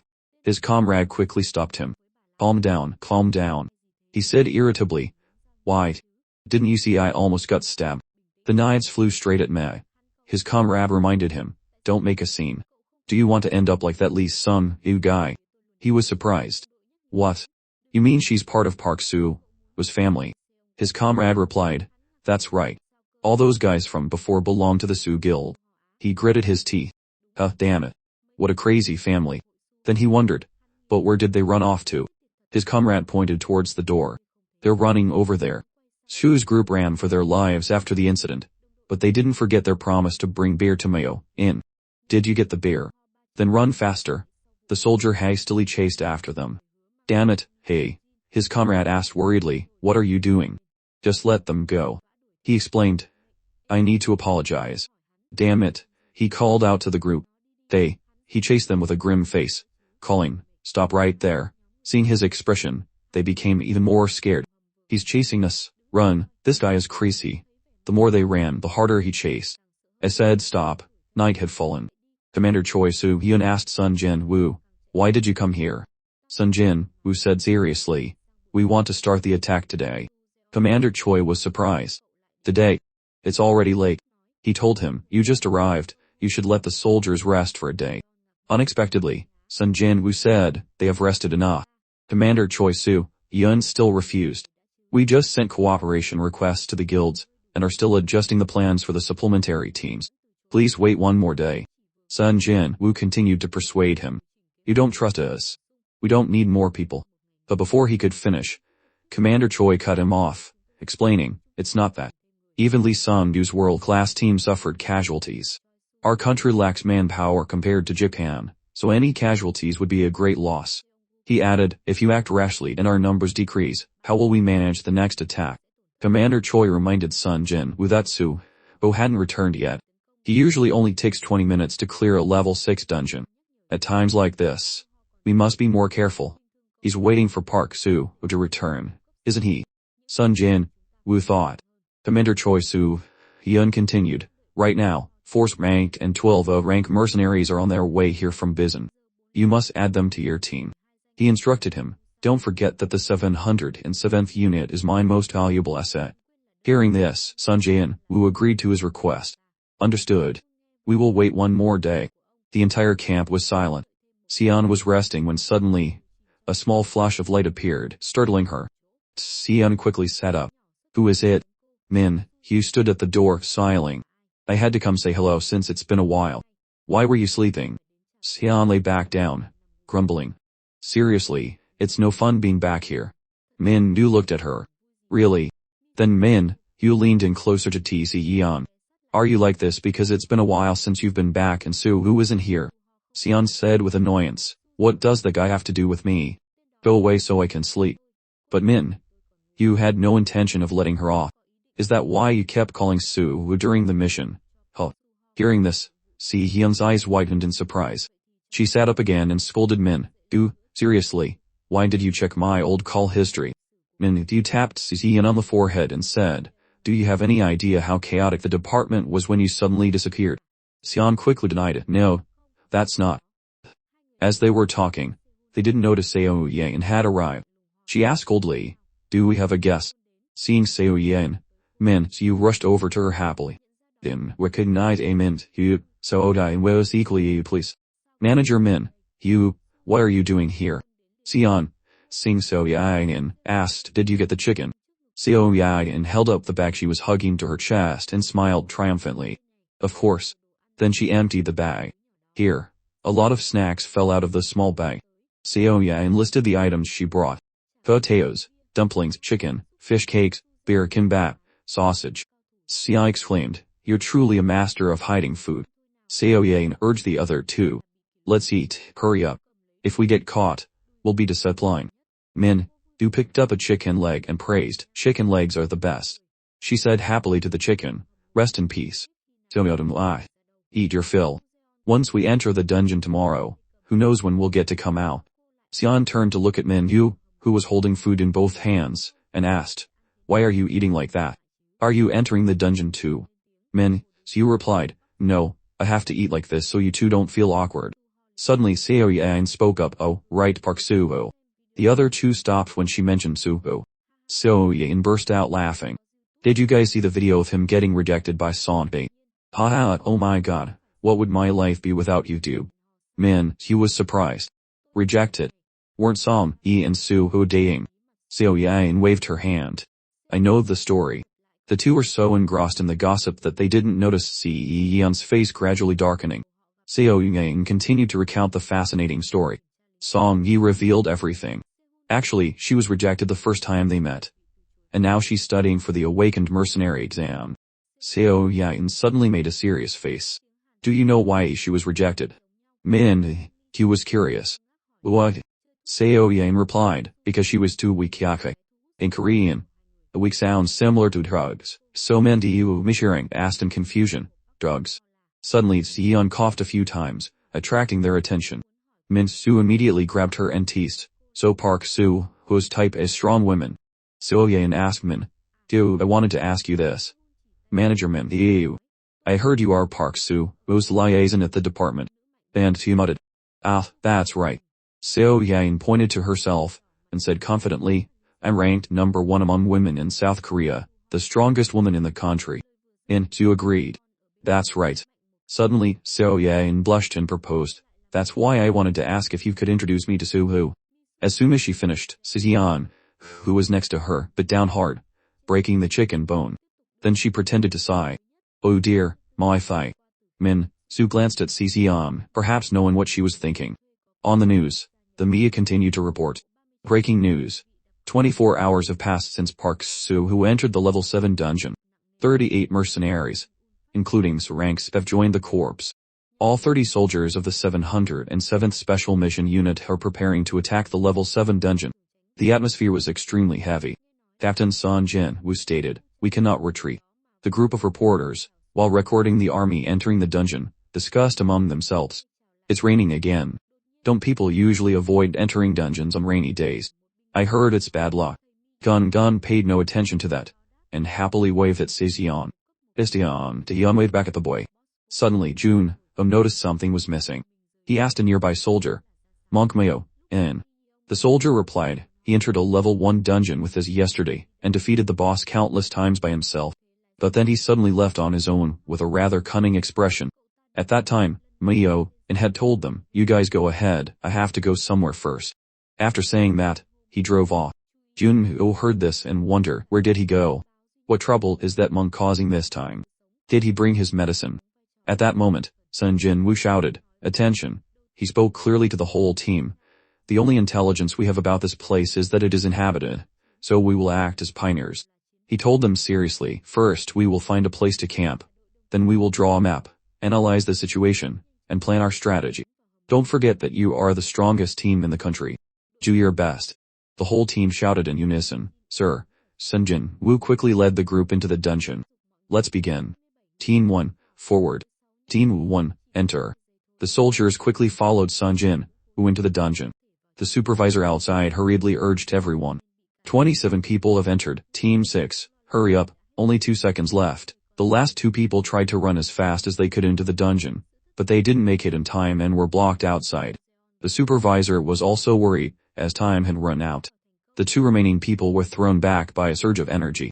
Disappointment was evident on the faces of Commander Choi, Min, Yu, and the others. 28 entered successfully, 2 failed. The most worrying thing was that the 2's ranks couldn't get in. But at that moment, the system displayed a new message. Date number 7 countdown to detonation. 3 minutes countdown. The supervisor was shocked. Is it a bug or what? Wait. It can't be. All the witnesses were stunned. At the gate's entrance, 3 figures suddenly appeared. Suho, along with Dongs, Su and Jik, slowly walked out. When they saw the 3 of them return, everyone was utterly astonished. It's Park Su-ho. Park Su-ho is back. I can't believe it. But a few seconds after their cool appearance, the other 2 fainted from exhaustion. The media erupted with news. International press. Breaking news. Headline, Park Su-ho clears level 7 dungeon in just 24 hours. Main story. A miracle has occurred. Park Su-ho has returned safely after 24 hours. Feature, Park Su-ho, the man who swept through a level 7 dungeon. Who is he really? The time difference between the level 7 dungeon and Su's territory, the immortal land, and Earth is confirmed to be approximately 3 times faster. Sports and celebrity news, the public rejoices as the dungeon sweeper Park Su-ho solos a level 7 dungeon in record time. Unsurpassed in the world. People who heard the news were all astonished. Is that for real? What the hell? Does that mean we don't have to evacuate? The news continued to report on Park Su-ho's unbelievable record. Experts say that at this rate, clearing the level 7 dungeon is only a matter of time. Director of the UN confirms that the future of South Korea lies in these hands. Commander Choi Su-hyun shook Su's hand and said warmly, "Please allow me to express my sincerest gratitude." But when he looked at the other 2, his expression was a little concerned. But, are your team members still alive? Su-ho replied, "They haven't slept in 3 days, so they're just resting." Commander Choi Su-hyun bowed his head to thank Su. "Oh, thank you so much. You've worked hard." Then he asked for a favor. "I'm sure you're very tired, but could I trouble you to write down your dungeon conquest strategy while you rest?" Su-ho asked in surprise, "Conquest strategy? Please." Su explained, "Even just a map or details about the monsters would be a great help to the teams currently preparing for the next subjugation." Su-ho asked again, "Other teams?" Commander Choi Su-hyun nodded. Yes. Su-ho asked him seriously, "Are you, by any chance, planning to arrange for another hastily selected combat team to come to my hunting ground?" Commander Choi Su-hyun tried to explain, "Oh, we are currently in a nationwide emergency. To prevent a dungeon break from happening, it's best to have an additional team participate." Su-ho refused. "No, there's no need for cooperation. I am more than enough." Min-hyo was astonished by his words. She thought to Su-ho, a level 7 dungeon isn't a national disaster.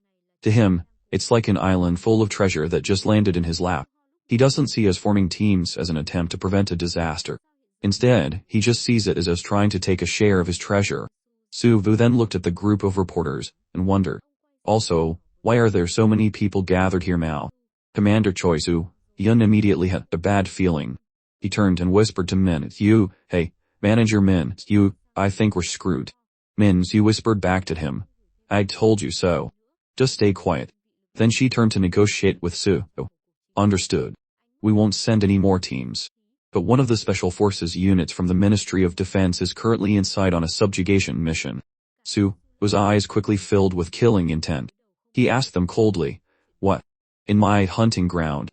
Who gave them permission?" Both Min-hyo and Commander Choi bowed their heads, not knowing how to explain. Jun-ho then spoke up hesitantly. "Yes. That's right. It was me. I gave them permission." Su-ho angrily pinched his younger brother's ear and scolded him. "That's right, of course it was you. Who else would it be? Min, human commander Choi watched timidly as Jun-ho was pinched so hard he started to cry. Soo-ho didn't care who was there, and just dragged his brother by the ear, scolding him non-stop. Even if trespassers appear, you just stand there. When others come to use our hunting ground, you just let them in like an idiot. The pitiful Jun-ho kept crying out to his brother, ouch, ouch, my ear is going to tear off. Soo-ho asked, where is Myo-in? Jun-ho stammered about that. At the same time, a girl was still surprised by Soo-ho's actions. Why did Park Soo-ho suddenly act like that? She had no idea that Myo-in had appeared behind her, his mouth open, moving closer to her neck. Jun-ho glanced in his direction and said, that monk over there looks like he's out of meat. Soo-ho also glanced in the direction Jun-ho was looking. Myo-in looked no different from a starving zombie. Soo-ho shouted, Myo-in, bring Myo-in here. Commander Choi Soo-hyun looked at Soo-ho and wondered, what are these guys doing now? Min-soo replied, it seems like they're going to enter the portal again right away. The reporters started buzzing at Soo-ho's actions. Are they going in right now without resting? If Park Soo really intends to stop the dungeon break by himself, then won't the Soo Guild become the first level 7 guild? It's too early to say anything. One has to clear the dungeon twice a day to prevent a break. At the very least, we'll have to see if they can reduce the clear time to 7 hours. Soo-ho quickly pulled Jun-ho along and entered the dungeon. Following them, soldiers also threw Myo-in into the dungeon. A reporter was curious, that monk doesn't look too good, does he? His colleague urged him. Just take the picture. Commander Choi Soo-hyun asked Min-soo, the guy with the Super Saiyan hair lying over there is the one with the video memory, right? Min-soo replied. He's.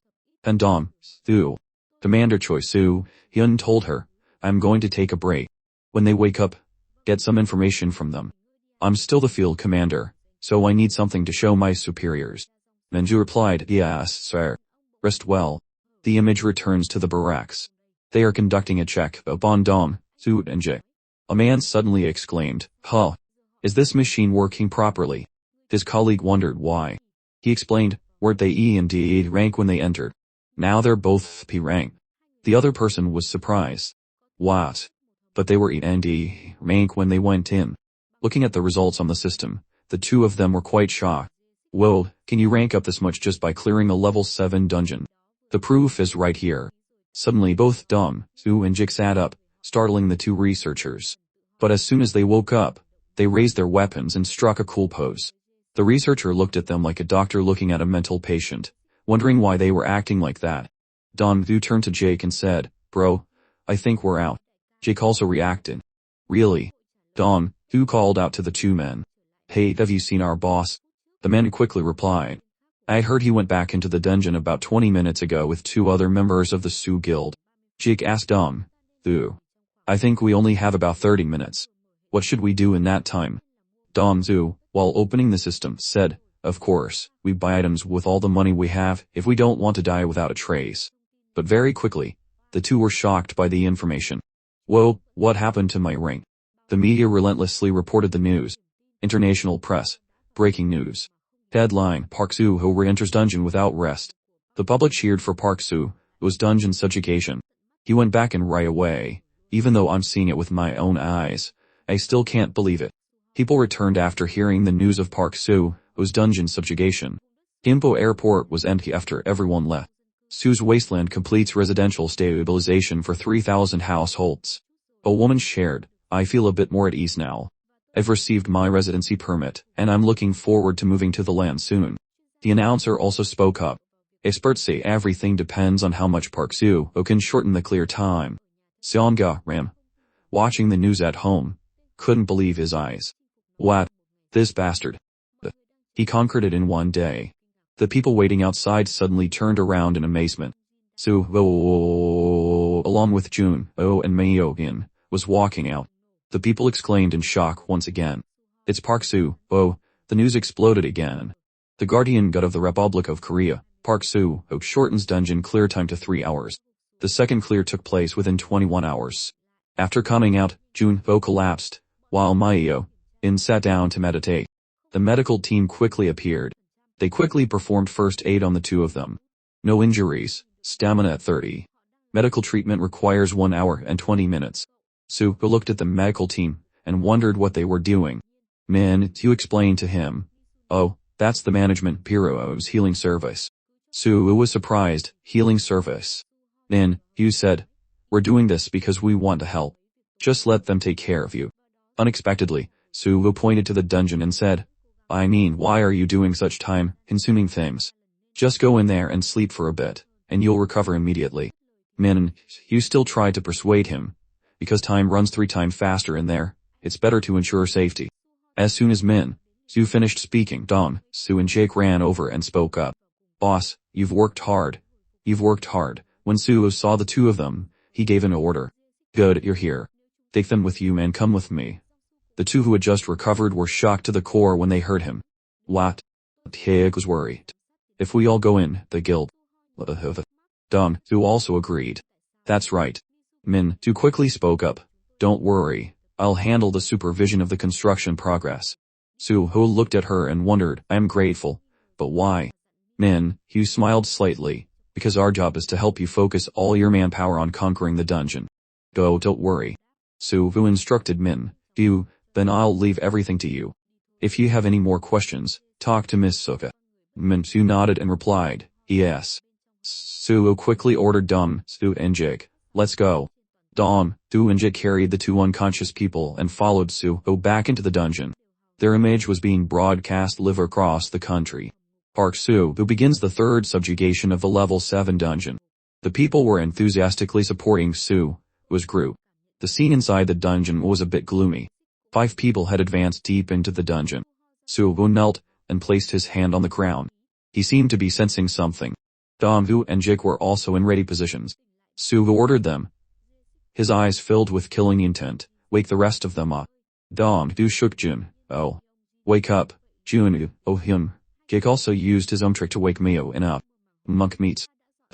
Meet, as expected. Mio reacted upon hearing that.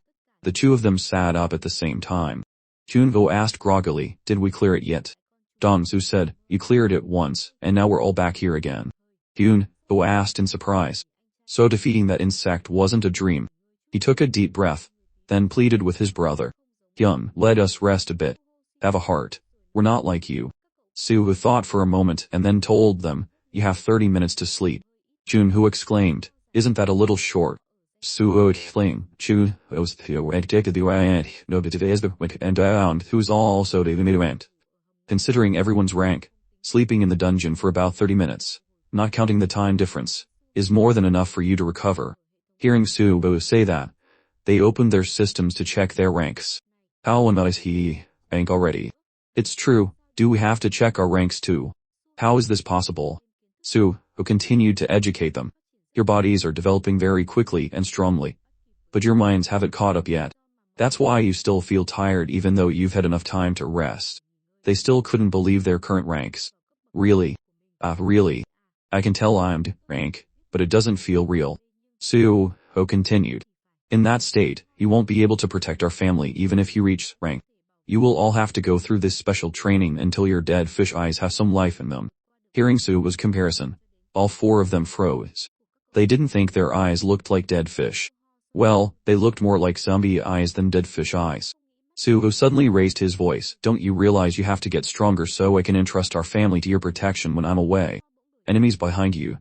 The 4 of them heard that and turned around to see a pile of skeletons holding weapons rushing towards them. The skeletons were called undead knights. Very quickly, Jake blocked the attack of the skeleton attacking him. Then, with one slash, he sent the knight's head flying off its neck. Junvo was no slouch either. He swung his sword, splitting a skeleton in half. A skeleton hit by an abyss ray shattered into many pieces. Eo swung lightly, and a skeleton was immediately split in 2. The last skeleton was also smashed to pieces by Jake. Just as the 4 of them finished dealing with the skeletons and before they could rest, something else was coming. A horde of undead like the orcs from the Manga solo leveling swarmed towards them. Suho smiled lightly, they're approaching us on their own. Is it because of Mio-hin? Mio-hin immediately chanted, for those who cannot close their eyes at the time of death, the gate to the 6 paths of reincarnation will never open. Jake and Jun, who also rushed forward to support him. Mio-hin's eyes suddenly opened, his right eye glowing red. The only world that welcomes you is a utopia, a place of countless temptations. As he chanted, The lightning surrounding him grew stronger. The system also displayed a notification. Dragon Break LOL. 7. Sky Dragon LOL. 2. King of Nirvana LOL. 2. Rebirth LOL. 0. Mio. In jumped up and shouted. Sky Dragon. A blue dragon swept through, destroying the undead horde. Next, Dom Su took out an ultimate form ghost trap and aimed it at the horde. He shouted, "Everyone, try to dodge this." 108 Abyss Rays. Then Dom Su shouted, "He fire." The undead were blown to smithereens. Jake was more gentle. He just swung his sword, while cursing Dom Su. "What do you mean in dodge, you bastard?" The system also displayed a notification. Butcher LOL. 423. Brutal Slaughter LOL. 3. Ferocious Slaughter LOL. 0. Terrifying Slaughter LOL. 0. Divine Massacre LOL. 0. Panja Annihilation LOL. 1. Junko looked at the system panel in amazement. Finally, he thought with emotion, "I have a skill I can be proud of," and shout "ow." With that thought, he jumped up and shouted, "Pangea Annihilation." A powerful sword strike slammed into the ground, which quickly split in two, the crack extending straight to the undead horde. But something seemed wrong. An undead swung its fist, and Junko was sent flying several meters. Jake then spoke up. "I've suddenly lost all my strength. My sword has suddenly become dull." Dong Su's situation wasn't much better. "I can't aim properly either." Mio Win looked even more pathetic, being crushed under a monster. "Is it a curse?" Jake suddenly noticed something. Above the horde, 3 creatures appeared. The creature was called a banshee. It had the form of a female zombie but could fly. Dong Su quickly shouted, "Suho, Suho, Suho," however, was extremely calm, in contrast to the urgent situation. This is happening faster than before. In another place, people were leisurely eating in the cafeteria, happily chatting with each other. "Is this blue crab stew? I wish I could work here for the rest of my life. I need to find a place to live in Suisnamanju. Come on, we need more time now." Min Su walked by, and cheerfully reminded them, "Eat your fill, and then get back to your positions to finish today's work." Then she pushed open a door to meet Mises. "Auntie, you called for me." So, Ha smiled at her. "There you are. Did you go home to shower, Min Tiu?" And he replied, "Yes, Auntie. We were planning to build a sauna there." So, Ha told her, "Come here. You might not know this. When you were little, besides the bathhouse, you needed a warm room with a red clay floor. You won't know what you've been missing until you sat on that floor." And you suddenly stammered, "Ah, what should I do? I have already placed the order." Suddenly, the phone rang, and Min Su answered it. "Yes, this is Min. Do it." So, Beth sat to one side, cracking her knuckles and complaining, "Fly back. It's really an old age ailment." The person on the other end of the line told Min, This is a video from the analysis team. Please come here, there's something you need to see." The image returns to the dungeon. Kik is using all his strength to swing his sword, and then he powerfully strikes a banshee. The person in charge paused the video and spoke up. End of report. The video also ends here. Commander Choi Soo-yun frowned at the creature that had just been struck. "That's the..." Min Su continued, "A banshee, sir." She explained, a type of undead monster ranked on par with the insect queen, calculated and evaluated as rank. Its characteristic is a debuff that reduces the enemy's damage, accuracy, and speed. It can transform its hands into arrows to launch ranged attacks.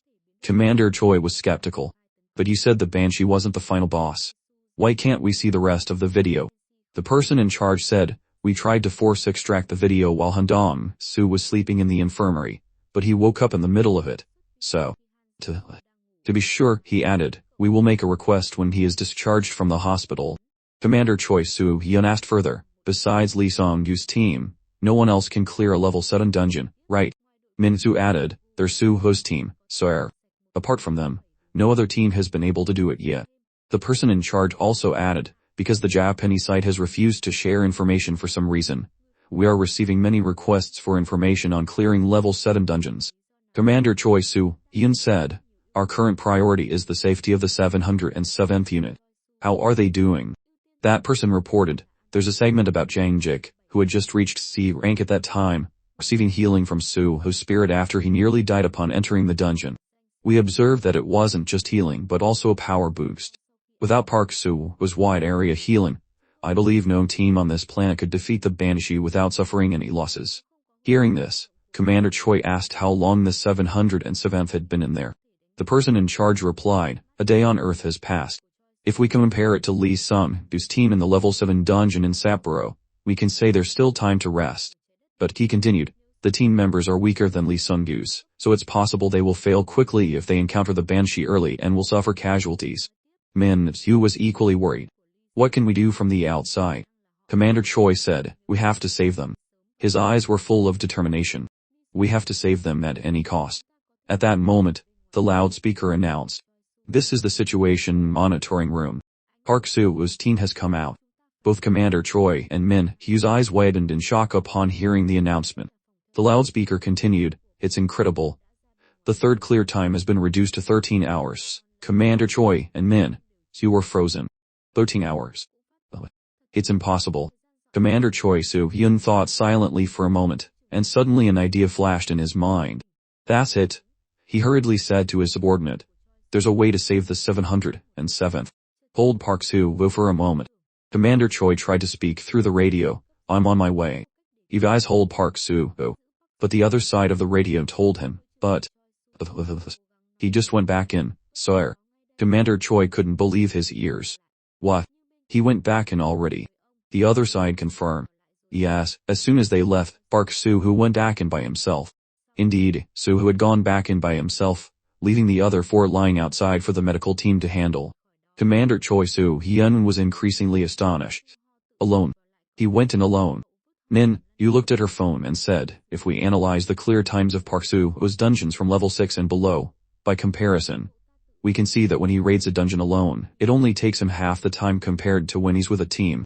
She added, "Based on this data, Park Soo-woo's 4th raid of the level 7 dungeon will take about 6 hours."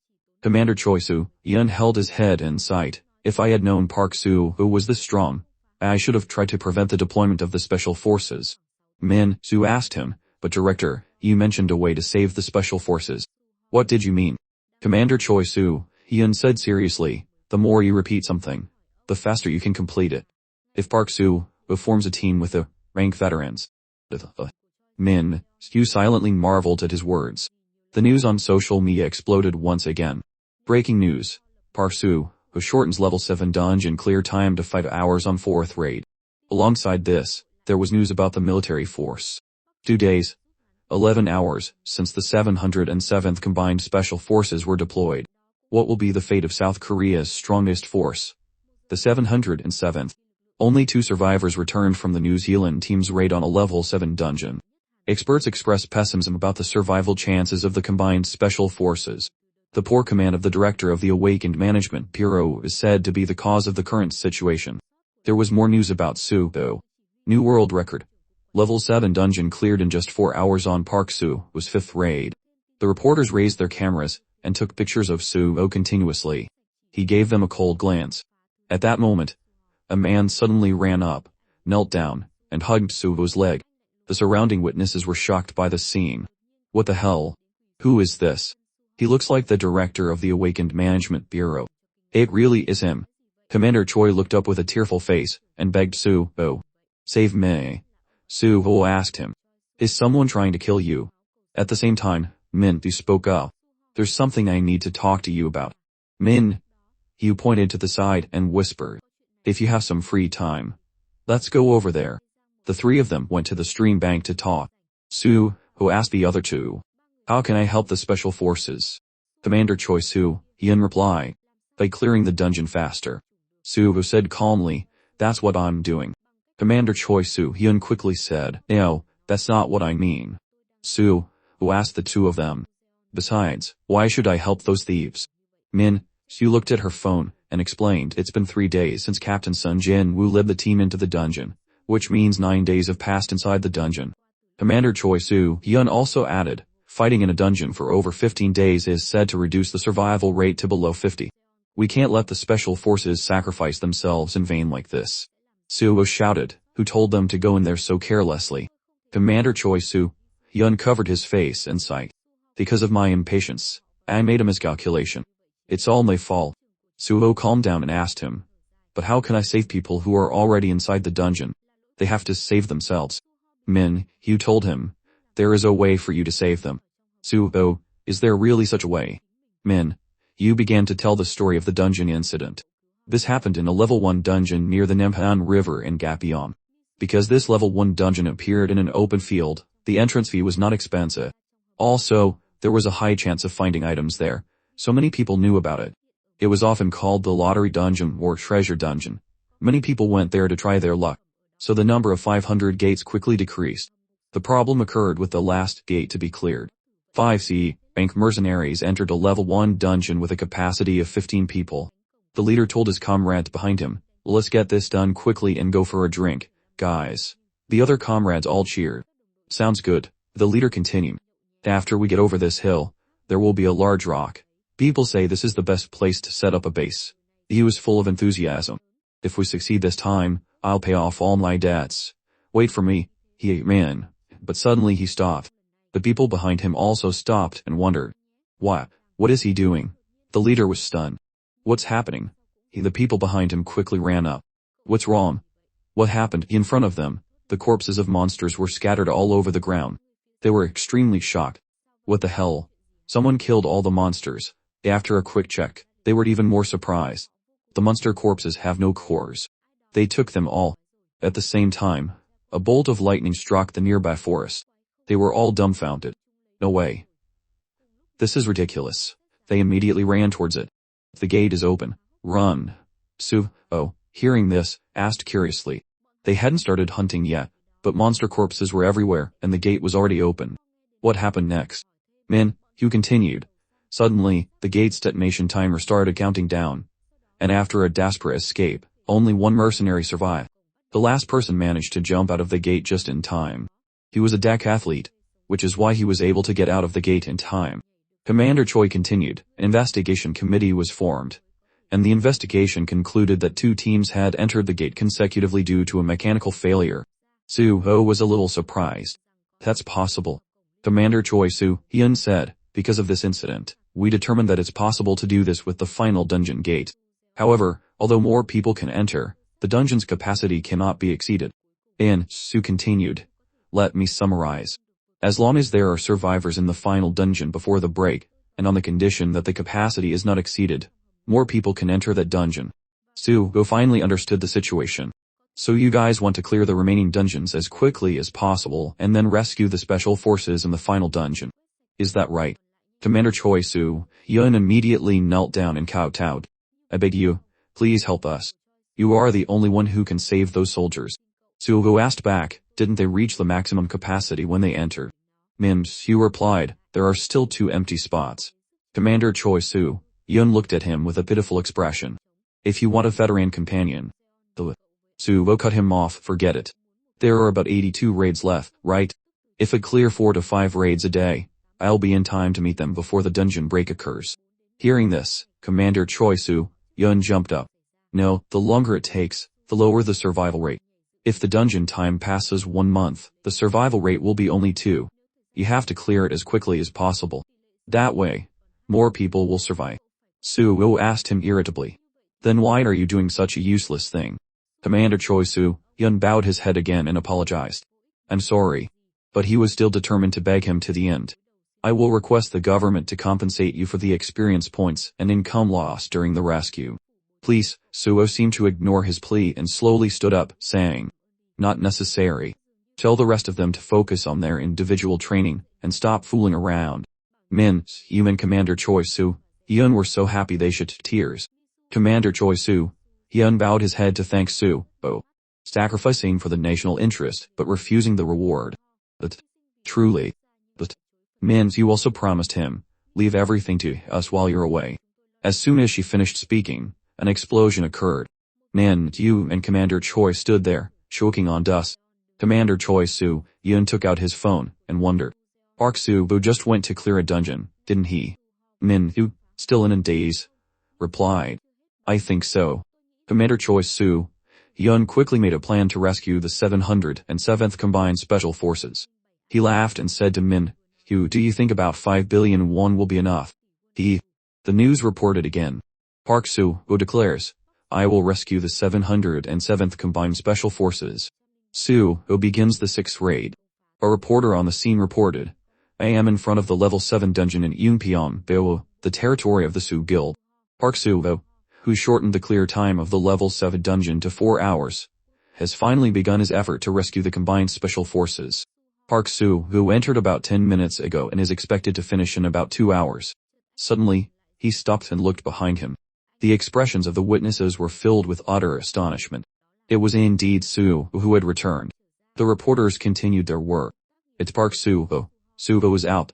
The reporter from before continued his broadcast. Ladies and gentlemen, something truly unexpected has happened. We are witnessing Soo leaving the level 7 dungeon after clearing it for the 6th time in just 13 minutes. To everyone's surprise, Soo immediately entered the dungeon again. He's going back in right away. Today's news was truly explosive. Park Soo, who continuously completes 15 dungeon raids with an average time of 20 minutes. The extraordinary dungeon breaker Park Soo is also human. Park Soo rests after clearing the dungeon for the 15th time. While the whole world pays attention to Park Soo's amazing dungeon clearing ability. 4 days have passed since Sun Jin's special forces entered the dungeon, and Park Soo has begun his 68th raid. Despite Park Soo's ability to clear a dungeon in just 20 minutes, the information that the survival rate of the combined special forces has dropped below 50 has led many people to gather in the square and light candles to pray for the soldiers' safe return. On the stage, a psalm was being sung, every word a prayer for the soldiers' safe return. Can the special forces return safely as the whole nation hopes? The sky poured down a heavy rain, thunder rumbling across the sky. The group of soldiers continued to move under the rain. One person spoke up. How long have we been walking? Another replied, just 30 more minutes and we'll reach the base. That person exclaimed irritably, damn it, I'd rather die here. The leader encouraged them, just get to the base, and we can rest. Come on. At that moment, a hand was raised, signaling a stop. The entire group stopped at Seon's command. One of them gritted his teeth in annoyance. What now? Damn it. His comrades signaled him to be quiet. But Seon told them, there's a ghost. 140 meters ahead, a ghost is floating towards us from the opposite direction. Everyone was shocked to hear that. A ghost. At that moment, a ghost was fiercely shining its light beams down on the ground. Seon announced, it's the ghost. Hi, Seo Yain gritted her teeth helplessly. Why now of all times? Just when the captain isn't here. If we're discovered, we're dead for sure. Sun Jinwoo crouched down, thinking with difficulty. Is the gravity here 3 times stronger too? Damn, it's hard to breathe. Was it bad luck? The captain knelt on a dry leaf, causing it to snap. The sound alerted the ghost, which immediately shone its demonic light towards Jinwoo's group. A whole series of hidden people were discovered. It seized us, having finally confirmed its target, it roared as if it had discovered a treasure. Suddenly, with a bang, a special attack flew straight through the ghost's head, and a source of power enveloped it. The one who fired the shot reported, it's clear. Seeing this, Seo Yaden urged everyone, take this chance, we have to go now. But Seon stopped her. It's too late. Main base, this is the main team. A large group of monsters is approaching our position. A herd of 40 orcs from the 6 o'clock direction, a herd of 20 orcs from the 7 o'clock direction, and a group of 200 goblins from the 3 o'clock direction. When we reach the intersection 200 ahead in the 11 o'clock direction, the main team will have to engage. Seo Yaden informed her teammates, prepare for battle. Seeing this, everyone cried out in despair. Damn it, I'm only at half mana. I've got 3 shots left. After that, I'll have to bite them to death. An army of monsters was thundering towards them. Here they come, they exchanged what seemed like final words. If I turn into a zombie, kill me immediately. Don't worry, I'll cremate you and scatter your ashes. Enemy 100 meters away. Seeing the whole army, they were so helpless they had to swear. There are so many of them. Attack. Then, the entire unit tried to fire as many rounds into them as possible. The scene shifts to a radar screen, where the image of the army appears clustered together in an incredibly dense area. Seeing this, the people in the observation room panic. What is this? His colleague asked. What's wrong? Something is flying towards them at incredible speed. Outside, Seo Yaden felt uneasy and turned her head. What the hell is that? The observation team immediately sent a report. Main team. An unidentified object is approaching from the 12 o'clock direction. Hearing this, Seo Yaden exclaimed, Puff. Analyzing monster from Russia. Get out of the way. At this point, Seo Yaden stepped forward, ignoring the warning. She drew her weapon and said powerfully, "Why analyze it? Just kill the damn thing and be done with it." Sion quickly tried to stop her. "Sis, wait." Saying that, Sion poured all her strength into her sword and gripped it tightly. A monster was charging at her from behind, but she couldn't react in time. It quickly knocked her far away. The other squads were fighting tenaciously. "Wait, don't leave your positions. Why aren't these things dying?" On their side, they could only hear desperate screams. "Our mana and stats are dropping rapidly. We can't kill them." He was sweating with anxiety. A curse. But is it a banshee? The scene shifts outside where a banshee appears in the sky. It clasped its hands and began to chant. The people were already desperate fighting the monsters on the ground. Now a banshee was added to the mix. "Our stamina stats are getting lower and lower. We can't hold on anymore. Retreat. Retreat." Inside, they decided they had to inform the reconnaissance team. But back at the base, another monster had found their hiding place. The person on the other end of the line answered at the same time. "Recon base here." The banshee continuously chanted its spells, facing Seoyeon below. She advanced to attack it, causing it to turn its head. Seoyeon smiled defiantly. "How about that?" The scene shifts. On the screen, a person appeared. It was Park Soo-ho. Park Soo-ho was out. Park Soo-ho has returned. Park Soo-ho, the one who achieved the extraordinary record of raiding a dungeon 87 times in 6 days, had emerged from the gate. "Undon," Soo exclaimed with joy, "you're out." He said to the others who were lying down, "Shouldn't we go see too?" The captain spoke up. "Don, boo, you want to go back to that hellhole?" Realizing it was a reasonable point, he stammered in reply. No, of course not." "Then lie down," the captain replied. Immediately, a scared Handong, Soo lay down neatly. "Yes, sir." But he still held his phone, observing. Whoa, he's really something. What would have happened if not for the great cataclysm? Meanwhile, Soo walked calmly over to Min Soo and her commander. He asked coldly, "Can I go in now?" The commander cried with emotion. A savior had arrived. "This is the final dungeon. Please come back with them." Soo bravely stepped inside and said, "If they're still alive." An announcement rang out. The guardian god Park Soo, who has finally entered the final dungeon. The commander tearfully messaged, "Please survive." Breaking news. The Dungeon King Park Soo clears a level 7 dungeon 87 times in 6 days. Expert shocked by Park Soo's average clear time for a level 7 dungeon, 15 minutes. 67 countries have requested to borrow Park Soo. Media from all over the world want to make a documentary about Park Soo. Park Soo enters dungeon after only 5 minutes to save people. What will be the fate of the 707th combined unit? The scene shifts. Seoyeon was confronting the demon. She opened her status window to check it, then decided to use a critical strike on it. But she couldn't match the banshee. It seemed its name was a prophecy for Seoyeon, and Seoyeon's grew. Desperate screams rang out. "I'm out of strength. I can't attack anymore. Get to the rocks. If this continues, we'll all die." The scene shifts again. Another group was heading to a place with a stronger aura, because it was the boss's lair. Commander reports, found it sooner than planned. Behind his comrade he asked, "What should we do?" He had ordered the entire team here to erect an iron curtain. "We'll do that to isolate the boss inside and kill it." Suddenly, a notification arrived. "Base commander is under attack." He exclaimed in surprise, "What?" The soldier replied, "The main team is also fighting. The situation doesn't look good. It'll take 20 minutes to run there. We have to save them." But on this side, the commander also felt something was wrong. A bolt of lightning appeared, surrounding them. Seeing the situation wasn't right, the commander reported to the whole team, "Retreat." But the lightning bolts separated them from the commander. They now realized it was a trap. "We're trapped." A pair of hands emerged from the ground. They stared blankly at the strange hands. They were a whole troop, not just one. A dark knight, and rank boss from a level 6 dungeon. There were 12 of them appearing at once. Kindon. One backed away. He gritted his teeth and frowned, still in disbelief, asking himself, "Is this a trap?" At that moment, Seoyeon fell like a rocket from the sky. She collapsed in pain. At the same time, it began to rain lightly. The numerous orcs were still cheering for their victory. Seoyeon cried out in despair. Damn it, looking at her status window, Hong Seo-yin, sprang. It up with Diana. One. I can't move. Is this as far as I go? The scene shifts to Seon's side. Her sword was stuck in the ground. Her screams grew more desperate. Seon, exhausted, panted and collapsed. She ignored the swarms of orcs attacking her, because her strength was gone. Sion collapsed on the ground and complained. These scumbags. Suddenly she opened her eyes, which gradually lit up. She remembered her memories of fighting alongside Suo, and tears of sadness fell. Damn it, why am I thinking of that bastard at a time like this?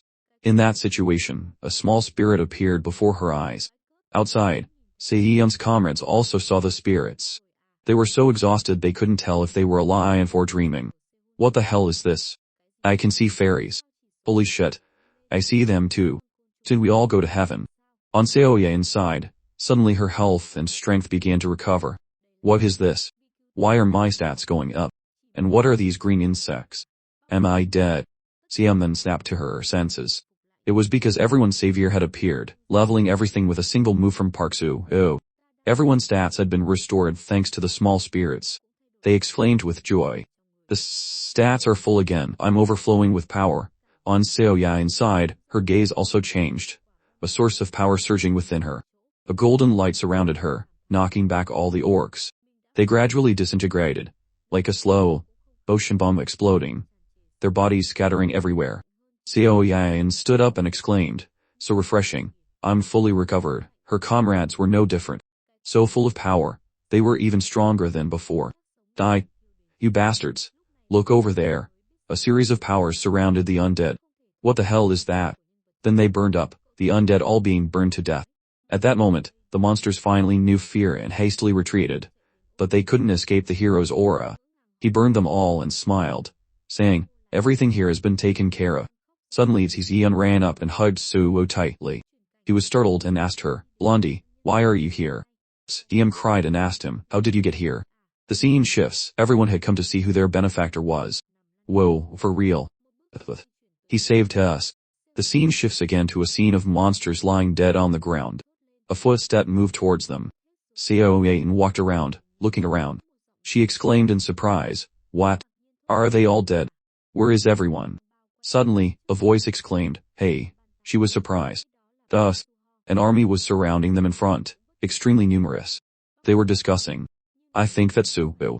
Seoyeon was also surprised to hear the name. What? Suo. Hey, aren't Park Soo-ho and Song Yi dating? That's just a rumor Song Yi spread.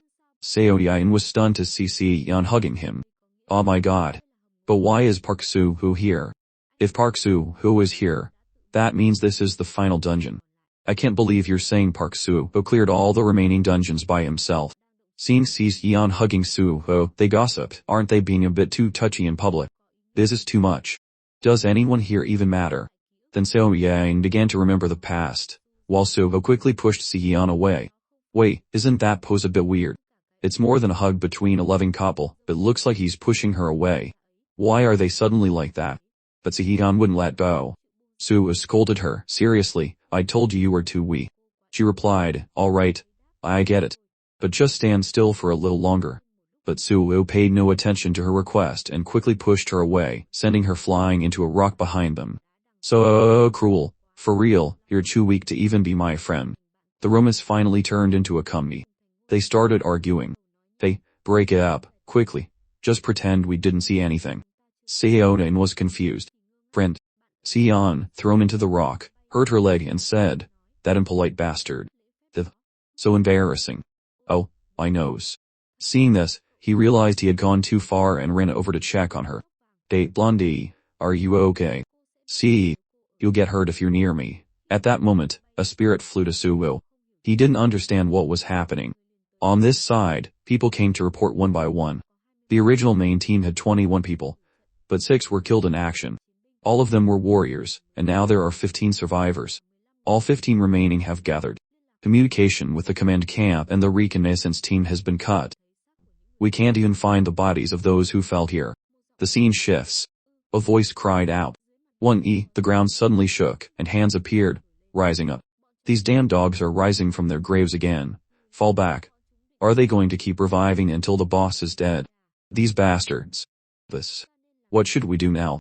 At this point, Seoyeon said, we need to return to the command camp first, and then we'll find the location of the reconnaissance team. Suo spoke up, you won't find anything even if you go back to the command camp. There are a total of 5 people alive in the boss room, but things are not looking good. Seo Hyein was stunned. If there are 5 people, then that must be the reconnaissance team. Where is the reconnaissance team now? Su Vo reply, follow me. There isn't much time left. If we're slow, they'll all die. After saying that, Su Vo flew off like an arrow. They were stunned by his speed, which was even faster than the flash. Damn, how are we supposed to follow him? Sion said, if you don't want to be left behind, run. Seo Ye and also let everyone to follow them. But wait, that's the direction of the golem area. A swarm of golems as numerous as ants appeared. Seo Ye drew her weapon, preparing for battle. The golems were not afraid, they charged forward fiercely. Su Vo spoke up, summon. Rings of light appeared before them, and wolves leaped out from the circles to assist him. Thanks to them, Su Vo could destroy them more easily. Seo Ye looked at Su Vo with utter amazement. That's the beast summoning I've heard of. I don't think we need to fight. He's so hot. On Si Hyun's side, she noticed a strange object flying towards them from the 11 o'clock direction. So Yin asked, is it another one of those witch-like bitches? She replied hesitantly, no, it's very different. A troop of undead with their leader flew towards them. Su Vo answered for them. That's a lich. The leader, as Su Vo said, was a lich. Su Vo casually called out to it, hi. Hearing this name, everyone jumped in shock. It's a lich. The most powerful king of the undead. The lich saw the army, and everyone panicked. A wave of undead is coming. What should we do? The undead army roared, threatening everyone, and boosting their morale at the same time. But it seemed they didn't need to roar to scare them, as they were many times larger than an adult. Retreat, now, they reassured each other. Damn it, don't be afraid, they're just rank.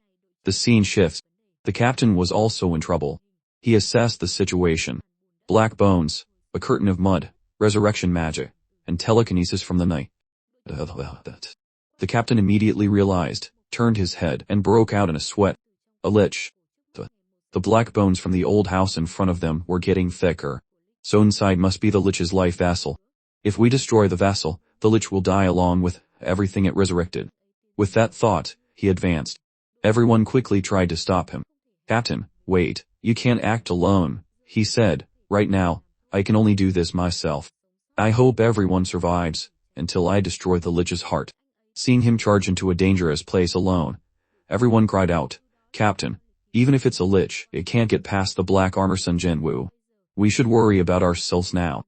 The scene shifts to Su Vo's group. An undead attack. Dodge. Seo Hyein was still standing frozen, surrounded by a large fire that burned everything. Su Vo smiled confidently. Are you in pain? The lich above confronted Su Vo. Do you want to stop the game? Yeah, I don't have time to play with you either. You should go home. Then Su Vo ordered, open gate, followed by the skill reflection. Round lights appeared in the middle, a roaring fire. Su Vo shouted, wyvern. It flew from behind, its mouth wide open, waiting to eat its prey. All 4 sides were surrounded by wyverns, leaving it no escape. And then the lich was torn into 100 pieces by the 4 wyverns. Below, everyone could only watch with their jaws agape in amazement. The lich disappeared without a trace. Did the 4 wyverns really tear it apart? But if he kills the boss now, what are we supposed to do? Above, Su Vo was still unleashing his power, lightning bolts surrounding him. Su Vo looked down and said, "Follow me." Hyana is stunned. What? It's not over yet. Seo Hyein added, a lich doesn't die like that. Just as Seo Hyein said, Seo Hyein quickly ordered everyone. Run now, damn it. The scene shifts to Captain Jin Woo's side. He was facing countless monsters protecting the lich's host. Alright, this is actually better. I hate getting help anyway. Saying that, he advanced to attack them. One by one, he easily dispatched them. Jin Woo kneed one in the face, then punched another in the mouth. But they were becoming more numerous, making it difficult for him to handle. One had grabbed his leg. Jin Woo struggled to fight back with his iron fist. Then they separated from him. But it wasn't that easy, other monsters swarmed him. They held him tight, preventing him from moving. He sighed, this is not easy at all. Outside, everyone was also fighting the lich's army. They were huge and powerful. Everyone complained, I can't take it anymore, the guns are almost out of ammo. It's not doing any damage. I can't take it anymore either. Taking this opportunity, the undead soldiers attacked. They knocked away one person who was exhausted. He couldn't hold on and was thrown out. Everyone cried out in worry. Kim Jong-won. He trembled, clutching his shoulder. Damn it, my shoulder. But at that moment, Kim Dong-won was extremely shocked. There was another group of undead outside the barrier. But Dong-won was still sitting on the ground, unable to get up. His comrade encouraged him. Kim Dong-won, get up. Everything will be fine once the captain kills the lich. He trembled in despair and said, I can't. My body won't move. I think I'm done for. They were worried about him and could only call his name, Kim Dong-won. An undead rose from the ground, startling them. They looked at it and cried out, damn it.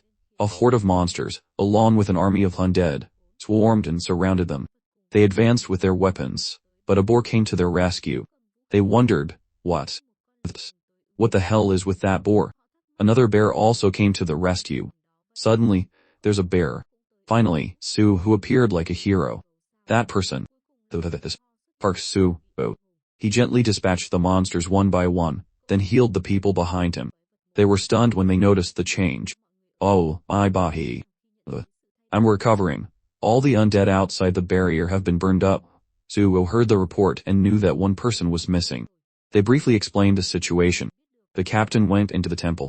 Soo-ho wondered, but why are you here? Then he was determined. I'll bring him out, so when the main team arrives, stay here and don't go anywhere. Everyone followed Soo-ho's orders, and then an incredibly large source of power appeared, attacking forward. It shattered the barrier. The witnesses behind were extremely surprised. Soo-ho's eagle, with its eyes full of spirit, bravely charged forward, ready to rescue Jin-woo. A beam of light shone directly on the ancient ruins to create a path for Soo-ho to enter. He was as brave as a tyrant, carrying a roaring flame in his hand as he entered. Wherever Soo-ho went, the flame burned the monsters to a crisp. They cried out in agony after Soo-ho's raid. He only needed to kneel once, and they were destroyed. His punches and kicks were as light as turning over his hand. Soo-ho said to himself, carbuncle. As soon as he finished speaking, the foot of a beast appeared from a time-base gate. The large wolf that appeared was Soo-ho transformed. He blasted open a shortcut to rescue the captain. After the layer of rock and soil, Soo-ho finally found a shortcut and quickly entered. At this time, Jin-woo was bound by sturdy threads wrapped around his body. Soo-ho observed from behind. The lich's heart is still beating. I have to hurry. At that moment, Soo-ho suddenly saw his teammate's status window. Son Jin-woo he'd 14 imp 10. He's still alive. No, they deliberately let him live. His life force is being slowly drained. If there was a little more time, it would have been revived. Unfortunately, you have to die here. Finishing his thought, Soo-ho shot flames forward. Everything exploded before his eyes, the fire spreading all around. The explosion was also seen outside. Everyone was stunned. The temple exploded. The barrier is disappearing. The undead are turning to dust and disappearing. But besides that, they were also worried. What about the captain? A crimson bolt of lightning descended from the sky, gradually turning blue. Sion appeared from nowhere. She exclaimed, that's it. At that moment, a countdown clock appeared. Outside, everyone shouted in unison, counting down the time to break the gate. The countdown has started. The gate is open. Park Soo-ho has returned. Soo-ho carried Jin-woo out. Everyone was overjoyed. It's Park Soo-ho. Captain. Everyone was worried about Jin-woo. Captain, are you okay? Soo-ho was trying to heal him. But the situation didn't look promising. Sion explained. No, it can't be. Soo-ho calmly said. He's not dead yet. Let's go out. Hearing that, the crowd cheered like it was a festival. Great. Awesome, there's no way the Man of Steel would fall like that. The countdown outside was now 313. Park Soo-ho was carrying out a rescue mission for a dungeon subjugation unit, an unprecedented event in history. Less than 1 hour and 40 minutes after Park Soo-ho began to enter the dungeon to rescue the Special Forces unit, the countdown for the final gate break finally began. The whole world was watching in silence, hoping that the combat team that had bravely strived to conquer the level 7 dungeon with a desire to save humanity would recover safely. People whispered to each other, come on. A few minutes passed without any new news. When will Park Soo-ho and the soldiers? Finally they're out. The Suicide Squad we are proud of has conquered the level 7 dungeon, saving the entire world from fear and confusion. Park Soo-ho and the soldiers of the 707th unit are confidently walking out. Seeing them coming out tattered, one person quickly shouted, Medic, the leader said, but it looks like a few people are injured. Ooh. And then, what was more surprising was that the dungeon had disappeared. It was gradually fading, and then quickly vanished. The level 7 dungeon that made our country tremble in fear has completely disappeared. Oh, Captain Sun Jin-woo, who was unconscious, is being carried away by the rescue team. But it has been confirmed that he is not in a life-threatening condition. As soon as the casualty list was visible, many reporters came to interview Soo-woo. Mr. Park, how are you feeling? Will you share your dungeon conquest strategy? Did you by any chance record the subjugation? What are your plans? Soo-woo chose to remain silent and used his power to disappear from the noise place. A pair of wings spread wide in the afternoon sky. Countless cameras captured that moment. Seo-yaen looked at his departing back with admiration. So cool. To think I could meet someone like that in my life. She cried out with joy. This is destiny. Tian was speechless looking at her. What? Then she blushed and asked, Tian, do you like Soo-woo? Do you have any feelings for him? Sion pointed to herself and asked back, me. I could never like a man like that. Seo-yaen replied. Your expression just now didn't look like that. She shyly made an excuse for herself. Well, I have to be happy that the captain was saved. Seo-yaen smiled, seeming not to believe it. Let's just say that. Then I have one less competitor. Sion exclaimed in surprise. Hef. Seo-yaen, lost in her love, said, I think I've met the destiny of my life. Sion bowed her head, her face darkening. Whoa. Man, you sighed with relief. That's a relief. Then a news report appeared. The name Soo-woo was at the top of the search rankings. Park Soo-woo, the dungeon god, who created a miracle. The level 7 dungeon was cleared in 6 days. All countries in the world are requesting South Korea's raid. Director Werner Bo, this mission would not have been possible without Park Soo-woo. Park Soo-woo's power makes the whole world turn its attention to South Korea. Somewhere else in the world, Seong-ga read the news in amazement. What? 6 days? What the hell happened? Is he even human? Is there still a skill I don't know about?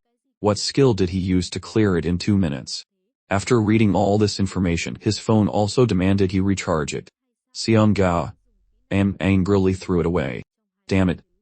What a waste of phone money. All my bank accounts in Japan must have been frozen. If I sell the bloodstones in my inventory, I'll be discovered. At that moment, Seong-ga saw a notice looking for a part-time worker. Quantity, 1. Gender, any. Time, day and night shifts available. Seong-ga was silent for a moment and then said, even so. After saying that, he hurried away but bumped into a group of delinquents. He threatened them. Do you have a problem with your eyes? The handsome one, Seong-ga replied, sorry. Seeing this, the leader deliberately started trouble. This bastard, aren't you being too rude? Seong-ga full of killing intent, glared at him. But in the end, Seong-ga had to endure it because of his criminal record. Hey, calm down. You're being monitored. The leader then left. That's right. You should thank your lucky stars today.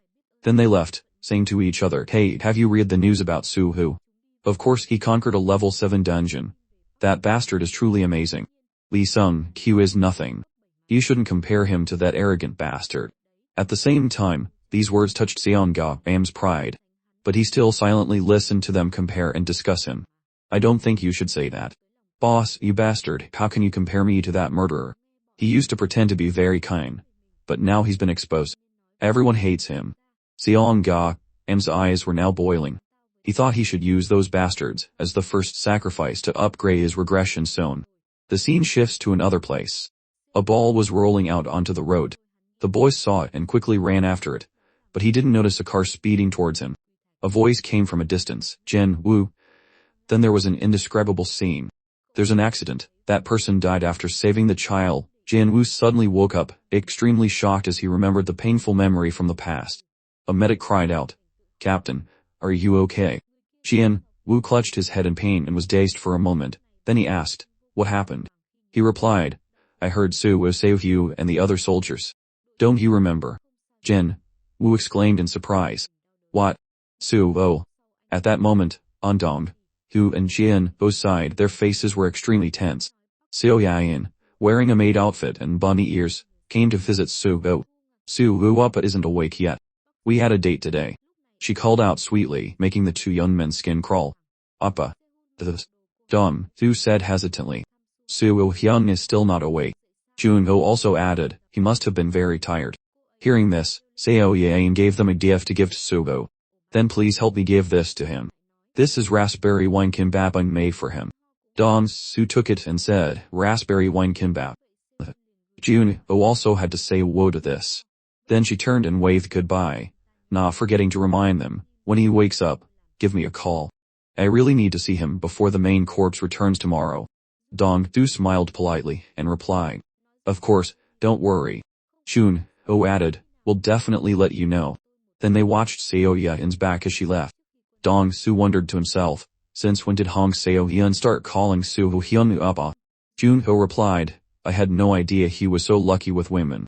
Then Su smiled and said, maybe this is why he's so lifeless. It makes him more empathetic. At that moment, inside the room was a huge cell. Su peeked inside and exclaimed. So he transformed in his sleep. If he had turned into a dragon, this place would have been destroyed. Junho asked hesitantly, should we wake him up? He replied, we can't. He's very sensitive. I once tried to do that when he was in wolf form, and the result was I almost got bitten to death. Junho also broke out in a sweat, thinking, he can even transform in his sleep. But Seo Yain, fearless, happily called out, Appa, are you awake? This caught Su and Junho off guard. She joyfully ran in. Su tried to stop her. Wait, he still was. At that moment, a light flashed in the room. Suho had turned into a gray cat. Seo Yain's eyes filled with tears. She exclaimed, oh, so cute. The scene shifts to Sion outside. The captain saw her and greeted her, Miss Choi Si-yeon. She asked him if he was feeling okay. The captain replied, I'm fine. I wanted to see Mr. Park Suho. Could you? Sion smiled and said, I'm going there too. Just follow me. At that moment, on Su and Junho's side they were looking helpless because Seo Yain was hugging Suho tightly. So cute. Suho was very surprised and asked, why? Why are you here? Seo Yain replied, tomorrow, after this unit's deployment period ends, I have to return to my guild. I won't be able to see you for a long time. So I wanted to spend some time with you. Hearing this, Suho replied with difficulty. Alright. Then. After ACU. Then she asked, if I move to the Su Guild, will you accept me? He replied, well. There's no reason to refuse. Hearing this, the two outside were shocked. Hong Seo Hyun is coming to our guild. Look at your brother, enjoying himself comfortably in someone's arms just because she's a woman. Suddenly, Su was surprised, making Junho ask in confusion, what's wrong? Su warned Suho Hyun, your transformation time is almost up. Seo Yain was stunned. Suho as well. The cat. The scene shifts to see Hyun arriving to visit Suho. She asked, Su, who is awake? The captain also spoke up, hello.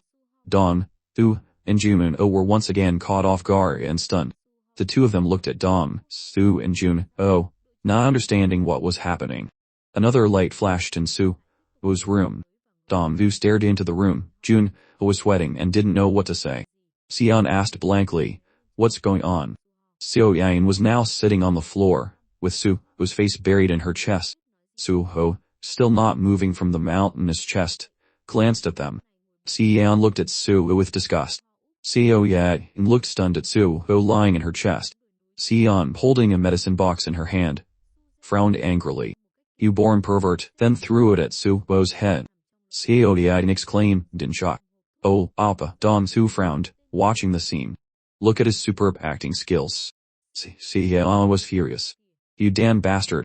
Suho hurriedly explained. No, it's not what you think. She didn't care and walked straight towards him with a fierce aura. As if nobody knows, I'm the only one going crazy like this. Su didn't dare to stop her and could only ask, Appa, are you okay? Inside, another person cried out, he's fine. What do you think a tiny box of bakchas can do to him? Suho couldn't believe it. Hyun, wrap something around yourself. Seeing the noisy crowd, Su silently observed. At that moment, Suho was lying down, groggily opening his eyes. The captain leaned down from above and greeted him. Hello. Seo Yain exclaimed. Oh my god, Captain. Since when? Junvo replied, he's been here for a while. Suo looked at the captain blankly and asked, why? The captain said, because I wanted to thank you. Suo replied indifferently, it's nothing, you can go home. I have a headache.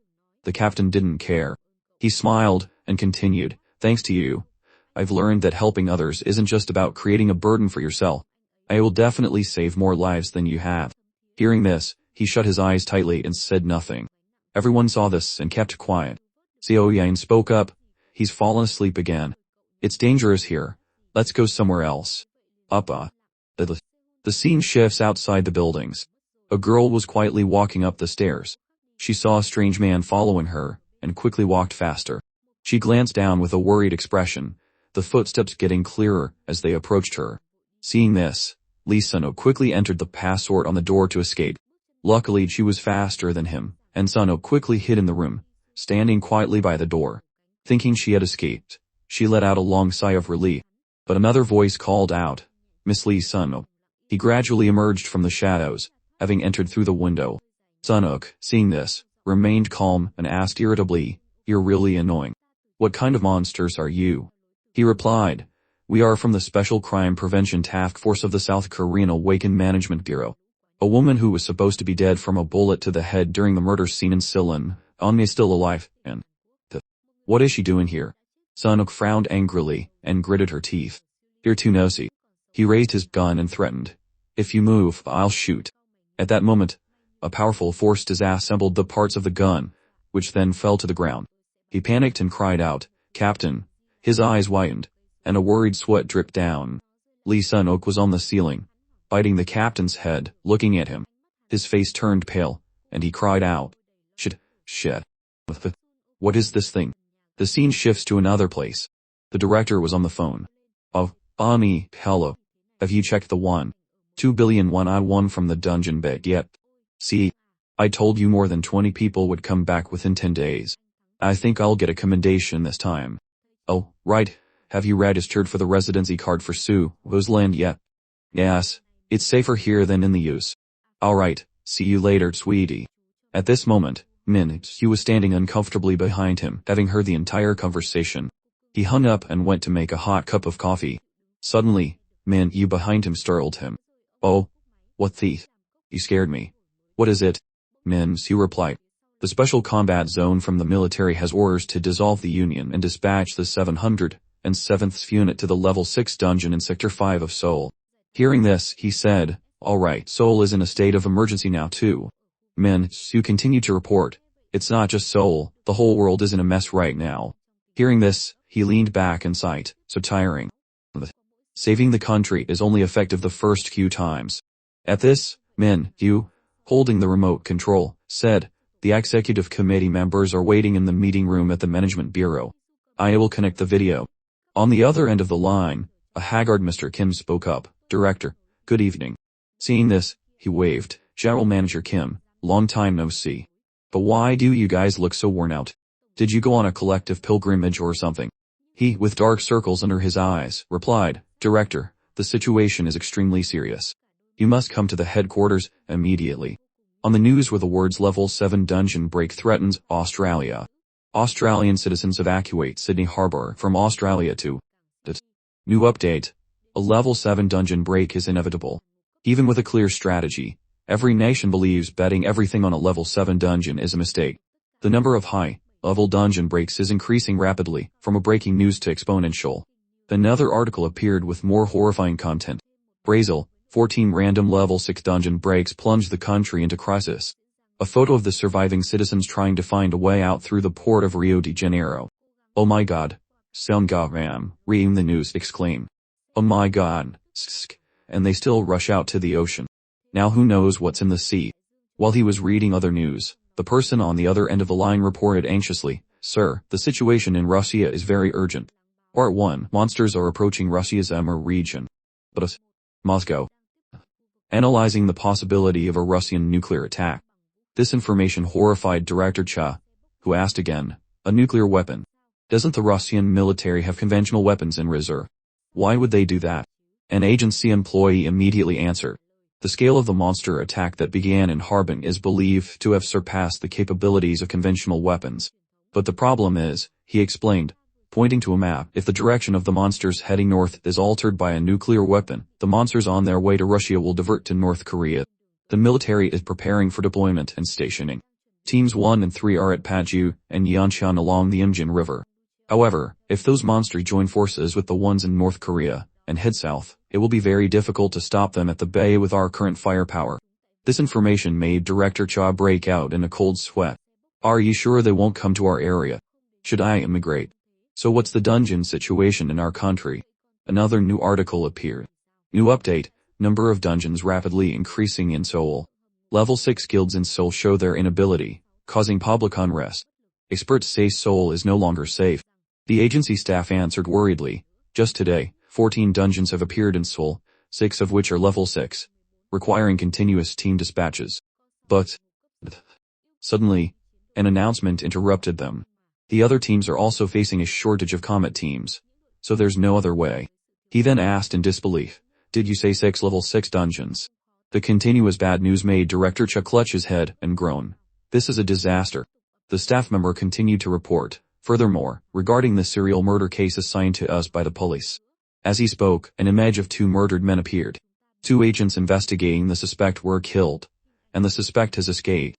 It seemed the situation was getting worse, making him shout in horror. Killed them both and escaped. Who is this murderer?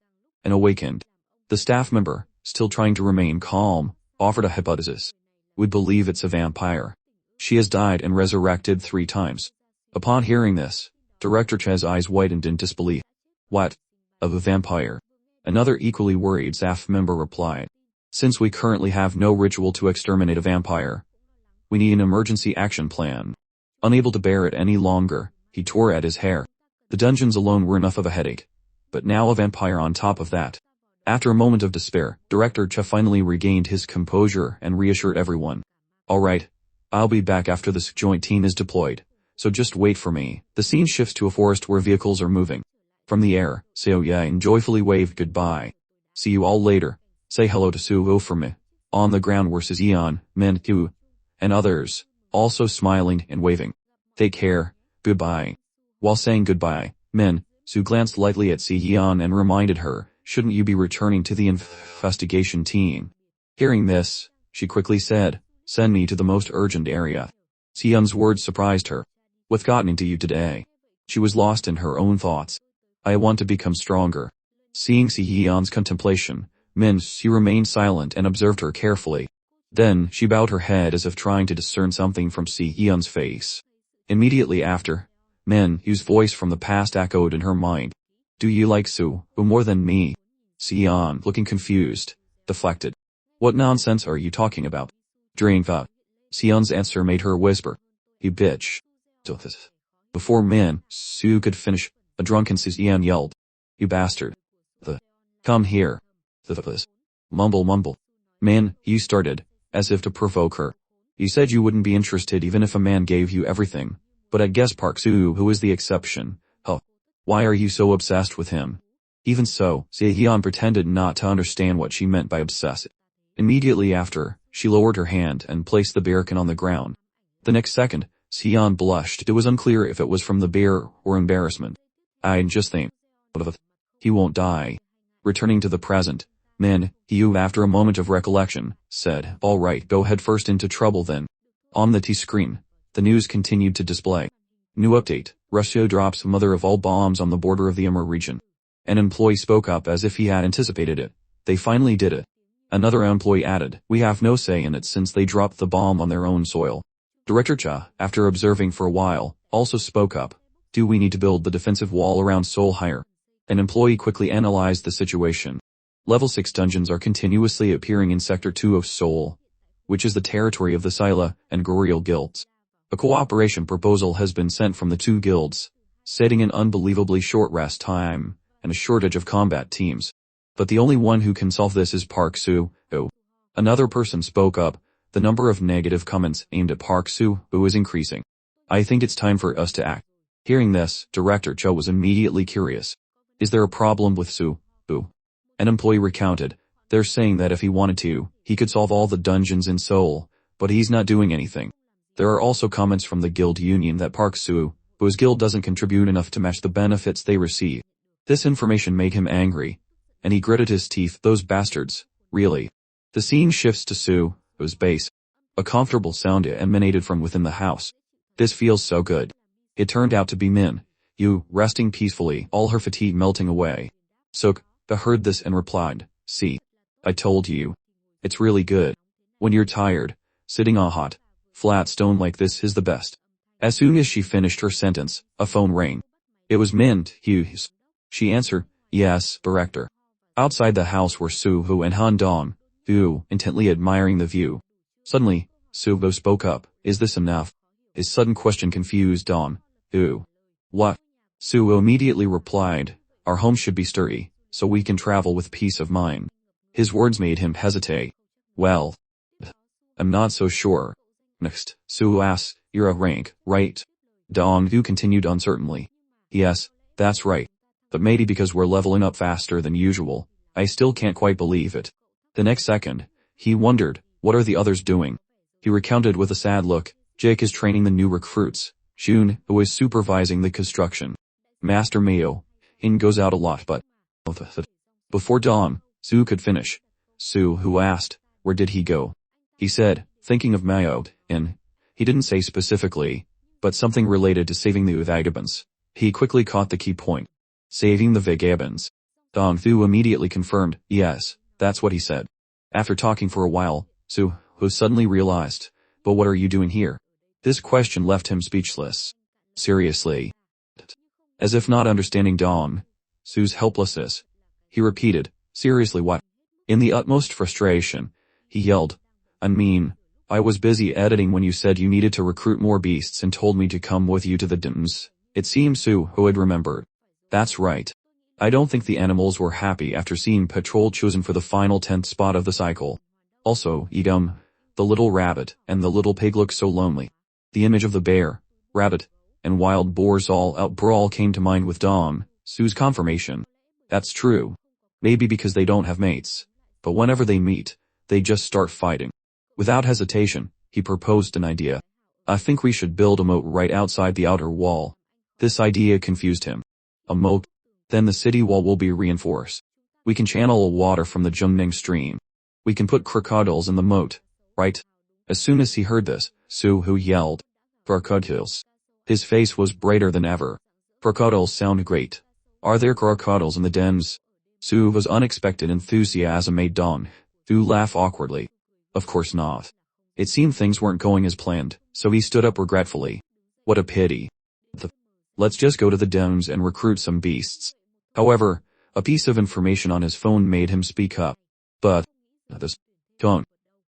I don't think we should recruit more animals now. This attempt to stop him made him ask suspiciously, why?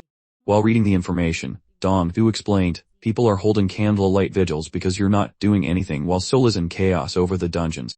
It seemed Sue still didn't grasp the main point. Candlelight vigils. Not letting him continue to be sidetracked, he exclaimed, 2 level 6 dungeons have appeared in Sector 2. But the rest time is only 27 days. This news didn't faze Suho in the slightest. Why should I have to go to a hunting ground in someone else's territory? As soon as he finished speaking, an off-road vehicle spat towards them. The vehicle's appearance made Suho curious. Who is that? Dong Su quickly recognized her. It's the department director. See, we can't go anywhere today. As predicted, Min Su approached them and said, there you are. There's a cooperation request from the Awakened Management Bureau. Seeing this, he immediately refused. A request? I'm not going. This overly firm answer surprised her. What? Please let me explain. Without your help, there are countless dungeons we can't handle. Before Min Su could finish, a factory in the distance exploded. The explosion horrified Dong Thu. What? As soon as she saw it, she recognized it. Isn't that the Bloodstone power plant? This information made his face turn pale with fear. Thinking to himself, it's not Seonga Ram, is it? While the factory was burning, desperate sounds rang out. Oh my god, get the injured out first, someone's trapped inside. We can't go in because of the fire. Jun, who also felt helpless in this situation. Damn it. Then, Jik and the guards rushed over. What happened? At the same time, the fire was becoming more and more dangerous. After observing for a while, Jun Ho made a judgment. I think a bloodstone engine exploded. However, Jik was still very worried and gave his opinion. Shouldn't we put out the fire first? If we're not careful, there could be another explosion. Before he could finish, bright blue lights flickered, causing the fire to gradually diminish. Everyone saw this and quickly turned around, discovering it was Park Soo-woo. Soo-woo immediately shouted, "Whirlpool!" The next second, large whirlpools were created from this summons. While the whirlpools were surrounding the factory, everyone exclaimed in amazement. A whirlpool appeared in the sky. The whirlpools gradually became larger and more powerful, overwhelming the raging fire. As soon as the fire was extinguished, the workers from above immediately fell freely. The remaining people shouted worriedly, "People are falling." The situation was now becoming perilous, hanging by a thread. Fortunately, Soo-woo reacted in time and cast Wyvern. A large surge of energy appeared right below the three falling workers. From within that energy, a dragon emerged. The workers below were stunned.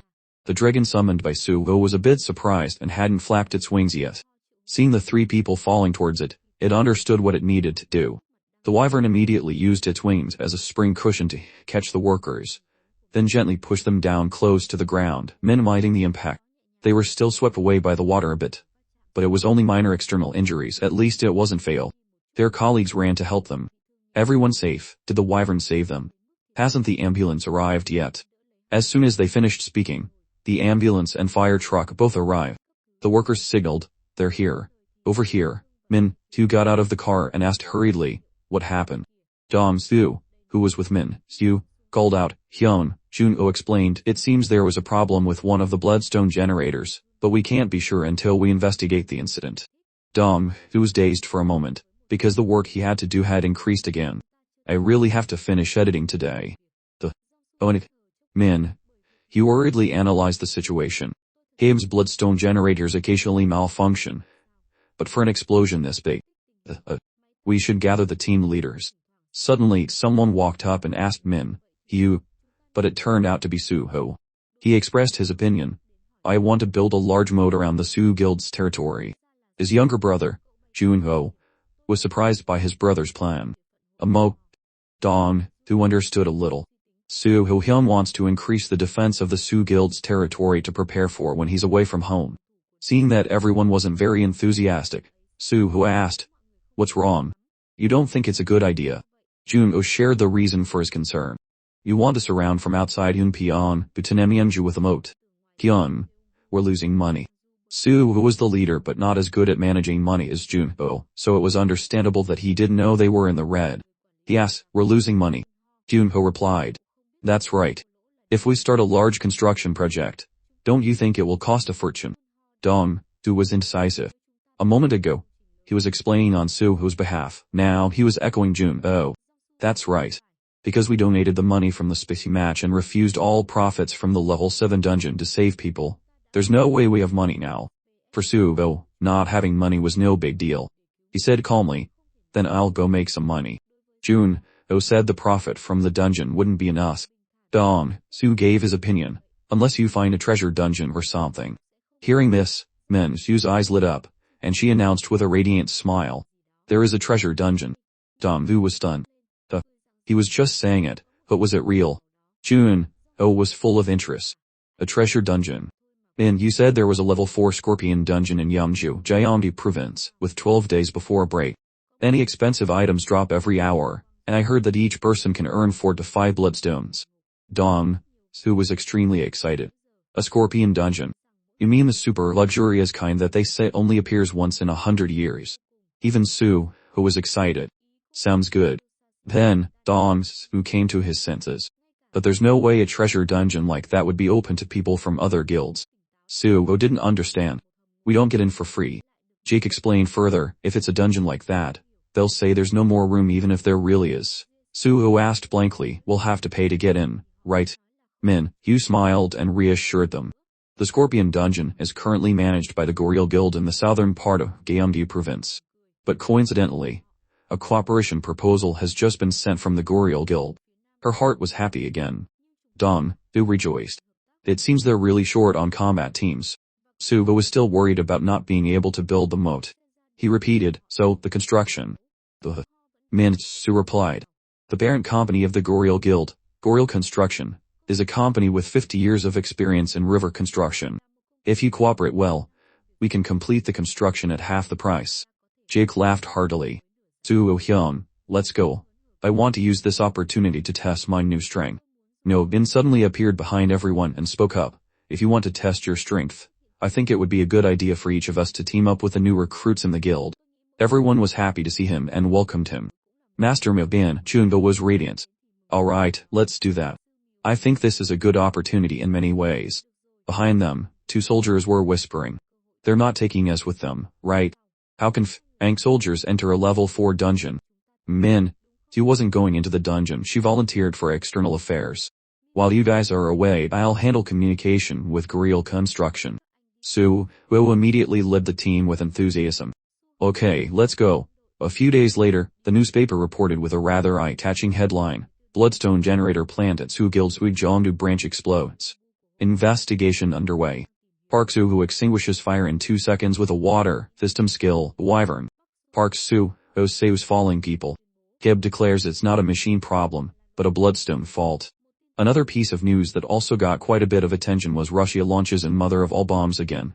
The previous monster wave heading towards Heilongjiang region has diverted to Mongolia. Officials say Seoul is safe, but the situation will be closely monitored. There was also a live stream from Ek24 News with the headline, Soo Guild's 5-person team finally on the move, begins raid of Scorpion Dungeon in Yangzhou, Gyeonggi Province. Below it were a series of comments in the live chat. Is Park Soo finally making a move? I heard they're teaming up with other mercenaries. They're all in level 6 dungeons in the area. If it's a level 4 dungeon, these helpers could clear it themselves with their own teams. Why do you say that? The 4 scarecrows of the Soo Guild are all up rank now. Can you guys believe in the abilities of those who were power leveled by Park Soo at rocket speed? I clearly remember these idiots being defeated and kneeling before Lee Sung-do. I also remember that horrible murderer. The video of the 4 scarecrows has been uploaded. Really? Where's the link? Give it here, quick. In the level 4 dungeon, Juno had once again transformed into a crying butcher. He unleashed a skill with tears and snot running down his face, Panja Annihilation. A single sword strike sent sparks flying, splitting a charging monster in 2. Not only that, the sparks jumped from one monster to another, sending their incomplete bodies flying into the air. On the other side, Jik swung his sword, sparks flying, and cut several monsters in half. Dong Su was no slouch either. He summoned a gun, and shot bang bang at the scorpions. A giant scorpion charged at him, its thick armor unfazed by the small gun. Immediately, Dong Su switched guns, transforming it into a cannon in his hands. Boom! A single shot, and the scorpion was blown to bits. Master Mayo, on the side, skillfully wielded his spear, killing dozens of scorpions around him. But there were too many of them. As one fell, another charged forward. Mio decided to use magic. He raised his hand and summoned a water dragon that swept away the scorpions. Dragon's Rise. However, the scorpion swarm was quite large, and a new wave charged forward. Mio saw this and gritted his teeth, thinking, Dragon's Rise isn't strong enough. He changed his technique, his hands clasped in front of his chest, red lightning dancing around them. Several black holes suddenly appeared around him. Mio cast a spell. Summon Undead, King of Nirvana. First form, the crisscrossing scars on his eyes glowed red and extended down to his cheeks. But he didn't care. He tried to complete the ritual, swallowing the countless undead that appeared at his summons. In the live chat, comments jumped continuously. For real? Isn't this a video of the scarecrows? Is this Photoshop? This was recorded after they teamed up with others and entered the dungeon. It's real. Holy shit. I heard the number of necromancers in Korea is decreasing. Is it because of the fake monk? Is Park Soo soloing? There's no video of Park Soo. Park Soo seems to have gone in alone. On one side, a hand holding a dagger sliced open a scorpion's belly. Soo was harvesting his loot by himself. He 5 bloodstones from 2 monsters. Holding the bloodstones in his hand, he was overjoyed. This really is a treasure dungeon. Outside, at Soo's territory, the sound of explosions echoed loudly. The place was cordoned off with construction warning tape. But there were still people partying and kiting around it. Back up, back up. As soon as it exploded on one side, another side was also set to explode. Nice explosion. Good, good. On the green lawn, an engineer pointed at a blueprint and asked, do we have to dig more here? Min, you guided and requested The width on the side must be at least 60 meters. The engineer didn't object, just said, "This side is full of rocks." The newspapers again competed to publish news with eye-catching headlines. Goriel Construction begins building moat for Su. Is Hayden's Bloodstone generation unit okay? Hayden's factory sued for causing fire and explosion. A bloodstone generator factory explosion in Malaysia 5 years ago revealed to be caused by Hayden's unit. Bloodstone generator researchers point to lack of professional personnel as the reason. On another side, it was raining heavily. On the battlefield, soldiers were hiding in a blockhouse eating lunch. Suddenly, a noise startled them into alertness. Damn it, what the hell was that? Everyone got into a defensive stance, pausing their lunch. Why did it have to be on pork cutlet day? After waiting for a long time and hearing nothing, one person was skeptical. It's too quiet. Did they accidentally disperse? The noise grew louder, and they became worried. I can hear it. It sounds like there's a whole bunch of them.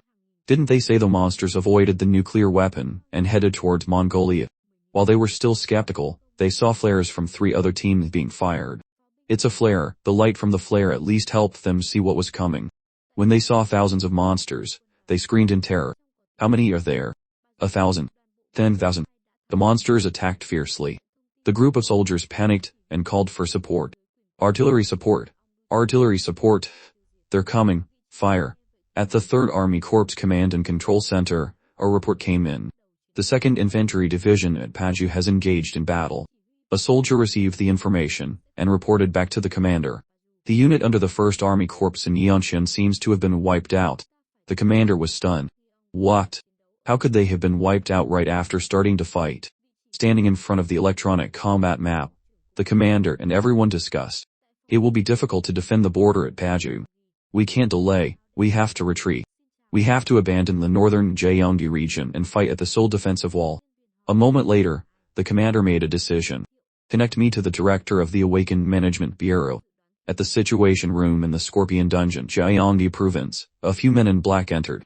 Hello. Their appearance confused the staff in the room. An employee asked, "Who are you?" The visitor introduced himself. "We are from the Awakened Management Bureau.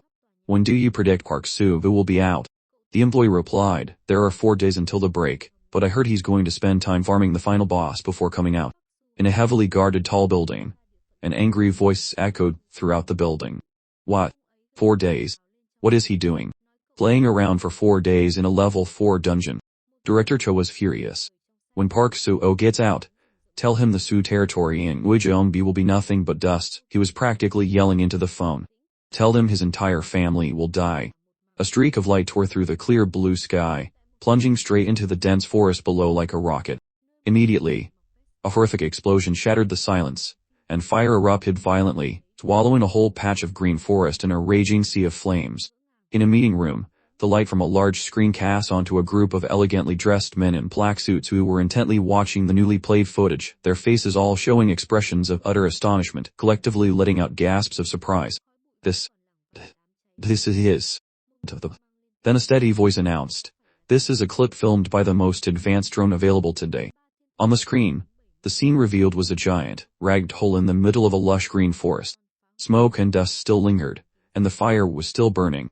One person asked in confusion, "Was that a meteor that just fell?" Another also answered, 3 meteors with a diameter of 7 meters fell behind the 1st Army Corps operational area in Yeonshan, destroying everything within a 6 km radius. One spoke up thoughtfully, his voice laced with speculation. "So the meteors were the cause of the 1st Army Corps destruction." Another voice continued, also full of skepticism, "It's very likely that those meteors summoned the monsters here." Say, and, with a look of confusion and worry, whispered, "What? Is that kind of magic real?" Sang, sitting next to him, also murmured, "Reality is just like a dream." The footage replayed the scene of the meteor crashing down, causing a shocking explosion. A voice, carrying professional analysis, was heard. When the meteor hit the ground, a tremendous wave of dimensional energy could be felt radiating outwards. This needs to be verified. In the book Magic of the Planet Aruka, there is a record of a meteor summoning spell. The president of Korea heard this and glanced over questioningly. But, what kind of monster would use such violent magic as summoning meteors? In the slowed-down footage, amidst a swarm of bizarre, hideous monsters with terrifying sharp teeth, there were glimpses of creatures that looked similar to humans. A doubtful voice was heard. Did anyone see the human-like creatures in the swarm of monsters that broke through the Hanton River defense line and advanced south? Didn't you see them? Can you zoom in on the screen a bit more? The screen magnified the chaotic scene. Amidst the hideous monsters, a strange figure stood firmly on the back of a giant, two-headed monster. A gasp of astonishment was heard. I see it. Another person saw it, and also cried out. Where? The camera focused more on the figure, and the image gradually became clearer. It possessed a pair of glowing red eyes, and a dark aura emanated from it. One person stammered, That's not human, is it? Another voice explained, based on the information gathered. The North Korean side predicts they are not awakened, but according to the information gathered, they are monsters. The screen suddenly switched to another scene, clearly showing vampires frenziedly attacking the soldiers present. The person's voice added, Everyone, look at this scene and it will be clear. Those present were terrified at the sight, and cried out. What? What are those things? The terrifying faces of the vampires gradually came into focus. The steady voice once again rang out, affirming with certainty. They are vampires. The others couldn't help but scream in shock. Vampires. The person seemed to recall a horrifying event. He began to recount. Not long ago, there was a level 7 dungeon break in Jeongi-do. It seems to have been a vampire dungeon break. Does everyone remember the serial murder event in Seoul was also caused by a vampire? It's possible this is part of that same group of vampires returning. The president of Korea sat in deep thought. He asked quietly, and then offered a solution himself. How do we kill them? We catch them and drive a stake through their hearts, right? Ju Wan then spoke up, providing the information he had. According to reports, attacking with the power of an awakened is also effective, or if you want to completely subdue them, you need to be SS rank or higher. Dan also interjected, bringing in highly classified information. According to intelligence gathered by the intelligence agency, the UK used a special type of bomb made from a substance called urukamide to eliminate vampires with low-level awakened. The president of Korea looked at him, frowning in confusion. Urukamide? What's that? To say, Han explained. I only know that it's a synthetic substance researched by Dr. Toddler. If I get any more information, I will report to you immediately. The president of Korea frowned, his voice full of worry as he made a hypothesis. What if they attack us again? Someone in the room heard this and spoke up, their voice full of concern. According to current data, they either turn normal people into slaves or kill them. Another person continued, their expression serious. And the data on the awakened is still insufficient. So far, 2 awakened from the special case team of the Management Bureau have been killed by their attacks. Hearing their plan, the president of South Korea's eyebrows knitted tightly. He said impatiently, so that means with South Korea's technology, we currently have no way to stop the vampires, and they are heading from Jeongi-do to Seoul. Is that right? Hyun-jun saw this, and offered a solution. Mr. President, we must seal all the gates in Seoul immediately. The president of Korea heard this and thought to himself, will we be okay just by sealing the gates of Seoul? Elsewhere, a bizarre, hideous monster. The voice of a television host rang out with urgency.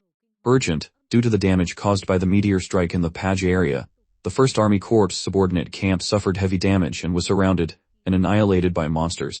Subsequently, after the 3rd Army Corps subordinate camp retreated from the front line, heading to the Seoul wall, the front line once again. Suddenly, the footage cut to a horrific explosion, a loud, shocking sound. The host's voice continued with concern. A nuclear weapon attack near Urumqi, the capital of the Xinjiang-Uyghur Autonomous Region, China, was carried out to prevent the wave of monster invasion from Kazakhstan. Russia also began attacking Ulaanbaatar, Mongolia, with nuclear weapons. On the screen, the male host continued to announce urgent news. Urgent. Seoul declares martial law. At that moment, the scene on the streets became utterly chaotic. Military vehicles sped past the panicking crowd, causing them to scream in terror. What is this? Martial law is declared. The people there were horrified. A man in a black suit cried out. If they can't stop the monsters, they should prepare shelters first, these idiots. Thus, his friend next to him replied, you mean stay at home and wait to die? The scene shifts to a peaceful city surrounded by green trees, the territory of the Sioux Guild. At a construction site, Min Sioux was on the phone. Yes, I'm listening, Director. We're at the public bathhouse construction site. The voice of Director Chess says, Theo came from the other end of the line.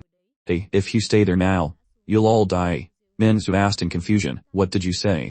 On Director Chess' side, he was rushing down a hallway. yelling and explaining urgently, "This is initial state of emergency. Even the 3rd Army Corps in the north has retreated to the Seoul Wall. They've already reached the front of Uijeongbu now." He roared, his voice full of urgency and haste. "Give them the order. You guys get there and come down here with them. If you miss this chance, you'll be surrounded by monsters." Back to Min. Yu, Director Cha's voice continued to ring out. "If the monsters gather in Uijeongbu, the government will drop large-scale bombs." She asked impatiently, in disbelief. "You're saying they'll bomb this place? Are they crazy?" Director Cha's voice once again urged. "If you don't want to die, get out of there quickly. Even Park Soo-ho can't stop it." Then, inside the construction site, everyone stopped what they were doing when they heard the warning bell ring.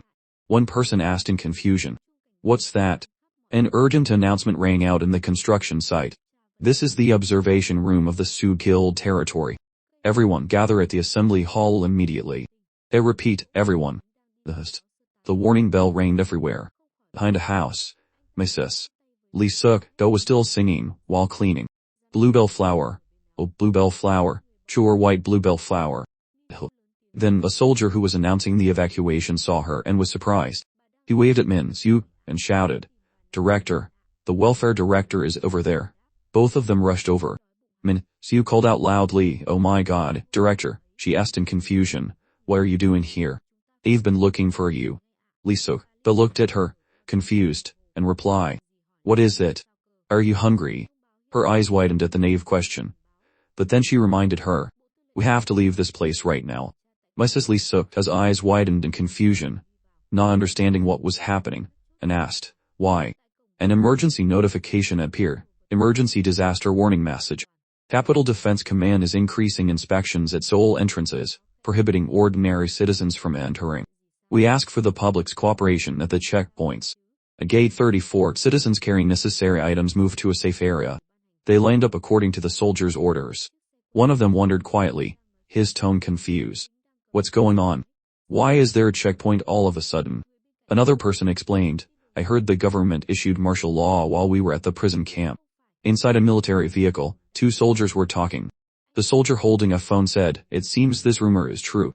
The one next to him asked curiously, "What rumor?" "The rumor that monsters are landing." "No, the rumor that vampires are hunting people in Seoul." He asked back, "Vampires?" The vehicle continued down the road. A group of people carrying tools got out of the car. One person asked, "Did they say they felt dimensional energy at the gate?" Another also wondered, "Hasn't the mad dog arrived yet?" The other person replied, "Over there." On the other side of the road, Sion was leaning against a railing next to a red motorcycle. Those people also waved at her. One person shouted, "Captain, we're here." Sion put her hand to her mouth, telling them to be quiet. Those people were surprised and didn't understand what was happening, exclaiming, "What's wrong?" Returning to the group lined up neatly, Ben-ho ordered, "Next person, step forward." One by one, they stepped forward. The man explained, "I was selling skewers at the treasure dungeon and had to close up shop in a hurry to get here, so I could only come empty-handed." Ben-ho replied, "All right. X." Suddenly, a pair of feet stepped forward. Ben-ho was thoughtful for a moment and then said, "Please step forward." A woman, covered in dirt, had her eyes closed and seemed to ignore his words. Sion frowned at the sight, feeling something was wrong. Ben-ho pointed a red stick at the girl. A siren blared, startling him. Ben-ho was startled and realized something. He reached down to pull out the gun in his pocket, but suddenly the girl lunged and bit deep into Ben-ho's neck while he was distracted. Everyone present was terrified and screamed, "It's a vampire." Then Ben-ho's comrade opened fire on the vampire girl. Suddenly the vampire girl vanished into thin air in a puff of black smoke. Everyone was stunned by such a sight. A soldier spoke up. "She's gone." After being drained, Ben-ho fell to the ground, his face dry and lifeless. One person shouted in panic, "Sergeant Ben-ho, call an ambulance." Another person heard this and replied, "On it." Then suddenly the black smoke appeared again, just like how the vampire girl had disappeared. Sion, unflinching, swung her sword through the air. Her sharp blade cut the vampire girl in two. She gradually fell to the ground. One person shouted happily, "Got her." Then soldiers with flamethrowers came and burned the vampire girl's body. Sion, holding her sword, walked proudly amidst the cheers and curiosity of the people there. "That girl caught a vampire. Who is she?" Her face was stern, her eyes sharp. Someone recognized Sion and cried out, Its choice is Yeon from the management bureau. At that moment, they noticed the sword Sis Yeon was holding. Someone knowledgeable about this sword explained, the name of this sword is the soul putting sword. If the sword senses an unusual soul, it will emit a musical sound. Sion remembered what Suho had told her about the sword and how it could destroy an opponent in a single swing. She asked, is that a demon flaying sword? Suho replied, that's right. It's a sword that destroys their very souls. He swung the sword while explaining, although it looks like a Japanese item, it was made by a Korean. It's a precious sword known as the Heavenly Sword Ichigang, made of meteoritic iron that a person named Gang's son, Bill, who lived on the planet Gokchen, risked his life to obtain. Returning to the present, a group of soldiers rushed over, calling for Seihyun. Captain, Sion sheathed her sword at her side and ordered, you guys go install the equipment around the gate, and wait there. Those people lined up and replied, yes, ma'am. Then Seihyun went and asked a soldier, excuse me, has anyone from the Sugil territory arrived here yet? The soldier checked the system and asked, what is that person's name? Sion said the person's name, Lisa Bakimintu. When he finished checking, he saw that they were not on the system list. The soldier replied, why aren't their names on the list? Sion, looking thoughtful, held her phone in her hand without saying anything. She called someone and then yelled, seriously? The evacuation order was given so long ago, and these people still haven't arrived. In another place, pickup trucks were speeding down the road, kicking up a cloud of dust. Inside a building, a helpless voice was heard. Director, I told you we had to leave immediately. In the room, Lee So sat on the bed. She said, Gun's uncle and father haven't come back yet. If I leave like this. Man, you tried to persuade her, so for now, let's go to a safe place first. Then from outside, the soldiers called out loudly, Director. A soldier stepped forward to report.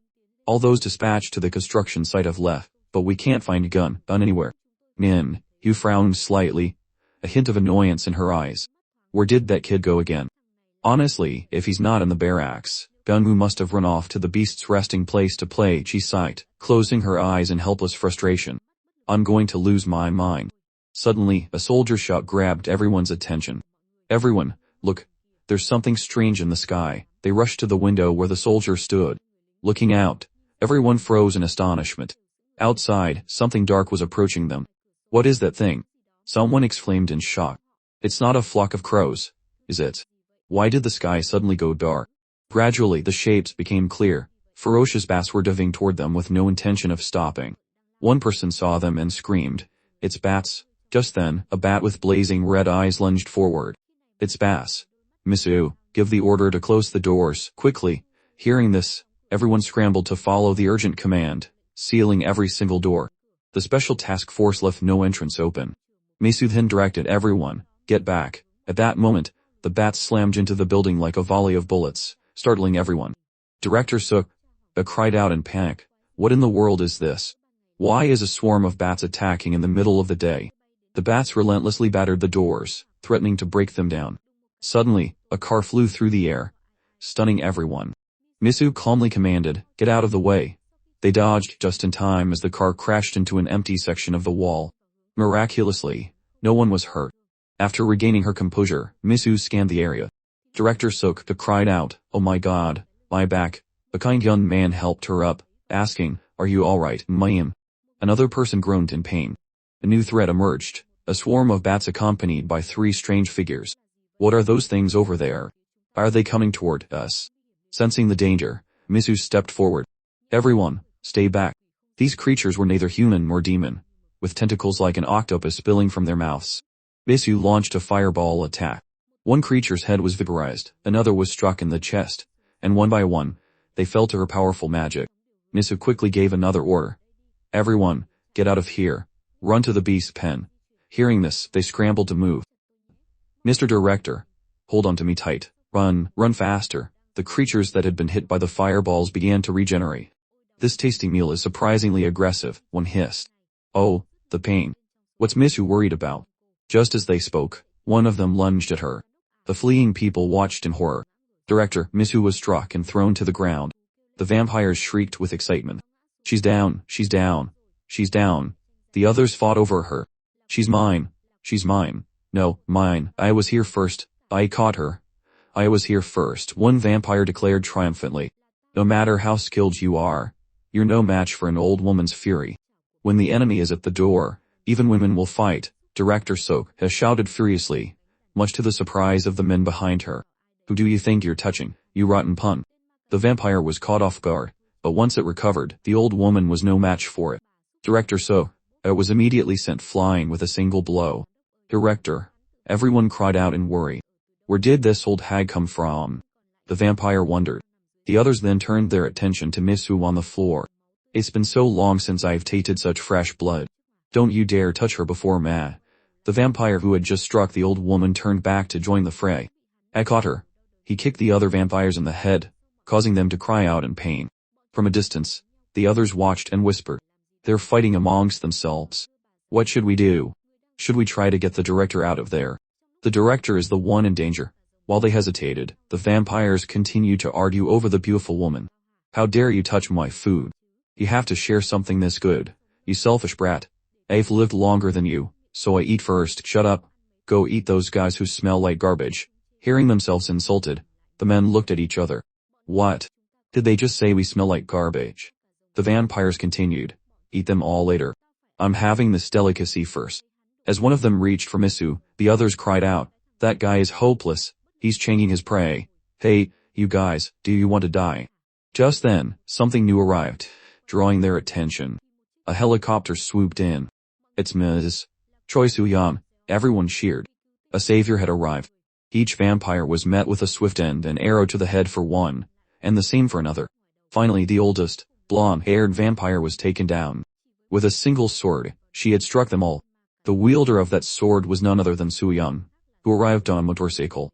Get those two to the beast pen, now, she yelled. Following her command, they carried Misu and Director So, and ran. Run, but their path was blocked by a swarm of bats. It's bats, the oldest vampire leader stood in their way. You don't touch another's food. The bats are turning into vampires, someone screamed in terror. Soo-yeon couldn't face them all alone. This is insane, she muttered in frustration. Just then, 3 more appeared from behind, then a whole legion of them. It's a feast, let's eat. Shut your mouths. Soo-yeon charged forward bravely. Meanwhile, the vampires also surrounded Misu's group. That one is mine. Fortunately, a white wolf lunged forward, biting a vampire's head. A blue flame then erupted, surrounding them. A new wave of hope washed over the group. It's the vampire bee-bit is disintegrating. The other wolves are attacking the vampires. It's the beast patrol. With support, Soo-yeon easily finished off the remaining enemies.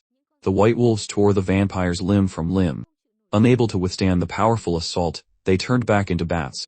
Why are we being defeated by these inferior beasts? Soo-yeon, behind you, someone warned. A horde of vampires was rushing her from behind. Just how many of them are there? Soo-yeon immediately deployed her defensive bomb technique. The bombs exploded among the vampires, turning them into scattered bats, but it wasn't enough to eliminate them all. More and more vampires surrounded Soo-yeon, their sharp fangs dripping with saliva. She has the fresh blood of a virgin. Before he could finish, a slash cut his head clean off. Soo-yeon was stunned. Soo had arrived. The commander is here. Everyone cheered once more. This time, the vampires didn't regenerate. They turned to skeletons, then to ash, and finally to dust. What are these disgusting things? Soo asked in revulsion. Soo-yeon looked at the black smoke surrounding her, confused. Soo-yeon, what is that? Someone cried out in alarm. Soo glanced over, coolly summoning a flame that instantly extinguished the black smoke. Barca, holding an unconscious Soo-yeon, floated in the air. Soo looked at his system window and said, the queen of the vampires. Why are you trespassing in someone else's home? Ignoring his question, she declared, from now on, this place shall be mine. What? Soo replied, confused by her statement. Us in her own world. Barca licked her lips greedily. This is the sweet blood. My poor children were killed by insignificant creatures like you. I will replace them with the blood of this child. After observing for a moment, Soo remarked, looks like you're a psycho too. In that case, you can just die. His attack was incredibly powerful, but unfortunately, it didn't strike her directly. Still, Barca's face was wounded by the blow. As if to provoke her further, Soo rushed forward. He can withstand that. Without giving Barca a chance to react, he created a magic matrix around her. This technique surprised her. This is... she thought. Without hesitation, Soo slashed his sword, activating the matrix's mechanism. As he executed the technique, he seemed to realize something, his eyes widening in surprise. He landed gently on the ground. A moment later, Su had dodged and hidden behind a wall to observe. A fire arrow, true to its name, sent streaks of red light across the forest. At the same time, the sky was a scene of chaos. Barca, clutching Suyang, was plummeting to the ground to escape the matrix. Engulfed in flames, she was shielded by a swarm of bats. She crashed uncontrollably, screaming, "Ka!" From his position, Su saw a small fairy gently flying toward him. It seemed to have pinpointed Barca's location, and he immediately dashed off.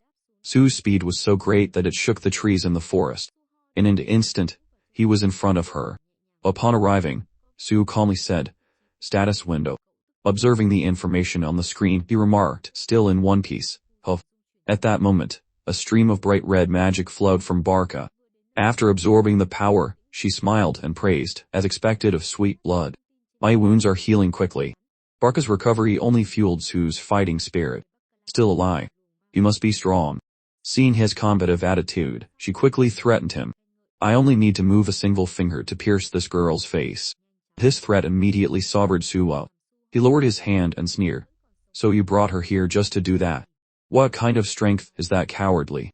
Ignoring his comment, Barca formally introduced herself. "My name is Barca, the last princess of the fallen vampire kingdom."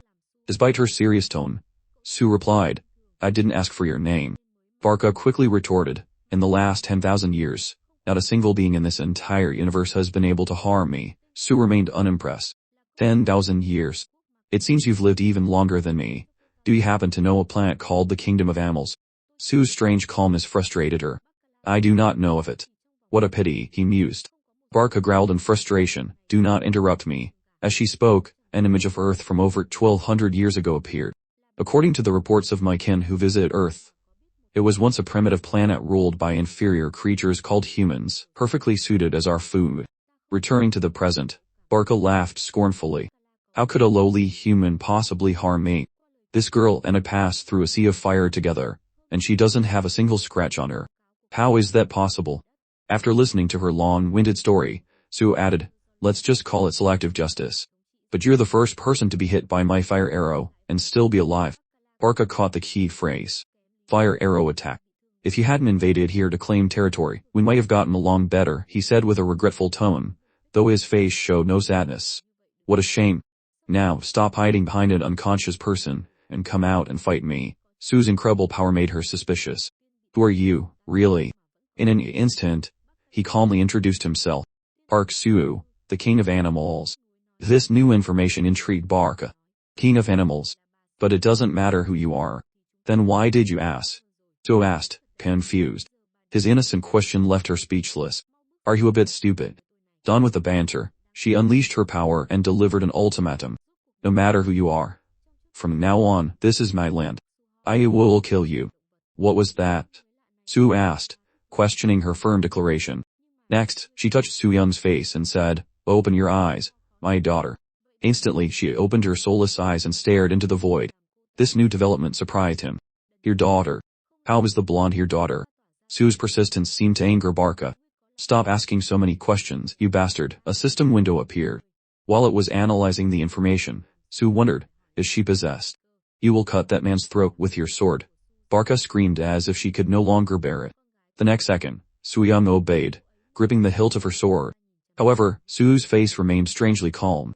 Upon seeing his face, Suyang's eyes regained their focus. At the same time, the system window displayed the information. This situation seemed to be part of his plan. "You're back, aren't you, Blondie?" Because her back was turned, Barca stubbornly continued to give orders, unaware of the change. "Kill him.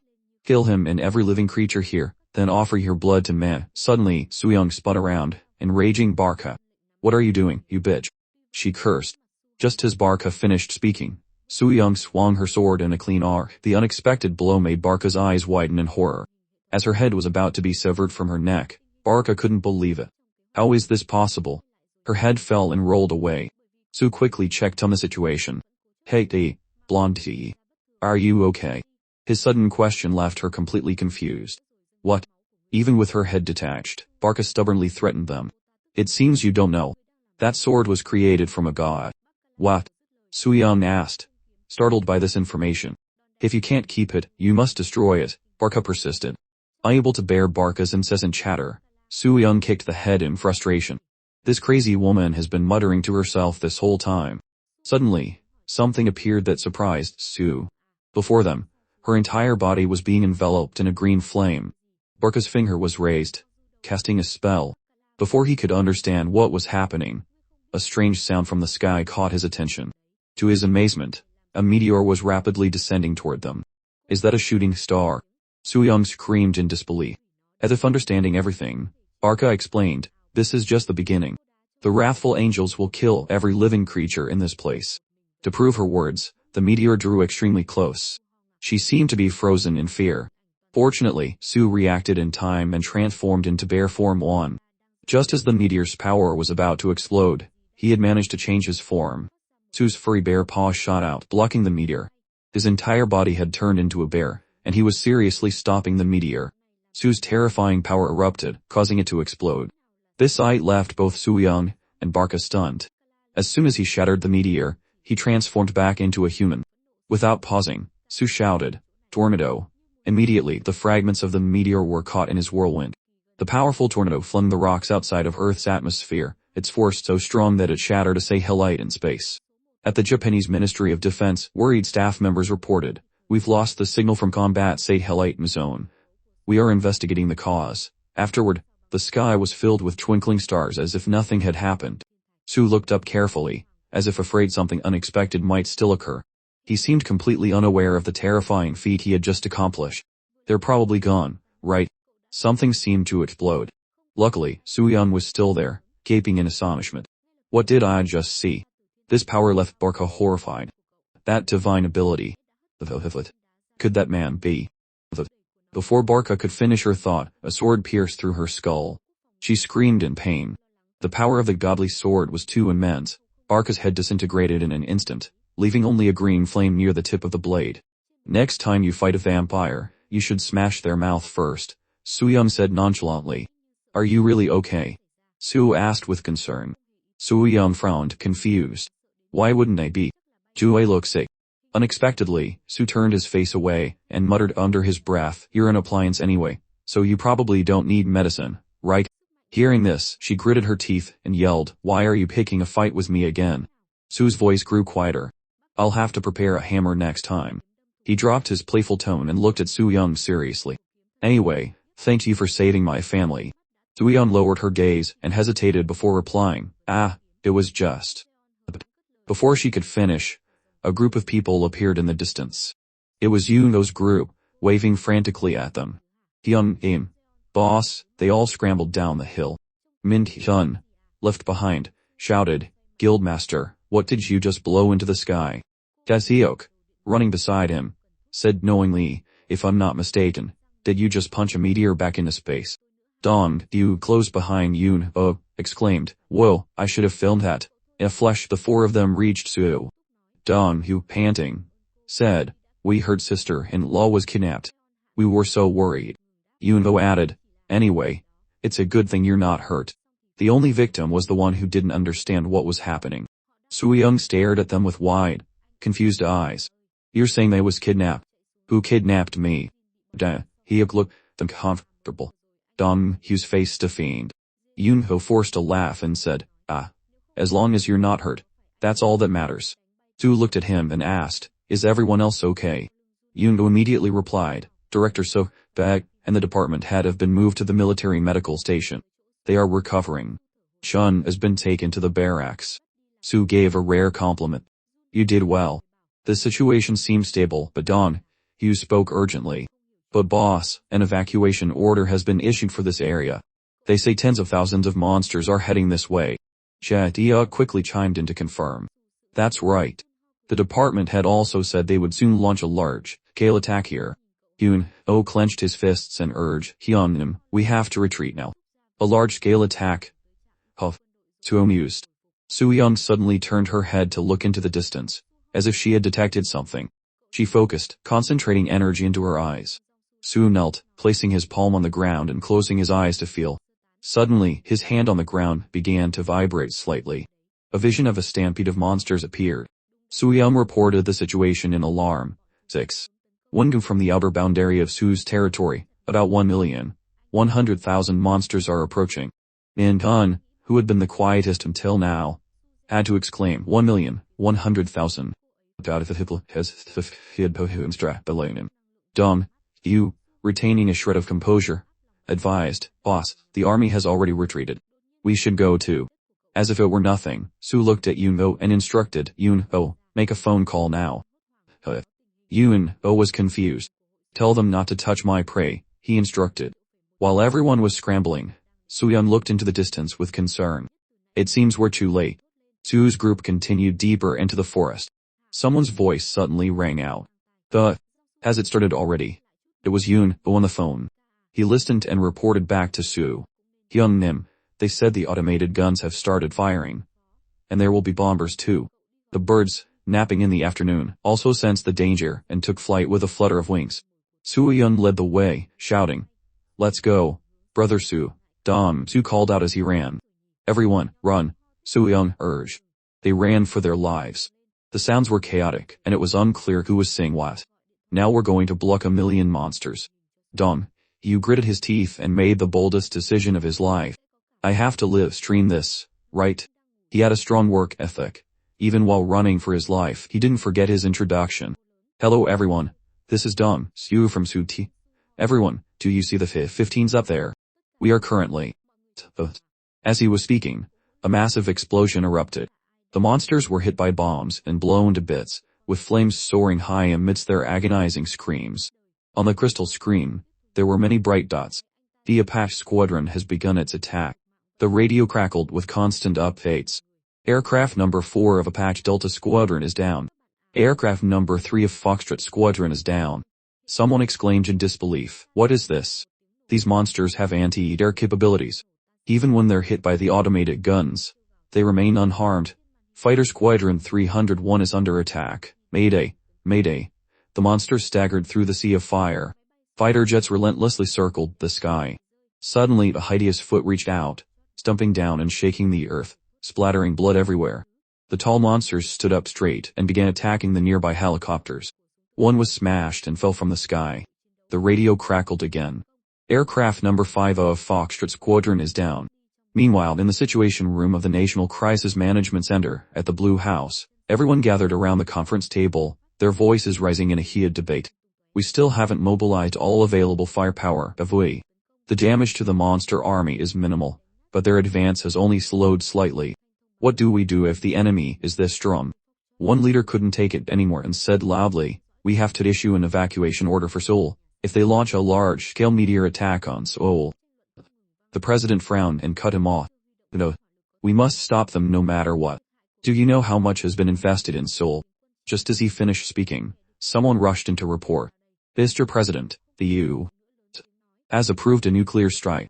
They said a B-named Lancer has been dispatched to Guam." Everyone in the room shot to their feet, their faces alight with joy. "Oh my god, we're safe. The authorized missile is a 10-kiloton Amram-class nuclear missile. Estimated drop time is in 1 hour and 40 minutes. The drop point is the area near Gangwon Province. In the case of an explosion at an altitude of 500, the expected shockwave radius is up to 426 in." The president observed the data on the screen and asked, "If it's 426 will Seoul be safe?" An official frowned and replied, "Although it is outside the blast zone, in the long run, we cannot be certain about safety from radiation contamination." As for Su's territory in the Yunpyeong district, the radio continuously updated the situation. "Lancer B-named squadron has just taken off from the base in Guam. Our country is hanging by a thread right now. Is Su's territory really a concern?" The president, visibly annoyed, frowned continuously. He spoke decisively. "In any case, isn't there reason for existence to defend Seoul? Tell them to deploy the iridium shield outside of Seoul and eliminate them all. We can't hold out much longer." Back on the battlefield, the remaining helicopters were still bombarding the monster horde. Suddenly, they received a notification. "Apache Squadron, withdraw." A pilot curiously looked out the window. What just flew past? A towering pillar of light appeared in the middle of the battlefield. The pilot exclaimed in awe, Those are silver wings." Flying a loop in the air was Park Soo. He spread his wings and flew toward the monster army. "What is that person doing?" Someone shouted in fear. He folded his wings and landed, the impact so forceful that the ground around him cracked. Su knelt before the monster army, dust and debris swirling around him. He touched his energy-infused palm to the ground. The monsters convulsed as if electrocuted, screaming in agony. The pilot, watching every move, gasped in astonishment. The wrath of the land. Su's head was bowed, his face obscured. Behind him, a fire blazed. He looked up, his face cold and expressionless, and spoke. The ground where Su's hand touched exploded. A brilliant light erupted from within the earth, and fissures spread out, racing toward the monster army. The ground around them collapsed, and the monsters shrieked as they fell. The pilot was left speechless. The collapsing earth dragged the monster army down with it. Su remained in his position. Everything happened so fast. In a flash, the monster army before him was buried under rock and soil. All of them have been swallowed by the earth, Su-yeon exclaimed in surprise. Min-hyun was also stunned, unable to believe it. Don-su asked doubtfully, "Is it over?" Suddenly, a juggernaut burst out from the rubble, followed by countless others. "The juggernauts are appearing again," Su shouted in surprise. "Thorny vines, growth acceleration." He gritted his teeth and commanded, "Thorns." Following Su's command, the thorns began to multiply, tightening around the hideous juggernauts. With a single squeeze from the thorny vines, the monsters were crushed to pieces. A witness exclaimed, "Whoa, the monsters are being torn apart by the vines." Even with their limbs severed, the furious juggernauts opened their mouths and spat out fireballs. "What is that now?" Don-ju wondered. Yoon-mo frowned with worry. "These disgusting things are still spitting fire even after they're dead." "Boss, get out of the way," Don-ju shouted. Su sat in the distance amidst the flames, his face bowed so no one could see. He bit his lip, his eyes flashing with extreme brutality. Leaning on the ground, glowing embers like fireflies floated around him. "Firefly," he roared. Then he slammed his hand on the ground. The earth shattered, and fire erupted. The embers appeared everywhere, carrying a powerful corrosive agent. Any monster they touched dissolved into ash. Amidst the flickering flames, Su shouted, "Arson!" The tiny embers suddenly burst into a massive sea of fire, roasting and incinerating the monsters until nothing but bones remained. The roars of the monsters mixed with the crackling of the flames, and the smell of burnt flesh filled the air. In the midst of this inferno, only Su remained calm and composed, his hands still on the ground to maintain the fire. In the Situation Room at the Blue House, high-ranking officials gasped in amazement. The president couldn't believe his eyes. "What am I watching?" After creating an earthquake, Park Soo is now causing a massive fire. Mr. Jang, a senior official, asked in a daze, "Is that the magic we've only ever heard of?" Mr. Lee couldn't hide the shock and disbelief in his eyes. "Even though he's on our side, isn't this too overwhelming?" Cha stammered in awe. I never imagined it would be on this scale." Just then, an employee in the room received a phone call from the operations team. The news made him jump up and report immediately. "Mr. President, we have a report that the monsters heading south have been annihilated."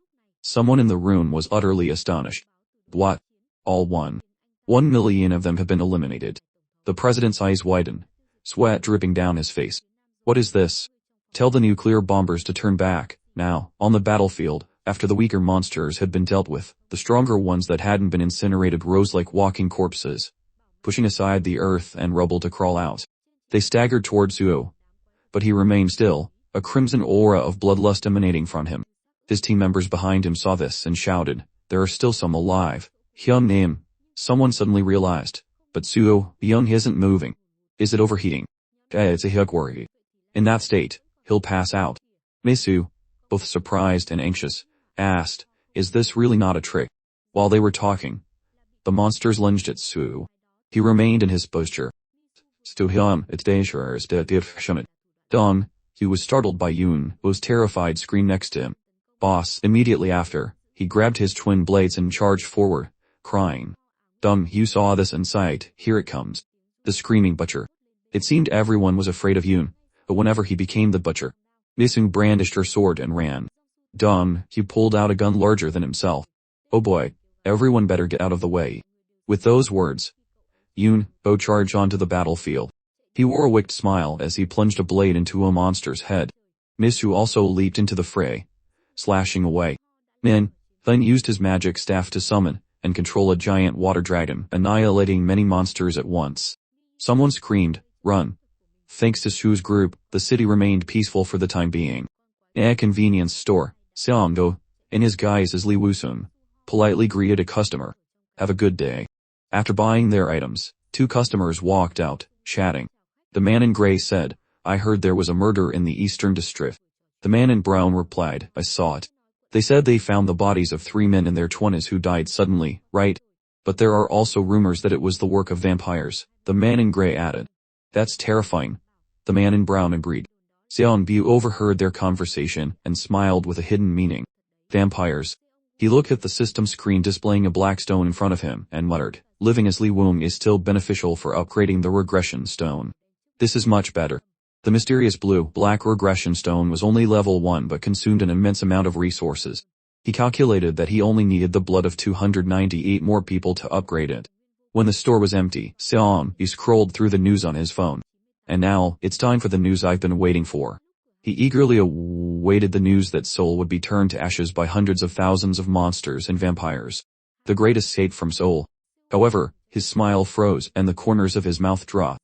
He couldn't smile anymore. His eyes bulged as he stared at his phone screen. On the phone was the news of Sue heroically stopping and annihilating the monsters. He looked at it in shock. This. Even he couldn't believe it. Annihilating 1,000,000 monsters. Suddenly, he paused for a few seconds, a thought flashing through his mind. Wait. An earthquake. Seong-bu looked closely at the photos from the battlefield. The first showed vines binding the monsters, with fire incinerating them. The second showed rocks and debris being sucked into a tornado. His eyes whitened even more. Earth, plants, fire. That. A sense of bewilderment crept into his mind. Could this be divine power? Suddenly, he recalled a dusty memory. It was a snowy night in Kittil, Finland, in a small wooden cabin. The stove inside radiated a warm glow. An old woman knelt by the fire, looking more like she was praying to the gods than just warming herself. She suddenly spoke, You've heard the rumors, haven't you? She didn't turn to look at Seong-bu, who was dejectedly drinking in the back. A god has appeared in the east who will save us. A god has finally descended into this hell. He didn't speak, his eyes vacant, devoid of hope. The thought of a god was fleeting. A god. In Seong-bu's mind, a hooded figure stood on a high rock, extending a hand to bless its followers. There were many legends about this person. The old woman's words echoed. The winds whistle, the earth's tremor will shatter the demons, bringing medicine and daily bread. In the legends, there was a small description of this person's appearance, the savior of weak humanity from evil, the one with a long scar on his face. Thinking of this, Seong-bu smirked. He leaned lazily against the table, silently listening to the old woman continue, the God who saves the world of the dead. Even if it's an illusion, I want to grasp that thread of hope. But it's not strange for people to go mad in this world. At that moment, the door was abruptly thrown open. A middle-aged man with blonde hair stood at the entrance, a strong wind blowing in icy snowflakes. He stepped inside and called out loudly, Hero. He said we have to go now. The vampires are coming. But before he could do anything, a sharp hand pierced through his body, taking his life. The attacker, with the characteristic red eyes of a vampire, crept into the house. It was clear that no one inside would leave alive. Ending the flashback, Seong-bu seriously considered, was that the 21st regression. Could the old woman's ramblings have been true? If it's a long scar on the face, it might not be Park Soo. It's not certain yet. Maybe there are many people who use divine power. At this point, he suddenly thought of a possibility. If so, then there must be an item that can awaken divine power, right? Seong-bu's eyes widened again as if he had remembered something important. He remembered Akiko once said, I heard it's a rare item that only falls on one of the planets once every 1,000 years, and disappears within 10 days. It's an item of the gods. If you eat it, you won't age or die. Seong-bu gritted his teeth. He remembered the tears of the celestial Tao, the item that awakens divine power. How could he forget Sue's contemptuous words? That time he was defeated. A few black feathers fell from Sue's wings.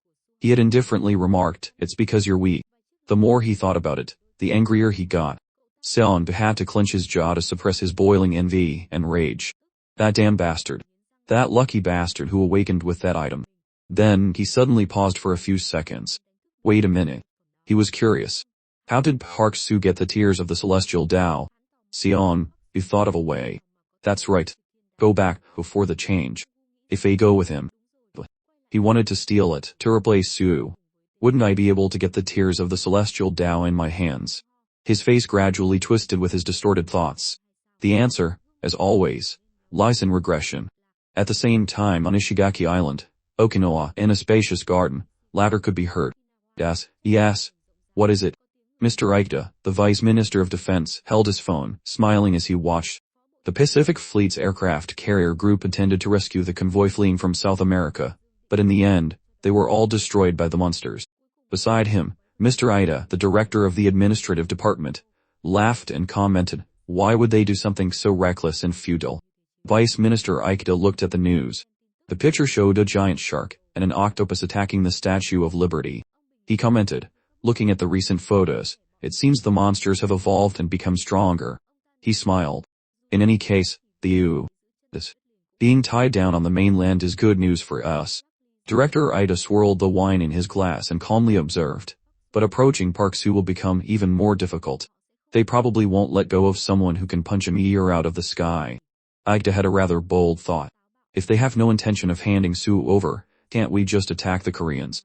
Ikeda was slightly surprised and chuckled softly. Is that even possible? The Vice Minister of Defense looked at the news and analyzed. The South Korean government is done for now. They are struggling to defend the city of Seoul against the monsters all on attack, so everything will depend on Park Soo. Looking at the news of protests in the newspaper, Ikeda added, Busan, Daegu, Gwangju, and Jeju will surely want more protection and will sign a defense pact with a stronger government. Director Ikeda nodded. That's true. Ikeda calculated and added, Busan is currently the most proactive. They will soon declare independence and sign a defense treaty with Japan. The mayor of Busan, Mr. Son In-yu, is the one who visited the Yasukuni shrine 5 years ago. Ikeda exclaimed in admiration, oh, so there are excellent people like that in Korea too. Vice Minister of Defense Ikeda held his wine glass and smiled. If our self-defense forces can enter Busan, then taking over the remaining cities will only be a matter of time, won't it? Personally, I'm a big fan of Aruka's Asia Gate in Suwon, Director Ikeda shared. Ikeda took a sip of wine. Before long, Busan and Shenmin will open the Gyeongcheon Gate. Ikeda, not quite understanding, asked, what do you mean? He thought for a moment. Then his eyes widened in shock. Does your excellency mean they will help the people of the Central Plains from planet Gyeongcheon enter our mainland? We're already having a hard time dealing with them in tribe, so why? But Ikeda explained, it seems the people of the Central Plains are very interested in Korea's traditional sword-making techniques. However, when it comes to the art of forging swords, isn't Japan number one in the world? He added, I've heard that the master swordsmith of the Namgun family in the Central Plains is actually Korean. Ikeda hesitated, probing, Vice Minister, do you mean? Ikeda concluded, in any case, if we and the people of the Central Plains join hands with the Korean cities, the city of Seoul will have no choice but to sign a treaty with us. Thinking of the future volcanic eruption, he had to consider a path for his country's survival. We must have them enter the mainland as soon as possible, no matter the cost. There are only 5 years left until the eruption of the undersea volcano at Kyoto. As they spoke, a large portal of light suddenly appeared on the lawn. It's a gate, Director Ikeda exclaimed, startled, wondering who could be arriving at this time. Dr. Toodler and another person stepped out of the portal. He waved hello. As 2 figures emerged from the gate and waved, Tsubeki, who had been waiting, greeted them warmly. Dr. Toodler, Director Gilbert, I thought you would be arriving by plane. Why the sudden use of the gate? Gilbert waved back and replied, I do apologize for the surprise. Sorry, but I'm sure everyone will be pleased. They then shook hands. We finally succeeded in creating the gate generating machine. Congratulations. This is the fruit of everyone's hard work. Dr. Toodler then took out a device and said, but it seems this gate is still limited to 2 people, doesn't it? With 3 or more, the coordinate pillar gets an error. Tsubeki was not critical, but encouraging. In any case, it's wonderful.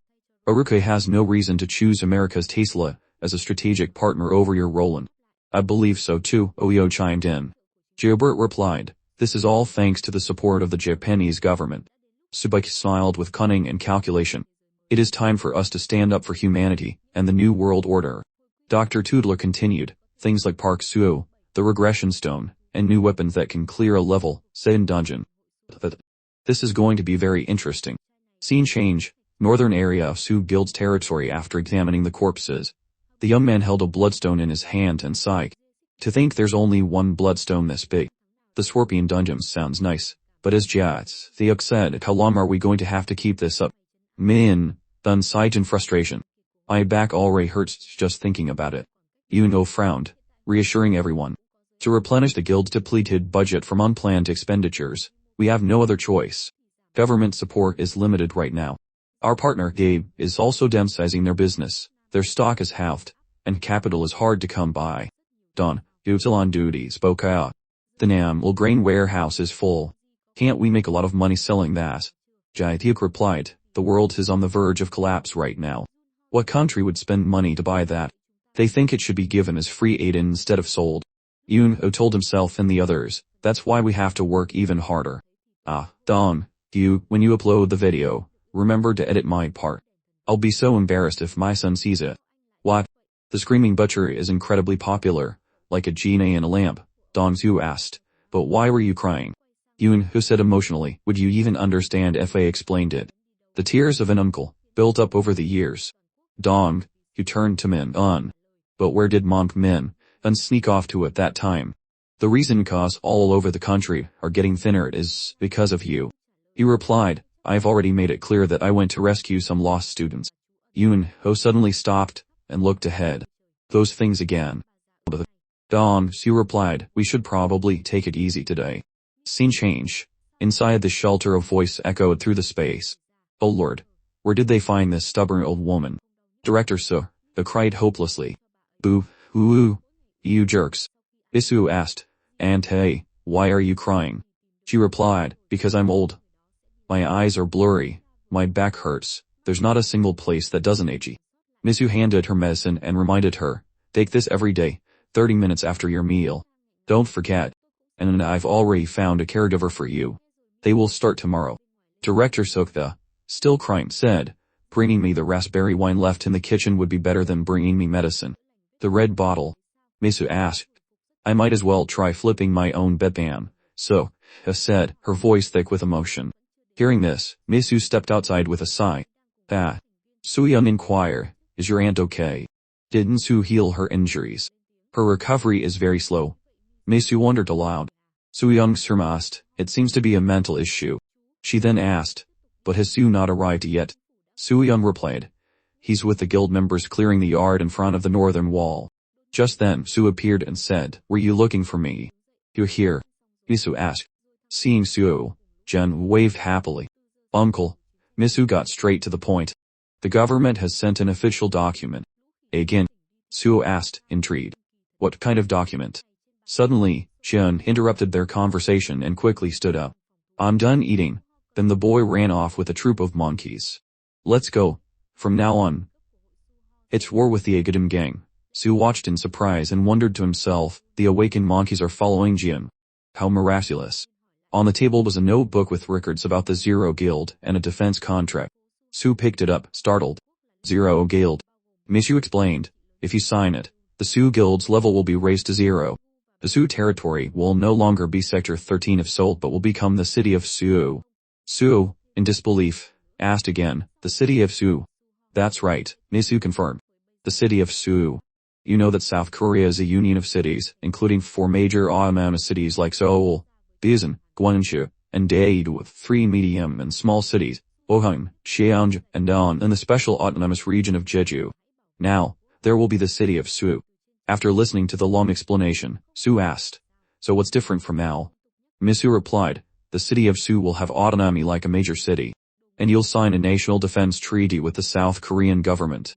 A national defense treaty? Soo questioned. Soo-young interjected, explaining, it means you can't go abroad, you have to protect South Korea. Soo looked as if he had just fallen from the sky. I can't leave? He asked, surprised. Soo-young repeatedly reminded him, honestly, at times like this, you're always going out there, you know. You idiot. Soo was still bewildered. Misu helped her out, yes. The government is concerned about a security loophole when you, Mr. Suo, are not in Korea. Soo-young explained, you might be called to various places. Are you okay with that? After listening carefully for a moment, Soo replied, if I just have to stay home, that's fine, but... So, Misu interrupted with a smile, it's not free aid. There's full compensation. The city of Soo will still need national aid, right? I think this kind of mutual help is not a problem. After all, we're neighbors. Hearing that, Sue picked up a pen and asked, I just sign here. She pointed diligently. Not there, right here. Sue asked blankly, but shouldn't I read it before signing? Soo-young replied, you've already heard everything she said. What's there to read? But Sue, wanting to be sure, replied, Thumph. Let me take a quick look. After a brief argument, Misu spoke up. And there's one more proposal. Sue paused. What proposal? Misu suddenly pointed to herself and said with a smile, hire me. Sue and Soo-young were completely bewildered. They exclaimed in unison. What? Soo-young, stunned and disbelieving, her eyes wide, asked, really? Misu smiled and replied, I am an ambitious person. Soo-young was still in disbelief, sweating and flustered. What? Misu then presented her deal. I work at the Awakened Management Bureau. If you hire me, I will do my best to help recruit high-quality personnel suitable for the upgraded city of Seoul. Hearing those words, Sue continued to chew on his pen, thinking. Then he said, high-level personnel. Sounds good. Misu stood up joyfully and replied politely, thank you. I will officially start next week. Okay, was all Sue could manage. Soo-young, exasperated, said, I'm speechless. Haha. Soo-young was stunned and exclaimed again, what? A vampire task force. Weren't they all wiped out? Misu replied, there are still many murder cases believed to be caused by vampires in various parts of the city. Therefore, the team's equipment and personnel are currently being expanded. You said you wanted to go to a difficult place, right? Is this enough for you?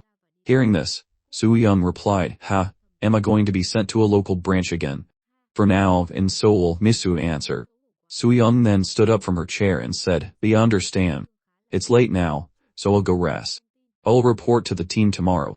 Seeing her, Sue asked with concern, are you okay? Why not rest for one more day? Soo-young cut him off reassuringly, don't worry about it. Watching Soo-young's retreating back, Sue remained silent. He seemed a little sad and said, she's still in pain, but... Scene change. Inside a room, Soo-young had taken off all her clothes and was taking a shower. Standing naked, she thought to herself, body itches. An awakened one with body itches. How embarrassing. Just then, two rather deep wounds were clearly visible on her neck. Scene change. An urgent news report on a screen. A vampire has cornered the Minister of Defense. The vampire attacks quickly, and they are helpless. What do we do now? Normal bullets don't work, so what should we do? When will the Arukama bullets arrive? Just before the official approval, the Minister of Defense was attacked. Just then, Soo-young appeared from inside the building to help. The vampire, seeing Soo-young while biting the minister's neck, couldn't let go in time. Soo-young attacked it with a single blow. Urgent, the Minister of Defense is on the brink of death. News. National Assembly member Kim Man-an was attacked and killed by a vampire at his home. News. Lee Dae-hyun, head of the Seoul Central Court, was attacked by a vampire. News. The Minister of Resources and Environment was attacked by a vampire. News. The Minister of the Interior and Safety expresses deep concern over the rapid increase in members of a vampire fan K. Urgent. Kim Deok, An, Minister of the Interior and Safety, has gone missing in a golf course. Britain begins supplying Arukama bullets to its allies. Witnesses began to gossip. This is a conspiracy by those competing for the inheritance. This is the work of that Jeon Shin, one guy. News. Jeon An, the eldest son of the Dade chairman, has been arrested for corruption.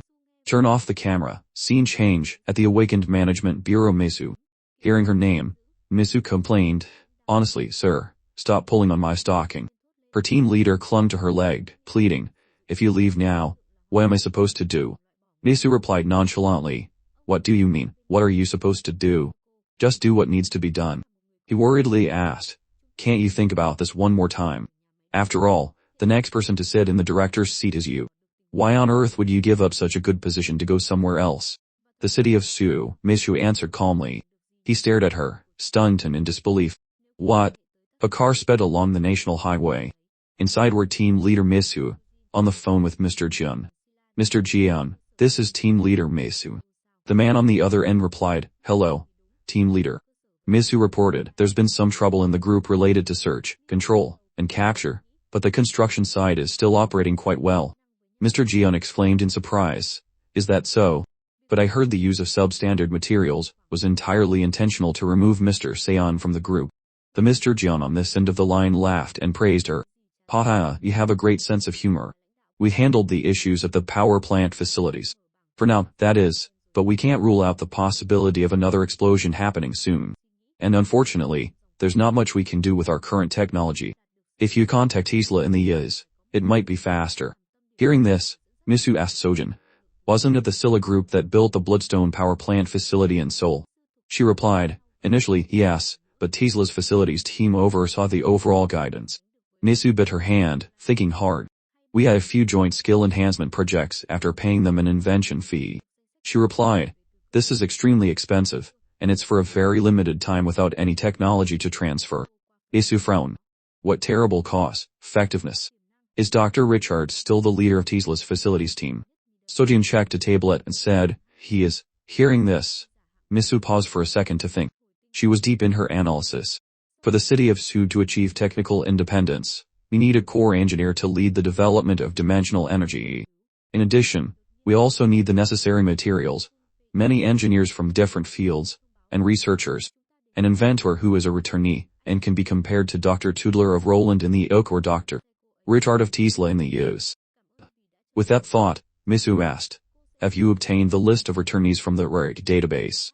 Yes, team leader, she replied. I just sent it to you via message. Potential new star evaluation, unassessed list of first-class returnees, list of second-class returnees, list of third-class returnees, Aruka list of fourth-class returnees in dungeon. Misu then tapped something on her tablet and said, invention, development, and returnees related to research. Suddenly, she stopped at a name, Denville King. At the same time, an announcement was made. We've arrived at gate 34. There's Mr. Yoon, Opar. Hearing this, Misu got out of the car. She didn't forget to say thank you. Thanks for the ride, Sojin. You'll be joining the city of Seoul soon, right? Sohyun asked. I plan to be there in about a month. Sojin replied. I knew you had it all planned out, Misu said with a knowing smile. From above, Soo-yeon's voice called out. See you later. I'll miss you. Misu smiled politely. Thank you for everything. A montage of news headlines appeared. The majority of South Korean farmlands have been invaded by monsters from the north. The mysterious disappearance of Nicarpolis. The Sioux Guild knew everything. A leveled fixed dungeon is about to break out in Sector 2. The Scylla Guild requests help. We have no warriors left. Image from the Scylla Guild. Min Yu King suffers a fatal bite from a crocodile during a level fixed dungeon raid in Sector 2. The Scylla Guild soldier shortage worsens. Dawn, he was frozen, staring at his phone. A crocodile. He uttered in disbelief. Scene change, the construction site. The workers were discouraged. Come on, 2 hours is too long. Sue suddenly walked up to the construction site. Why is this construction moving so slowly? Seeing him, everyone exclaimed in unison. It's Park Sue. They reported to Sue. We're trying to work as fast as we can. But the machinery keeps shutting down because the power keeps getting cut. This power issue is a problem from the dining hall due to unstable equipment from the Bloodstone power plant. Hearing this, Sue walked over to inspect. Everyone, stand back, he warned. With that, Sue jumped down into the deep rock pit. The people were stunned, and murmurs broke out among them. He then slammed his hand on the rock bed, and a wave of power radiated out. Sue furiously shattered the rock layer. Earth's wrath, a tremor occurred, and the rock and soil shattered into pieces. Above, the engineers watched in stunned silence. So that's Sue's famous seismic skill. It's Earth's eruption, you idiot. After shattering it, Sue said authoritatively, calculate the distance and subtract the total repair costs for me. A representative, stunned, stammered a reply. Yes, of course. Please don't worry about that, sir. Yoon also appeared. Nim, are you planning to collapse from exhaustion again? Sue replied calmly, but I need to quickly fortify the outer defenses of the area to feel at ease when I'm away. Yoon said, so you really intend to go to planet Aruka? Of course, Sue replied firmly. I will find the answers myself. Just then, a car drove up, surprising Sue. That's the department director's car, Yoon explained. Misu opened the door from inside and called out happily, there you are. Why? What's wrong? Yoon asked upon seeing Misu. She replied, we received an urgent request. The Scylla Guild. For a dungeon. Sue asked, surprise. But I'm a bit busy right now. Just as he finished speaking, Dun Du appeared with a ground, shaking thud. Yoon was startled by his appearance. My heart just skipped a beat. You bastard. Misu was no different but still asked, "Are you okay?" Don, you suddenly trembled and asked tearfully, "Is this height still too high for me?" Su wondered, "Why did you come down?" "I told you to just observe the orc village from the hill." "It's because I saw a crocodile," Don, Su replied. Su's eyes lit up. "A crocodile? Where is it?" Don, you showed him his phone. "In a dungeon inside the Scylla Guild's district. It's super strong." Even the Scylla Guild's key member, Minyu Kane, was bitten in the leg and seriously injured. Seeing the information, Su said, "Then they must be very strong." "I think so," Dumps, he replied. "Of course. Minyu Kane isn't rank." Misu was delighted. "Ah well, that's good news then. That's the dungeon they need help with. It's about to explode."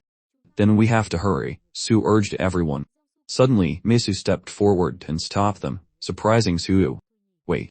She continued, "The Scylla Group is a company consisting of engineers and equipment related to Bloodstone power plant facilities.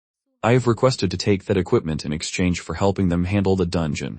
"You already did that," Su exclaimed. Misu smiled. "So, let's join them right after I finish signing the contract." "I thought the dungeon was about to explode," Su replied. "Shouldn't we worry about that first?" Misu answered, "That part is calculated from the Scylla Guild's own perspective. The dungeon explosion is still 8 days away. Besides, we have 45 other dungeons." Don, Su also spoke up. "Su, this should be a piece of cake for you, right? It's the Scylla Guild that's in trouble, not us," Misu agreed. "Let's just wait until they contact us." "I understand," Su replied. "Indeed," Yunho added. "She's a master negotiator." Don, you said, "I'm telling you, our guild needs at least one smart person like her." Then Yunho expressed, "I'm glad you're on our side. I mean, he used to think you were just a weirdo." Misu smiled and asked, "Deduk, he used to think that?" "I have no idea why, pa ha." Suddenly, a helicopter rushed towards them like an arrow. "What's with this cool helicopter?" Don, Su exclaimed. "It has our guild's name on it," Yunho replied. Misu added, "Imp sent you one as an apology." Misu emerged from the helicopter, waving. "Hello." The helicopter slowly landed. Misu said, "I think I've seen this person somewhere before." Misu introduced him. "You must have raided a level 4 dungeon with this person back in Imil. His name is Minsuul, and he's the manager in charge of the gate for the team at Rick." "Oh, the D rank with the image recording skill," Don, Hugh said in surprise. Minsuul greeted them politely. "It's been a while." He introduced himself. "My name is Minsuul, and I will be the commander of the material management team at the gate for the Su Guild today. Welcome to our guild." "Thank you, Don," Hugh replied from below. "This is a new model, isn't it? Is it expensive?" Misu provided the necessary information. "We received a letter from Scylla. Their chairman just gave them permission to move." "That's great to hear, Don," Hugh said with interest, and Yunho agreed. Then Su took the lead. "So, can we go now?" Minsu pointed the way. "This way, please. Let me lead you to the dungeon." Su announced to everyone, "Start filling the moat with water out to the construction site. I will use this place as a crocodile farm." "Alright, stay safe," Hyunmin, Yunho replied. "Fly safely," Mishu also advised. "Don't worry," Minsu will reassure them. "When it comes to helicopter piloting skills alone, I'm in rank. We'll be back before you know it." With that, Minsu climbed into the helicopter and flew off with Su. Watching the helicopter, Dom, he spoke up. "That person. He's still at rank, right?" "I think so," Misu replied. Yunho added, "His bright face truly breaks my heart. By the way, have you heard anything from Jie Seok since he returned from Jeonju?" An image of Jie Seok appeared, his eyes filled with determination. "Master Swordsmith Sun Became. I have always wished for the honor of meeting him. Please, send me there." Misu said, he still hadn't found him when I spoke with him this morning. He said it was his first time in Jeonju and his heart was broken once again. He has to go through hardships on his own again. Jae-dup was currently drunk. "Ah, well, now that I'm in Jeonju, I should treat myself to the famous bibimbap here." "Excuse me, miss. One soju, please." Hearing Miss Yoon, who wondered, "But now that we've made a pretty good deal with the Scylla group, do we really have to go through all that trouble to go to Jeju just to find one person? I mean, what does swordsmanship have to do with a bloodstone power plant?" Miss Hu said, "But swordsmanship from plant Hades is completely different from Earth's. And the most important factor is that Mr. Sunby King's awakening skill is invention. Just like Dr. Toodler's." "Invention?" Yoonho asked, surprised. Misu explained, he received the title of a master swordsmith of 10,000 swords from Plant Hades, where it takes even more effort to acquire skills. That alone is enough to speak to the importance and weight of the skill he possesses. His talent might even surpass Dr. Toodler's. Dawn, Hugh broke into a sweat, unable to believe it. So he could be one of those hidden hermits you only hear about in stories. Monsieur laughed. Haha, you're not wrong. I believe he will be the best research director at the city of Seoul. That is, if we can solve this one variable. Scene change. Seok is completely drunk, surrounded by delicacies. Suddenly, something made him stop in his tracks and exclaim, "Hull." Sue was sitting in the helicopter with Min Soo-will, flying to their destination. Sitting inside, Sue stared out the window with a tense expression, lost in deep thought. Min Soo-will turned around to speak. The Sue region is beautiful, isn't it? Hearing this, Sue smiled and agreed. Indeed. Min Soo-will added, the Earth was once this beautiful too. Now the entire planet is like a giant dungeon. Watching the news these days always breaks my heart. Hearing this, Sue asked, the Earth is a giant dungeon. Min Soo-will explained, yes. Dungeon monsters are pushing people out of their homes and creating their own villages, transforming Earth's environment to resemble dungeons. And the lands of South Korea are no exception. Hearing this, Sue rested his chin on his hand, thinking. He repeated Min Soo-will's words. The Earth is becoming a giant dungeon. To deal with the current situation, I first need to find out the reason this is happening to Earth. Perhaps the High Elves of Aruka will have the answers about what caused this disaster, the reason for the dungeon's appearance, the location of my lost friends, and the secrets related to myself. After a moment, Sue asked Min Soo-will, where is the passage to planet Aruka? Min Soo-will replied, the Aruka Asia passage is currently located in Jeju. That's not good news, Sue responded. He turned his head and replied seriously, that's top secret information only provided to top government officials and art equipment technicians. I mean, imagine the chaos if people knew about this. Sue didn't reply immediately. He began to think. Jeju. I should go to Aruka as soon as I've dealt with enough crocodiles to complete the new mode. After that, there was a silence between them, filled only by the whirring of the helicopter high in the sky. Scene change. In a convenience store, a mother and daughter were buying many things. As they handed them to the cashier, the mother exclaimed, oh my goodness, what's happening? She continued, 40 people are dead in Busan, but they still haven't found the culprit. You need to come home early, you hear? Her daughter reassured her, Mom, don't worry. On the news, they said they're expanding the special forces to deal with the vampires. She then glanced at the convenience store clerk. He was focused on ringing them up, sweating and silent.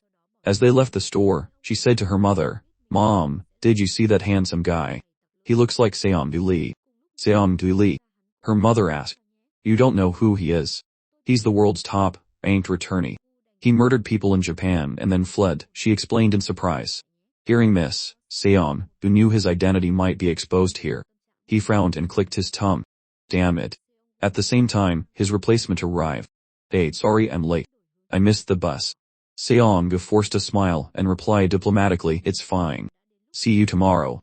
Then, Seong, he went outside alone, walking along the seashore in an unstable mood. He was about to pass by two police officers, but calmly changed his direction to avoid them. They didn't recognize him. It's time to leave Busan, he thought. A few steps later, Seong had an idea. The United States. It would be the ideal destination. There are many isolated survivors there. Compared to South Korea or Japan, it would be much easier to upgrade the regression stone there. A few of their major cities still have enough strength and intellect to deal with level 7 dungeon breaks and monster waves for at least another 10 years. If it can use the future diary as bait to approach their think tanks, I'll get more information about Park Soo. Finally, his decision was made. Alright, off to America. Scene change. In a lush, dense forest, Min Soo-will landed, and Sue stepped down. He said worriedly, Team leader, I was supposed to drop you off at the destination. But Sue, unconcerned, said, why does this place feel so familiar? Excuse me. Min Soo-will asked, surprised and confused. But just then, a drop of something trickled down his forehead. Min Soo-will glanced up and was horrified. Sue, sensing something, also turned to look. Min Soo-will's face turned pale with fear as he screamed. Above them were lizard monsters. Sue quickly used a skill to block them. Bound by Sue, they let out helpless screeches. Their hands and feet were tied, leaving them powerless. All the lizardmen were trapped, crying out in harsh screeches. Seeing Min Suul still frozen in panic on the ground, Su yelled, "What are you doing? Kill them." Hearing this, Min Suul snapped out of it. He picked up his weapon and replied, "Yes, team leader." Min Suul quickly took the opportunity to attack them. He stabbed the lizard men in the neck. Since they were vulnerable, blood spurted everywhere. He closed his eyes and drove his weapon deeper, then pulled it out to finish them off. Afterward, Min Suul panted, "I'll do my best." He turned and asked, "Did we get them all, team leader?" By now, the number of lizardmen had fallen at Su's hands. "I finished them all. Just kill the ones in your sight," Su said. Min Suul's mouth formed an O. "Yes, team leader. So this is the famous Su machine." After everything was done, Su glanced in a certain direction. He noticed a large claw mark on an ancient tree. Su immediately recognized it as Kuro's mark. But this was once Su's territory. Why is there a mark from Kuro here? Unable to figure it out, Su muttered, "How strange." "Oh, what is it?" Min Suul walked over and asked. "This place used to be my territory," Su replied. "He hadn't encroached on my territory for 100 years, at least not before I left." "Who is he?" Min Suul wondered. "Kuro," Su answered. "I see. But who exactly is this Mr. Kuro?" Min Suul asked. "My friend," he said, "and my only rival." With that, Su bent down to examine the scratch more closely, and thought, "It seems Kuro must have left this mark after I left. Was he looking for me? It hasn't even been a year since I returned to Earth. What happened in this forest during that time?" Suddenly, Min Suul's voice cut through Su's thoughts. "Team leader." Ignoring him, Su touched the ground and felt, "Maybe this skill will show me something." Memory of the forest. Thinking this, Su deeply felt the power of the earth. At the same time, blue light from Su's power radiated out. He closed his eyes, and the blue power enveloped him, pulling him into a memory. The memories were of the pitiful animals in the forest being killed by humans. They had endured the most excruciating pain before passing on. There were great earthquakes, tremors that killed most of the animals in the forest. Not to mention the fires that burned everything, and the mournful cries of the foxes. What pain did they endure to cry out so tragically? The entire forest seemed to be engulfed in an apocalypse. All the painful memories seemed to fade away, perhaps because Su's spirit couldn't bear to witness any more. Su's eyes snapped open in shock. He was stunned for a moment, unable to speak. He then looked at his palms and thought, what was that? Su felt like he had seen something. He was sure he had seen something, but he couldn't remember. Is the skill level of memory of the forest still too low? So that's all I can see. At that moment, Min Suul shouted a warning. "Team leader." A lizard man appeared, lunging towards Su like an arrow, but his eyes remained incredibly calm as he watched it approach. Su used one hand to grip the lizard man's neck. With a single crack, its neck was broken. It let out a final, tragic roar before falling silent. He curiously observed the clothes the lizard man was wearing. The system sound suddenly chimed. Lizard man's armor, a suit of steel armor crafted by a skilled artisan. Su was slightly surprised. "Armor." He smirked. "This isn't a suitable place to wear armor." Still holding the lizard man by the neck, Su began to incinerate it with his energy. Min Suul's eyes widened in amazement. Whoa! The flames blazed, and the large lizard man's body turned to ash in an instant. Su held the still, smoking bloodstone in his hand, tossed it to Min Suul, and asked, "Do you want to take a look at the world I used to live in before returning to Earth?" He reached out to catch it. Yes," he replied. Min Suul caught the bloodstone and smiled. It would be an honor. But his smile quickly faded. The bloodstone was so hot he had to constantly switch it between his hands. Ouch pots! The two continued deeper into the forest, stopping in front of a giant tree. Su stood silently for a moment, then whispered, "It's been a while." Min Suul, standing behind him, couldn't help but exclaim, "That tree is huge. Its lush green canopy spread out, covering a large part of the sky, bringing back many memories for Su." "To be honest, it's the big boss of the trees in this forest," Su said. "Oh, the big boss tree," Min Suul obediently repeated. Su started climbing the rough trunk. Min Suul looked up, confused. Why are you suddenly climbing that tree?" Su was all too familiar with this action. He grabbed a hold, pushed off, and leaped up. "Follow me. My house is up here." Min Suul also began to climb. He panted, "Oh, okay." Though the process was a bit difficult, he finally reached the top. He had never imagined a place like this could exist on top of a tree. When he saw the scene before him, he gasped, "Oh, whoa. It was a view of the entire lush green forest stretching out, with clouds drifting lazily in the clear sky. Min-Soo praised it wholeheartedly. What a magnificent view. Soo told him, "I used to come here to rest whenever I wanted to escape that primitive life." Min-Soo curiously walked around. While observing, he stopped and said, "Hey, these are artifacts." Soo was also drawn in. He turned his head to look. Artifacts. The two gathered to look. Indeed, there were several primitive weapons placed here. Soo sat down and picked one up to examine. Min-Soo squatted beside him. "It's a very finely crafted stone knife," he surmised. "It looks like an artifact from the Stone Age." Soo turned the knife over in his hand, feeling a wave of nostalgia. The system's mechanical voice announced one by one. Primitive dagger, a stone dagger crafted before the age of civilization. Primitive axe, a stone axe crafted before the age of civilization. Primitive bow, a wooden bow crafted before the age of civilization. Soo picked up the bow to test its feel. He was very surprised to hear the system's introduction. Before the age of civilization. But I am the one who made these. Soo's eyes suddenly widened as if he had discovered something. Wait, does that mean I was in a world that existed before the age of civilization? He thought about the lizardman's armor from before. In that case, that lizardman's armor was definitely made after the age of civilization. Soo remembered the scene of his accident and had a bold guess. So, did I travel through time to a random planet in the past? He connected the events he had experienced, piecing them together from his time living a wild life with the wolf pack. Soo thought blankly, so does that mean I'll never see my friends again? Min-Soo had been quietly observing his every move. Whether from fatigue or worry, his forehead was covered in cold sweat. Min-Soo thought to himself, I have a bad feeling. The last time he looked like this, he suddenly ran off and jumped off a cliff. It's probably going to happen again. He made a firm decision. I have to stop it at all costs. Putting his thought into action, Min-Soo suddenly pointed in a direction and shouted loudly. Team leader, I see crocodiles on the river over there. You should go catch them. Sure enough, Soo's eyes lit up. He raised his head and asked, crocodiles? Where?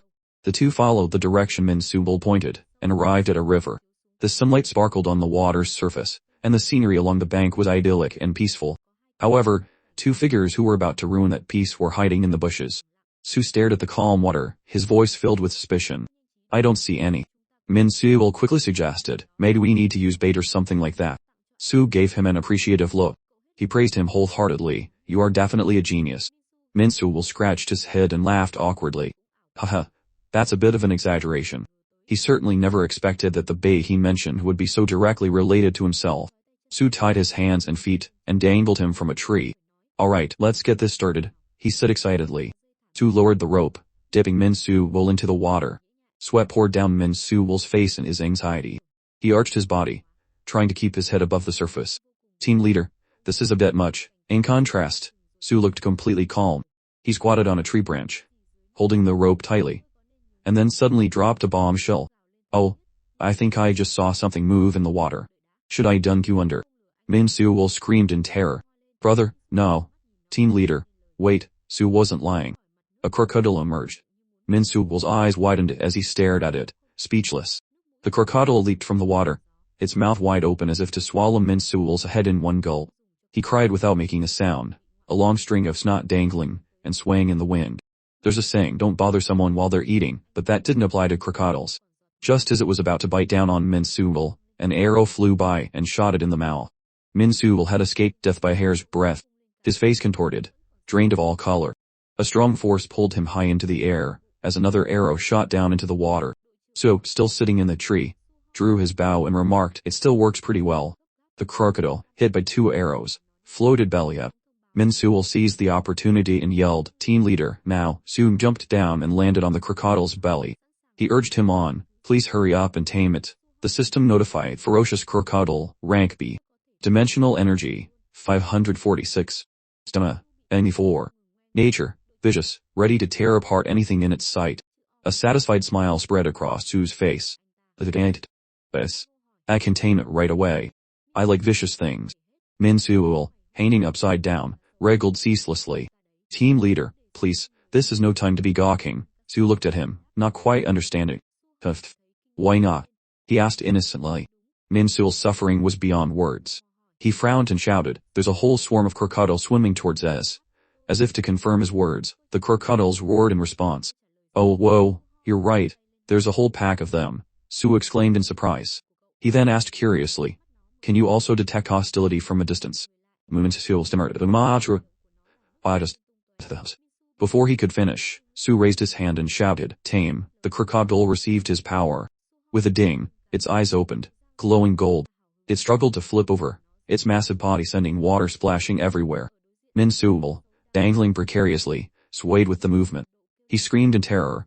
Please be careful. Sue stood on the crocodile's back, his legs spread wide, and said excitedly, look how wide its back is, it feels so sturdy. Across the water, the swarm of crocodiles was aggressively swimming towards them. Min-Soo, in utter panic, cried out, Team Lee here. I don't think I have a role anymore. Can you let me go? Sue immediately refused. I think you're safer just hanging up there. Feeling worse than dead. Min-Soo pleaded, wait. Why? Sue pointed to the shore. Because there's another group crawling out of the forest. Min-Soo's eyes bulged as he screamed. Sue stood on the crocodile's back and spread his arms wide. Water arrow, the crocodile shrieked in agony. When he felt it was enough, he raised his hand high. Whirlpool. At his command, a large vortex formed, sucking the crocodiles inside. They were helpless, spinning round and round. Min-Soo, his face pale, kindly reminded him, team leader, don't. You can't tame them if you do that. Sue paused, asking blankly, oh, that's not how it works. The tornado. Use the tornado. Min-Soo said, exasperated. Sue's sharp expression immediately returned. I see.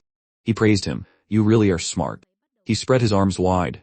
But this time, with a difference, he shouted 3 times, tornado. Tornado, tornado. A massive tornado merged with the whirlpool, lifting the crocodiles. Now. Release them and tame them. Min-Soo timed it perfectly. The crocodiles, freed from the tornado's grip, began to fall.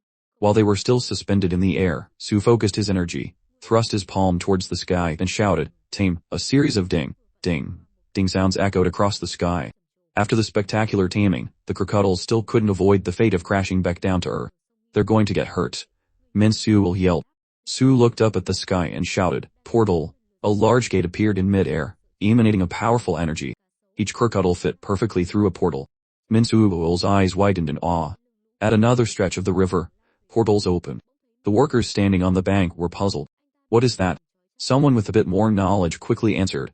Those are teleportation gates. The crocodiles fell one by one, sending the workers scattering in panic.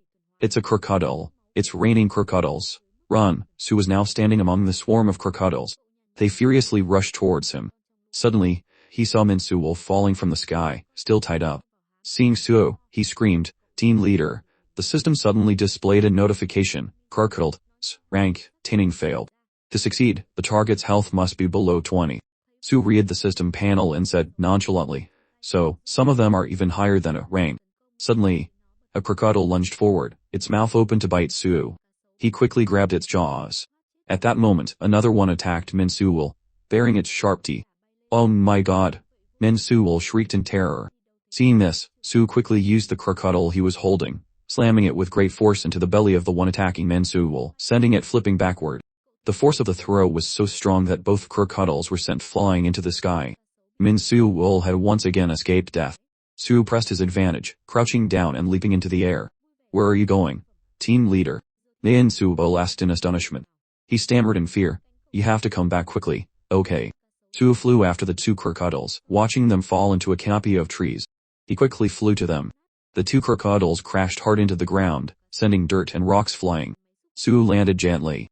He opened the system panel and looked at his prize with a smile. Alright, now let's bring you home to live with me. Then the portal opened. The 2 crocodiles were transported to a construction site where a river was being filled in. They landed right on top of an excavator, nearly crushing it. The people there yelled in anger, more crocodiles. They broke our excavator. Back at the headquarters, son, he was yelling in frustration. Why can't they get out of there? He glared at the monitoring screen, taking his anger out on an employee. Are you sure we can trust these people? Do you think they can stop a breakout at this pace? The employee turned and replied, but that's Park Soo. Son, he scowled and continued to scold. That's what I mean. It's Park Soo. Why is he working so slowly? He should have been able to conquer a level, thick dungeon in just 1 minute. The employee continued to look at the screen, explaining the situation. We received a message from the Soo Guild. They said it's taking so long because of the crocodiles. What? What crocodiles? Son, he asked, surprised. Suddenly, the employee turned to report. Park Soo was back.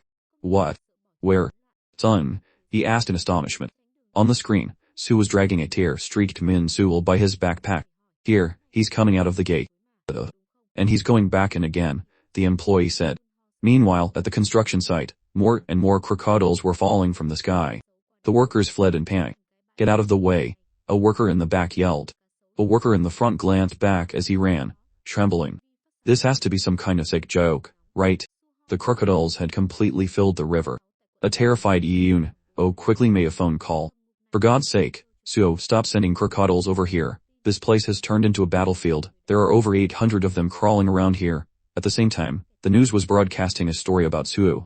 Breaking news, Park Soo has successfully conquered a level 6 dungeon in Seoul Sector 2 in just 4 days. Previously, this dungeon was on the verge of a breakout. The broadcast continued. What's even more impressive is the man who accompanied him, Min Sewell, who was said to have been stuck at rank for several years but managed to quickly advance to B rank in just 4 days. Min Yu Kane was watching the news in the hospital. He was surprised. Min Sewell. He was confused, wondering to himself, Min Sewell works for the Ray. What is he doing with someone from Sue's side? Come to think of it, Mizu Kim is the same. They really are government people. He seemed to have found his answer and cursed in anger. So the rumors were true, those damned government bastards. Later, at the Silla headquarters, Jiang Si screamed in rage. What? You can't leave right now, he was furious, the whites of his eyes showing, veins popping on his forehead. What is this nonsense? Si clenched her fist and retorted angrily, why not? I'll leave if I want to. Do you think our contract is a joke? Jiang Si continued to shout. I already told you I'll pay the breach of contract fee. Si shot back. Do you have any idea how much that is? Si took out her phone. Then tell me, I'll transfer it to you right now. Hearing this, Jiang Si scratched his head in sight, his voice softening. You're the ace of our team, Si. You even have a whole company behind you. So why suddenly quit? It makes no sense. What's your real reason? I'm going to Sue's guild, he replied calmly. Jiang Si gritted his teeth. They recruited you too. Yes, me too, Si affirmed. Jiang Si then began to threaten her. There are rumors that most of the sword tips earned at the Sue Guild are being transferred to the government. What do you think about that? Son, he put a hand to her chin, thought for a moment, and then smiled. The government hit the jackpot. Seeing his plan fail, Jiang Si yelled in frustration. That means the Sue Guild is the government's secret hunter team, and now they're recruiting all the talent across the country. This will cause the hunter companies to gradually lose their prestige and power while strengthening their own influence. That's what it means. That I'm only going because Sue is my pumpkin, Si quickly explained. Your pumpkin, Jiang Si said, confused and flustered. Si, with renewed determination, said, so just let me go. Jiang Si held his head in his hands. Oh, for heaven's sake. He made a request. All right, you can go. I'm not going to stand in the way of your love intelligence. But on one condition. A condition? Si asked back. What condition? Jiang Si's expression turned serious. Once our guild has 5 rank members, I'll let you go freely. No problem. So you want me to find hunters for you? Si replied, annoyed. That would take years. Not a short time. Even if we clear level 5 dungeons. Jiang Si put his hands in his pockets, turned his back to her, and said flatly, level 6. Level 6. Si was shocked. He glanced at her and continued coldly, we have the right to enter a level 6 dungeon thanks to you. If I choose a few promising rankers and focus on training them, a level 6 dungeon won't take that long, Si thought to herself. Jiang Si continued with his persuasive argument. Since your love is the reason for the gap in our defenses, don't you think you should patch that hole before you turn your back and leave? Finally, Si agreed to Jiang Si's request. All right. But don't you dare go back on your word after I'm done. Meanwhile, in a forest, Dong, he was live streaming. Hello everyone, it's Dong, you here.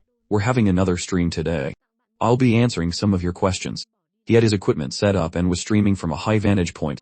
Donation from a royal beggar. Thank you for the 1,000 won. Here's a kiss for you.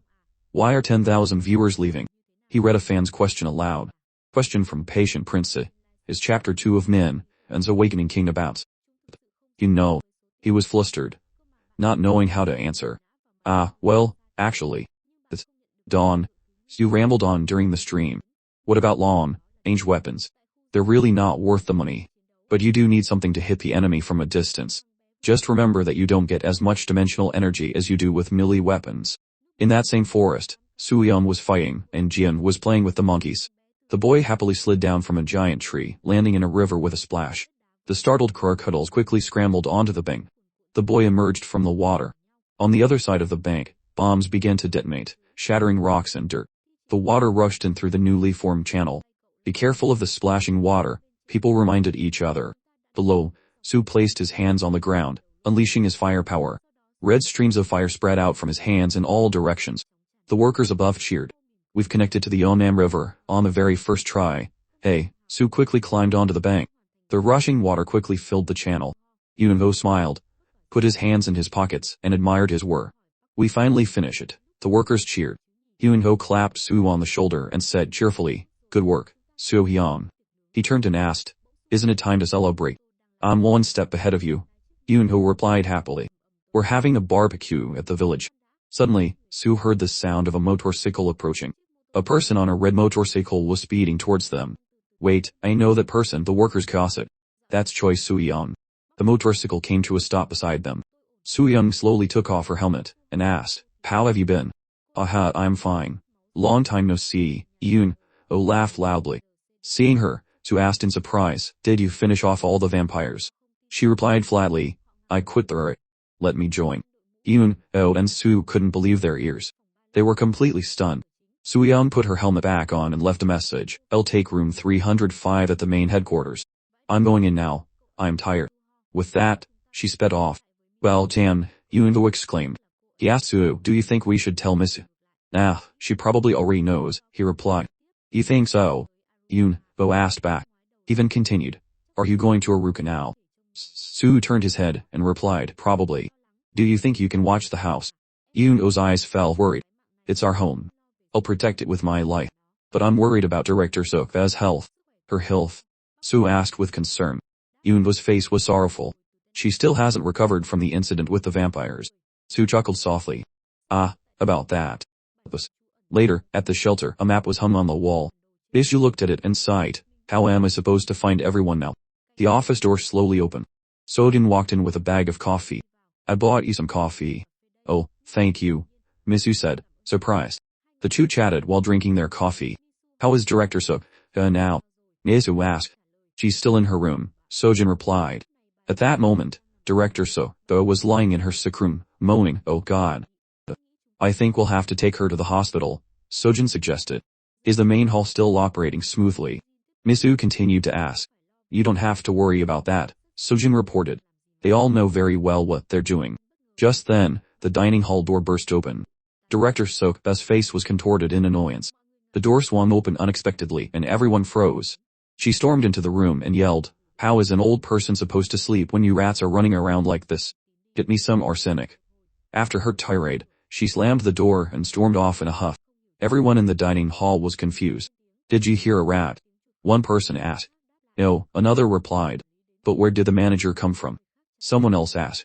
20 years in Gyeongsang Province, 20 years in Jeolla Province, 5 years in Chungcheong Province, and 20 years in Gyeonggi Province, another person answered. Meanwhile, in the office, Misu was discussing work with Sojin. The final part for the production team will be delivered from the Scylla Guild within 2 days. Please go and check to make sure everything runs smoothly. Yes, ma'am, Sojin replied. Then she remembered. Ah, and I heard Soo-yeon is also involved in that. She was fired, Misu explained. Ah, Sohyun said, understanding. She continued, she accidentally killed the Minister of Defense during the last vampire hunt, though. They just fired her like that. She has the best sensory skills in the entire country. The Urt is starting to get a bit arrogant. At that moment, in Dr. Toodler's office, he was busy on the phone.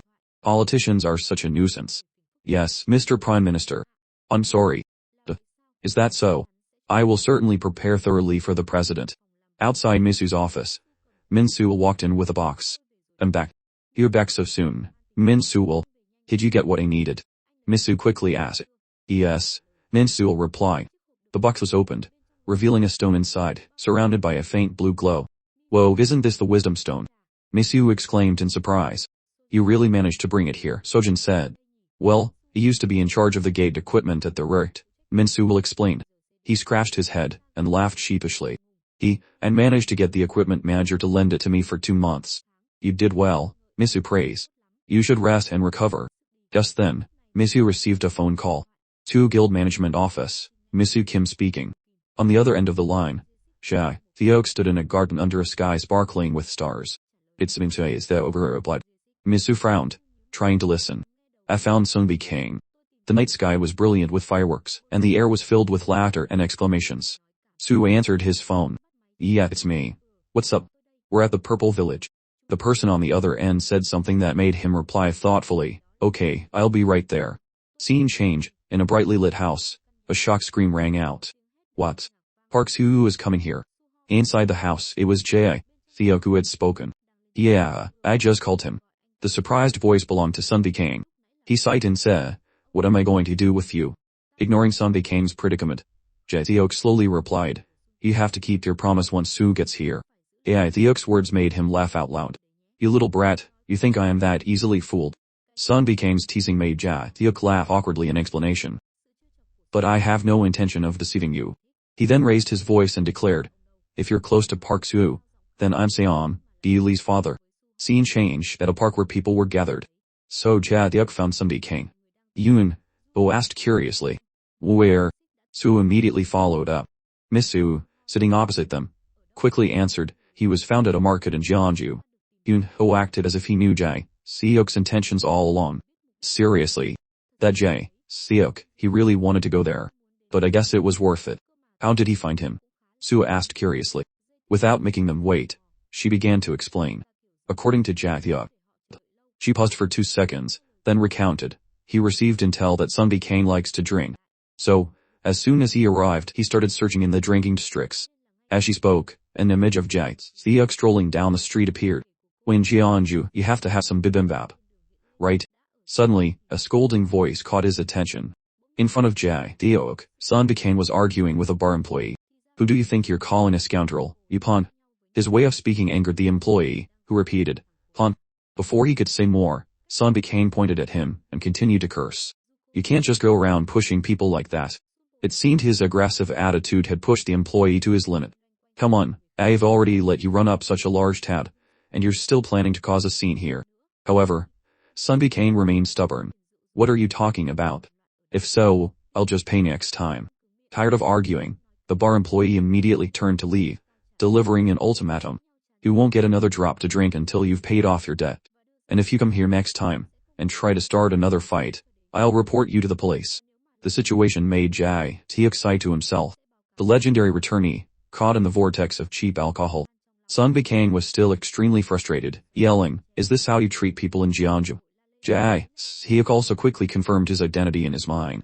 The master swordsmith of 10,000 swords, Sunbi Kang. Soon after, Sunbi Kang clutched his chest as if he was about to be sick. Anyway, I don't want to drink here.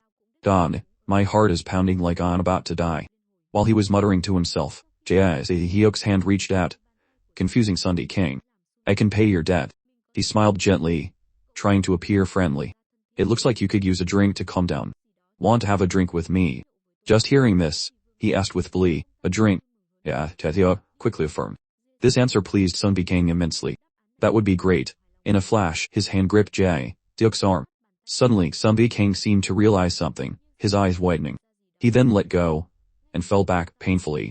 It seemed Sunbi Kang had regained his senses. Who are you? Get lost. This sudden change in attitude left Jae Theok completely confused. Back in the present, Yoon was skeptical. Why would he do that? After hearing the whole story, Soo exclaimed, really? Misu replied calmly. That's what we're going to find out. However, Soo was still skeptical, glancing at Yoon. Oh. Can he really do the job? He seems like some kind of scumbag. Yoon immediately agreed with Soo. Without hesitation, she offered an explanation. He spent 8 years of his life on planet Hades after the Cataclysm, and that's where he received the title Master Swordsmith of 10,000 Swords. He is a very experienced returnee with the ability of invention. Perhaps he holds some of the answers to the questions you're looking for, team leader. After Misu's long speech, Yoon hesitated. Well. The next second, Soo asked, do you have the memory stone? As if prepared, she quickly presented a box. Here. Thuricht has allowed us to keep this for 2 weeks. He then brought the glowing stone close to his chest, his hand gripping the memory stone firmly. He slowly closed his eyes in the stone's shimmering light. Suddenly, many eyes appeared in Soo's mind, staring at him. A red eye grew larger and larger, and a notification appeared. Is observing you. This phenomenon quickly brought Soo back to his senses. The change made Yun-ho ask with concern, "What's wrong? Are you okay?" He didn't answer but quietly called out, "Hey." "What?" Yun-ho quickly asked back. "Can you stand guard here?" Sue asked him. Under Misu's observation, Yun-ho was skeptical. "Are you really going to go?" "I want to meet this person face to face," he replied decisively. Seeing Sue's determination, Yun-ho comforted him. "Don't worry, Soo-yeon is here too." Scene change. The sound of light footsteps echoed in the company headquarters. It was Soo-yeon, who had just woken up, rubbing her sleepy eyes. "How long did I sleep?" she asked. She opened the door and walked into Sojin's office. Sojin was surprised by her appearance. "Isn't it our team leader?" "Hello. I'm not the team leader anymore," she immediately corrected Sojin. Hearing this, Sojin smiled faintly. "Well, I guess I'll have to get used to that. What brings you to the management administration office? Is everyone out?" "Where's Misu?" Soo-yeon asked, looking around. Sojin calmly answered her questions. "She went down to Jeju with the boss." "Jeju?" Soo-yeon had to ask again. Understanding her curiosity, Sojin explained, "Yes, they have some business to take care of." After getting her answers, she spoke up. "Do you know if there's any place around here that sells good coffee?" Outside the headquarters was a bustling street. Soo-yeon was sitting in a coffee shop, amidst the whining of a child. "Mommy, buy me a cake." She carefully observed her surroundings and remarked, "This village hasn't been around for long, but it's already so crowded." The coffee shop employee, bringing her order, overheard and replied, "Well, a lot of people have moved here to live. And now that martial law has been lifted, many people are flocking here to visit. Tourism." "Where to?" Soo-yeon quickly caught on. Next, a tourist announcement was heard. "Hello and welcome to Seoul-land." Exclamations were heard constantly. "Look, it's a fairy. It feels like we're in a fairy tale." The tourists looked around in awe, and praised. "Look at those trees.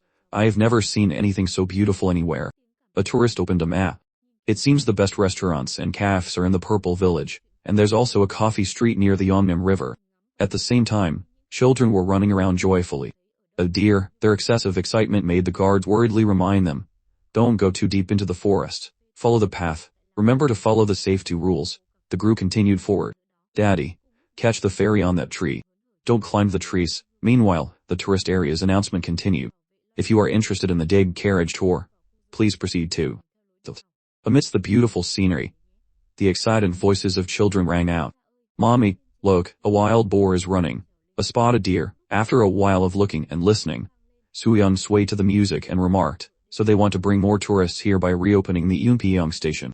Am I the only one who feels like something bad is about to happen?"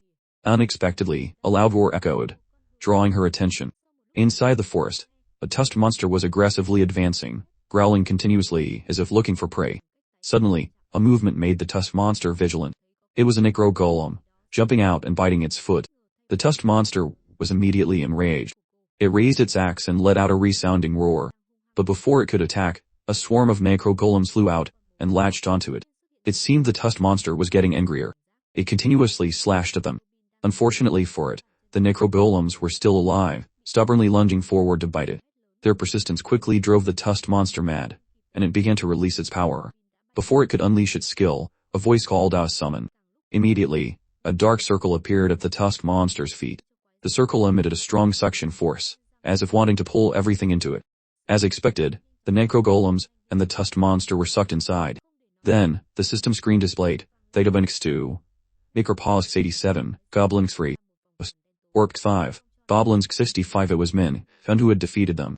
"The more I upgrade the necro golems, the faster the poison spreads," he thought. He glanced up at the sky and told himself, it's time to return to the orc village. In the sky, a modern aircraft was on patrol.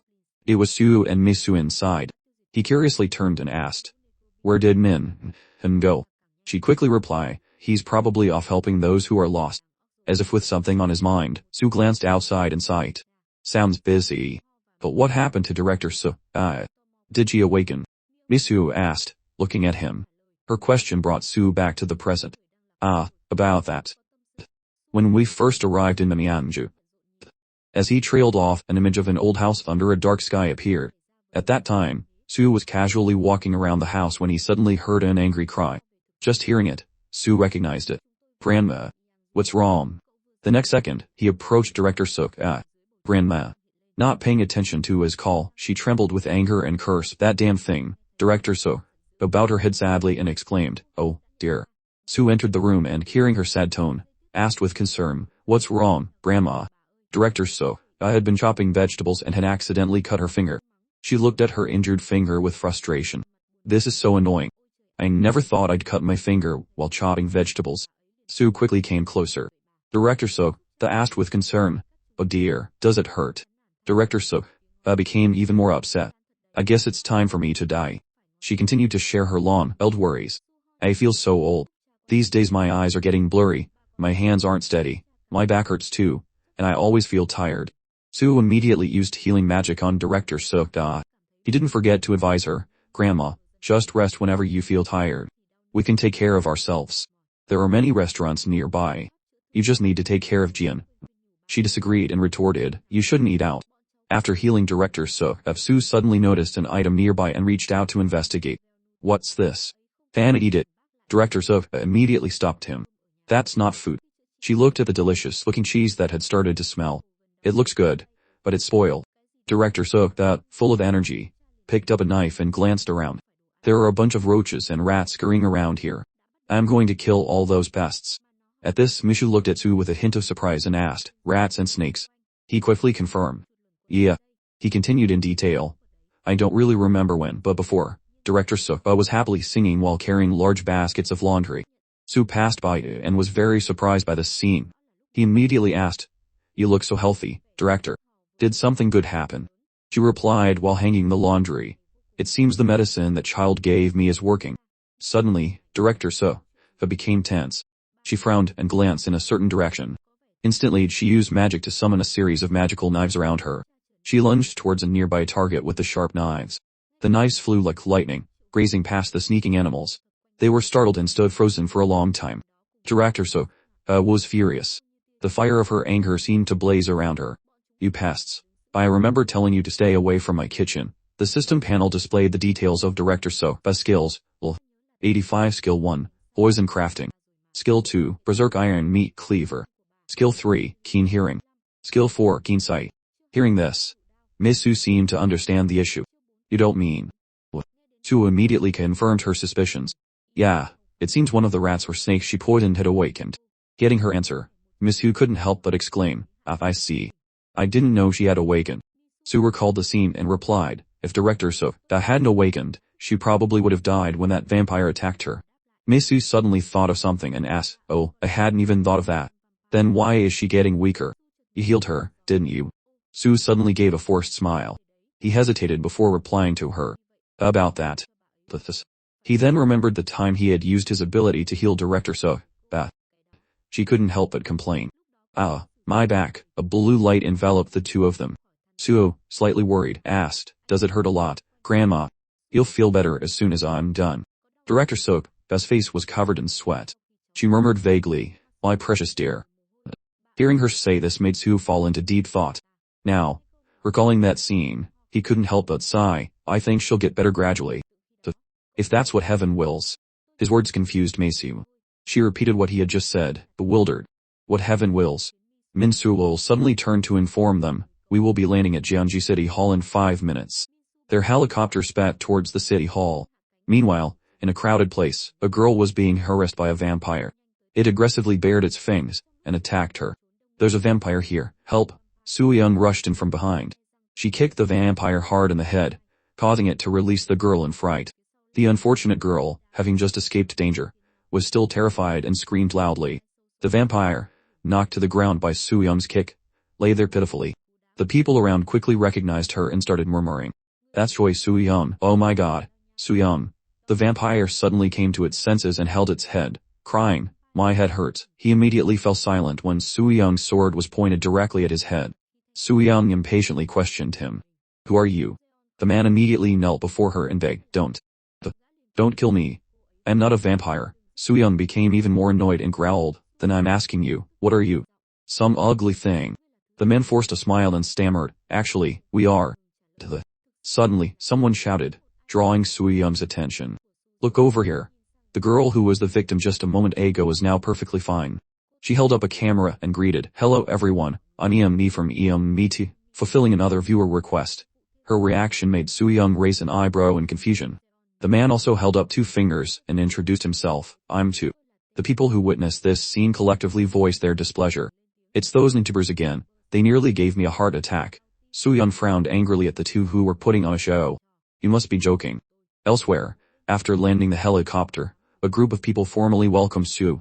Welcome to Jeonju, Soo politely replied, thank you. The leader happily shook his hand. Banners were hung everywhere, expressing a warm welcome. The newspapers were constantly reporting on Soo's trip. What is Park Soo's reason for visiting Jeonju? Jeonju bibimbap. Park Soo's bibimbap reminds me of my mother. Soo-yeon also made the news with sensational headlines. 2 creators Eun-mi and 2 expelled from Soo Guild territory after staging a scene. Eun-mi entity confesses, our viewers wanted to know how safe the Soo Guild's territory is. Not long after, Soo's group was moving to the next location. Miss Soo, scrolling through the news, exclaimed, oh my god. Soo, not knowing what was happening, turned and asked, what is it? She turned and reported to Soo, Soo-yeon is in the news. Soo couldn't help but exclaim in surprise. Well, he then looked at the article. Isn't this the Purple Village? I don't understand why she's with that kid. Misu couldn't help but reply with some tension, I know we need the money. But I'm starting to worry about how many people will get involved. Actually, this isn't a bad opportunity. I think we should make Soo-yeon the head of security. Hearing this, Soo was also a little interested. Head of security, huh? That's a good idea. Their car suddenly braked in front of a certain location. Min Soo-ul turned and announced to them, we've arrived. Soo looked out the window to investigate. Here. Miss Soo quickly put on a baseball cap to avoid attention. We need to get to the mountain trail on Mount Jai. Soo also pulled the hood of his jacket over his head. He frowned in dissatisfaction. Do we need to be this careful? Miss Soo turned and replied to him, if there's information that you want it will become extremely expensive. We'll never be able to afford it. Secrecy is of the utmost importance. Soo also quickly got out of the car. I'll never understand this world.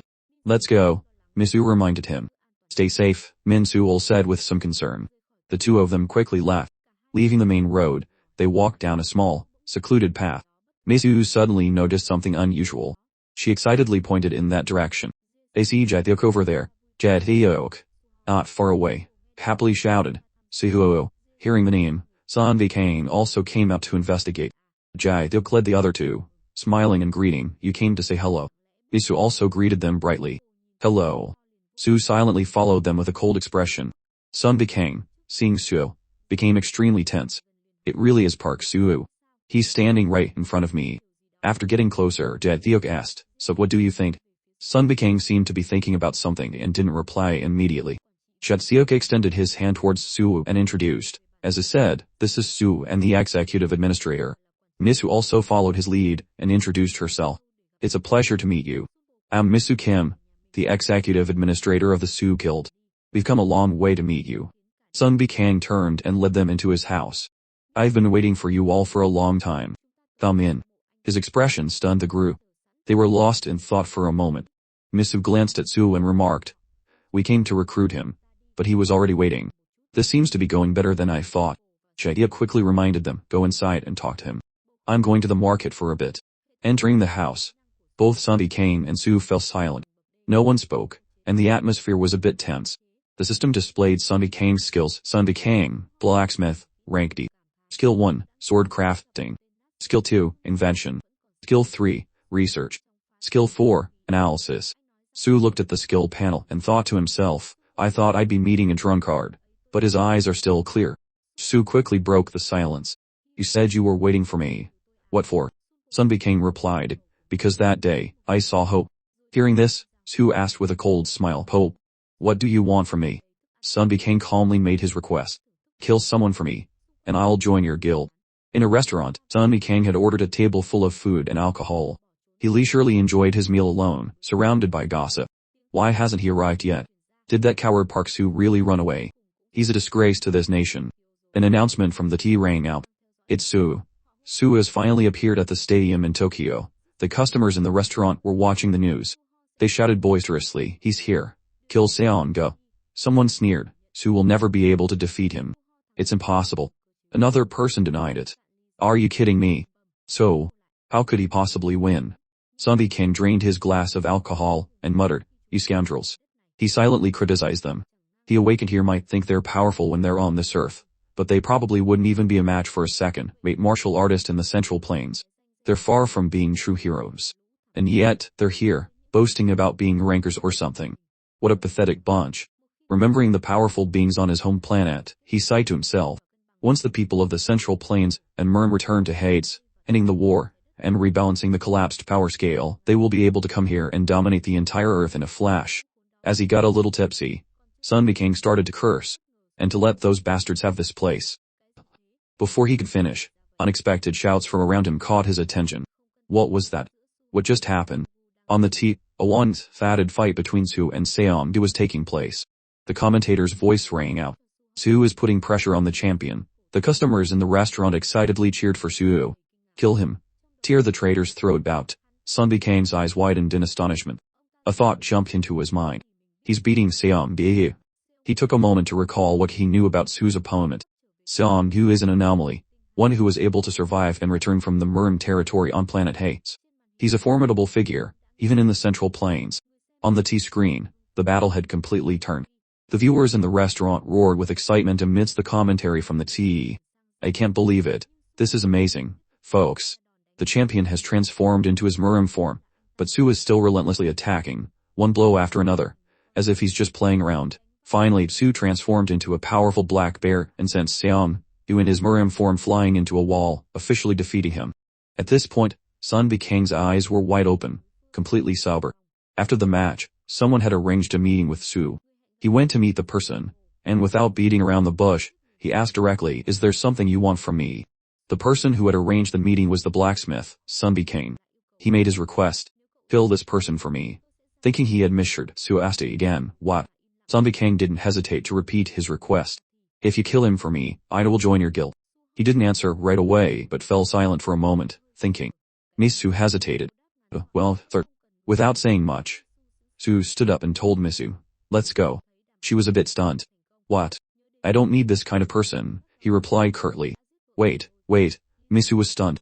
Seeing that normal negotiations had failed, Sun Kang, remembering his painful past, growled, "He killed my wife." This reason successfully stopped Su.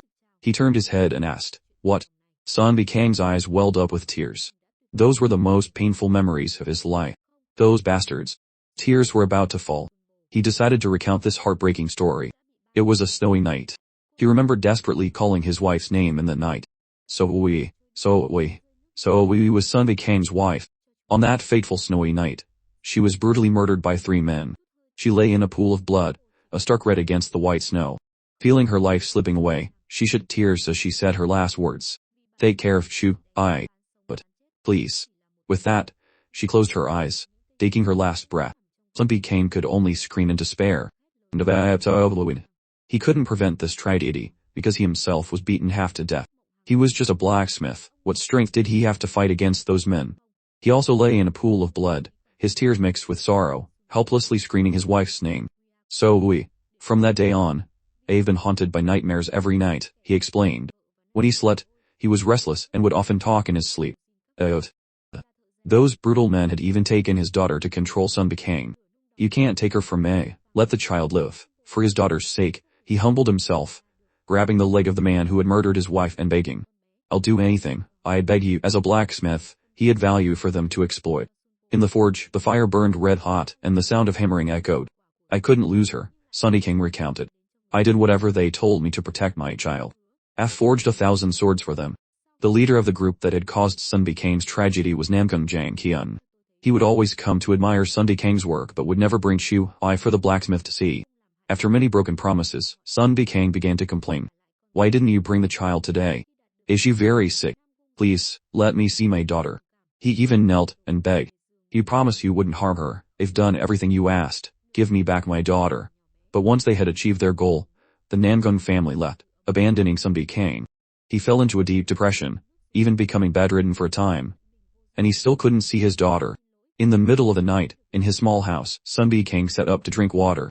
He chugged it straight from the kettle without pouring it into a cup. He then put the kettle down, feeling sad, and hating himself for his uselessness. "I am sorry. I couldn't keep my promise." But Sun Kang also knew he couldn't just give up and let things be. He had to live for revenge. His eyes were bloodshot with hatred. "But I swear I will kill those bastards." Now, in that same small room, he was sitting in front of 2 people who could help him get his revenge. Ending the tragic story, Sun Bikang continued to explain the reason he was still alive. Since then, my mind has been filled with nothing but revenge. And I've also developed post-traumatic stress disorder. I'm terrified of swordsmen. Every time he met someone new, every time he shook someone's hand, he had a habit of feeling the calluses on their hand. And every time he realized their hands were full of calluses, he would get sick. Sun Bikang would let go of their hand and cry out in fear. Is that why you left planet Hades and have been living in seclusion ever since? Isu realized. Sun Bikang nodded. He cautiously shared his situation. He is still hunting me. Nothing can protect me from him. Is he that strong? Su asked, getting to the heart of the matter. So, who exactly do you want dead? Sun Bikang growled out a name. Nangun Jian. Misu was secretly startled when she heard the name. Nangun Jian. Su didn't seem to know this person. Nangun Jian. That's a strange name. I was pretty sure after I saw the fight between you and Seong that you would be able to kill Nangun Jian. Sun Bikang added, explaining why he had come to him. Misu immediately spoke up in protest. He can't. This reaction surprised Su. Why can't they? He wondered. She explained. Nangun Jian is the patriarch of the Nangun family. So what? He said nonchalantly. Misu provided more information. The Nangun family is one of the 3 great families that led the people of the Central Plains in Hades. Killing the Nangun patriarch means going against the entire Central Plains force. The blacksmith Sun Bikang suggested a plan. You can disguise yourself as another species. If you sneak in there and assassinate him, no one will know it was you. Su smiled confidently. You don't have to worry about that. It doesn't matter if they know or not. Fearing he didn't realize the seriousness of the situation, Misu advised, wait, team leader. This is not a simple matter. Su stubbornly refused to listen.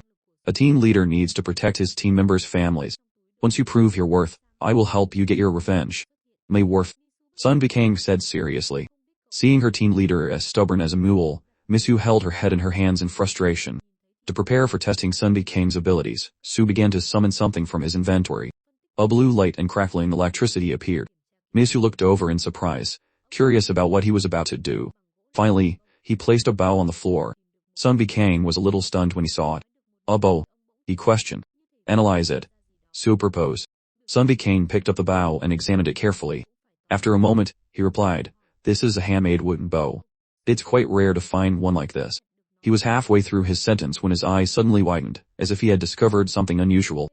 His strange expression made Su and Misu curious as well. Where did you get this? Sun Bikang asked. I found it in a dungeon. Su answered honestly. Sun Bikang felt the bow's handle and stated his discovery. This is not a bow from the modern world. Do you know how old it is? Su asked further. Based on his personal analysis, Sun Bikang replied, my skill tells me this is about 300 million years old, but I can't be sure of the exact age. Misu immediately asked in astonishment, so you're saying this was made 300 million years ago? That bow? Sun Bikang nodded. He could almost feel the life of the tree used to make the bow's handle. Yes, this is a wooden bow made by a civilization of great beings on this earth 300 million years ago. Hearing the key word, a thought flashed through Su's mind, but it was too fast for him to grasp. Misu was now extremely astonished by this answer. 300 million years. Someone created this bow on this earth. Sun Bikang himself knew this was hard to believe. He put the bow down. I don't know what it means, but that's my analysis. Su pursued the thought in his head. The planet I was on. Was it Earth? Isu frowned, silently watching her team leader. Sun Bikang spoke up again. Usually ancient artifacts and gems from dungeons originate from Aruka or some other planets, but you can't fool the eyes of a returnee from planet Hades. Misu hesitated and asked, team leader, are you the one? Before she could finish, Sun Bikang spoke up. He assured them, if I can level up my skill, I'll be able to give an even more accurate result. If you can guarantee my safety. Su was intrigued. Guarantee your safety. Remembering the old incident at the research facility, he asked Misu. Back at the time of the Cataclysm, when they were still surveying and researching dungeons, the Ministry of Science and Technology, along with the RERT, destroyed all research facilities and information and then silenced those involved. I'm sure you know why, right? I don't, she replied. That happened before I joined the RERT. She explained, all key dungeon researchers and facilities disappeared, and dungeon research was completely banned. I was a low-level researcher at a rural facility at the time. I was lucky to be able to escape to planet Hades as soon as I heard the special announcement. What is the government trying to hide? Su wondered. Misu wasn't sure. She analyzed. Perhaps there was external pressure or an international deal with other countries. Although in that case, they could call it a treaty. Seeing as they are still continuing research in the US and the UK, that seems to be the case. Suo frowned. The Toodler didn't know anything about this. Sometimes, Misu felt helpless with her team leader's intelligence. Even if he knew, would he have said anything? Are you sure he wasn't doing some strange experiments when you were there? Being questioned like that, he was also a little startled, trying to remember. There was something a little strange about him. With that, Suo whispered, should I take him out? Misu sighed in exasperation. Feeling ignored, Sunbi King spoke up to get their attention. I'm different from those bastards. I will analyze anything you give me with a little time. Hearing this, Su began to summon another item. This time, just looking at it made Sunbi King's eyes widen. In Su's hand was a stone. It was quite unusual, glowing and eye-catching. He tossed the stone to Sunbi King, who quickly caught it. Su smiled. Analyze this. I will guarantee your safety. Holding the stone in his hand, Sunbi King's eyes lit up. He began to analyze it. He then said, this is a memory stone. Even I know this. He explained further, there's a saying that the warriors of the Central Plains often use. They would probably raise their weapons high. Every time they shouted this slogan, we'll write our names in the annals of history. Our names will go down in history. That sounds so cheesy, Misu criticized, while Su was intrigued. That's so cool. Sunbi King continued his analysis. This stone carries with it the wishes of the people of the Central Plains. They call this historical evidence. Historical evidence. Su was surprised. The blacksmith Sunbi King shared his knowledge. It is a fragment of a planet, but at the same time, it is also the soul of the planet on which people have inscribed their heritage. Legend has it that the mages of the Central Plains were able to use this to see the great achievements of history. This time, Su was shocked. The planet remembers. Does that mean the planet is watching me? Sunbi King put the stone down and said, my analysis is complete. Su immediately picked up the stone, channeled a little energy into it, and then closed his eyes to feel. Inside, there was no specific content, but a pair of glowing red eyes observing him. At first, there was only one pair, then more and more appeared. The system notified, something is observing you. The 7-colored Earth is observing you. Your information will be stored on the 7-colored Earth server. Immediately after, Su's eyes flew open, his consciousness returning from the stone. Mishum and Sunbi King waited blankly for him to speak. Not disappointing the two pairs of curious eyes, he asked them both, the 7-colored Earth. What is the 7-colored Earth? I'll look into it. Just give me some time. Thanks to Sunbi King accepted the job. Finally, Su knew that the annoying thing was something called the 7-colored Earth. He smiled. Good. I'll rely on you to be the head of the guild's research team. Being recognized meant being protected. Sunbi King smiled happily. Thank you. Su stood up and invited excitedly, Al, let's go get revenge. Call everyone here. The blacksmith laughed loudly. You sure know how to work efficiently. Misu advised, team leader, why don't you take some time to think about it? Before she could finish, Theok returned with 2 bags of food. Let's eat something first, then we'll do it. In a lush green forest, where all kinds of animals lived in harmony, he had gathered the whole team. They ate and discussed their plans. It was Sunbi King's first time here. He looked around and marveled. This place has a magical feel to it. The deeper I look, the more impressed I am. Su created this whole place. Dawn, he boasted with a smile. Looking around and seeing a member missing, he spoke up. I don't see the blonde anywhere. Misu glanced at him. Su Young has been sick a lot lately, so I told her to just rest a day to recover.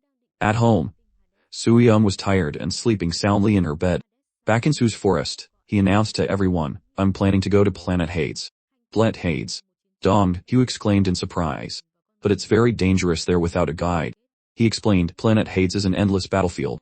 The war between the Murim and the people of the Central Plains never ends. They don't divide the land in two, with each side ruling one part, but instead divide themselves into tribes, each with its own territory. The Murim are too barbaric to visit their camps, and the people of the Central Plains are too fierce and often live very secluded lives. So, if you want to visit that place, you need a guide.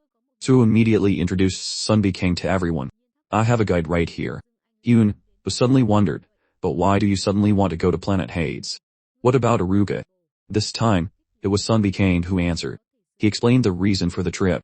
In order to repair the Bloodstone factory, we need an ore from Planet Hades known as meteoric iron. But it's a mineral used to make countless types of weapons, so its export has been banned. Min Hyun, who is usually quiet, spoke up. You've heard of meteoric iron before. Jae Suk wondered, so if its export is banned, Does that mean you'll have to steal it? Sounds fun. Dom, you chimed in. Is there really no other way? Misu asked with concern. Sunbi Kane explained, I've looked at the Bloodstone power plant, and the reason it keeps breaking down is because the alloy ratio used in the mainspring is off. He had wanted to disassemble it to check. Is it okay if I open this? A few technicians behind him hesitantly tried to stop him.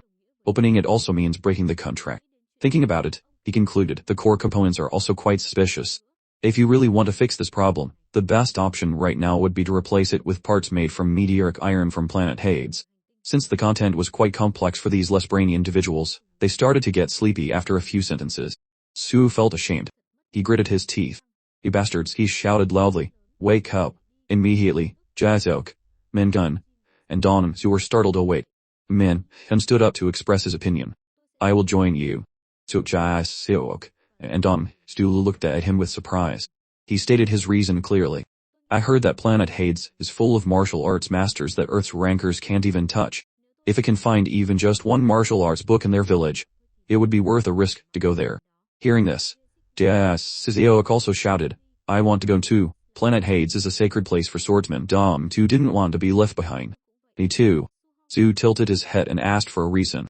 Why do you want to go? He replied nonchalantly, I think I have a talent for stealing. Mishu laughed helplessly, thinking to herself, so he's not going to tell them he's planning to kill someone. Su looked over at Yoon, though, who was sitting quietly to one side. You don't want to go. I need to supervise the construction, he replied. Before making a final decision, Su asked for Mishu's opinion. I guess I can take a few people with me. What do you think? She was silent for a moment, then shared her personal thoughts. Well, as long as you don't start any fights, it should be fine. He smiled mischievously. Perfect. I'll give you a problem. The first one to solve it gets to go with me to Planet Hades. The other three cheered joyfully. Great, I'm good at solving puzzles. Su threw them a more difficult problem than ever before. Find a way to contact me when I'm on Planet Hades. The three of them were stunned. A way to contact you. Don, you confirmed the problem. Su calmly explained, if something happens that you can't handle while I'm away, you'll need a way to contact me. So whoever finds a way gets to go with you. Dom, he was ecstatic. Don't go back on your word. Mindun was overjoyed. Nipranathdok was delighted. Su smiled like a warm spring breeze. I swear on my name. Let me know when you find a way.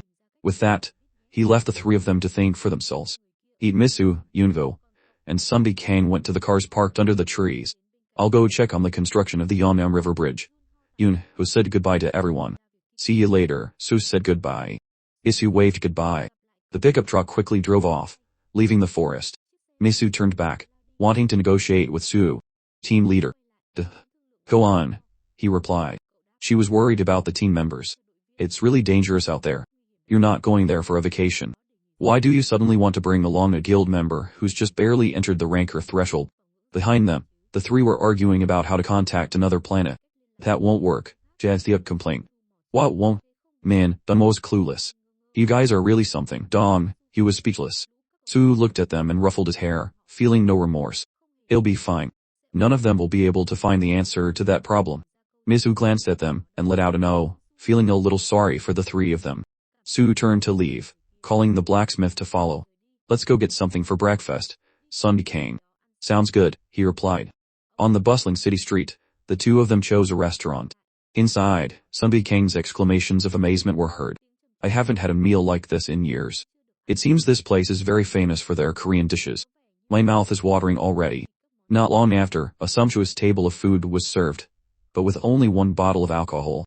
I thought you said you liked to drink, Su was curious. Aren't you going to drink? Sunbi Kang controlled himself. Now that I have an important role in the guild, I think I need to stay sober. Alright, I'll order you a can of soda then. Su didn't push. Opening a can of Coca-Cola and taking a sip, Sunbi Kang felt more refreshed than ever. He put the can down on the table and started to chat. On this earth, they call the energy obtained from monsters a dimensional energy, right? Su had already started eating. He replied while chewing. That's how people awaken and level up. Sunbi Kang still hadn't touched his food. He said, there are 2 ways to level up on Planet Hades. 2 ways. Su mumbled, chewing. First is to kill the merem. The people of the Central Plains call that intellectual power. Sunbi Kang explained. While people were eating, Su was eating with gusto. He was focused on his food and asked vaguely, intellectual power. Sunbi Kang didn't notice and continued. The other way is to train your skills.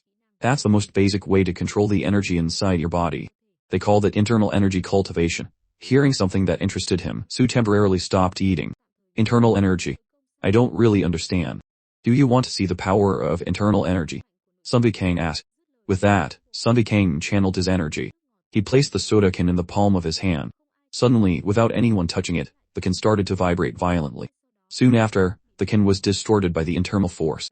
With just a flick of his hand, the can was crushed, and the liquid inside splattered everywhere. Seeing this, Suo exclaimed in interest. The Coca-Cola can in Sun Bikang's hand was vibrating, then a small tremor inside it caused it to shake violently. After a while, it vibrated so much that it became twisted.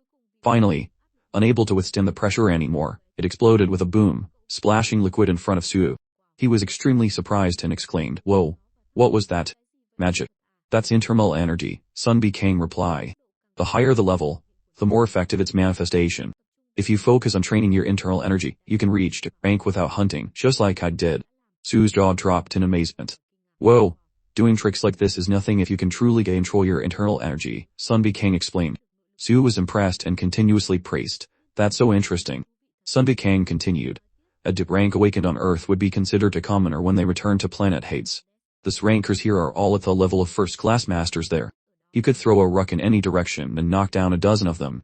Those at the top level would be equivalent to S rank on Earth. The great families have dozens, if not hundreds, of such people in their ranks. Su listened intently, and then remarked, "That's pretty cool. They can leave their homes without worrying about what will happen. Unlike me." Sun Bikang told him about a master he considered very strong. Nangun Jiang, Heian is a transcendent master. Transcendent master? Su asked back. He has pushed both his internal and external strength to their limits. Sun Bikang continued. When his power was concentrated in his arm placed in front of a large ancient tree, and then he clenched his fist and struck it, the result was that the entire huge tree fell down. Everything collapsed with a loud crash from the terrible destructive force.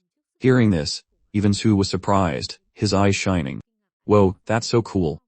Are you telling me he can do that with a single 1-inch punch?" Seeing Su's expression, Sun Bikang thought to himself, just as I thought, he's not worried at all. Then Su continued to wonder. So what rank would a transcendent master be considered on Earth? He thought for a moment. No one on Earth has reached that level yet, so it's a bit difficult to compare. But I guess it would be around triples rank. Hearing this, Su began to calculate. Hero is rank. The triples rank. The system displayed, hero, mon hybrid, rank . Don't worry, Sun Bikang reassured him. Being a transcendent master doesn't mean you're invincible. Anyone can fall victim to the poisoned arrow of a well-trained first-class assassin on planet Hades. He stroked his chin and smiled. Of course. Even the fiercest beast can fall to the bite of a poisonous insect in nature. In any case, I'm looking forward to it. Sun Bikang was stunned that he couldn't intimidate Su. He was sweating. Forget about being worried. He's actually getting excited about it. I definitely need to study this guy. Then Su asked further. But there's one thing I'm curious about. What is it? Sun Bikang prompted. They call you. But what was it? The master swordsmith of 10,000 swords, right? I thought someone who did enough to earn that name would be a respected figure in Hades. So why did your family? Hearing Su mention his family, Sun Bikang's expression darkened. He frowned and gritted his teeth, his mood sinking. Sun Bikang shared his pain. My wife, So, was the daughter of one of the lords of the Central Plains. I used to help out with repairs at her house. That's how we met. It was the happiest time of my life. But that happiness didn't last long. A stranger lurked in the background, witnessing their happy family. The people of the Central Plains follow a strict class system. A lowly commoner married a lord's daughter and had a child with her. When they found out about us, it was the end for her clan, and my wife and her family were all killed. I was only 3 years old at the time. I was able to save my life and my daughter's thanks to my reputation as the master swordsmith of 10,000 swords. At that time, Sun Bikang had knelt and begged Jiang Qian. I will forge all the swords you need, my lord. Please, I beg you. Just let me see my daughter. Do you know where your daughter is? Su then wondered. Sun Bikang said helplessly, his voice filled with pain. No. I don't even know if she's alive or dead.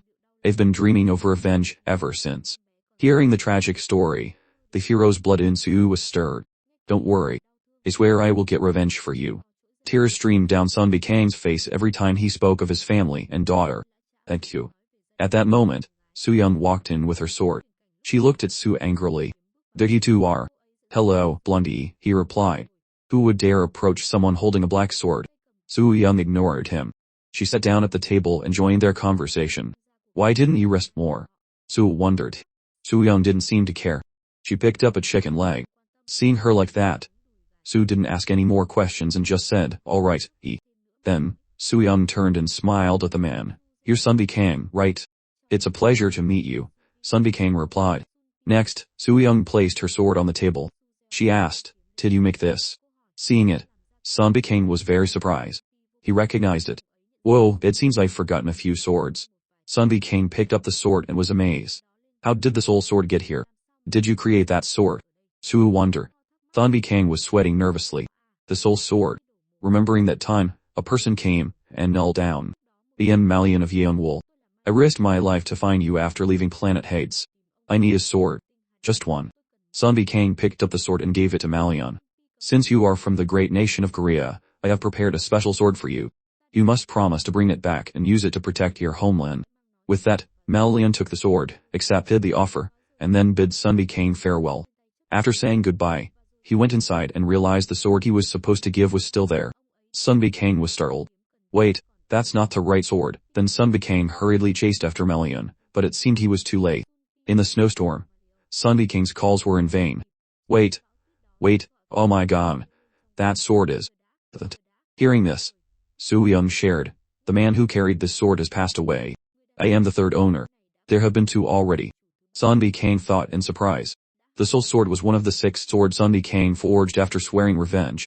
Sunbi Kang had cursed it with his suffering. The soul sword absorbs the soul of whomever it cuts, and gnaws at the soul of its own master. Whoever stains this sword with blood will be killed by this very sword.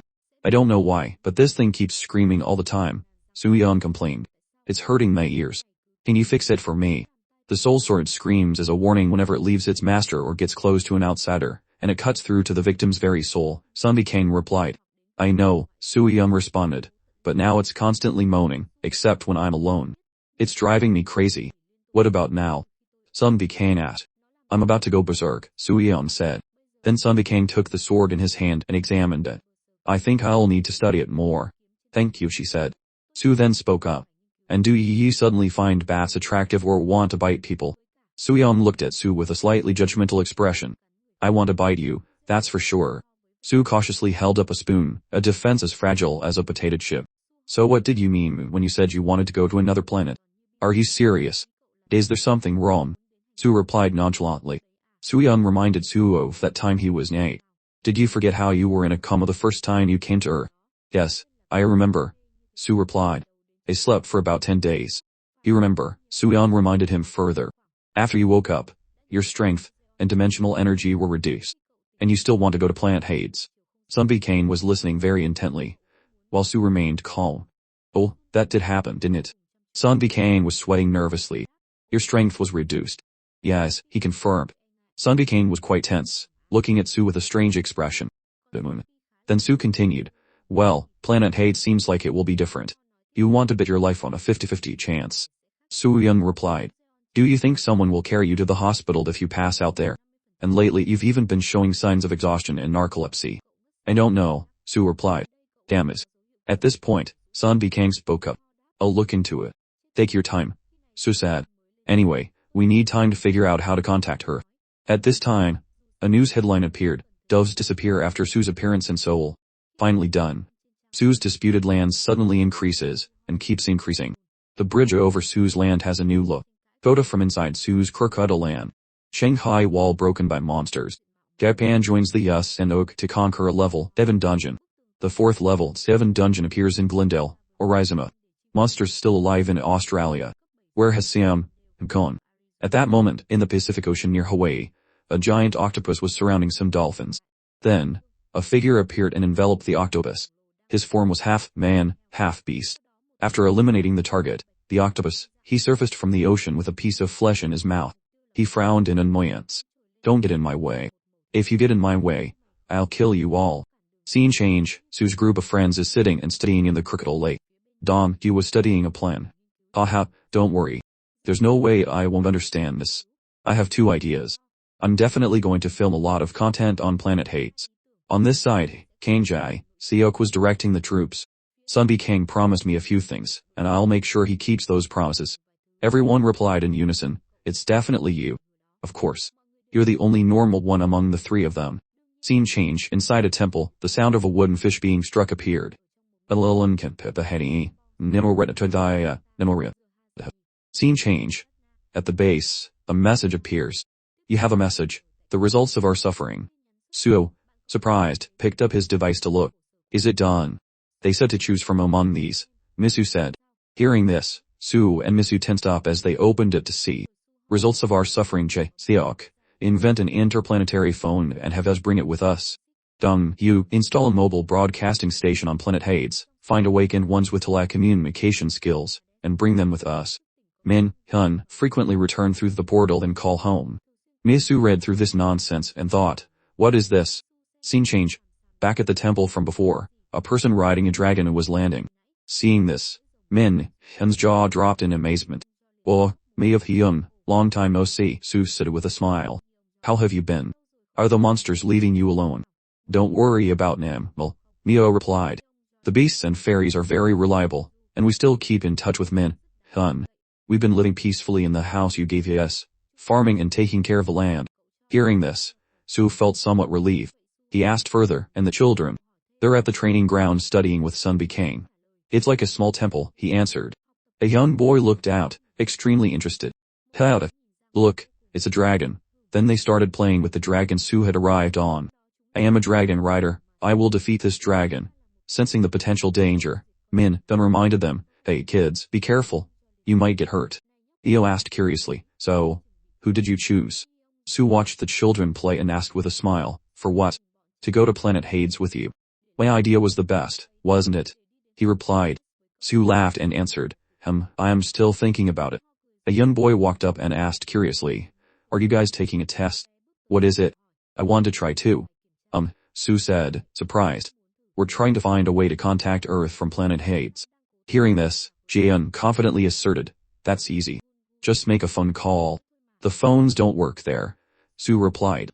Name done, the phones don't work there, kid. Jinmu, hearing this, lost interest and remark, oh, it must be a very remote and isolated place. Then the boy went off to play with the dragon and his friends. The wyvern breathed fire. At this moment Jun noticed the chains around the dragon. It seemed he had thought of an idea. Oh, that's it. On the lawn outside the temple, Su was walking with Jian, when his phone suddenly rang. It was Miss. She said, boss, I've prepared everything you requested. On the other side, you asked in disbelief. This was Jian's idea. Yunho patted Su's head and wrote something on its forehead, replying nonchalantly, that's what I was told. On Su's end, while he was still on the phone, a portal opened. Bu jumped out, barked once, and presented its head to Su. Written on its forehead was, hey buddy, can you see this? Seeing the words on the dog's head, Su and Jian cheered joyfully. It worked. On the other side, Misu's group was waiting for the results. Su hesitated. I'm pretty sure the ink got wiped off. Right. Probably, Shatuk said, unsure. Only Misu was confident. No, it's a special ink made from the blood of legendary beasts. It will work. Soon after, a portal opened. Oh, he's coming back, Donvu said. He leaped out of the portal. On its body were the words, success. I'm back. Sunbi King let out a surprised oh. Misu cheered triumphantly, it worked. According to Su's deal, whoever figured out how to communicate between the two planets would be brought along. And at this moment, Donbu, Tenyo, and Min had all lost a little did. They held their heads and screamed, oh no. A moment later, someone shouted loudly, I won't let him go anywhere. The angry voice startled a flock of birds, which flapped their wings and flew away. No way. Yunbo was furious. Do you think planet Hades is a joke? He shouted, refusing to let his son follow Sunbi King and Su to a strange planet. Don't tell me you want to bring a child along. Shin hasn't even awakened. He can't go through the portal. He has to go to school here, and live a normal life. I won't let him awaken. Faced with Yunho's angry shouts, Sunbi King calmly said, Jin has already awakened. What? Yunho's voice was shrill. The boy awakened after just 3 days of internal energy training, Sunbi King explained. I've never seen a child like him. Yunho still couldn't believe it. Internal energy training. Can that really happen? If I'm not mistaken, Jin is a genius, Sunbi King said with great admiration. He was born to be awakened. Perhaps a once-in-a-millennium genius. A son. No way, Yunho muttered. He's right, Su said with a smile, reassuring his younger brother. He had seen it with his own eyes. He remembered the system panel that had appeared at that time, Park-jin. Warrior rank. Skill, breath recovery. As a single father, Yun-bo was very worried. In any case, you can't take a little boy to a place like that. That's right. Dong-su agreed. He's too young to go to Planet Hades. It's not the right choice, no matter how you think about it, Min-bin chimed in. Jack-do directly said, take me instead. However, Sun Bikang paid them no mind. He shared with Yun-bo, Xian has a problem. Hearing this, Yun was brow furrowed tightly. He was extremely unhappy that someone was talking about his son like that. Now what the hell are you talking about? Jin has a problem. What do you mean? Over the past few days, Sun Bikang had spent time training with Jin. I looked into his eyes during our training. He recounted. He remembered the sad look that would occasionally appear in the boy's eyes. That look. At that time, I thought this child misses his mother. Hearing this, Yun-bo's eyes filled with tears. What? Sun Bikang couldn't hold back his own tears. He said, choked with emotion, his eyes are exactly like my daughter's, Shu Hai's. Yun-bo was also crying now. He wiped his tears. I never noticed. That troublemaking kid. Dong-su was surprised. I never would have thought. Ganadhyuk was also shocked. As an experienced person, Sun Bikang spoke with a serious and instructive tone. If you don't do something to heal his heart, he will become an uncontrollable child. More than he is now. Someone exclaimed. Everyone remembered the mischievous pranks that gave them headaches. The boy had stolen chicken legs and carrots from the kitchen, making the landlady furious. Stop it right now, you little devil. Even the kitchen helper complained. Stop him. Just thinking about it was a headache. No. Yun screamed in terror. He's already bad enough. Min cried out. Even the animals avoid him that held his head. Hugh covered his face in anguish, remembering the heinous crime Jun had just committed against him. He just destroyed one of my expensive filming drones not long ago. Seeing that he had scared them enough, Sun Bikang began to reassure them and offer a solution. Don't worry. If he trains with a master on Planet Hades and learns to control his energy, he will be able to control himself. Hearing this, Dong-su and Jia-seok immediately clapped Yun-bo on the shoulder, both trying to persuade him. Yun-bo, you need to let him go. Though a bit hesitant, as a father, he couldn't feel at ease letting his child go so far away. Even with his older brother leading the way, Planet Hades was too dangerous. At this point, Su finally spoke up. Life is an endless adventure. If you let yourself be drowned by fear, you will never achieve anything. Finally, he made his decision and allowed no objections. On taking Jian to Planet Hades. At the Japanese Ministry of Defense headquarters, a phone rang. In Itakura's office, he answered, his voice annoyed. What? Su is going to Planet Hades. The person on the other end replied, and asked for his opinion. Yes, we've received an official request for cooperation from the Sioux territory. How should we respond? Aikta was silent for a moment. He thought to himself, so they want access to the gate to Planet Hades. He remembered his meeting with Dr. Tudler. Do you have anything to say about Suo, Dr. Tudler? The wise doctor had probed the situation. I heard Su destroyed one of your military satellites recently. That's correct, Aikta had replied, displeased. We are currently demanding compensation from the South Korean government. But Dr. Tudler had taken a sip of his wine and advised, withdraw your request. At least for now, try to be friendly with Su. Following Tudler's advice, Aikta gave his subordinate instructions. Cooperate with them. At the helicopter pad, the group had gathered to say goodbye to Su, Sun Bikang, and Jian. If you see any books on martial arts, you have to buy them for me no matter the price. Min-bin instructed. Jia-seok also called out to Sun Bikang, remember your promise. The blacksmith just laughed without replying. Ha ha. Remember to bring back all the technology that doesn't exist on Earth. Dong-su also sent his message. Meisu stepped forward and instructed, if the team leader passes out while going through the gate, bring him back immediately. Don't worry. Sun Bikang immediately promised. Suyun walked up to Su and called him softly. She hugged his arm and whispered, don't you dare cheat on me while you're there. Cheat on you? Is that a test or something? Although her expression was not good, her words were filled with concern. And don't pass out on the way, you idiot. What are you talking about? Su said, feigning ignorance. Take care of yourself.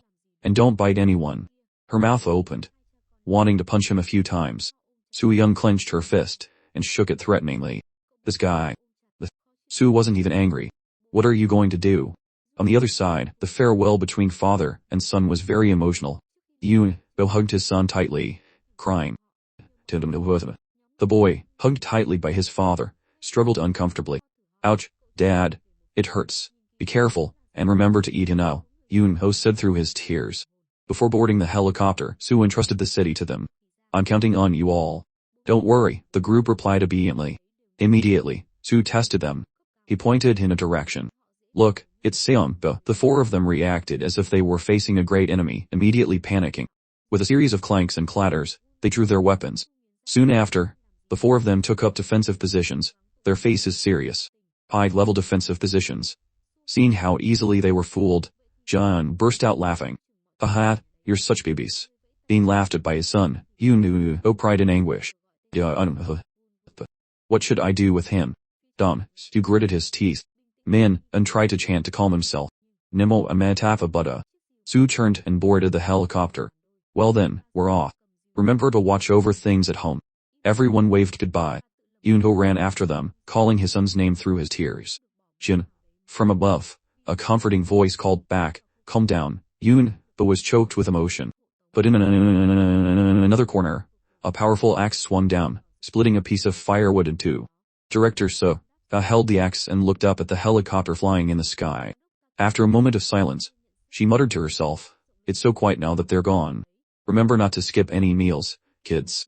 Since they had to pass through Japan, as they entered Japanese airspace, the helicopter was escorted by several other fighter jets. Finally, they arrived at a ruined area, where glowing red gates stood in the center of the desolate region. The helicopter landed at the designated spot, where people were already waiting. He is truly generous to let Soo use the gate, Director Taeko of the Supernatural Control Department remarked. If you can't beat them, join them, Aikta Kurosawa, the head of the Korean Defense Division, said with a smile. A group of four, Soo, Sunbae came, Jian, and Sojin disembarked from the helicopter. Seeing Soo approach, Mr. Aikta extended his hand in greeting. It's a pleasure to meet you, Mr. Bart. I am Aikta Kurosawa, the head. Before he could finish his introduction, Soo walked past him without even shaking his hand, leaving Aikta feeling awkward. Taeko gritted his teeth in anger, and cursed under his breath, this disrespectful brat. This way? Soo asked, walking straight inside. Planet Hades is just beyond that door. Sunbae Kane looked in and replied. Sojin wasn't going. She was in charge of communication. She politely stepped forward to smooth things over for Soo. I apologize for our team leader. He's still not used to polite etiquette. Don't worry about it, Aikta said with a social smile. Aha. It's an honor for us to have you here. He turned and instructed his subordinate to help them through the gate. Yes, sir, a soldier replied, following the order. They gradually approached the gate, a rumbling sound echoing. When he saw the massive portal, Xian couldn't help but let out an oath. The red pink portal was incredibly captivating. It's so beautiful, Xian marveled. Travel safely. Sojin waved goodbye to the three of them. Soo and Sunbae Kang didn't turn back. Only Jin enthusiastically waved back at her.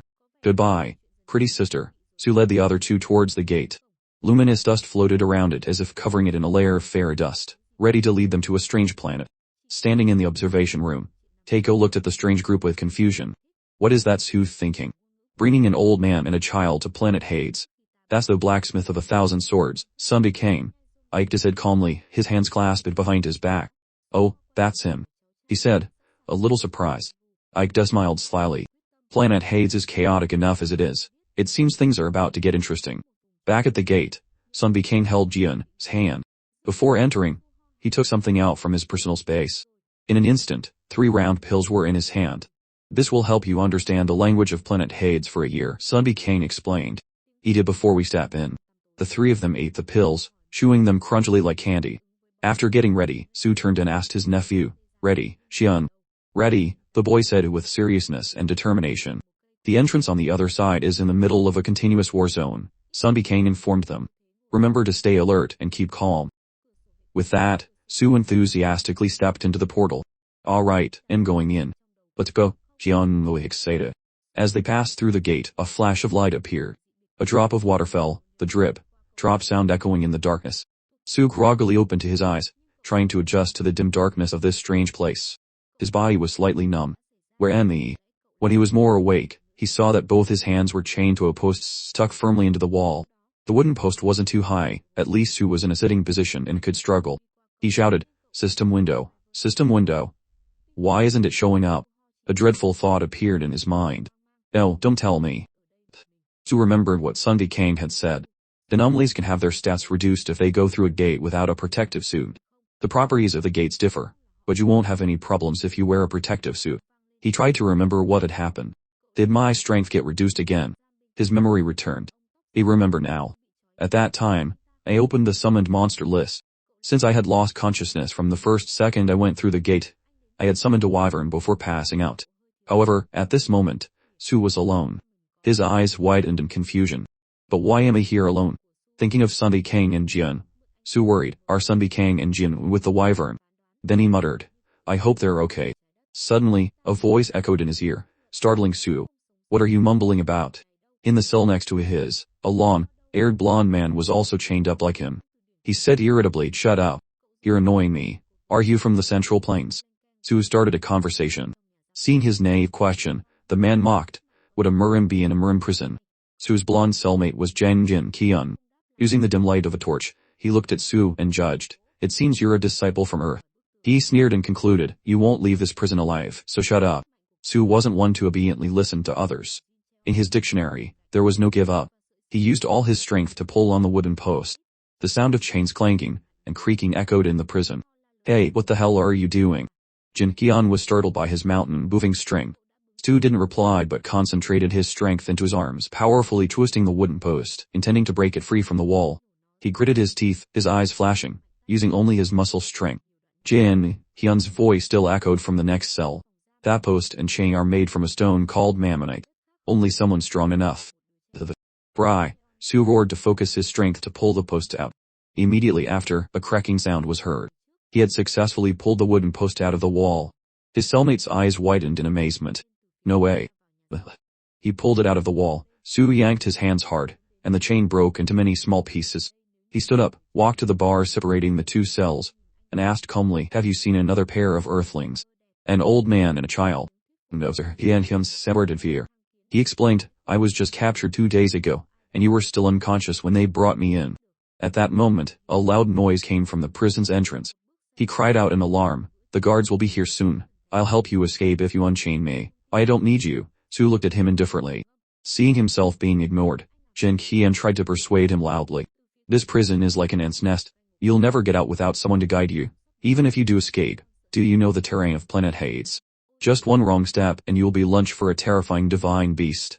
Hearing a valuable piece of information, Su rested his chin on his hand, thinking, there are divine beasts here. You're making me interested. From the prison door, the guards' roars echoed. Seeing the guards approaching, Jin Kyun gritted his teeth in fear, fighting an internal battle. Oh, damn it. He introduced himself, hoping his reputation might move Su to help him. I am the first-class swordsman, Jin Kyun, the 178th descendant of the great Sachem family in the Central Plains. If you help me out of here, I swear on my honor, I will become your servant. Sure enough, he was moved. A first-class swordsman. He remembered what Sunday Kang had said.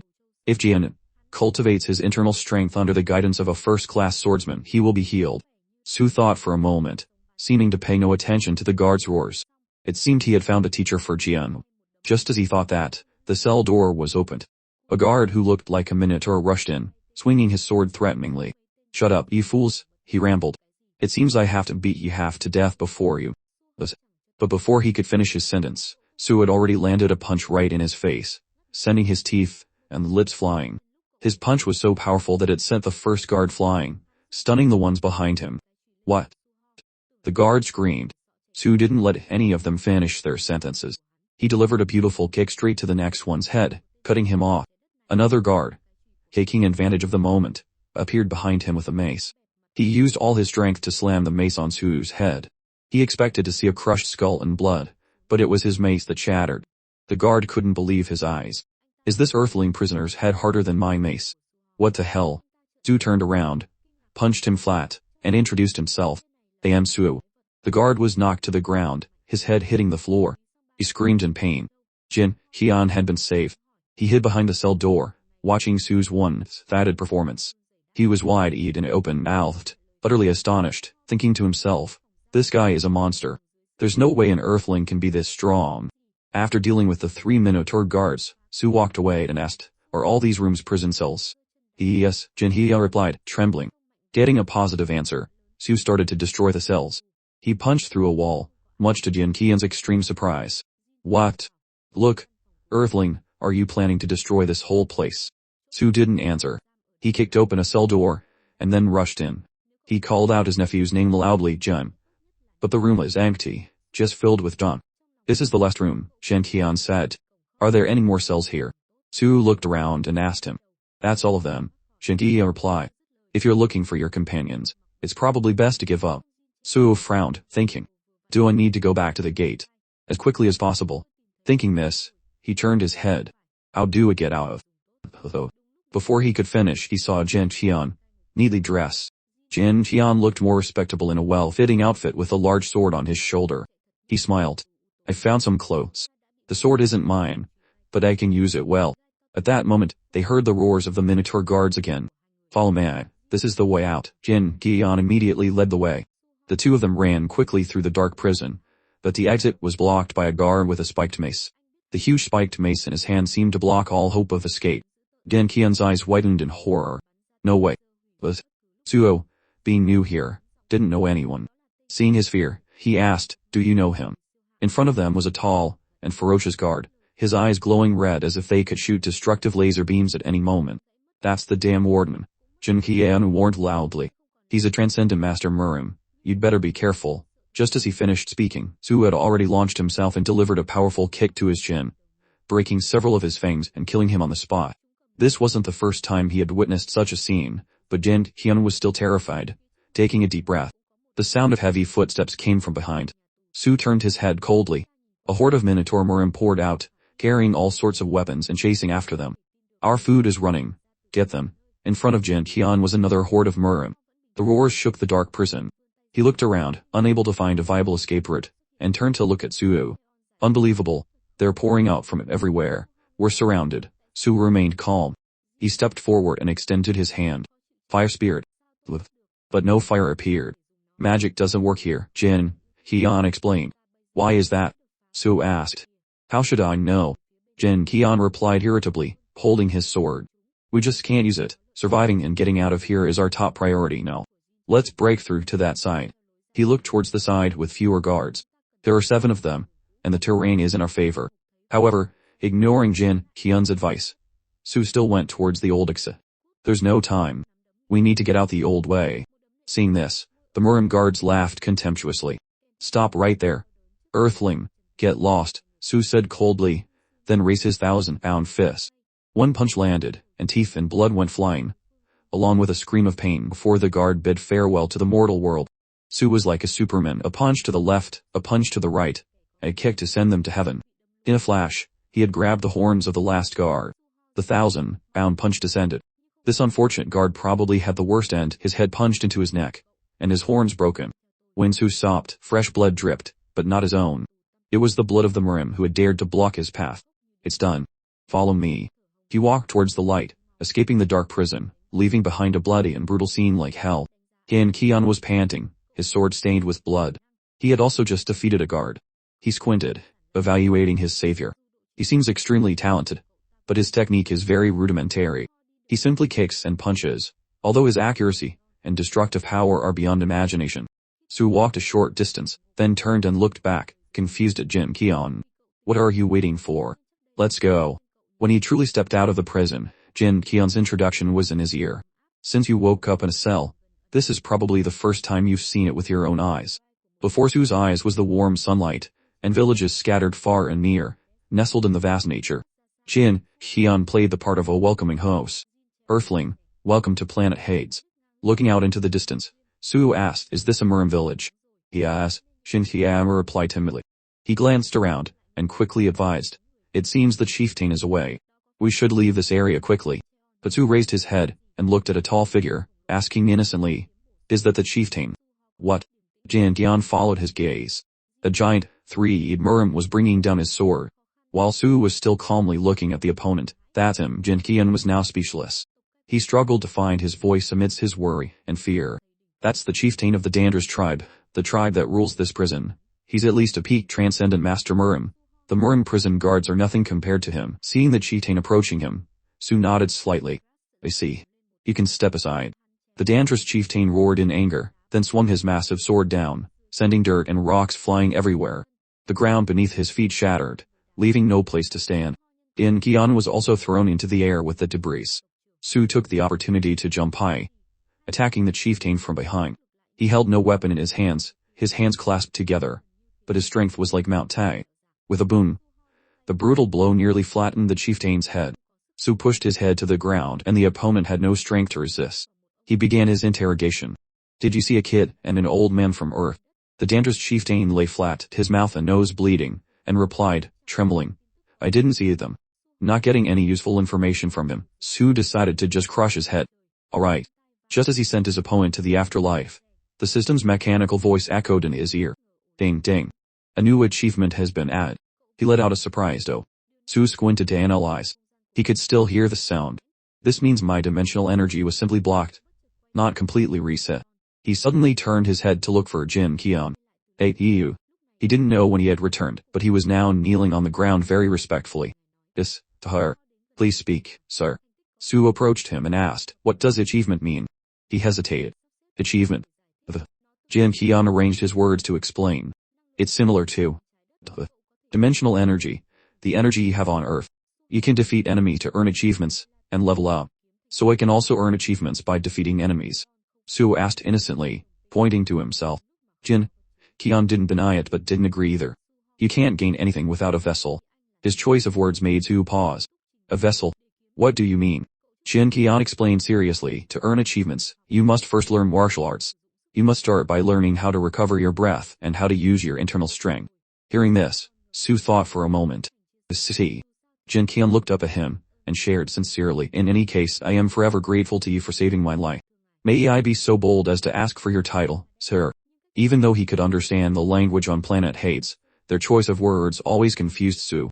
What's a title? Incursion was also a bit speechless. Your name, sir. Su. He said his name.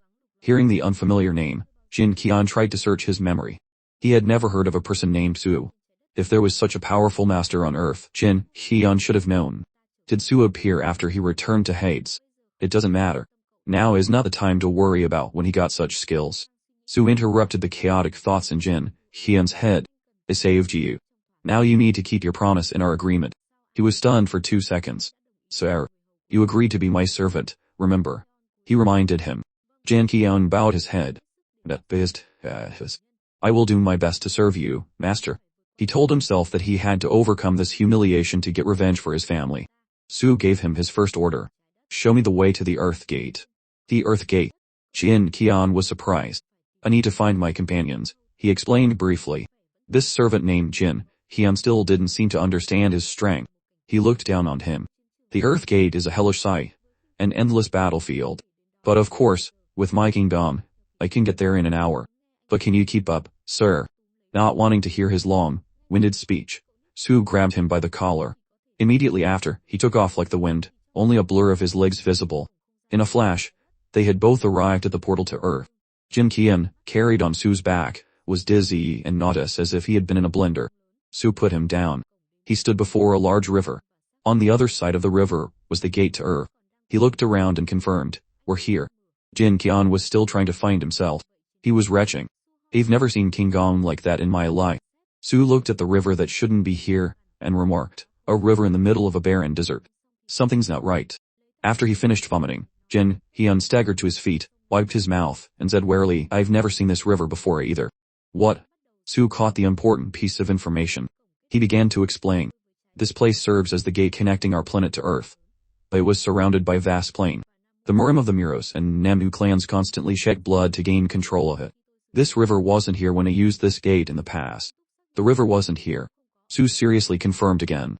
He thought to himself, if the wyvern was successfully summoned, maybe they wouldn't have been swept away by the river. Su felt he should check if the other two had returned to Earth, but what if he passed out on the way through the gate again? Seeing his master fall into silence, Incursion offered a suggestion.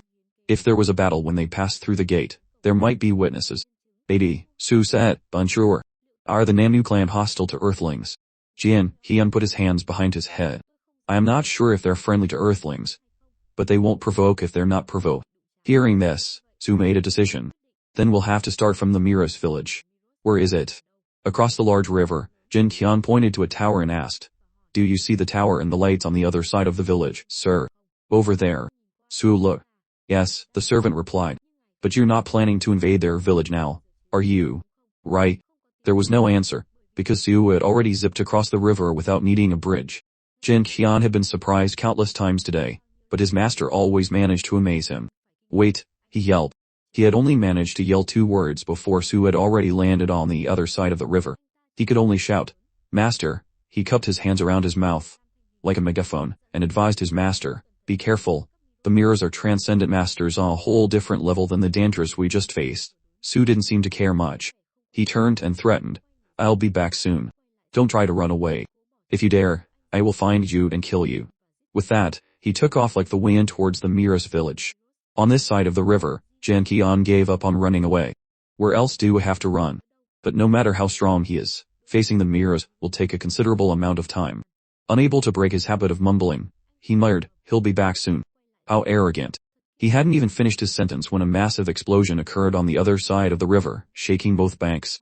It turned out Su had found a few Miros, but they wouldn't answer his questions. He got angry and decided to have a martial arts exchange with them. I asked if you saw any earthlings. Cat got your tongue. Seeing their friend's face smashed in, another Miros got angry and spat a fireball at the intruder. However, his fireballs didn't have much effect, only making Su angrier. He threw a mace he had picked up at the opponent. The spiked mace was just big enough to fit into his massive mouth. The residual force made him stagger backward. His huge body fell, cracking the ground. Soon after, the fireballs blocked and this Miros' throat exploded, sending him to the heavens.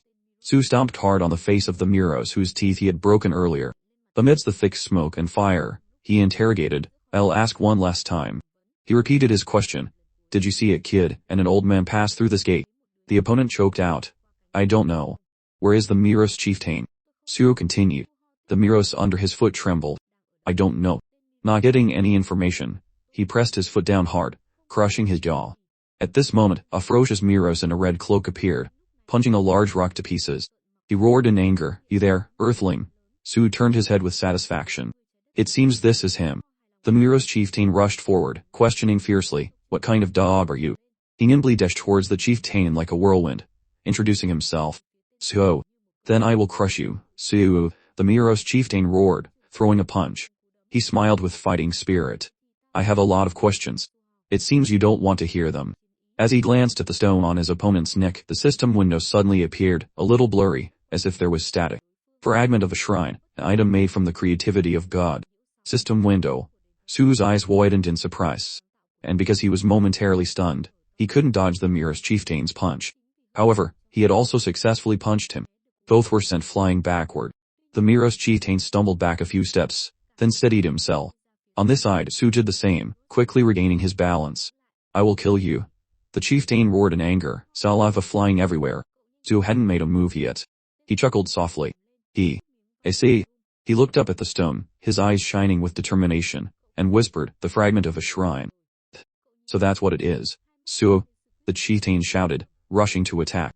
He threw a powerful punch, but this time, Su was highly focused, not easily hit. Su dodged to the side, ducked under the blow, and then concentrated his strength into his fist. With a boom, a beautiful uppercut to the chin sent the chieftain reeling. Next, without waiting for his opponent to react, he attacked with lightning speed. Another powerful blow to the stomach and chest. The one being hit could only endure. The Miros chieftain was in extreme pain, spitting out a mouthful of blood, clearly suffering from serious internal injuries. He collapsed to the ground, no longer able to resist. Su gripped his neck tightly, and began his interrogation. Have you calmed down yet? I need to ask a few questions. Although he was beaten to his knees, Su still looked small compared to the chieftain. However, their strength was completely disproportionate to their appearance. Su changed his question. Did you see a winged monster from Earth? The opponent choked out. I don't see it. Su, holding the strange stone, continued to question him. Where did you get the stone? The opponent obediently replied, from an earthling.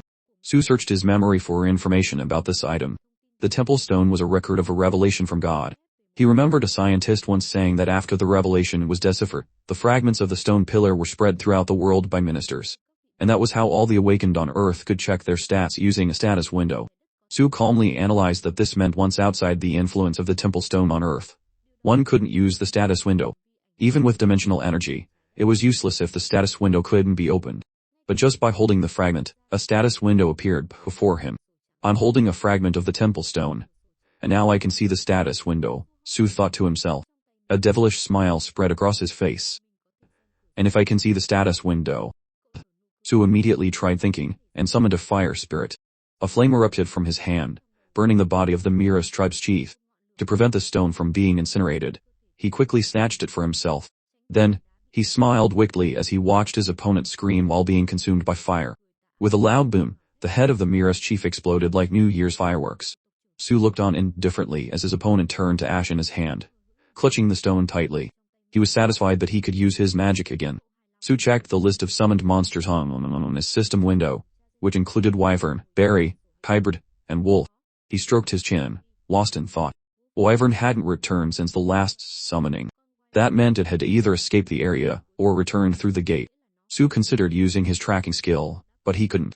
Tracking was a skill that summoned the memories of the earth, stones, and trees. If wyvern was flying high in the sky, the chance of finding its trail was minimal. He needed to go back through the gate, and check. However, one thing bothered him. If he fainted while crossing the gate, it would waste even more time. Suddenly he turned his head and looked across the river, marveling at his own ingenuity. On the other side of the river, Jinchil was staring blankly at the sky as something flew towards him. It was Su.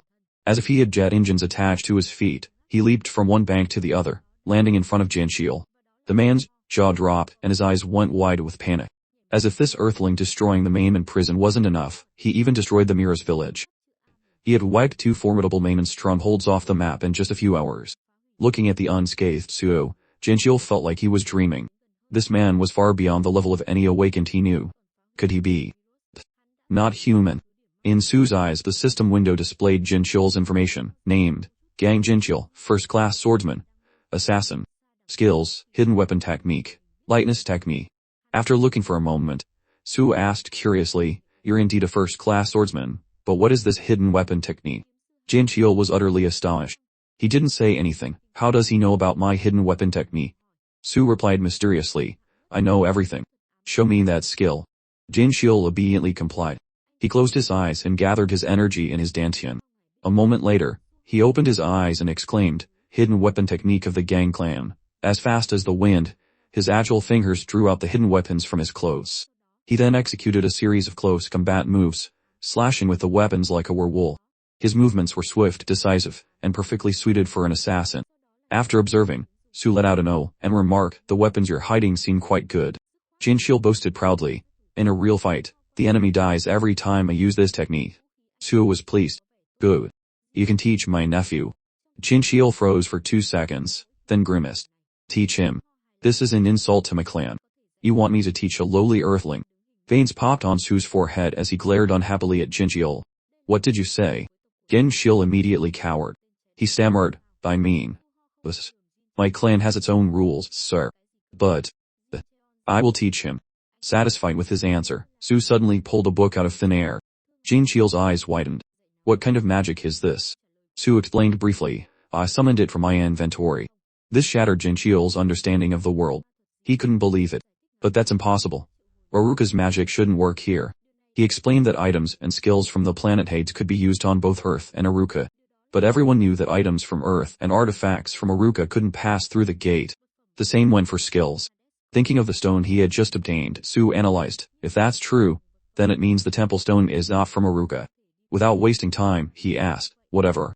I found this in the Mira's village." "What is it?" Looking at the book's title, Jinchil was startled. "That's the true slash technique of the great former king, Gang Daisen. How is it here?" From his expression, Su could gauge the book's importance, but he wanted an expert's opinion. "Is it any good?" Jinchil gushed. Warriors consider the book containing their clan's true slash technique to be more precious than their own lives. He recounted an old story. When the king disappeared a decade ago, his lineage died out with him. "I never imagined I would find this here." Having gotten his answer, Su nodded. "So it's good, right?" He then put the book back in his inventory. The book vanished before Jinchil's surprised and regretful eyes.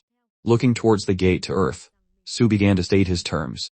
"I'll give this to you later. I need you to go to Earth and help me with something."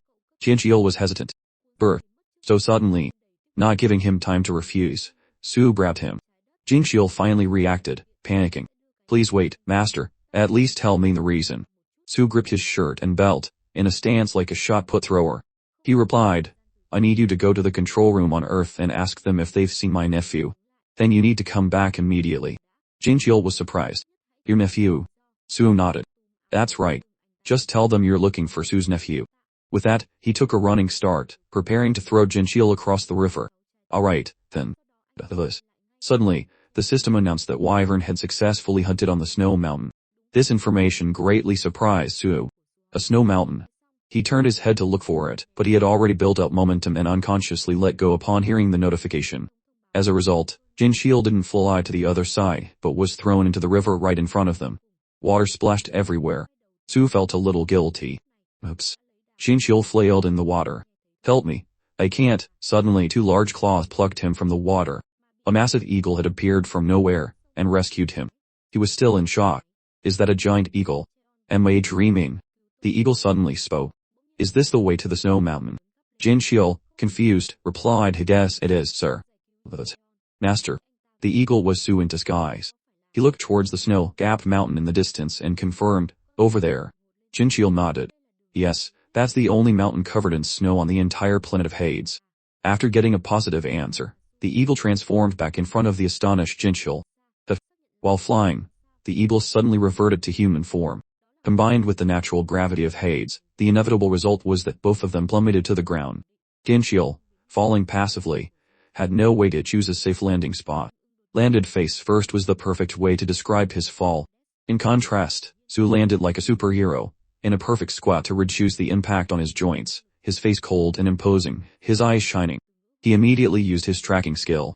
His eyes began to see what had happened to his wyvern. Before him was a red feathered bird, screaming as it flew. Unfortunately, it couldn't escape the dragon's pursuit. A perfect tendon bite allowed wyvern to successfully hunt the bird. And that was its lunch. It satisfyingly swallowed its prey. On its backward chin and Sion be both safe. After tracking, Su felt much more at ease. Wyvern was safe, and Jian and Sion Bei were riding it. Suddenly a stream of water burst out from a crevice in the rocks, surprising both Su and Jinxiel. Where did that stream come from? As if realizing something, Jinxiel was horrified. Could it be? He immediately warned, go back, master, this place is very dangerous. Su didn't feel any danger and asked, dangerous? Boy. Jinxiel provided the necessary knowledge. There is only one reason for such a stream to originate from the mountain. The one who has killed countless people of the Central Plains, and the Maimon. Before he could finish, a beast's roar echoed from within a cave. Hearing the roar, Su shouted, Wyvern. He thought in shock, it's in the cave. Without thinking, he immediately rushed inside. Poor Jinxiel, stuck with a master who always did as he pleased, no matter his advice. No, master, you can't go in. He had no choice but to follow, terrified. Seeing a white serpent with red eyes and a forked tongue, Jinxiel screamed in terror. It's the lair of a 100-year-old emoji. The creature was enormous, but it moved incredibly fast and was very powerful. It whipped its tail at Wyvern's face, and with a loud crash, Wyvern was slammed into the cliff wall, sending dust flying everywhere. Wyvern struggled to its feet, shaking its dazed head to clear it. The emoji pressed its advantage, opening its massive maw lined with sharp fangs. Luckily, Su appeared just in time, landing a punch on its face. Stop right there, you giant snake. The emoji was sent flying into the wall, getting a free taste of the dizziness Wyvern had just experienced. Su threatened, don't you dare touch my nephew. Jinxiel gasped, unable to believe his eyes. Jinhu, hiding behind a large rock, was overjoyed. Uncle Suo. Sionbi, who was protecting the boy, also exclaimed in surprise. Chief, the emoji quickly regained its composure. It was wary of the newcomer, but remained in an attack stance. Su smiled confidently. You're an emoji, are you? The serpent didn't answer. It used its actions to prove its strength. Its throat swelled as if preparing to spew something. Su paid close attention, ready to react. As expected, the emoji opened its mouth and shot out a powerful jet of water. Anyone else would have been washed away, but Su's feet seemed to be glued to the ground by magnets. He was completely unharmed. Standing in the middle of the torrent, he let the water wash over him, muttering with interest. A water cannon. I want it. A calculating smile appeared on Su's face. Summon Berry. A summoning circle appeared right above the emoji's head. It looked up in surprise. From within, Berry emerged, a powerful black bear. It landed a painful blow on the emoji's head. The serpent stopped spraying water, a large lump forming on its head. It fell to the ground in pain. Before it could react, a foot swung towards it at incredible speed. It was not only fast, but also powerful. Su kicked the emoji under its jaw. Get up. When he brought his foot down, the snake had been sent flying. Battered inside and out. The emoji collapsed in agony. Wyvern approached and sniffed it, probing it. Su was a little flustered. Did I hit it too hard? Seeing that the emoji wasn't moving, Wyvern opened its mouth to bite it. But Su stopped it. Don't eat it. Su comforted Wyvern. I know you want revenge. He looked at the information on the system and knew the emoji was still a lie. White Serpent's remaining energy, 12. He continued to reason with Wyvern. But if you bite it, it will die. Just as he said that, poof, the White Serpent vanished before everyone's eyes. Su looked around. Where did it go? Both Barry and Wyvern had noticed something. They looked in the same direction. The White Serpent had shrunk in size and was trying to escape. But Barry caught it. The bear licked its lips, wanting to eat the small snake. The White Serpent screamed in terror. Su noticed just in time, and patted Barry. I said not to eat it. Help me. Save me. The serpent cried. Su was surprised. What was that? Who just spoke? The White Serpent sobbed pitifully. I don't deserve to die. Let me live. Su was shocked. None of his other beasts could talk. Yet this serpent could. He asked, you can talk. The White Serpent shared its plight. I'm supposed to become a dragon and ascend to heaven in just 100 more days. I can't die now. Not like this. Su understood. And for his own reasons, he didn't intend to take its life. So he reassured it, I'm not going to kill you. The serpent was overjoyed. Really? Hearing this, Jinxiel was horrified. He disagreed. Master, what are you saying? This emoji has lived for 100 years. Its bead contains a century's worth of power. Su was intrigued. Its bead. The White Serpent lowered its head fearfully, afraid he would change his mind and take its life.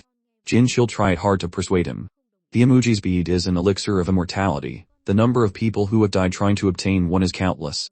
Su glanced at it and ordered, oh, really? Spit it out. The White Serpent hesitated. About that. Jinxiel decided to be the bad guy. He held a sharp hidden weapon ready to slice open the serpent's belly. It won't give it to you for free. The only way to get it is to kill the emoji and cut it open. Su was skeptical. We have to kill this thing. Jinxiel nodded vigorously. Please. The White Serpent looked up and pleaded, you just said you wouldn't kill me. Its eyes were filled with sorrow. It had no strength to escape and could only rely on its captor's compassion. You promise. A system window appeared. Ain't bon. Level. 100-year-old serpent that attacks by spewing water. Its bead is an elixir of immortality. It can change its size at will and can communicate with any creature in the universe. After seeing its abilities, Su cheered, oh, I like this one. He approached it and gave it two choices. Alright, then. Do you want to die, or do you want to come with me? The White Serpent didn't hesitate. I will follow you. A system notification appeared. You have successfully tamed the emoji. After making it his pet, Su held it in his hand and suddenly thought of something. He asked, wait, so you were the one who created the river at the gate? The White Serpent replied obediently, yes. They explained, I leave my cave whenever I need a drink, but the stream I usually go to is near an area where the people of the Central Plains and the Maymen frequently fight. It's very annoying when I'm trying to drink. Those noisy creatures, they charge at each other on sight. The whole area is polluted with their corpses. The serpent grew angry just thinking about it. You all need to be separated from this area. So, it spewed a torrent of water like a flash flood, aimed right at the middle of the battlefield. The powerful current swept away the fighting Central Plains people and the Maymen. Thinking back, Su guessed. Mine must have been caught in that current. The White Serpent whispered weakly. My apologies. Looking at the serpent in his hand, Su felt a bit regretful. If he had gotten this snake earlier, he wouldn't have had to go through all the trouble of creating the crocodile stream. The White Serpent's energy was fading. It drooped its head as if about to sleep and whimpered to Su, my whole body itches. I feel like I'm going to die. He reassured it, you won't die. The White Serpent was hopeful. Can you heal me? He nodded in agreement. Okay. All of my beasts recover when they return to the farm. With that, Su recalled all his summoned beasts back to his farm. Jinxiel stared, speechless, as the beasts vanished before his eyes. And what was that mysterious magic? He wondered, trying to find an explanation. See. He's not human. He's a spirit from Earth. One who can control divine beasts. Back at Su's place, Jun saw that the beasts had returned. He wasn't surprised to see a giant white serpent, but he looked at the black dragon. You're back. Wyvern proactively approached Jun, but to show him the information written on its chest. The boy is safe. I am. Seeing the message of safety, Jun burst into tears. You're safe. Back in the emojis cave on Hades, Xian ran and hugged Su tightly. Uncle Su. Su smiled and asked, Xian, are you hurt anywhere? The boy grinned brightly. Nope. Xian, Bei expressed his concern. We were very worried about you. Su shared, me too. I'm so glad you're both safe. Xian, he summarized the situation. There were a few dangerous moments, but Wyvern protected us. He looked at the blonde man with Su and Spo. And this is... the... Jinxiol placed a hand on his chest and introduced himself. A pleasure to meet you. I am from the Great Gang clan, so too lazy to listen to his long-winded introduction. Cut him off. Just call him Gang. He's my servant. Jinxiol, having lost his chance to show off, sighed. Jin cheerfully demanded, Uncle, I'm hungry. Su was very patient with the boy. Alright, let's go eat. And with a poof, a lavish dining table appeared in the cave, filled with delicious food, and even soda to help with digestion. Only Jinxiol went from one surprise to another, witnessing yet another mysterious magic. In a narrow gorge where the wind blew strongly, 3 people arrived to a devastating scene. They fell silent. Gang Du, Young stared blankly and wondered, what happened here? A guard behind him exclaimed, the dangerous village was just as desolate. Before them, the Mirror's village lay in ruins. Gang Du Young couldn't help but think, the Nam, new clan has fought the Mirrors and dangerous clans for 700 years. Both of these clans were still thriving yesterday, but now they've been completely annihilated. This scene looks like the aftermath of a terrible natural disaster. Who could have done this? Back in the Emojis cave, the group ate heartily by the fire. Su asked about the situation. How long have we been separated? Xian Bei replied, a little over 3 days. Su questioned him. I told you to return to Earth if there were any problems. Why didn't you? Xian Bei explained, after you were swept away by the current, we also fell into the river. Luckily, Wyvern saved us and was about to take us back through the gate. But it wasn't that simple, he thought. But the Maimon must have been surprised to see a dragon. They attacked us and chased us all the way here. Jinxiol took a large bite of meat and explained while chewing, both the people of the Central Plains and the Maimon get overly excited when they see a divine beast. If they can kill it and take its speed, they can become stronger. He looked over at Jin. Is this the child you said needed teaching? Su looked at his nephew with pride. Yes, that's him. Go on, say hello. This is your new swordsmanship teacher. Jin obediently listened to his uncle. He bowed his head. Hello, my name is Jian. Taking a sip of soda, Su smiled and said, you can start as soon as you're done eating. Jinxiol frowned, groaning internally.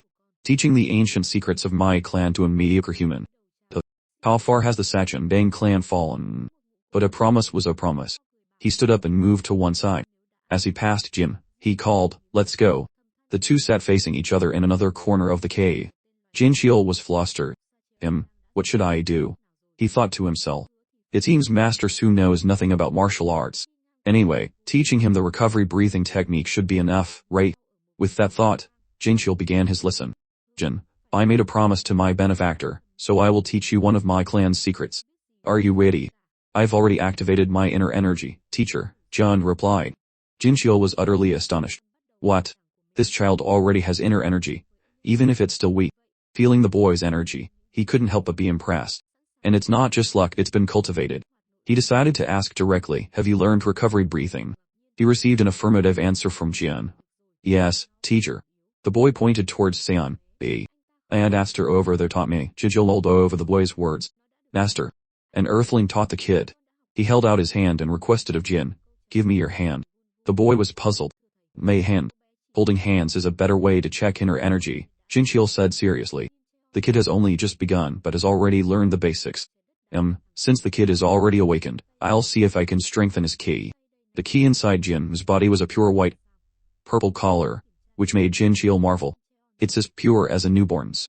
The kid is in the perfect state to master martial arts. Feeling the strange energy enter his body, Xian spoke up. This feeling is strange. Jinxiol's eyes widened, and he let out a sharp breath, his thoughts racing. His sensitivity to ki is extraordinary, at least in terms of inner energy. The kid is a natural-born genius. His eyes glinted with calculation. The gods have shown mercy on my clan and given me a prodigy. He could be the key to my future. However, he also noticed something unusual about the obedient boy before him. The boy possessed an explosive power that could erupt at any moment. What emotional scars has this young soul endured? Hidden within that small body was a suppressed power that could explode at any time.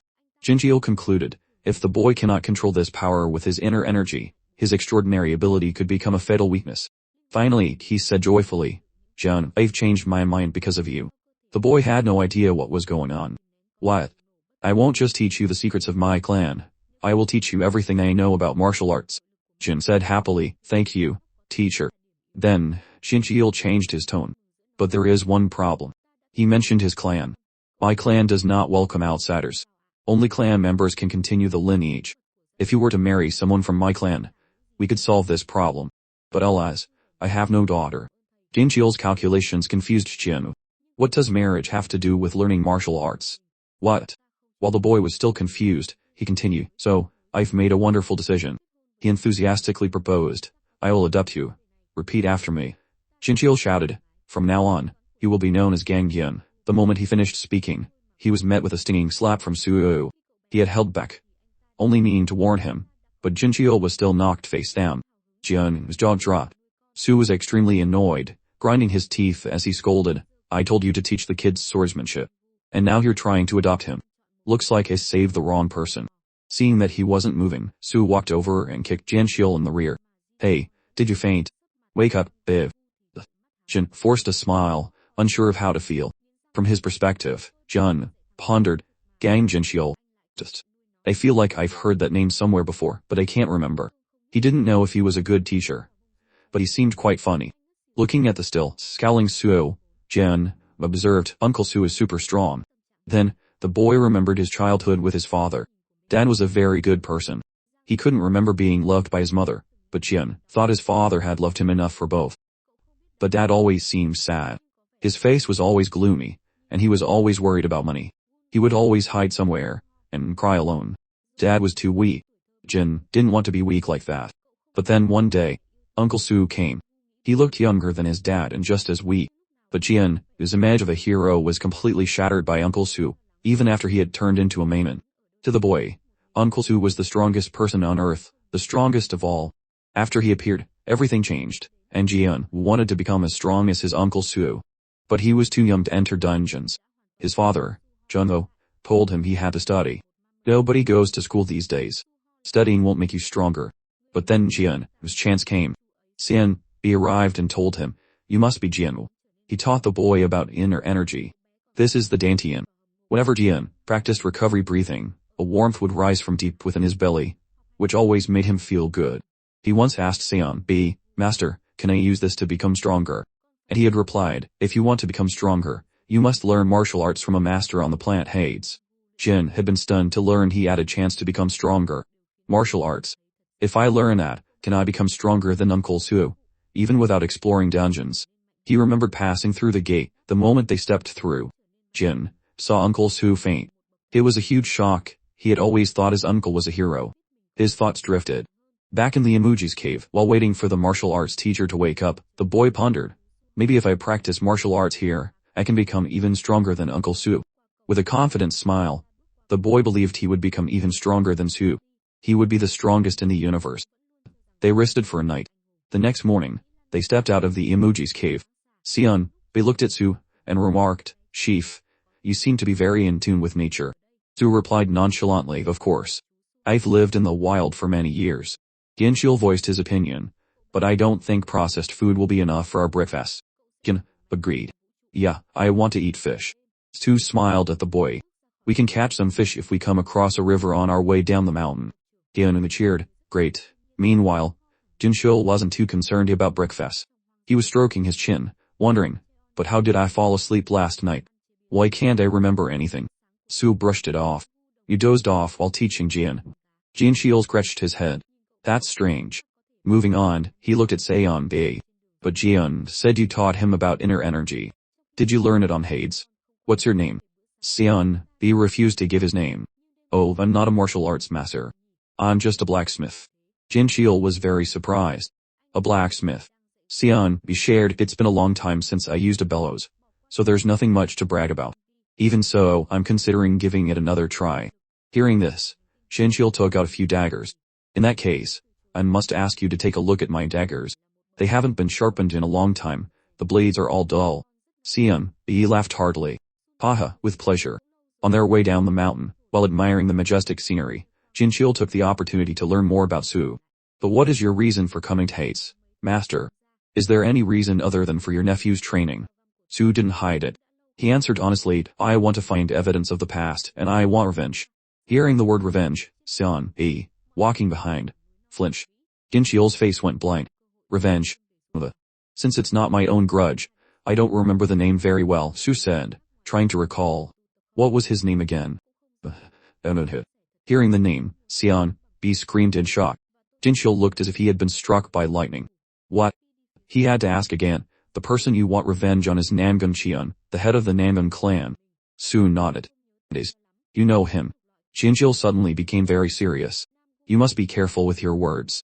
If I were still a member of the Martial Alliance, I would have attacked you immediately. Do you understand what I mean? Su's face darkened as he glared at him with murderous intent. It seems you have a death wish. Do you suddenly want to leave this world?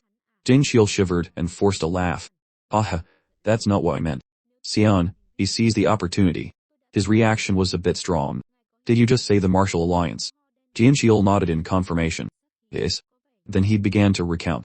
A year ago, Namgun Cheon became the 27th leader of the alliance. May I ask, do you desire revenge even more than my master does? Seon, I didn't deny it.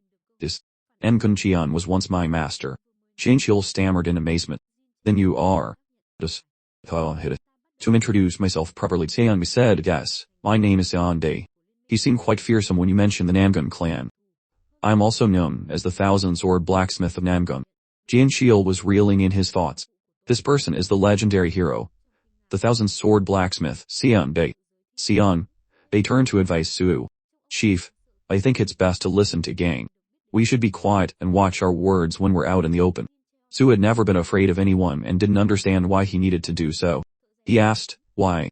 He explained, if this gets out, it could hinder our plans for revenge. As expected, Su didn't care. He turned his head and looked around. I don't care about your useless worries. Do you hear the sound of flowing water? In the distance was a waterfall. Su pointed towards it. Let's go catch some fish. Chun cheered, hey, but Sonny cut it. But Jincheol seemed to be a fan of drama. He smiled slyly. The Thousand-Sword Blacksmith has returned for revenge. This is going to be interesting. The central plains are about to be stained with blood. The group quickly moved to the stream below the waterfall to catch fish. As they walked, they marveled at the beauty of nature. What a beautiful sight. Who would have known there'd be such a view at the foot of the snow mountain? Jincheol was surprised. You've never been here before. Seon chuckled. I was never allowed outside the forge. But isn't Sakshan Dane part of the Martial Alliance? At the mention of this, Jincheol's expression darkened. Not at the moment. I can't say why. He quickly changed the subject. But why do you want to see evidence of history?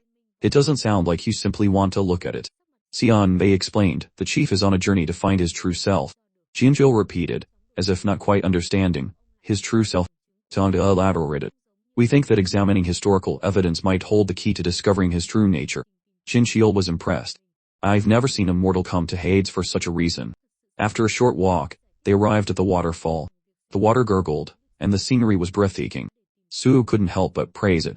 The waterfall is beautiful. Jin wasn't in the mood for sightseeing. He whined, I'm still hungry. Su took a loaf of bread out of his inventory, and handed it to Jin. Instructing, I am going down to the riverbank. You finish this. The boy was excited. Are you going to catch fish? I want to go too. Su didn't allow it. He waved goodbye and left immediately. I remember you just said you were hungry. Wait here and eat this. Jin was disappointed. Looking at the loaves of bread on the table, he complained, I'm tired of bread. Jincheol began to lecture him. You can't expect a delicious meal every day, kid. Seon Bae smiled reassuringly. He'll be back with fish soon. This will hold us over until then. Jincheol nodded in agreement.